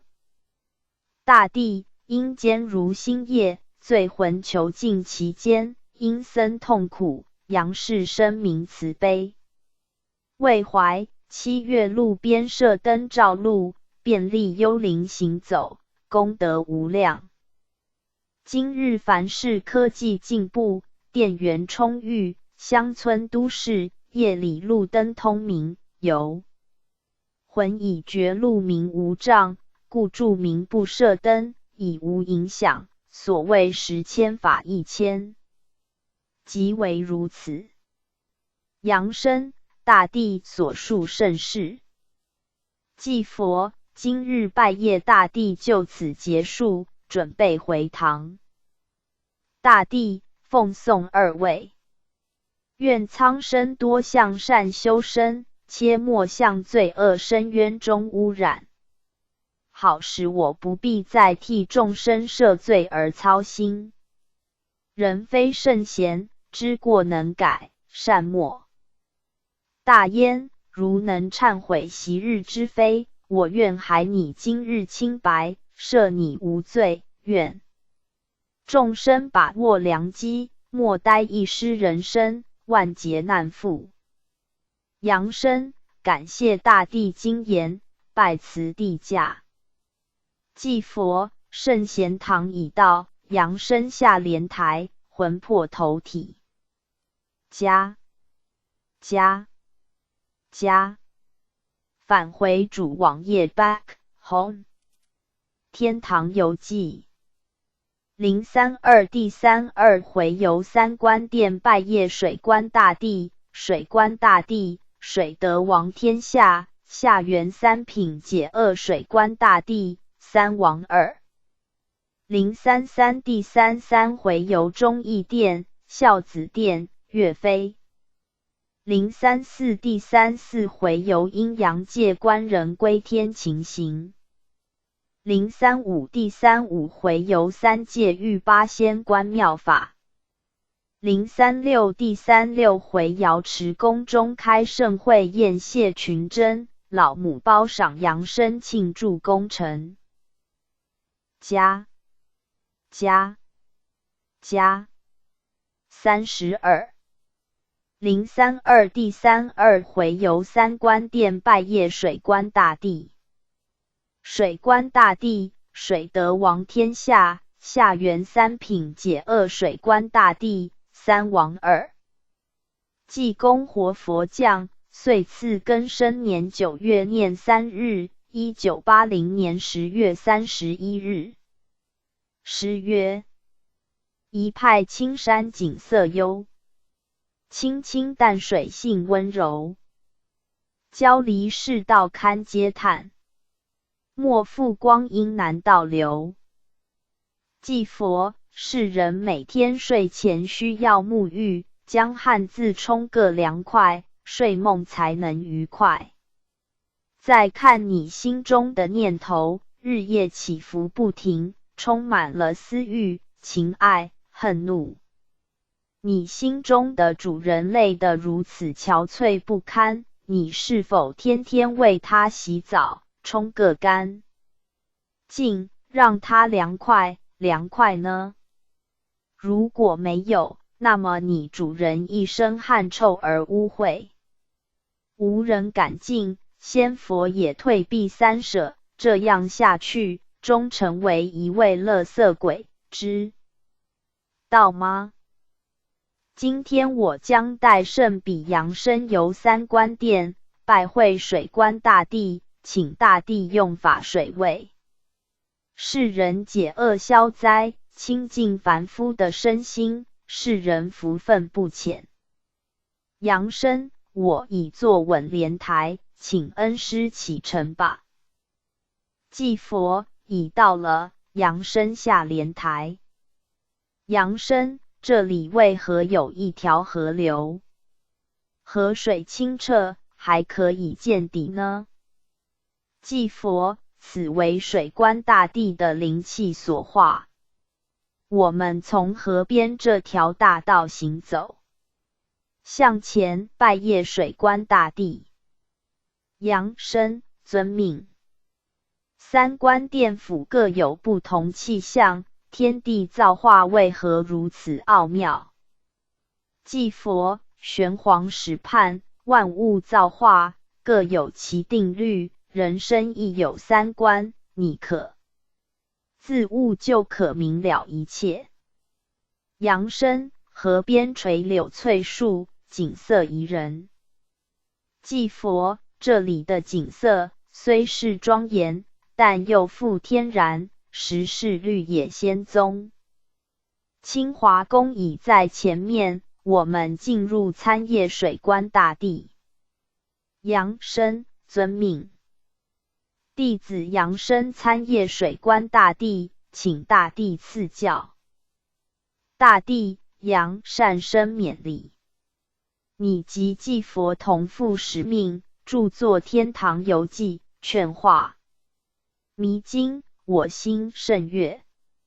游记遍载天堂风光，一草一木，一山一水，一言一笑，皆藏无限妙理玄机。凡是有缘读者，当要神游意会，不可走马看花，以免失去参道良机。此书非凡，因扬身素具道根，有大智慧，故能洞彻天堂妙境。而作成一本游记，诚是千古一大奇书。今日来此，心为我怀，命仙官奉明。杨生，大帝加冕，愧不敢当。弟子有幸随师游览天界著作圣书，当感谢大帝洪恩。大帝，杨善生为何潸然泪下？杨生，弟子深入圣门，一心待天宣化，然觉曲高和寡，自叹心有余而力不足。大帝，你莫悲伤，尽人事听天命，你心诸天同鉴，胜彼有正人心。匡世道，挽气数之力，任重道远，悉你大智悟内，上天自有妙化，绝不负你。杨生，感谢大帝慰勉。祭佛，贤徒心勿悲伤，有老僧在此，何怕无处可化缘。衣钵真，传在手，到处是道场，善尽我们的职责，走一步算一步吧。今日拜谒大帝，你可趁机多问道吧。杨生，好的。请问大帝，水官是何意思呢？大帝，我为下元三品解厄水官大帝，专为世人解厄消灾，为何？我司解厄之职，因世人都是尘秽污染，罪恶满身，故变成一位罪人。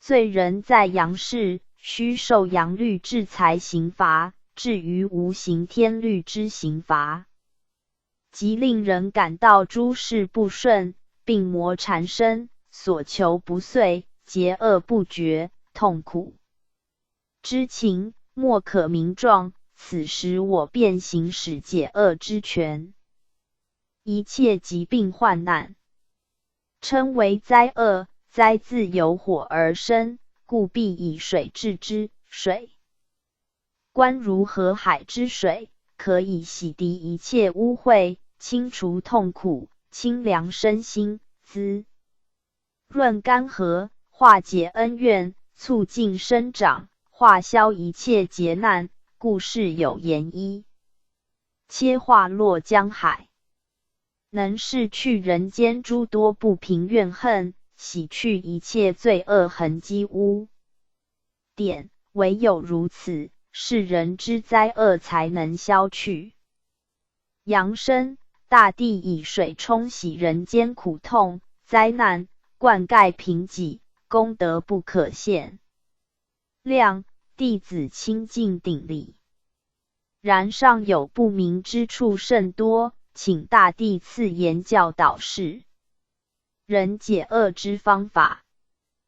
大帝，既身为人，如船行在海中，乘风破浪，起伏不定，见有小生命走路时，颠簸跌倒，脚破血流，长大为生活累得满身大汗，心智用尽，身心疲惫不堪。我以热水为其消除疲劳，晨起凉水为其清醒，平常为其身心加油打气。劳累的时候，我蒸发排出体外，维持身中热量平衡，不致烧毁。人即如一部汽车，奔驰在人生大道中，惊险尽头，随时可以看见。人类的生存，是在记起宇宙之生命，为天地立心，发扬正气大道。故三才以人为贵，三观为天地水，水观即是人观。人为血肉之体，最易伤害，故水观随时解厄，悉众生逢有结厄之时，念我圣名，当代为化解。杨生，大师慈悲之心令人感动，世人都想免恶无灾，但不知其道，大帝是否可以赐告？大帝，天不降灾，罪薄是人造灾，解厄消灾之道无他，保持自己清白，自无灾厄临身者有犯诸灾厄，当痛心忏悔，奉行善道，不再作恶，水官自解其恶。阳生，世人逢恶痛苦，大帝如何化解？大帝，前面河水有解毒化灾之功，可谓神水，你再定神一看，便知其中尚有妙奥。阳生，定神一看，河流中有许多小人物在那里游泳样子，这是什么人呢？大帝，世人逢犯孤臣寡宿，行害绝嗣，病难痛苦，皆是前生不修，今生受之。若有善男信女，承系好境，沐浴焚香，前诵经忏，悔过自新，则其元神可以在此河中沐浴，减轻痛苦，渐脱苦趣。100%。祭佛，水官大帝慈怀惠赐经言已多，三官大帝主宰天地水人三司，职责重大，赐福消灾解厄，无不为利益众生着想，可谓佛心先长，功德浩荡。所以此刻我们将在三官殿与三官大帝一起相续，以恭临圣域。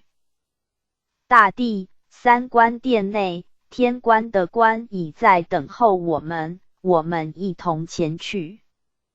阳生，好的，三官如一家人，今日幸运到此，能同时恭临三官。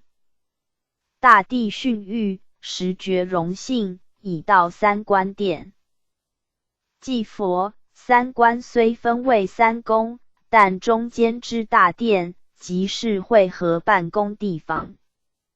现在已到殿中，天官的官二大帝已在里面等候。阳生，参谒天官的官三位大帝，里面排满了丰盛的水果鲜品，令人垂涎。天官杨善生勉礼，今日你揽三官殿府，特在此设宴招待，以是奖赏著书辛劳的官。天堂游记一书至此接近尾声，祭佛扬升功德浩瀚，永至天榜，于三曹普渡作上帝天使，广播福音于世界，使众生回心向善，挽回天地气数，促进世界大同，大德莫能名。水官祭佛导游，杨善生为主角，便游天界，访道传真，为科技时代制造太空，精神食粮，唯有精神修养才能促进人间幸福，安心享用科技产品。否则人类聪明，自毁道路，是人类不幸，先佛于心何忍？故垂训示教，人类如能人人修身养性，将浊世化为净土，则天人庆幸。天官祭佛扬善生用吧，琼浆玉液，鲜果妙品，世间所无，此上苍所赐，尽管享用。扬生感谢三官大帝厚爱，会赐那么多礼品，我有今天，当要感谢祭佛恩师的提携。祭佛师徒同父子，何必挂怀？吾使以前，以示言臣愿再来。现刻正是时候，故能结此善缘，便由三界著书记事，但愿我这副逍遥德性，方便法门，能使老弱妇孺清净，个个成佛。人成仙，扬声任重道远，勿将心法广传，慈音遍布，使众生贤。瞻法义的正菩提。扬声谨遵师训，愿师提携之。三观为三圣人，乃一太极，普受浩劫家之命，顶因无量品之包，子为清虚动因，总领功过，赐福赦罪解厄，普济存亡。道观诸天，恩谈三界，大悲大愿，大圣大慈，三元三品，三观大帝，三公九府，360感应天尊。此乃三观宝告，世人如能常诵，自得感应。今备此小宴，聊表寸心，呆书者陈瑶池另有盛宴，愿其待之。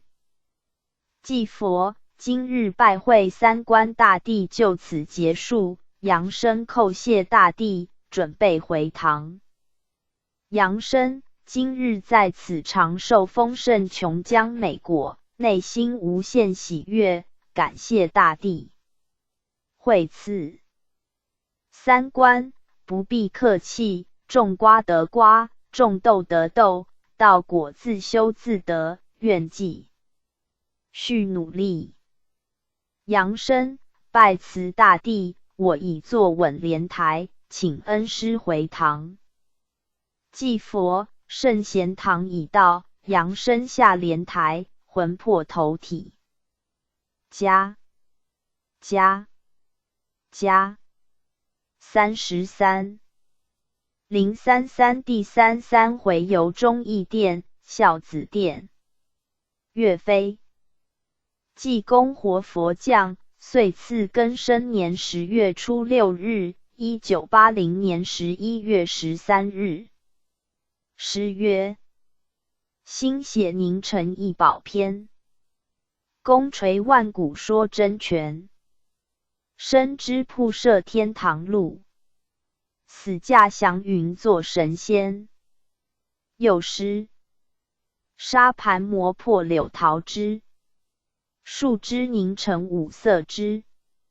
福地天仪归圣德，莲花出自玉瑶池。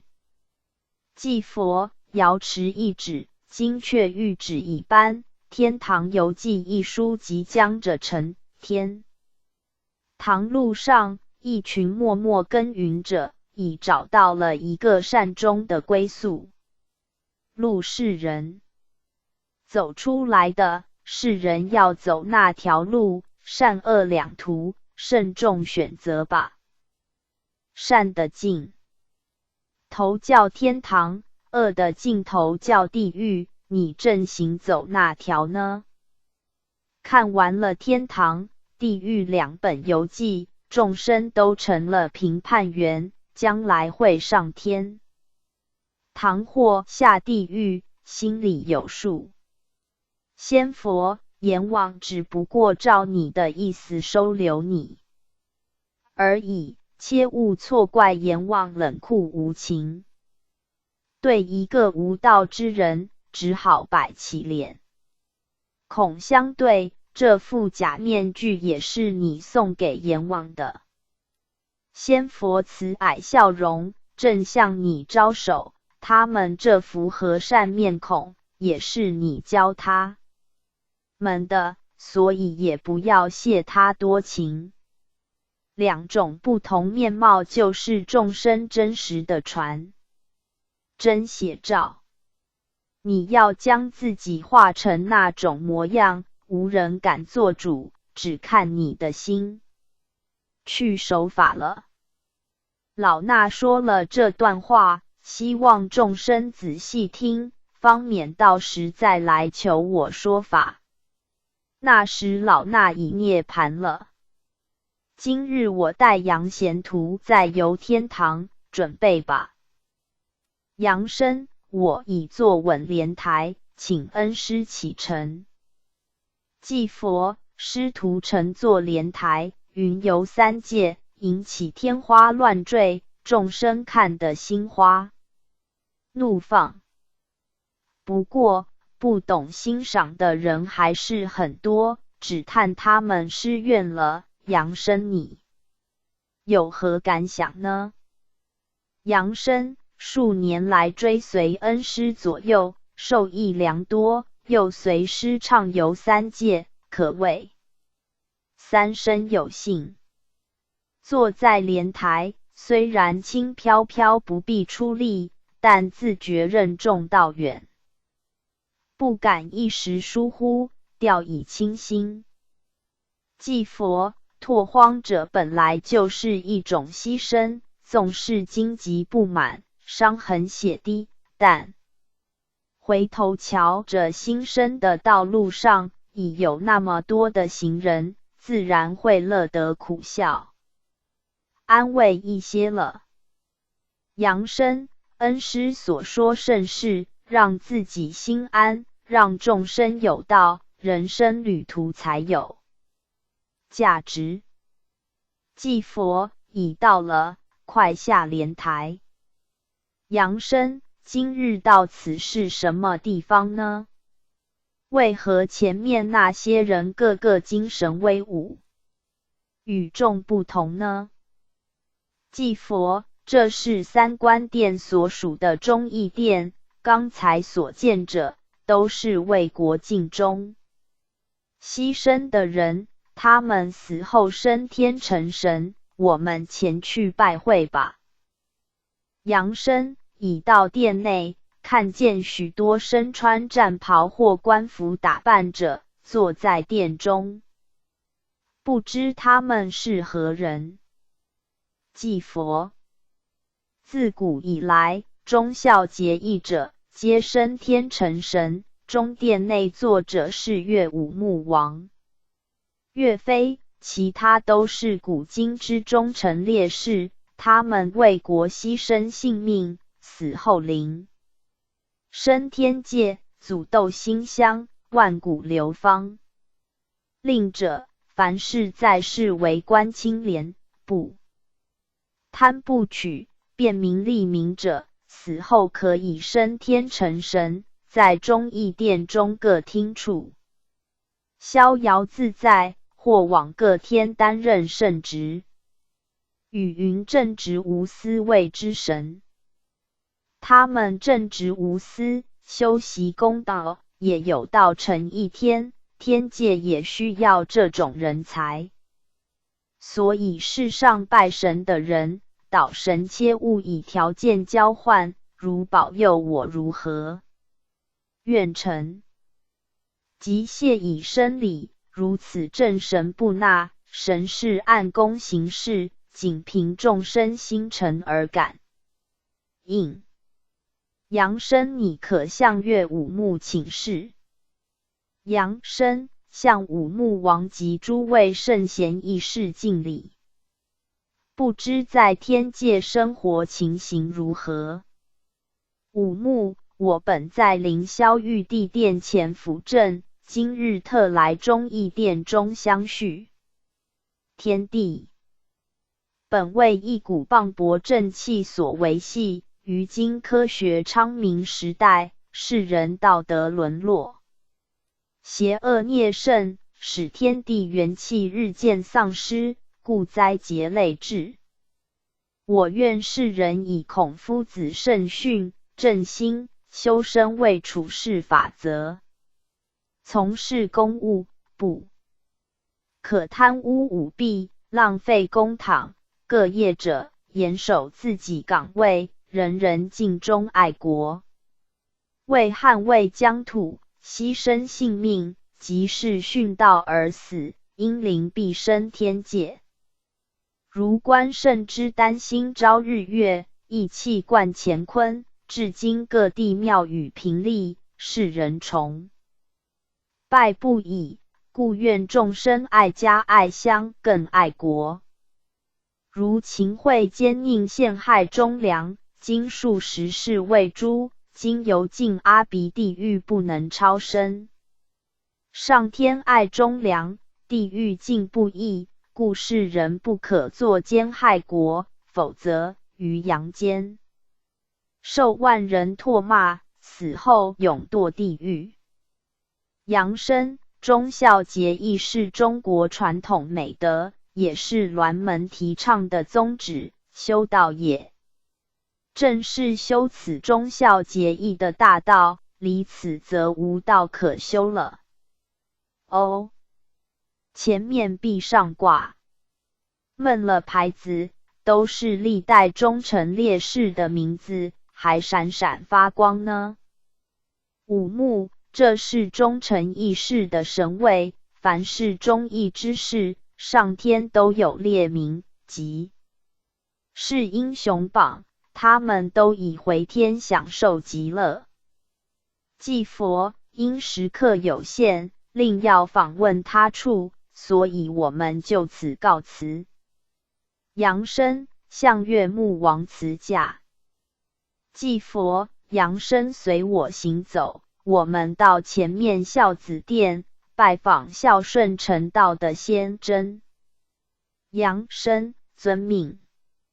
随师不出殿门，向外而行，已看到一巍峨建筑，上嵌书有孝子殿三字，甚为壮观。祭佛，忠孝为人伦之首，世人必当尊之，否则即为罪人逆子。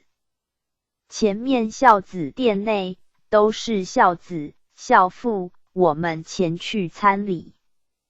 阳生遵命。进入殿内，看见许多慈善面容的男女，有穿古装及现代衣服，正在里面坐着下棋、饮茶、弹琴，壮甚逍遥，不知他们是谁。祭佛，这些都是古今孝子，男女老少皆有，念四孝故事流传至今，犹会至人口。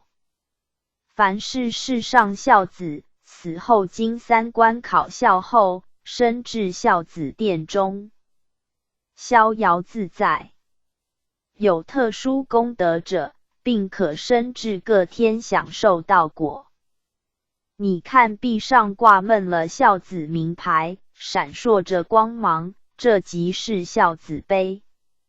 希望是尚为人儿女者，当孝顺双亲，先人去世后更须慎终追远，按时祭拜扫墓，以报答祖先养育之恩。阳生可向孝子们访问在世尽孝情。行。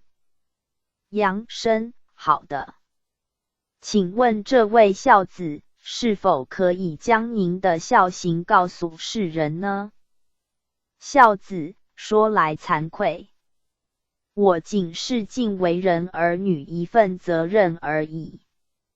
回忆在世时，家境贫困，母亲早逝，父亲染上酗酒恶习，堂上又有高龄祖母。父亲酒后语无伦次，常对祖母恶言相加，我极力劝阻，反遭父亲鞭打，忍痛无怨。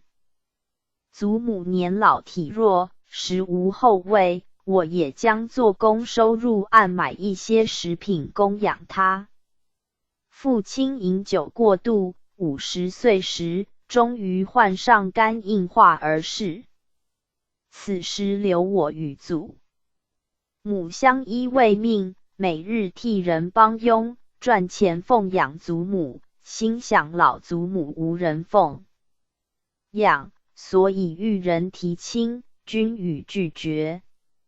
至祖母去世宋中时，38岁由一人独居，庸功自度，克勤节俭，身处此环境，身体穷人之苦，所以将结于金钱，均分赠贫苦，自己不留积蓄，至60岁而去世。真灵受到观音大士引渡，在南海紫竹林修炼，今已证的果位。我因修行孝道正果，所以常来孝子殿，接引有缘。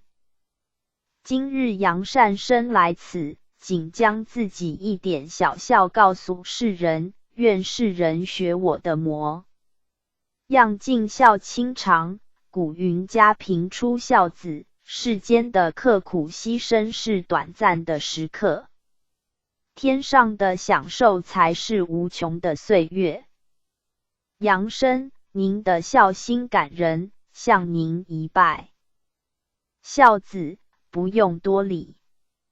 看你头上灵光圆陀发光，是一位沉静修道者。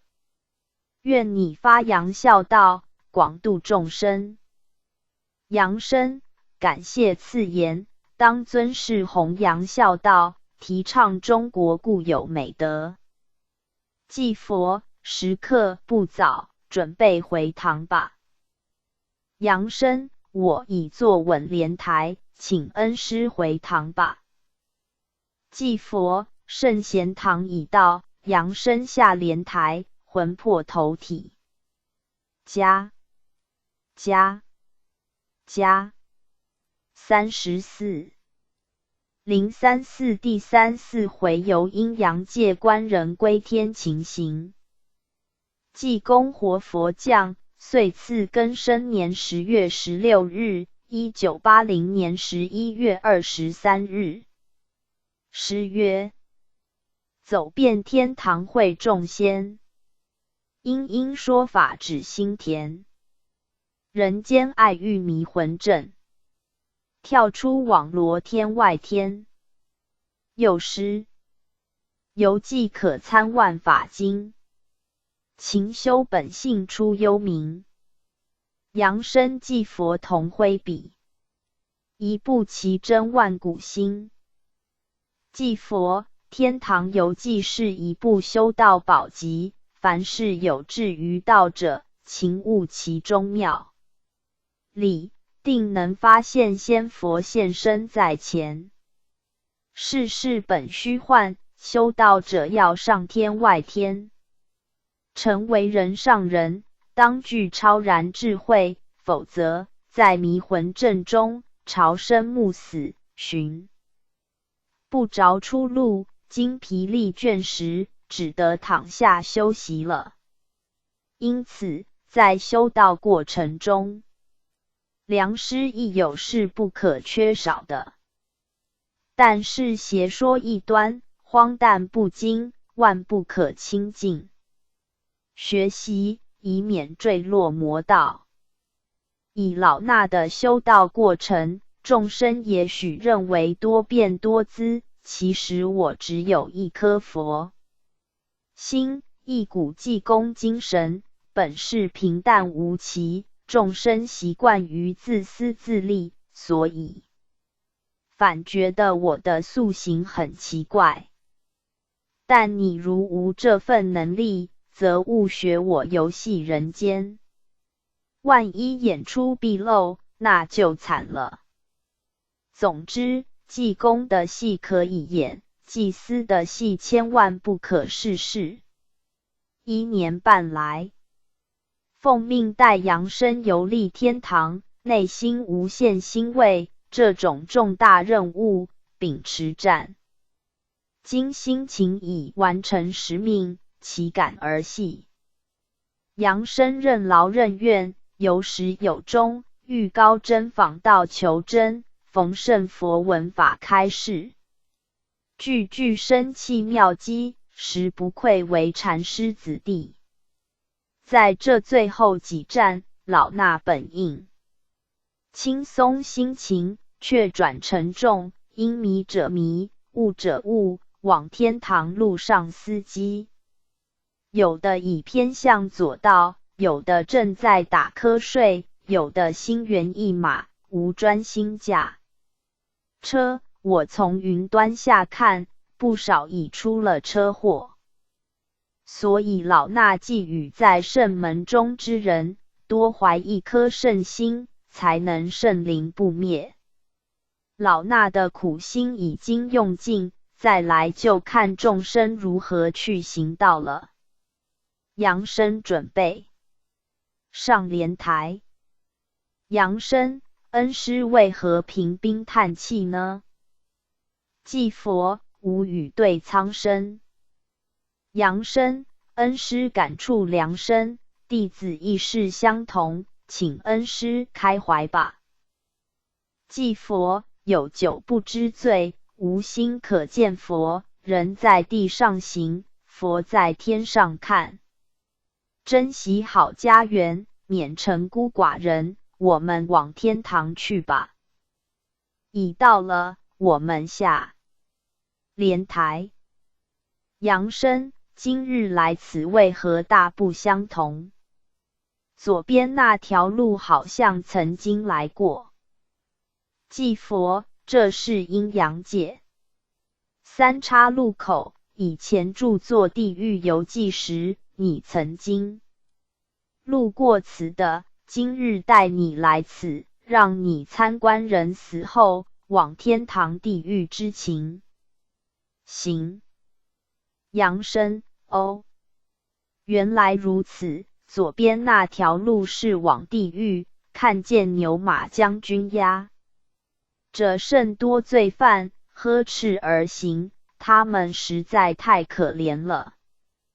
祭佛，这是恶人的下场，也是他们梦寐以求的理想归宿。生前已过惯勾心斗角、伤天害理、无法无天、隐匿黑暗中的生活，所以他们到地府去，可以说是很适当的安排。你可看往天堂大路去的人们。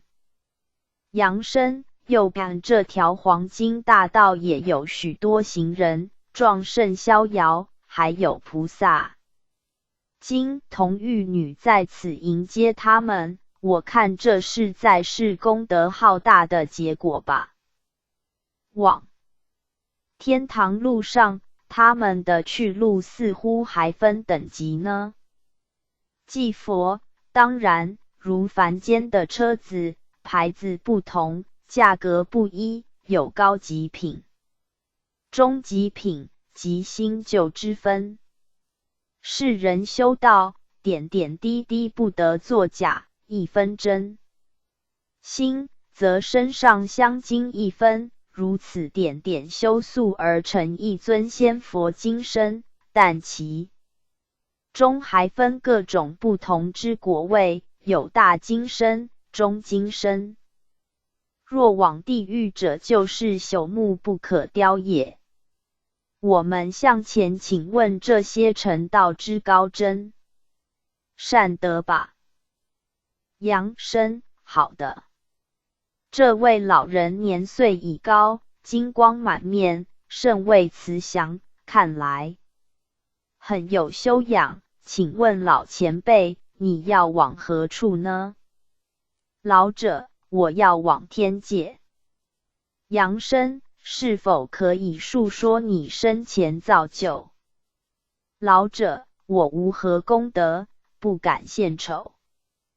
祭佛，你不要客气，我们奉命著书，你说出好事，可以劝化世人，功德无量。老者，既然可以劝化世人，我就说之。我乃南部人士，儿女成群，后便到一庙中效劳，替人解千师，早晚献香奉茶，一心为神圣。善信效劳，因来庙中参香之善信甚多，由香钱收入亦多，我均善加保存，工钱一文不取作私用，均作为买香或庙中费用，清廉公正。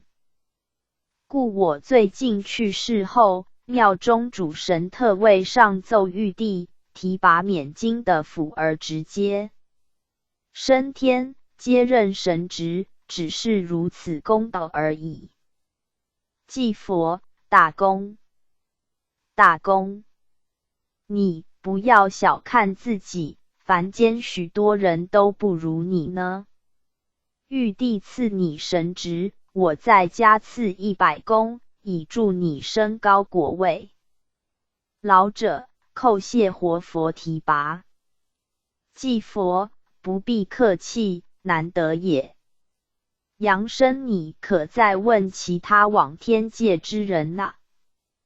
杨生，好的。请问这位姑娘，我看你年纪甚轻，为何走上天界之路呢？姑娘，拜见祭佛恩师，今日师徒在此相会，心中伤悲，为何我不能在世多行功德，度人修道，如此迅速便召我回天呢？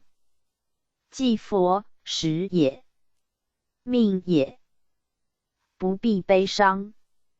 你甚敬老衲，受我度化，今已成正果。因你前生与今世之父母尚有一段尘缘，今日缘尽业尽，肉体受伤害，而脱壳回天。你看，文殊菩萨已来度你回西方，快快参礼。菩萨，起来，免礼。我们有师徒之缘，因你尚有一段凡业，所以转轮一次，至今偿清业债，故临回西方。感谢祭佛显化开示其境修，今日始能了业脱尘。祭佛，文殊客气，世人不嫌老衲方便有多门的话，我都照单全收。不过还是他有善根，才能修道行德。杨生可以再问其他回天之高真。杨生，遵命。往天堂之大道，行人都是面带笑容，我看他们一定是对自己前途抱着无穷希望吧。请问这位师父，你要往何处呢？尊者，我要往西方谒见世尊。祭佛，您慧根深厚，功德浩大，头顶佛光四射，是否可以告知在世修持方法？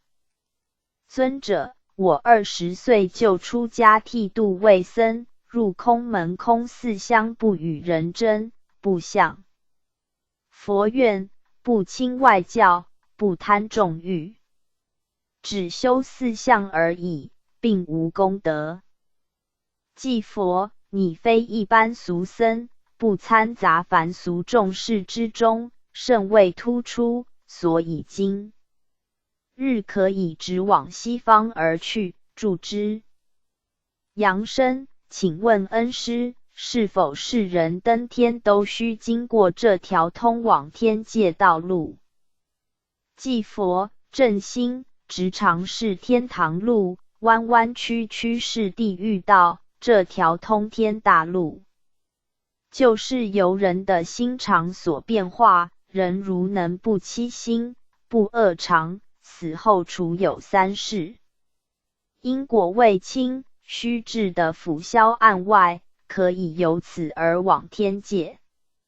杨生，此路通哪里呢？祭佛，此路直通南天门，再往各天。杨生，为何不见他们腾云驾雾呢？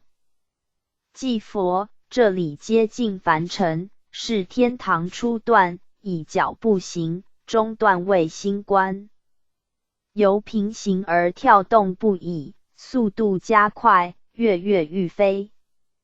星官一过，星眼变开，灵山现前。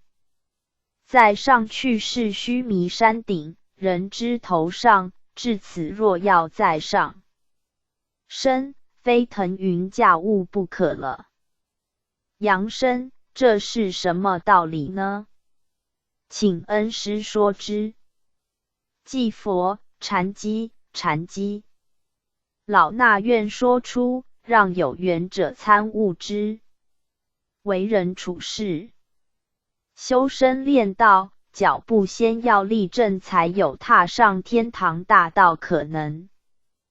再上一层，六根灵根须清净，否则粪尿其下，满身污秽不敢见人，怎可见天？再上一层，肚肠须清净，否则羊肠小径，泥泞难以行走，无非是行地狱之路。再上一层，心存正念，跳动有序，无惧无恐，两眼清白，如此天堂有路可以行走。再上一层，便至灵山塔顶，至此未觉成岭，是通天台，一步跳下便入虚空，一身轻飘，已没有凡债业障，脚底生白烟。这是元气所化，不是汽油燃烧后的乌烟瘴气，身无挂碍，离开世间沉重脚步，脚驾云车，天上人间，处处遨游，这就是仙佛乘云驾雾的原理。杨生，恩师一篇妙理，道尽了修道方法。祭佛，看完了阴阳界情形，知道天堂地狱是人心所造，你想走那一条路，任你选择吧。我们准备回堂。杨生，我已坐稳莲台，请恩师回堂吧。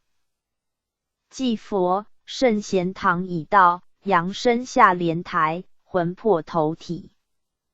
加35 035第35回游三界遇八仙观妙法。济公活佛降，岁次庚申年10月19日，1980年11月26日。诗曰：千古因缘不胜谈，慧根深种晚狂澜。天书媲美金刚论，游记堪称救世丹。又诗：云车静坐上莲台，三界遨游绝路开。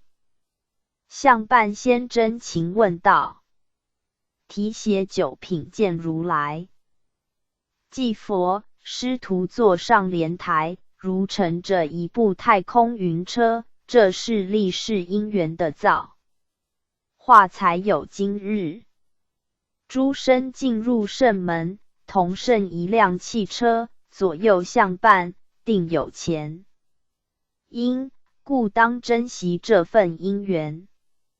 在一辆车上坐闷了各地陌生旅客，互通姓名，互道心声，曾是一大趣事。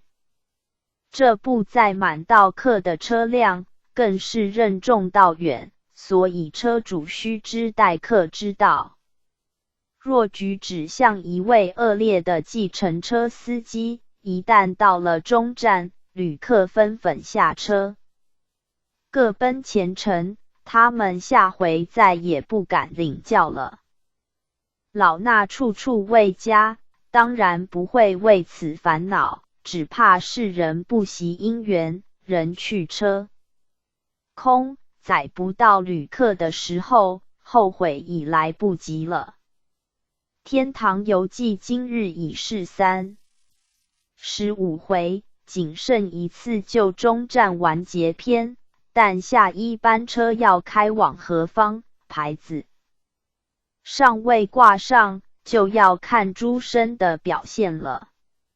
杨生准备上莲台。阳生，我已坐稳莲台，觉得今日心情特别轻松。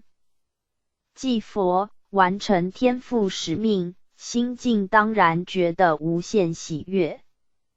阳生，感谢恩师数年来提携启发，使我精进不少。祭佛，但愿名师出高徒，才不会让人见笑。阳生，是的。祭佛，我们启程吧。今日你可以睁开眼睛观赏一切景色。阳生，那太好了，平时乘坐莲台，因速度太快，所以有时闭目养神，不知今日开眼会受到刺激吗？祭佛，你的道功已熟，开眼已能接受圣界光芒照射及锋利之功。即凡是修道者必要先积功累德，才可修炼神通法眼，否则魔障随时临身，往往造成精神失常或心智混乱。修道者先行功德，如组合电视零件一样，功德圆满成了一台电视机，将插头一接，影像立刻分明，神通广大无边。有志于道者，判善体各中妙义，若零件不全，强练神通，对精神或眼神会造成伤害。我们往天界而去吧。阳生，莲台飞速推进，耳边风声啸啸而起，低头看见凡间夜灯通明，科学发达，电灯大放光明，似乎已没有夜晚。祭佛，难怪世人不少阴阳不分，伦常颠倒。阳生，半空中祥云霭霭，光芒四射，仙佛乘云而过，好像走在云间不知处，没有一丝尘埃气氛，有一种忘情的心境。前面来了一班仙真，看来好像是八仙。祭佛，正是八仙，他们算知我们今日经过此的，所以来此寒暄一番。阳生，我实在太欣慰了，能目睹八仙真容，向八仙参礼。果老，免礼。今日屈指一算，获知你们经过仙山，所以来此依序。阳生，今日幸会八仙，请八仙变些道法，让弟子开开眼界，好吗？果老，可以。你地狱游记着玩，天堂历尽，实在太辛苦了，我们耍些仙术，慰劳一番，由我先变，你想吃什么？阳生，我想吃人间没有的仙果。果老，那简单。看我双手空空，无何一物，现化一粒种子，埋下云雾之土里中，化雨化风，1日、2日、3日，你看如何？阳生，果然神妙，已长出树芽。果老，1月、2月、3月如何？阳生，已有2尺高。果老，1年、3年、3年如何？阳生，已如大树，绿叶茂盛。果老，开花如何？阳生，刹那之间，仙树开满花朵，甚为美观动人。果老，结果如何？阳生，突然花谢结果，唯果尚未熟。果老，不急，迟我便来。果老已黄熟，如何？阳生，转眼鲜果黄熟，发出阵阵香味，闻之令人垂涎欲滴，可以摘食吗？果老，不必客气，任你摘吃。杨生，仙翁既然准许，我就趁此机会饱食一顿，一口气连吃了3颗，肚子已饱，无法再吃了。果老，胃口太小，我替你塞几个吧。杨生，不用，不用，勉强吃下，恐胃肠受不了。果老，既然如此，我也不勉强，这些鲜果就送给其他有缘人吃吧。送你1袋，拿回去送给你亲友尝尝。杨生，感谢仙翁。果老，我的戏法已演完，杨善生你做个评分，好吗？杨生，100分。果老，太高兴了，不过还要你将此戏法的含义讲评。杨生，不敢当。果老，不必客气，趁机会考考你。杨生，仙溪既然有命，我岂敢为之？仙溪这一出道戏很有意义，暗示修道人需要先有道根慧种，埋于实地，如人脚踏实的。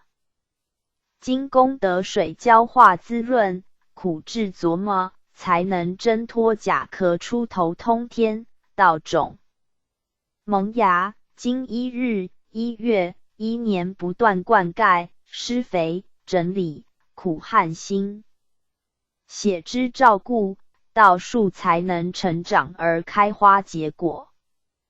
再者，结成道果，非是一人独尝，还需分送亲友，众生同享。如人入圣堂代天宣化，可使亲友受因得道，更可超旋拔阻力，一同修。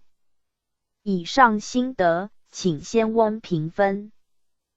果老，果然识货，将你送我的分数相还，满分。杨生，岂敢，多谢仙翁赐教。果老，请吕祖师献计吧。吕祖，你好。我不是江湖术士，无何特技可以表演，只愿献丑，耍一小戏法。放下我背上这具葫芦，杨生你可观看里面有什么把戏。杨生，好的。葫芦中只有一团黑暗，不见一物。吕祖，好的。看我念咒做法，葫芦本空，包罗天地，藏尽乾坤，演出人生戏剧。哈哈，杨生你再观看，我葫芦中卖什么膏药？杨生，我看看即知。哦，葫芦中别有天地，好像一个望远镜，看去有山水、房屋、人烟，好像电影荧幕一般，看到人出生，人上学，人结婚，人升官，人游乐，上餐厅，逛百货公司，热闹异常。哦，现在看到一座医院，病床躺闷了呻吟病患，手术室中血淋淋的刀割动作，有痛苦呻吟、悲哭声音、惊恐表情。现在又看到车祸现场，他们刹那相撞的镜头，实在令人触目惊心。又看到人死、丧家哭啼，殡仪馆中躺着一排排尸体，冷冻库中句句棺木，突然现出剧中2字，一阵铃声，使我惊醒过来。仙翁呀，我看得好害怕。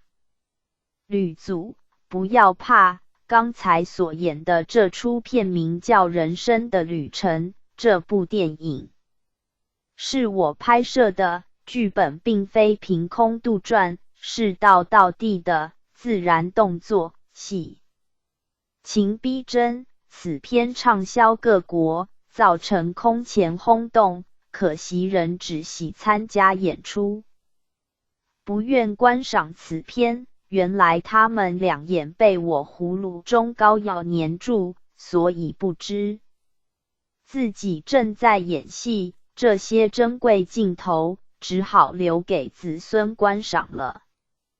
杨生，吕祖师真是妙法无边，黄粱一梦，醒来之后却当起制片家来。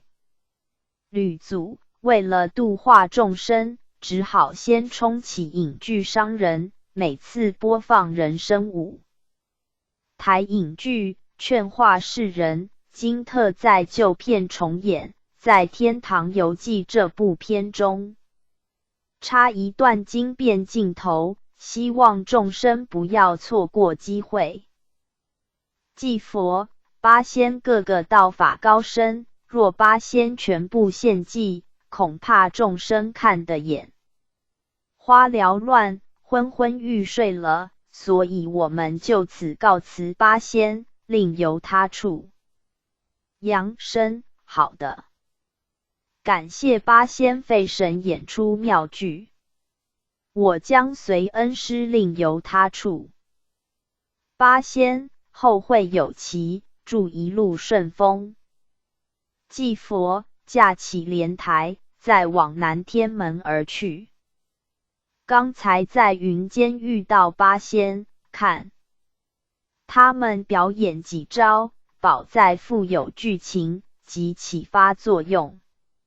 已到南天门，我们下莲台向大圣问安。杨生，大圣已在那边嘻嘻哈哈，好像很高兴的样子。祭佛，正是，我们以往刹那飞过南天门，大圣无法与我们相谈。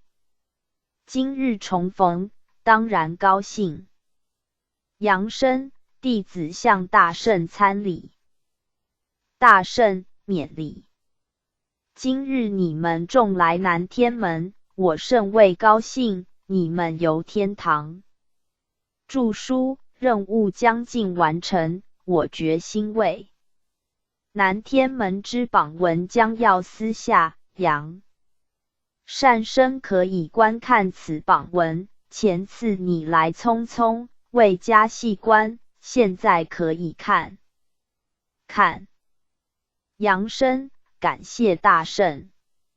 南天门边公布栏中，果然悬挂有瑶池一指，即精确玉指，与本堂所降相同，亦为奉旨著作《天堂游记》，各天协力相助，不得违命。看完指文，内心充满无限温暖与感激。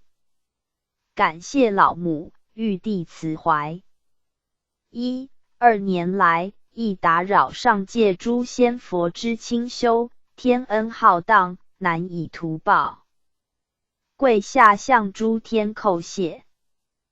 大圣，果然是有心人，可以起来，大任完成，功德如恒河沙数，可喜可贺。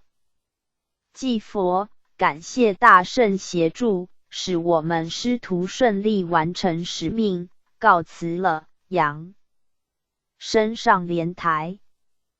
杨生，感谢大圣开方便之门，拜辞圣驾。我已坐稳，请恩师起程吧。祭佛，现在我将带你环游三界一周，如风之疾，只是刹那风光。你要坐稳，片刻你凡间之肉体也会感电迅速摇动，诸身在堂可以静观之，将启程。此刻扬声立沙盘前，果然两脚如腾云驾雾般，急速如飞，旋转不停，在场堂生个个看得目瞪口呆，大叹神奇。圣贤堂已到，扬声下莲台。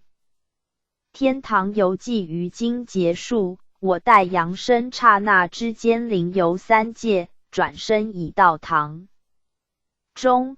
刚才情景诸生已观之，神灵显化，是不可思议的。诸生有幸陪着天书，实乃三生修来，失此机会，不知何时再遇。瑶池宫中无极老母正准备庆功盛宴，下期诸天仙佛在瑶池开宴，我将带扬声参加。是日，扬声须身心清净，不可失仪。扬声魂魄头体加36 036第36回。瑶池宫中开盛会宴谢群珍，老母褒赏扬声庆祝功成。济公活佛降，岁次庚申年10月廿3日，1980年11月30日。诗曰：历尽磨难志不移，天堂路上树明碑。茫茫苦海明灯塔，圣德弘扬万佛随。又诗：法鼓经敲36回，迷人醒觉向天推。扬声大命今交旨，玉叶琼浆尽10杯。祭佛天堂圆满走了一圈，这副沉重担子总算一松，这本游记活生生在世人眼前公演，是老衲及扬声搭档合演的一部神圣又富喜趣的天堂风光神仙生活剧，现在已演完了，台上台下互相参观欣赏，各笑各的，但愿众生不要白看了，当学我祭颠及扬声也演一场道德喜剧吧。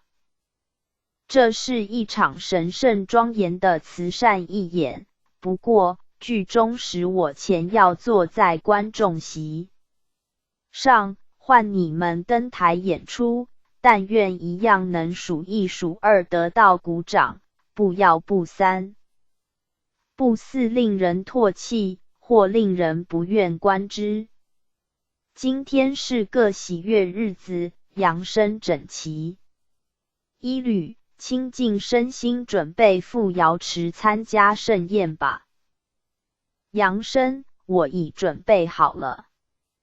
将近2年时光，随师云游天界，自觉欣慰万分，内心由衷感激。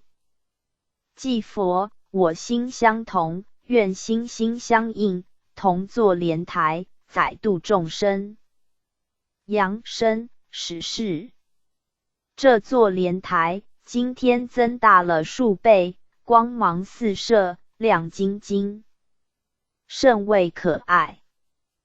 祭佛，一分耕耘，一分收获，一朵莲台能让我们久坐不成，可见它的耐力不凡，因法水滋润，尘埃的消沉，所以莲花盛开，更为增长光大，这就是你的果位。扬声，弟子愧不敢当。祭佛，不必客气，我们往瑶池而去吧。扬声，天界为何热闹异常？好像有什么喜事般。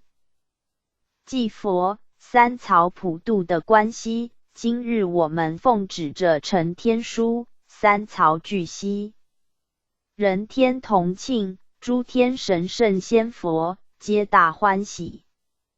因又有一本宝书流传天下，待诸圣真仙佛劝化度人。杨生原来如此，自觉此身非轻，能荣复圣职，待天宣化正。各天界金光万道，一片通明，照彻大千，真是奇景。祭佛，这是天光，昔世人循着这道光明步向天梯大道，这里没有黑暗与痛苦，只有无限的光明与法喜。已到瑶池宫，我们下莲台吧。杨生，哦。前面仙真拥簇，光芒四射，满排盛宴，还有仙女演奏着仙乐，声音悠扬，令人心旷神怡。祭佛，观音大士已来。大士，今日我佛欢喜无极，特来此同参盛会，祭佛带杨生上来，坐于前面的贵宾席吧。祭佛，杨生随我来，我们向前坐于贵宾席上。杨生，不敢当，在场仙佛那么多，我们还是坐在末席就好。祭佛，今天不要容气，听大士的话吧。杨生，遵命。看见这么多的圣真，心中有些惶恐不安，看他们都注视着我，面露微笑。祭佛，我们就坐这里吧。杨生，好的。宴桌上排满了奇珍异果，还有一盘琼浆，香味正传来，心中觉得喜爱。大士，今日盛宴乃是瑶池老母亲赐，三界高真仙佛大都奉邀前来，各教教主已临，吕纯阳祖师亦驾到，八仙飘飘已至。大帝，今日我奉无极瑶池老母义命，担任瑶池盛会司仪。祭佛。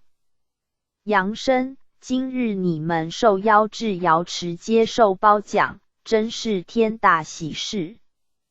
现客众仙真圣佛已都到齐，宴开108席。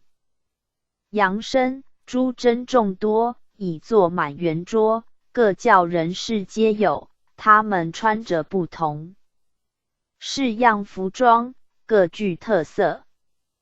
祭佛，各宗教虽然不同，各有其代表性，但它的宗旨相同，乃在提升人类灵性，进入大公无私、济世利人的境界，所以他们都具有善心、佛性，今日才能成道正果，不坠轮回。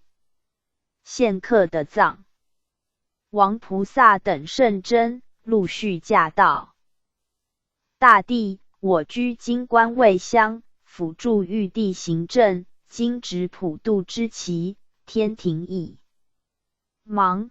今日天堂游记者成，可使天下有志于道者，对修道方法及所追求的天界生活状况有一明确认识，不致盲修瞎练，此乃世人之厚福。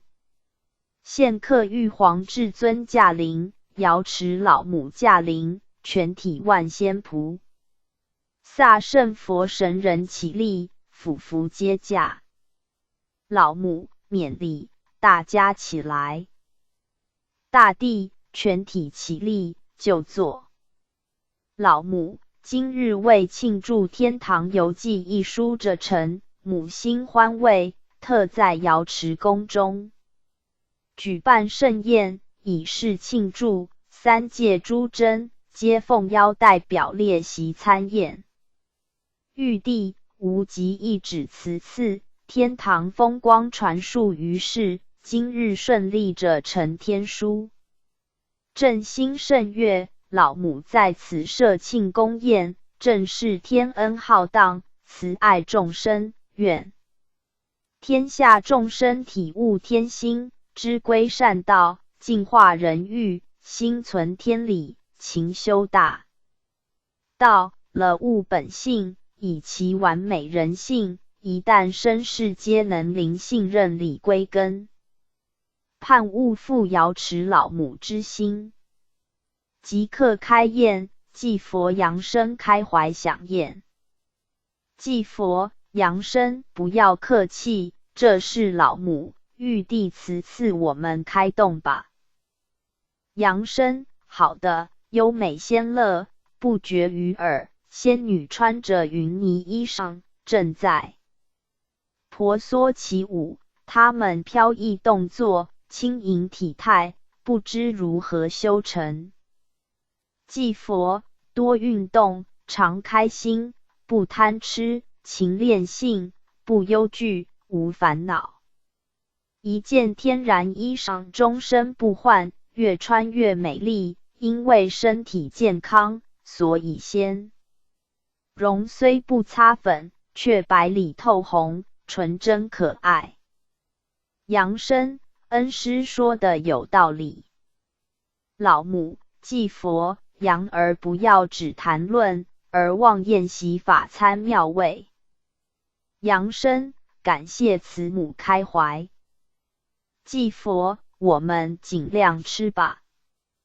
鲜果不厌多，此时要绽放我们的度量，容纳天地良心，凝结妙品。扬声，实是这滋味令人难以忘怀，琼浆一入口，更是回味无穷。我敬恩师一杯。祭佛，我已戒酒，以醍醐琼浆代替，相信更可以延年益寿，多度几个人。扬声，恩师真会开玩笑。灵卓坐着老母、玉帝、三清、三官及教主们，他们正坐着，面露微笑，在和谐气氛参加这个喜宴。道祖，道本无言，天堂游记所言已多，众生如不多学，我亦无言。愿体无极真实义，成就太上至道。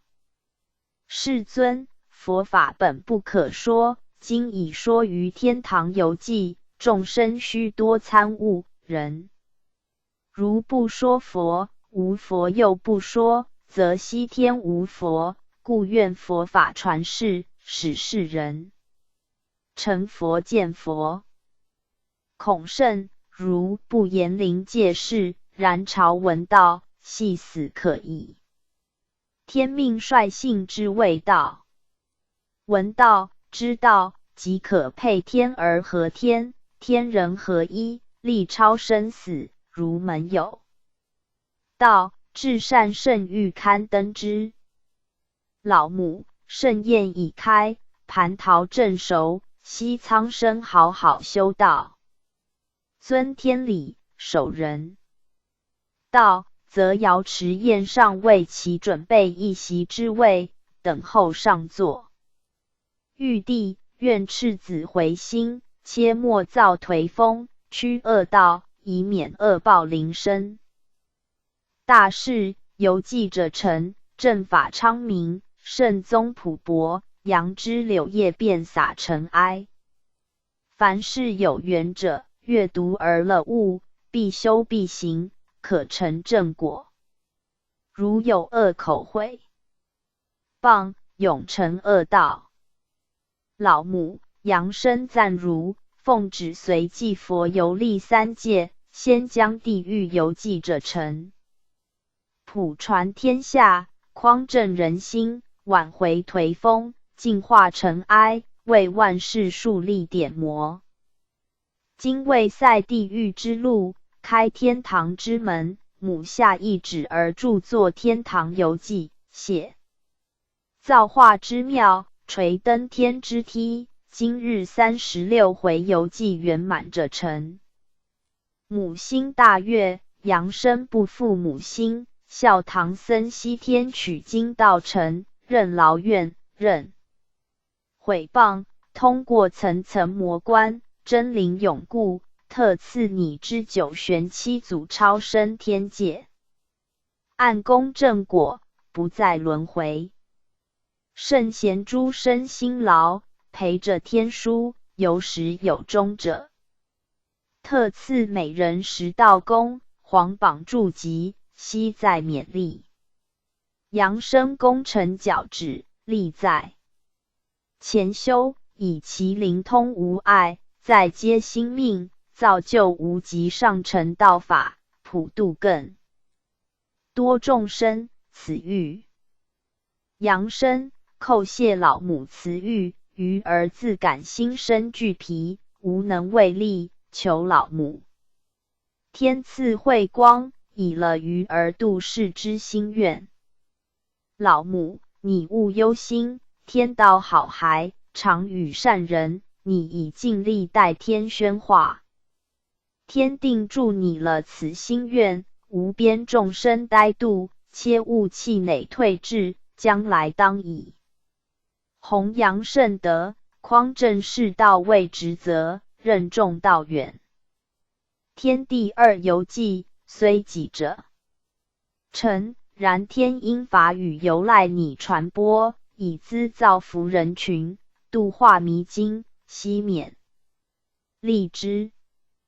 扬声叩谢慈母大德洪恩，遵命救世。祭佛，扬声你福慧深厚，今日荣因老母谕命，来此参加盛会。以乐观态度行道，不必挂怀那么多，为师送你一把蒲扇，2袖清风，可以云游天下，逍遥自在，去寻找有缘人吧。扬声定随师步，但愿恩师助于图一臂之力。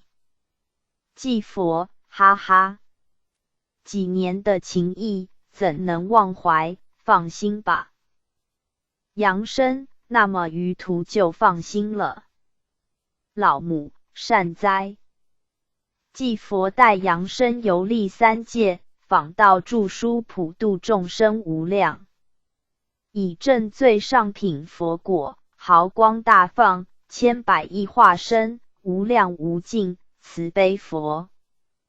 祭佛，叩谢老母恩赐，我爱轻松无泪，这些佛号功德，愿意送给有缘众生。纯阳，盛会结束，扬声准备谢恩。扬声，遵命。以身经受天地盖载之恩，国家、父母、师长培育之德，身现圣门，瞻受天恩，奉旨随祭佛恩师，游3界而著书。今日书成，蒙受老母、玉帝及诸真圣佛宠邀赐宴，心中感动，五体投地，叩谢慈赐，愿遵圣意，继行圣道。老母，扬儿起来，多劳累了你。母喜游记颁布，受到感化而回。头像善弥子，不计其数。虽劳有获，种瓜得瓜，种豆得豆，种道得道。今日莲台盛开，你之果位已得，心可安慰。未赏赐甚，贤诸生，母特赐琼浆1壶，命祭佛带回化饮，以助灵光慧命。扬声感谢母赐。祭佛，这1壶琼浆，得来不易，这是血汗所凝结，经天地日月精华晕化，以去浊质，如甘露，正是天上妙品，蟠桃剩下一个。扬声吃它吧。扬声，我够量了。祭佛，那么我将他押之圣在琼江内，分享圣贤诸生吧。杨生，甚好。师兄师姐们甚为辛劳，我岂可独享，应多赏给他们才对。祭佛，好好。纯阳，盛会就此结束，全体起立，诵祭佛，扬声回堂。众神，善哉！功德无量。扬声，拜谢老母、玉帝及诸天仙神圣佛，愿神光普照。祭佛，感谢老母、玉帝、诸真仙佛，我将辞驾，扬声坐上莲台。吧。扬声，我已坐稳，请恩师提好琼江。祭佛，放心吧，我们回堂。扬声，辞驾。圣乐正吹奏着离别曲子，离情依依不觉心酸。祭佛，这是我任最后一班车的司机兼导游。扬声要提起精神。下车之后，休息一会儿，静养气神。但愿后日再上联车时，已会自己驾驶，为师愿在你旁边作伴，陪你云游度化有缘。扬声，但愿如此。感谢恩师赐我灵通智慧，使于途玄祖同沾光辉。祭佛，世间绝无不劳而获的事，此乃你福有应得。云车马达声渐渐微弱，风声淡淡，载着《天堂游记》这部书，一字复一句，一日复一日，一月复一月，一年复一年，如今采集了这些宝贵资主，已装订为一部天书。老衲已将它运到墓地的这辆车子也将送入车库检修、充电、加油。经长途旅程，司机、油生都已疲倦，也该休息了，以准备新的旅程。再会。圣贤堂已到，扬声魂魄投体。天堂游记完，回家返回主网页 Back Home。极乐世界游记。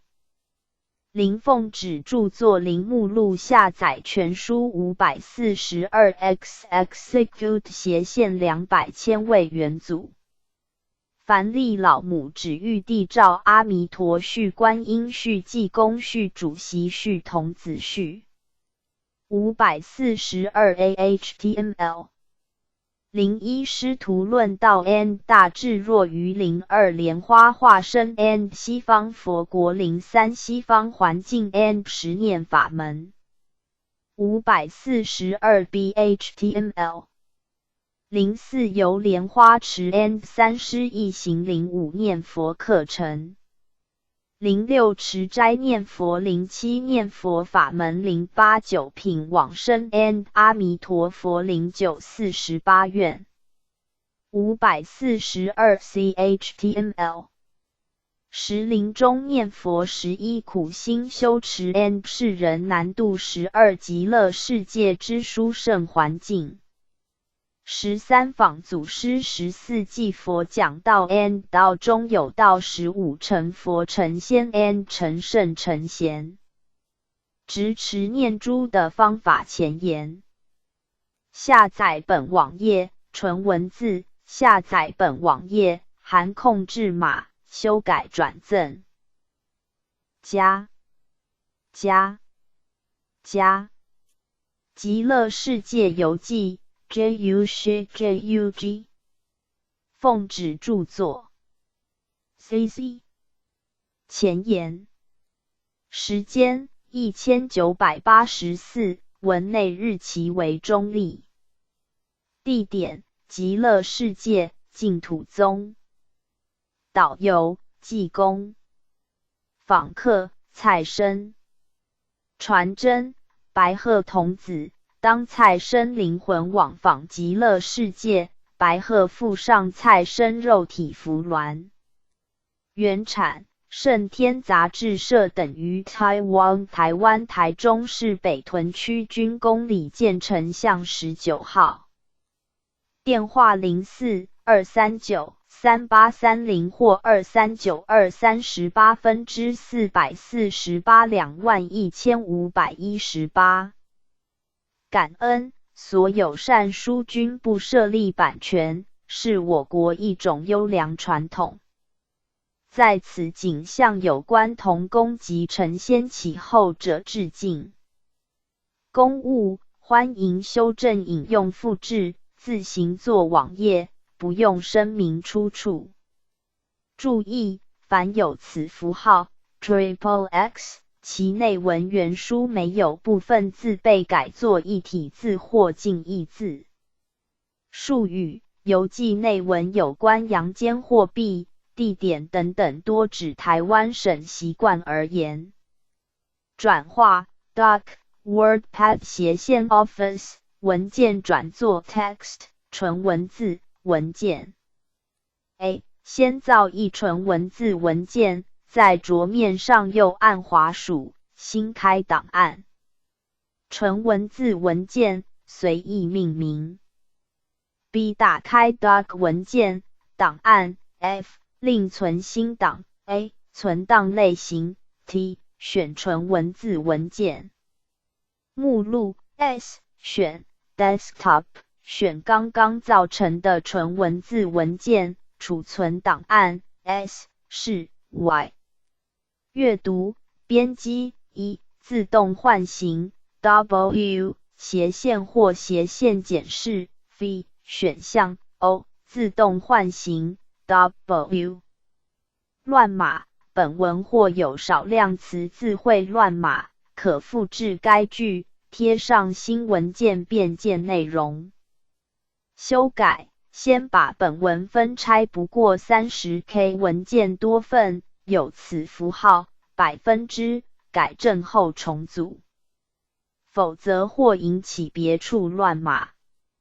字码 Chinese Word Code Big 5斜线 JBK 容量 75K 加00。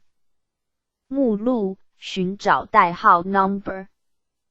标示反白，按望远镜按 Enter 钮。542A HTML。0A1 精确主密例。0A2 瑶池老母指。0A3 玉皇上帝诏。0A4 阿弥陀佛序。0A5 观音菩萨序。0A6 济公活佛序。0A7 本堂主席序。0A8 白鹤童子序。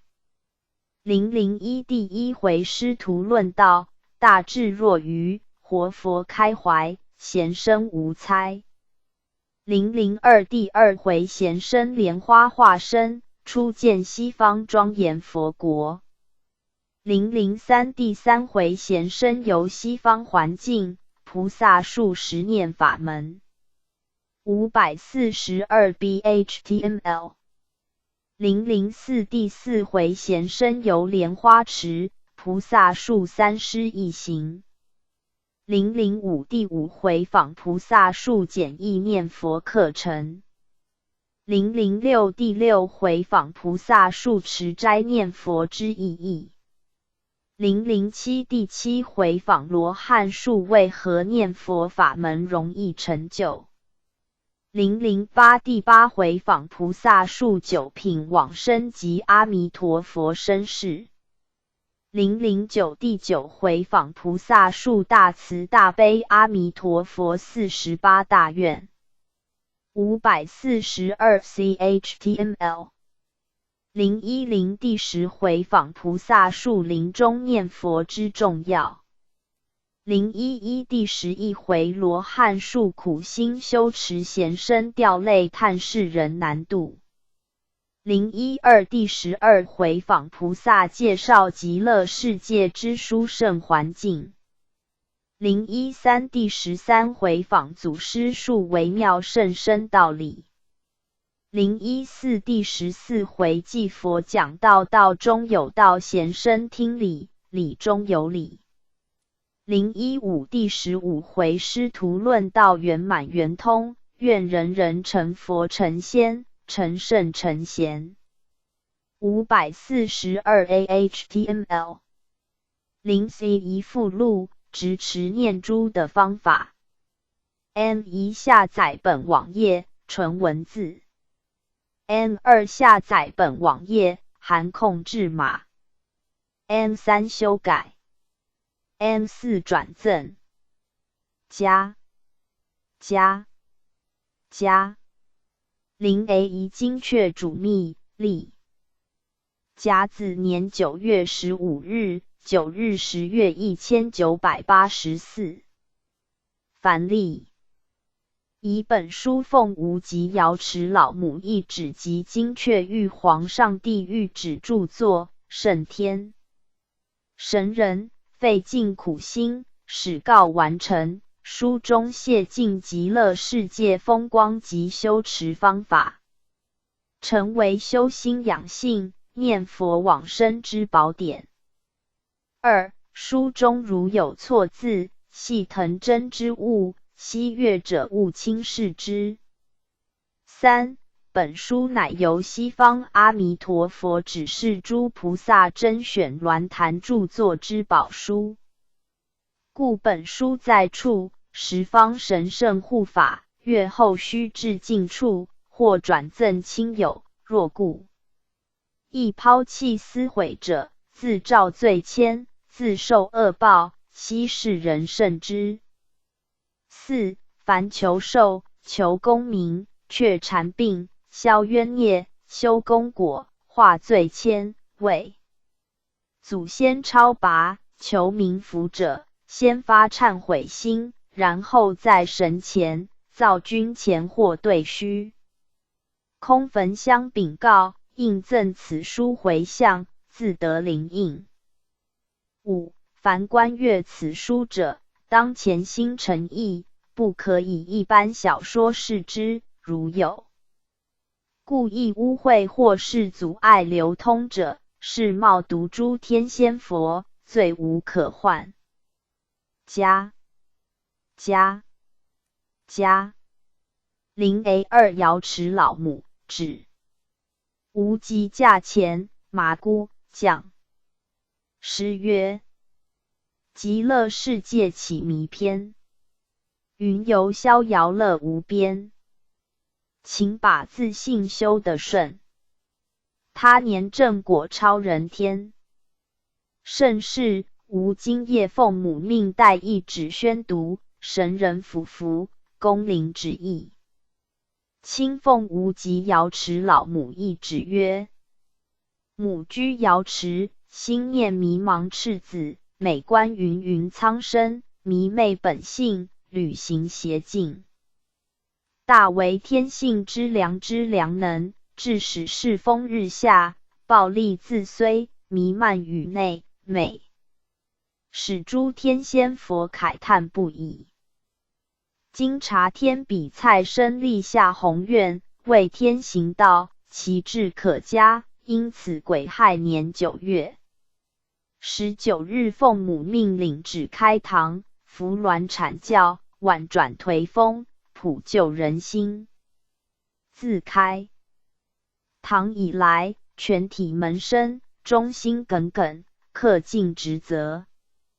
母观及此，欣慰不已，但道务发展不易，因此娘特勒旨一道，命济公活佛带领天比蔡生云游乐土，揭开极乐世界逍遥之境，访问诸佛菩萨等，参学问道，作为登天云梯，更作为圣天堂道务发展之辅助，是书名曰《极乐世界游记》。昔指道之日，每遇鸾旗，圣天诸子定要来堂效劳，使至完成具命，以普救民心，其归清净之乡。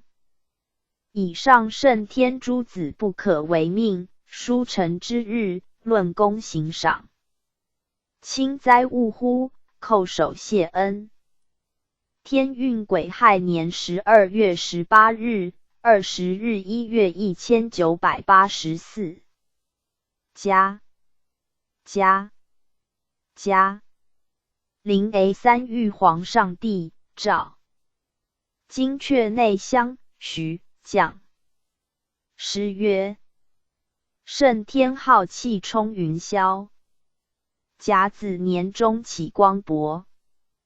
极乐游记非凡者，乐土风土皆是晓。盛世吾今夜奉玉皇上帝之命，代旨宣读，神人服服，不可失仪。亲奉玉皇上帝诏曰：朕居凌霄，心怀世道，察末世以来，科技发达，物欲横流，欧风每雨侵袭东土，致使迎风炽烈，杀盗淫妄酒层出不穷。而普化之大任，唯有几处作为扭转颓风之势，致使善风不足，恶风有余。今观天比蔡生，自从入修以来，牺牲奉献，不遗余力，曾于心有年奉旨著作《人间游记》，在游记中与济公活佛交谈妙趣横生，灵慧颇佳，使《人间游记》者成之后，风行东土，成为一本金科玉律之宝典。今又有天书一部，名曰《极乐世界游记》，拟选道场著作，经诸天仙佛荐选结果，以慈航出价之圣天堂最为恰当，正闻悉，欣慰不已。故乐旨一道，应再命济公活佛带引蔡生云游极乐世界，揭开乐土风光。此书之著作，非比寻常，正是百尺竿头更上一步之大作。苍生及圣天门生，不可等闲视之。将来此书者成之日，度人万千，功德浩大。昔圣天诸子效劳始终，书成之日，论功行赏，勿为正命。轻哉勿乎！叩首谢恩。天运癸亥年12月18日，20日1月1984。加临 A4 阿弥陀佛序。西方阿弥陀佛降序。素自无成佛以来，无时不在履行48大愿，救度3000大千世界苦海之众生。因此，遇到我佛国土者，凡能虔诚念无圣号，皆可蒙受化身佛或化身菩萨之接引。但是迷茫大海，芸芸苍奇苍生尚多，有以末法以来，千门万教齐开，让有心修持之人，不知何去何从，而迷失往生之路，真是可惜矣。今西方世界诸佛菩萨及大善人等，看到此种情形，亦慨叹不已，因此纷纷禀明此事，希能设法补救。我佛眼看今日鸾风普被，所向披靡，此种方便度世之法，已成人皆知之现象。因此吾指示诸菩萨甄选鸾坛著作宝书，介绍西方极乐世界风光即开示修持方法，让有心到我佛国土者念佛，皆得普救，皆得往生，皆受皆引。又本书皆以弘扬净土法门为依归，书中不增加毁谤旁门之文字，可谓三根普备，万门齐收之法门。若有宗门弟子或宗教人士故意诋毁、阻碍此书流通者，是自断往生之路，万年不得超生。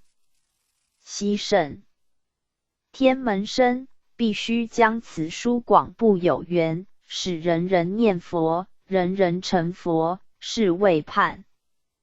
西方阿弥陀佛景叙于台中圣天堂。天运甲子年8月初8日、3日9月1984。加 A5 0A5 观音菩萨序。西方观世音菩萨降序。法有千门，各修各宗；道有万教，各修各德。唯有念佛法门，不分男女老幼，不分鳏寡孤独，不分富贵贫贱，不分忙闲苦病，不分千门万教。因此念佛实是一种大开普度之法门，亦是最容易修持之法门。圣天堂因缘成熟，此乃诸生有慈悲善愿，方能奉旨著作此书，容因圣直，真是伟哉！大哉！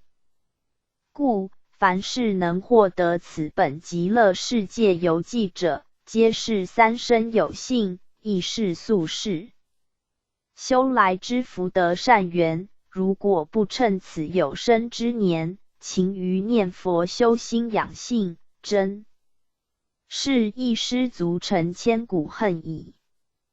又此书因为珍贵异常，书中记载极乐世界殊胜环境及修持方法，一一透露无遗，故凡是观阅此书能念佛者，胜读万卷书。希云众生不可当成小说一般看待，否则是大愚特愚之人。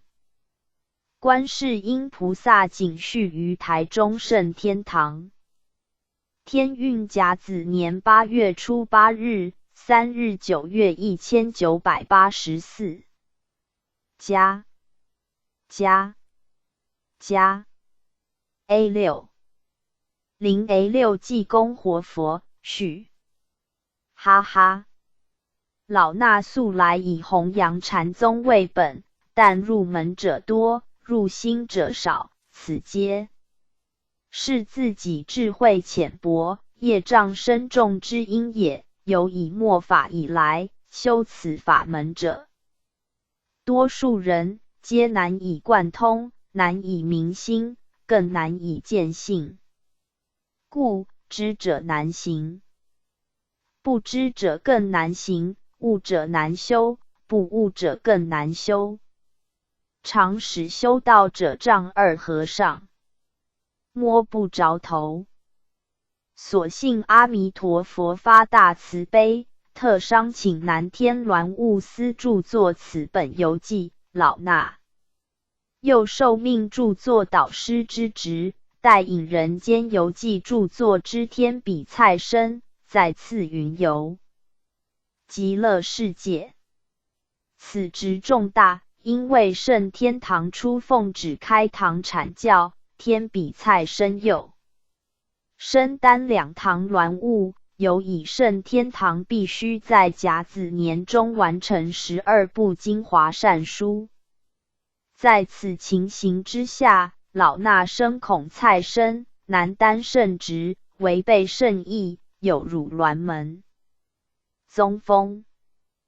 所幸贤徒不负老衲所望，仍然一一克服困境，虽然道物纷扰加深，但是尚能平心静气，排除干扰，使至完成此职，无看在眼里，亦喜悦三分。因为此书一出，红尘苦海当有念佛风潮，往生极乐世界之人势必增加不少，五浊恶世亦能感染联邦佛国之气氛，甚天堂亦会受到世人爱戴与敬仰。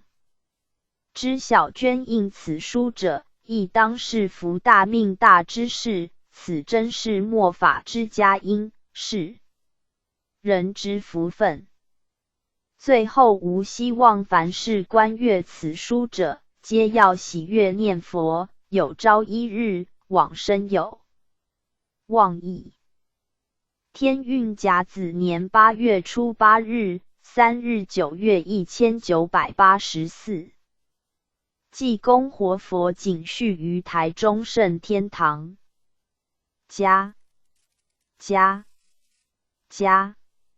零 A7 本堂主席序。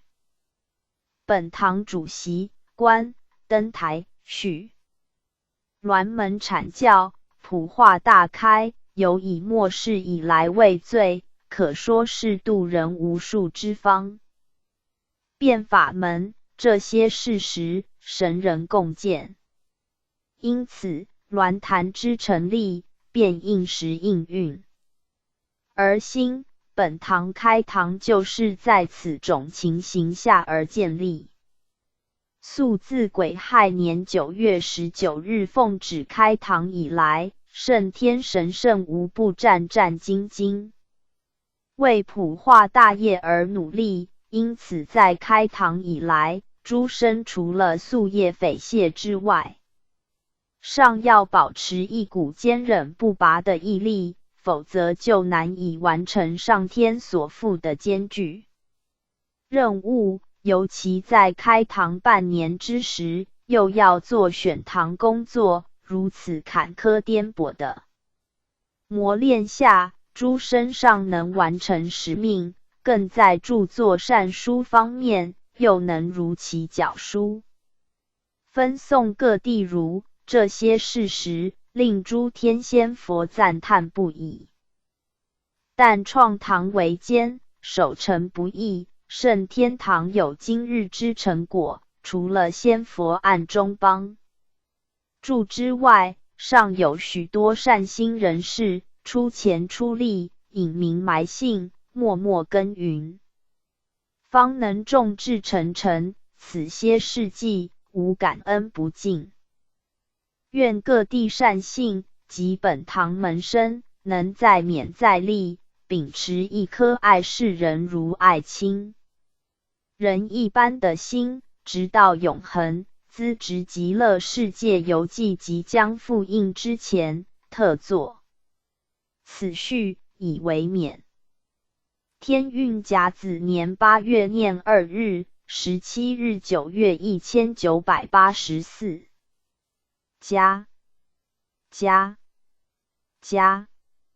0 A8 白鹤童子序。白鹤童子登台序。素自癸亥年本堂奉旨著作《阿鼻地狱游记》以来，又奉旨著作《极乐世界游记》，由此可知，上天对本堂道物之以重，想必诸生在此期间辛苦备尝，吃尽人间的辛酸苦辣，像此种磨练，对一刚奉旨开堂者来说是必然之现象。但是俗云苦尽甘来，诸生在数月以来所流之心血，并无白费，吾在眼里，亦欣慰无比。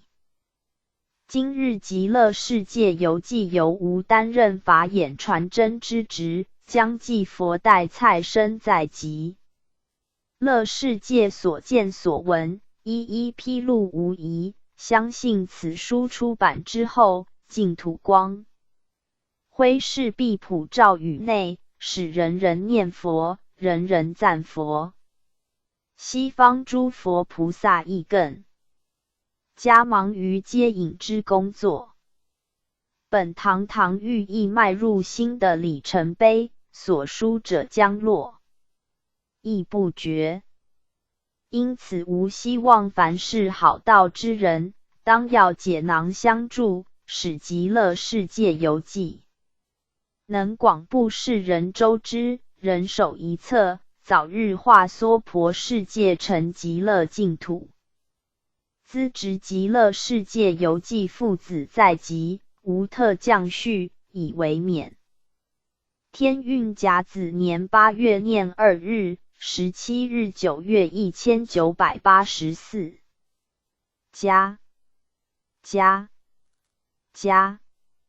附录附零 C 宜原翻版书有。执持念珠的方法是从母珠最大的那一粒，大部分母珠都做成葫芦的形状，旁的第一珠竖起，每念南无阿弥陀佛就掐一颗念珠。等掐到母珠的时候，千万不可跨越母珠，应该转回头。因为母珠表称弥陀佛，若是没过母珠，在佛经记载是获法罪万千或百八的。又念珠是法器的象征，念珠代表菩萨果。隔珠，小串念珠没有隔珠，大串念珠108颗，才有3颗，颜色与念珠不同，代表断漏。线代表观音，母珠代表弥陀佛。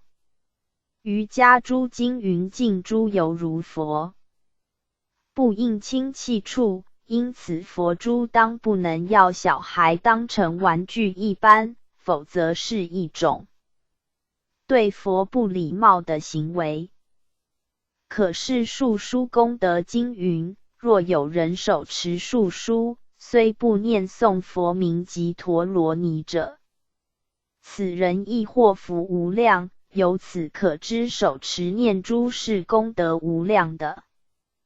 而且佩戴念书，可以警惕端庄，可以庄严威仪；持用念珠，可以记取念诵数目，不使功夫减退。若行，若坐，若卧，随身携挂，使无分散意。功夫久了，精神凝聚，自然智慧内生，远离烦恼。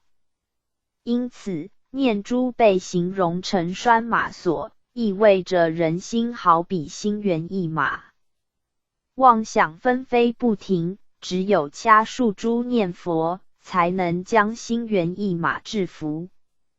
引明是提供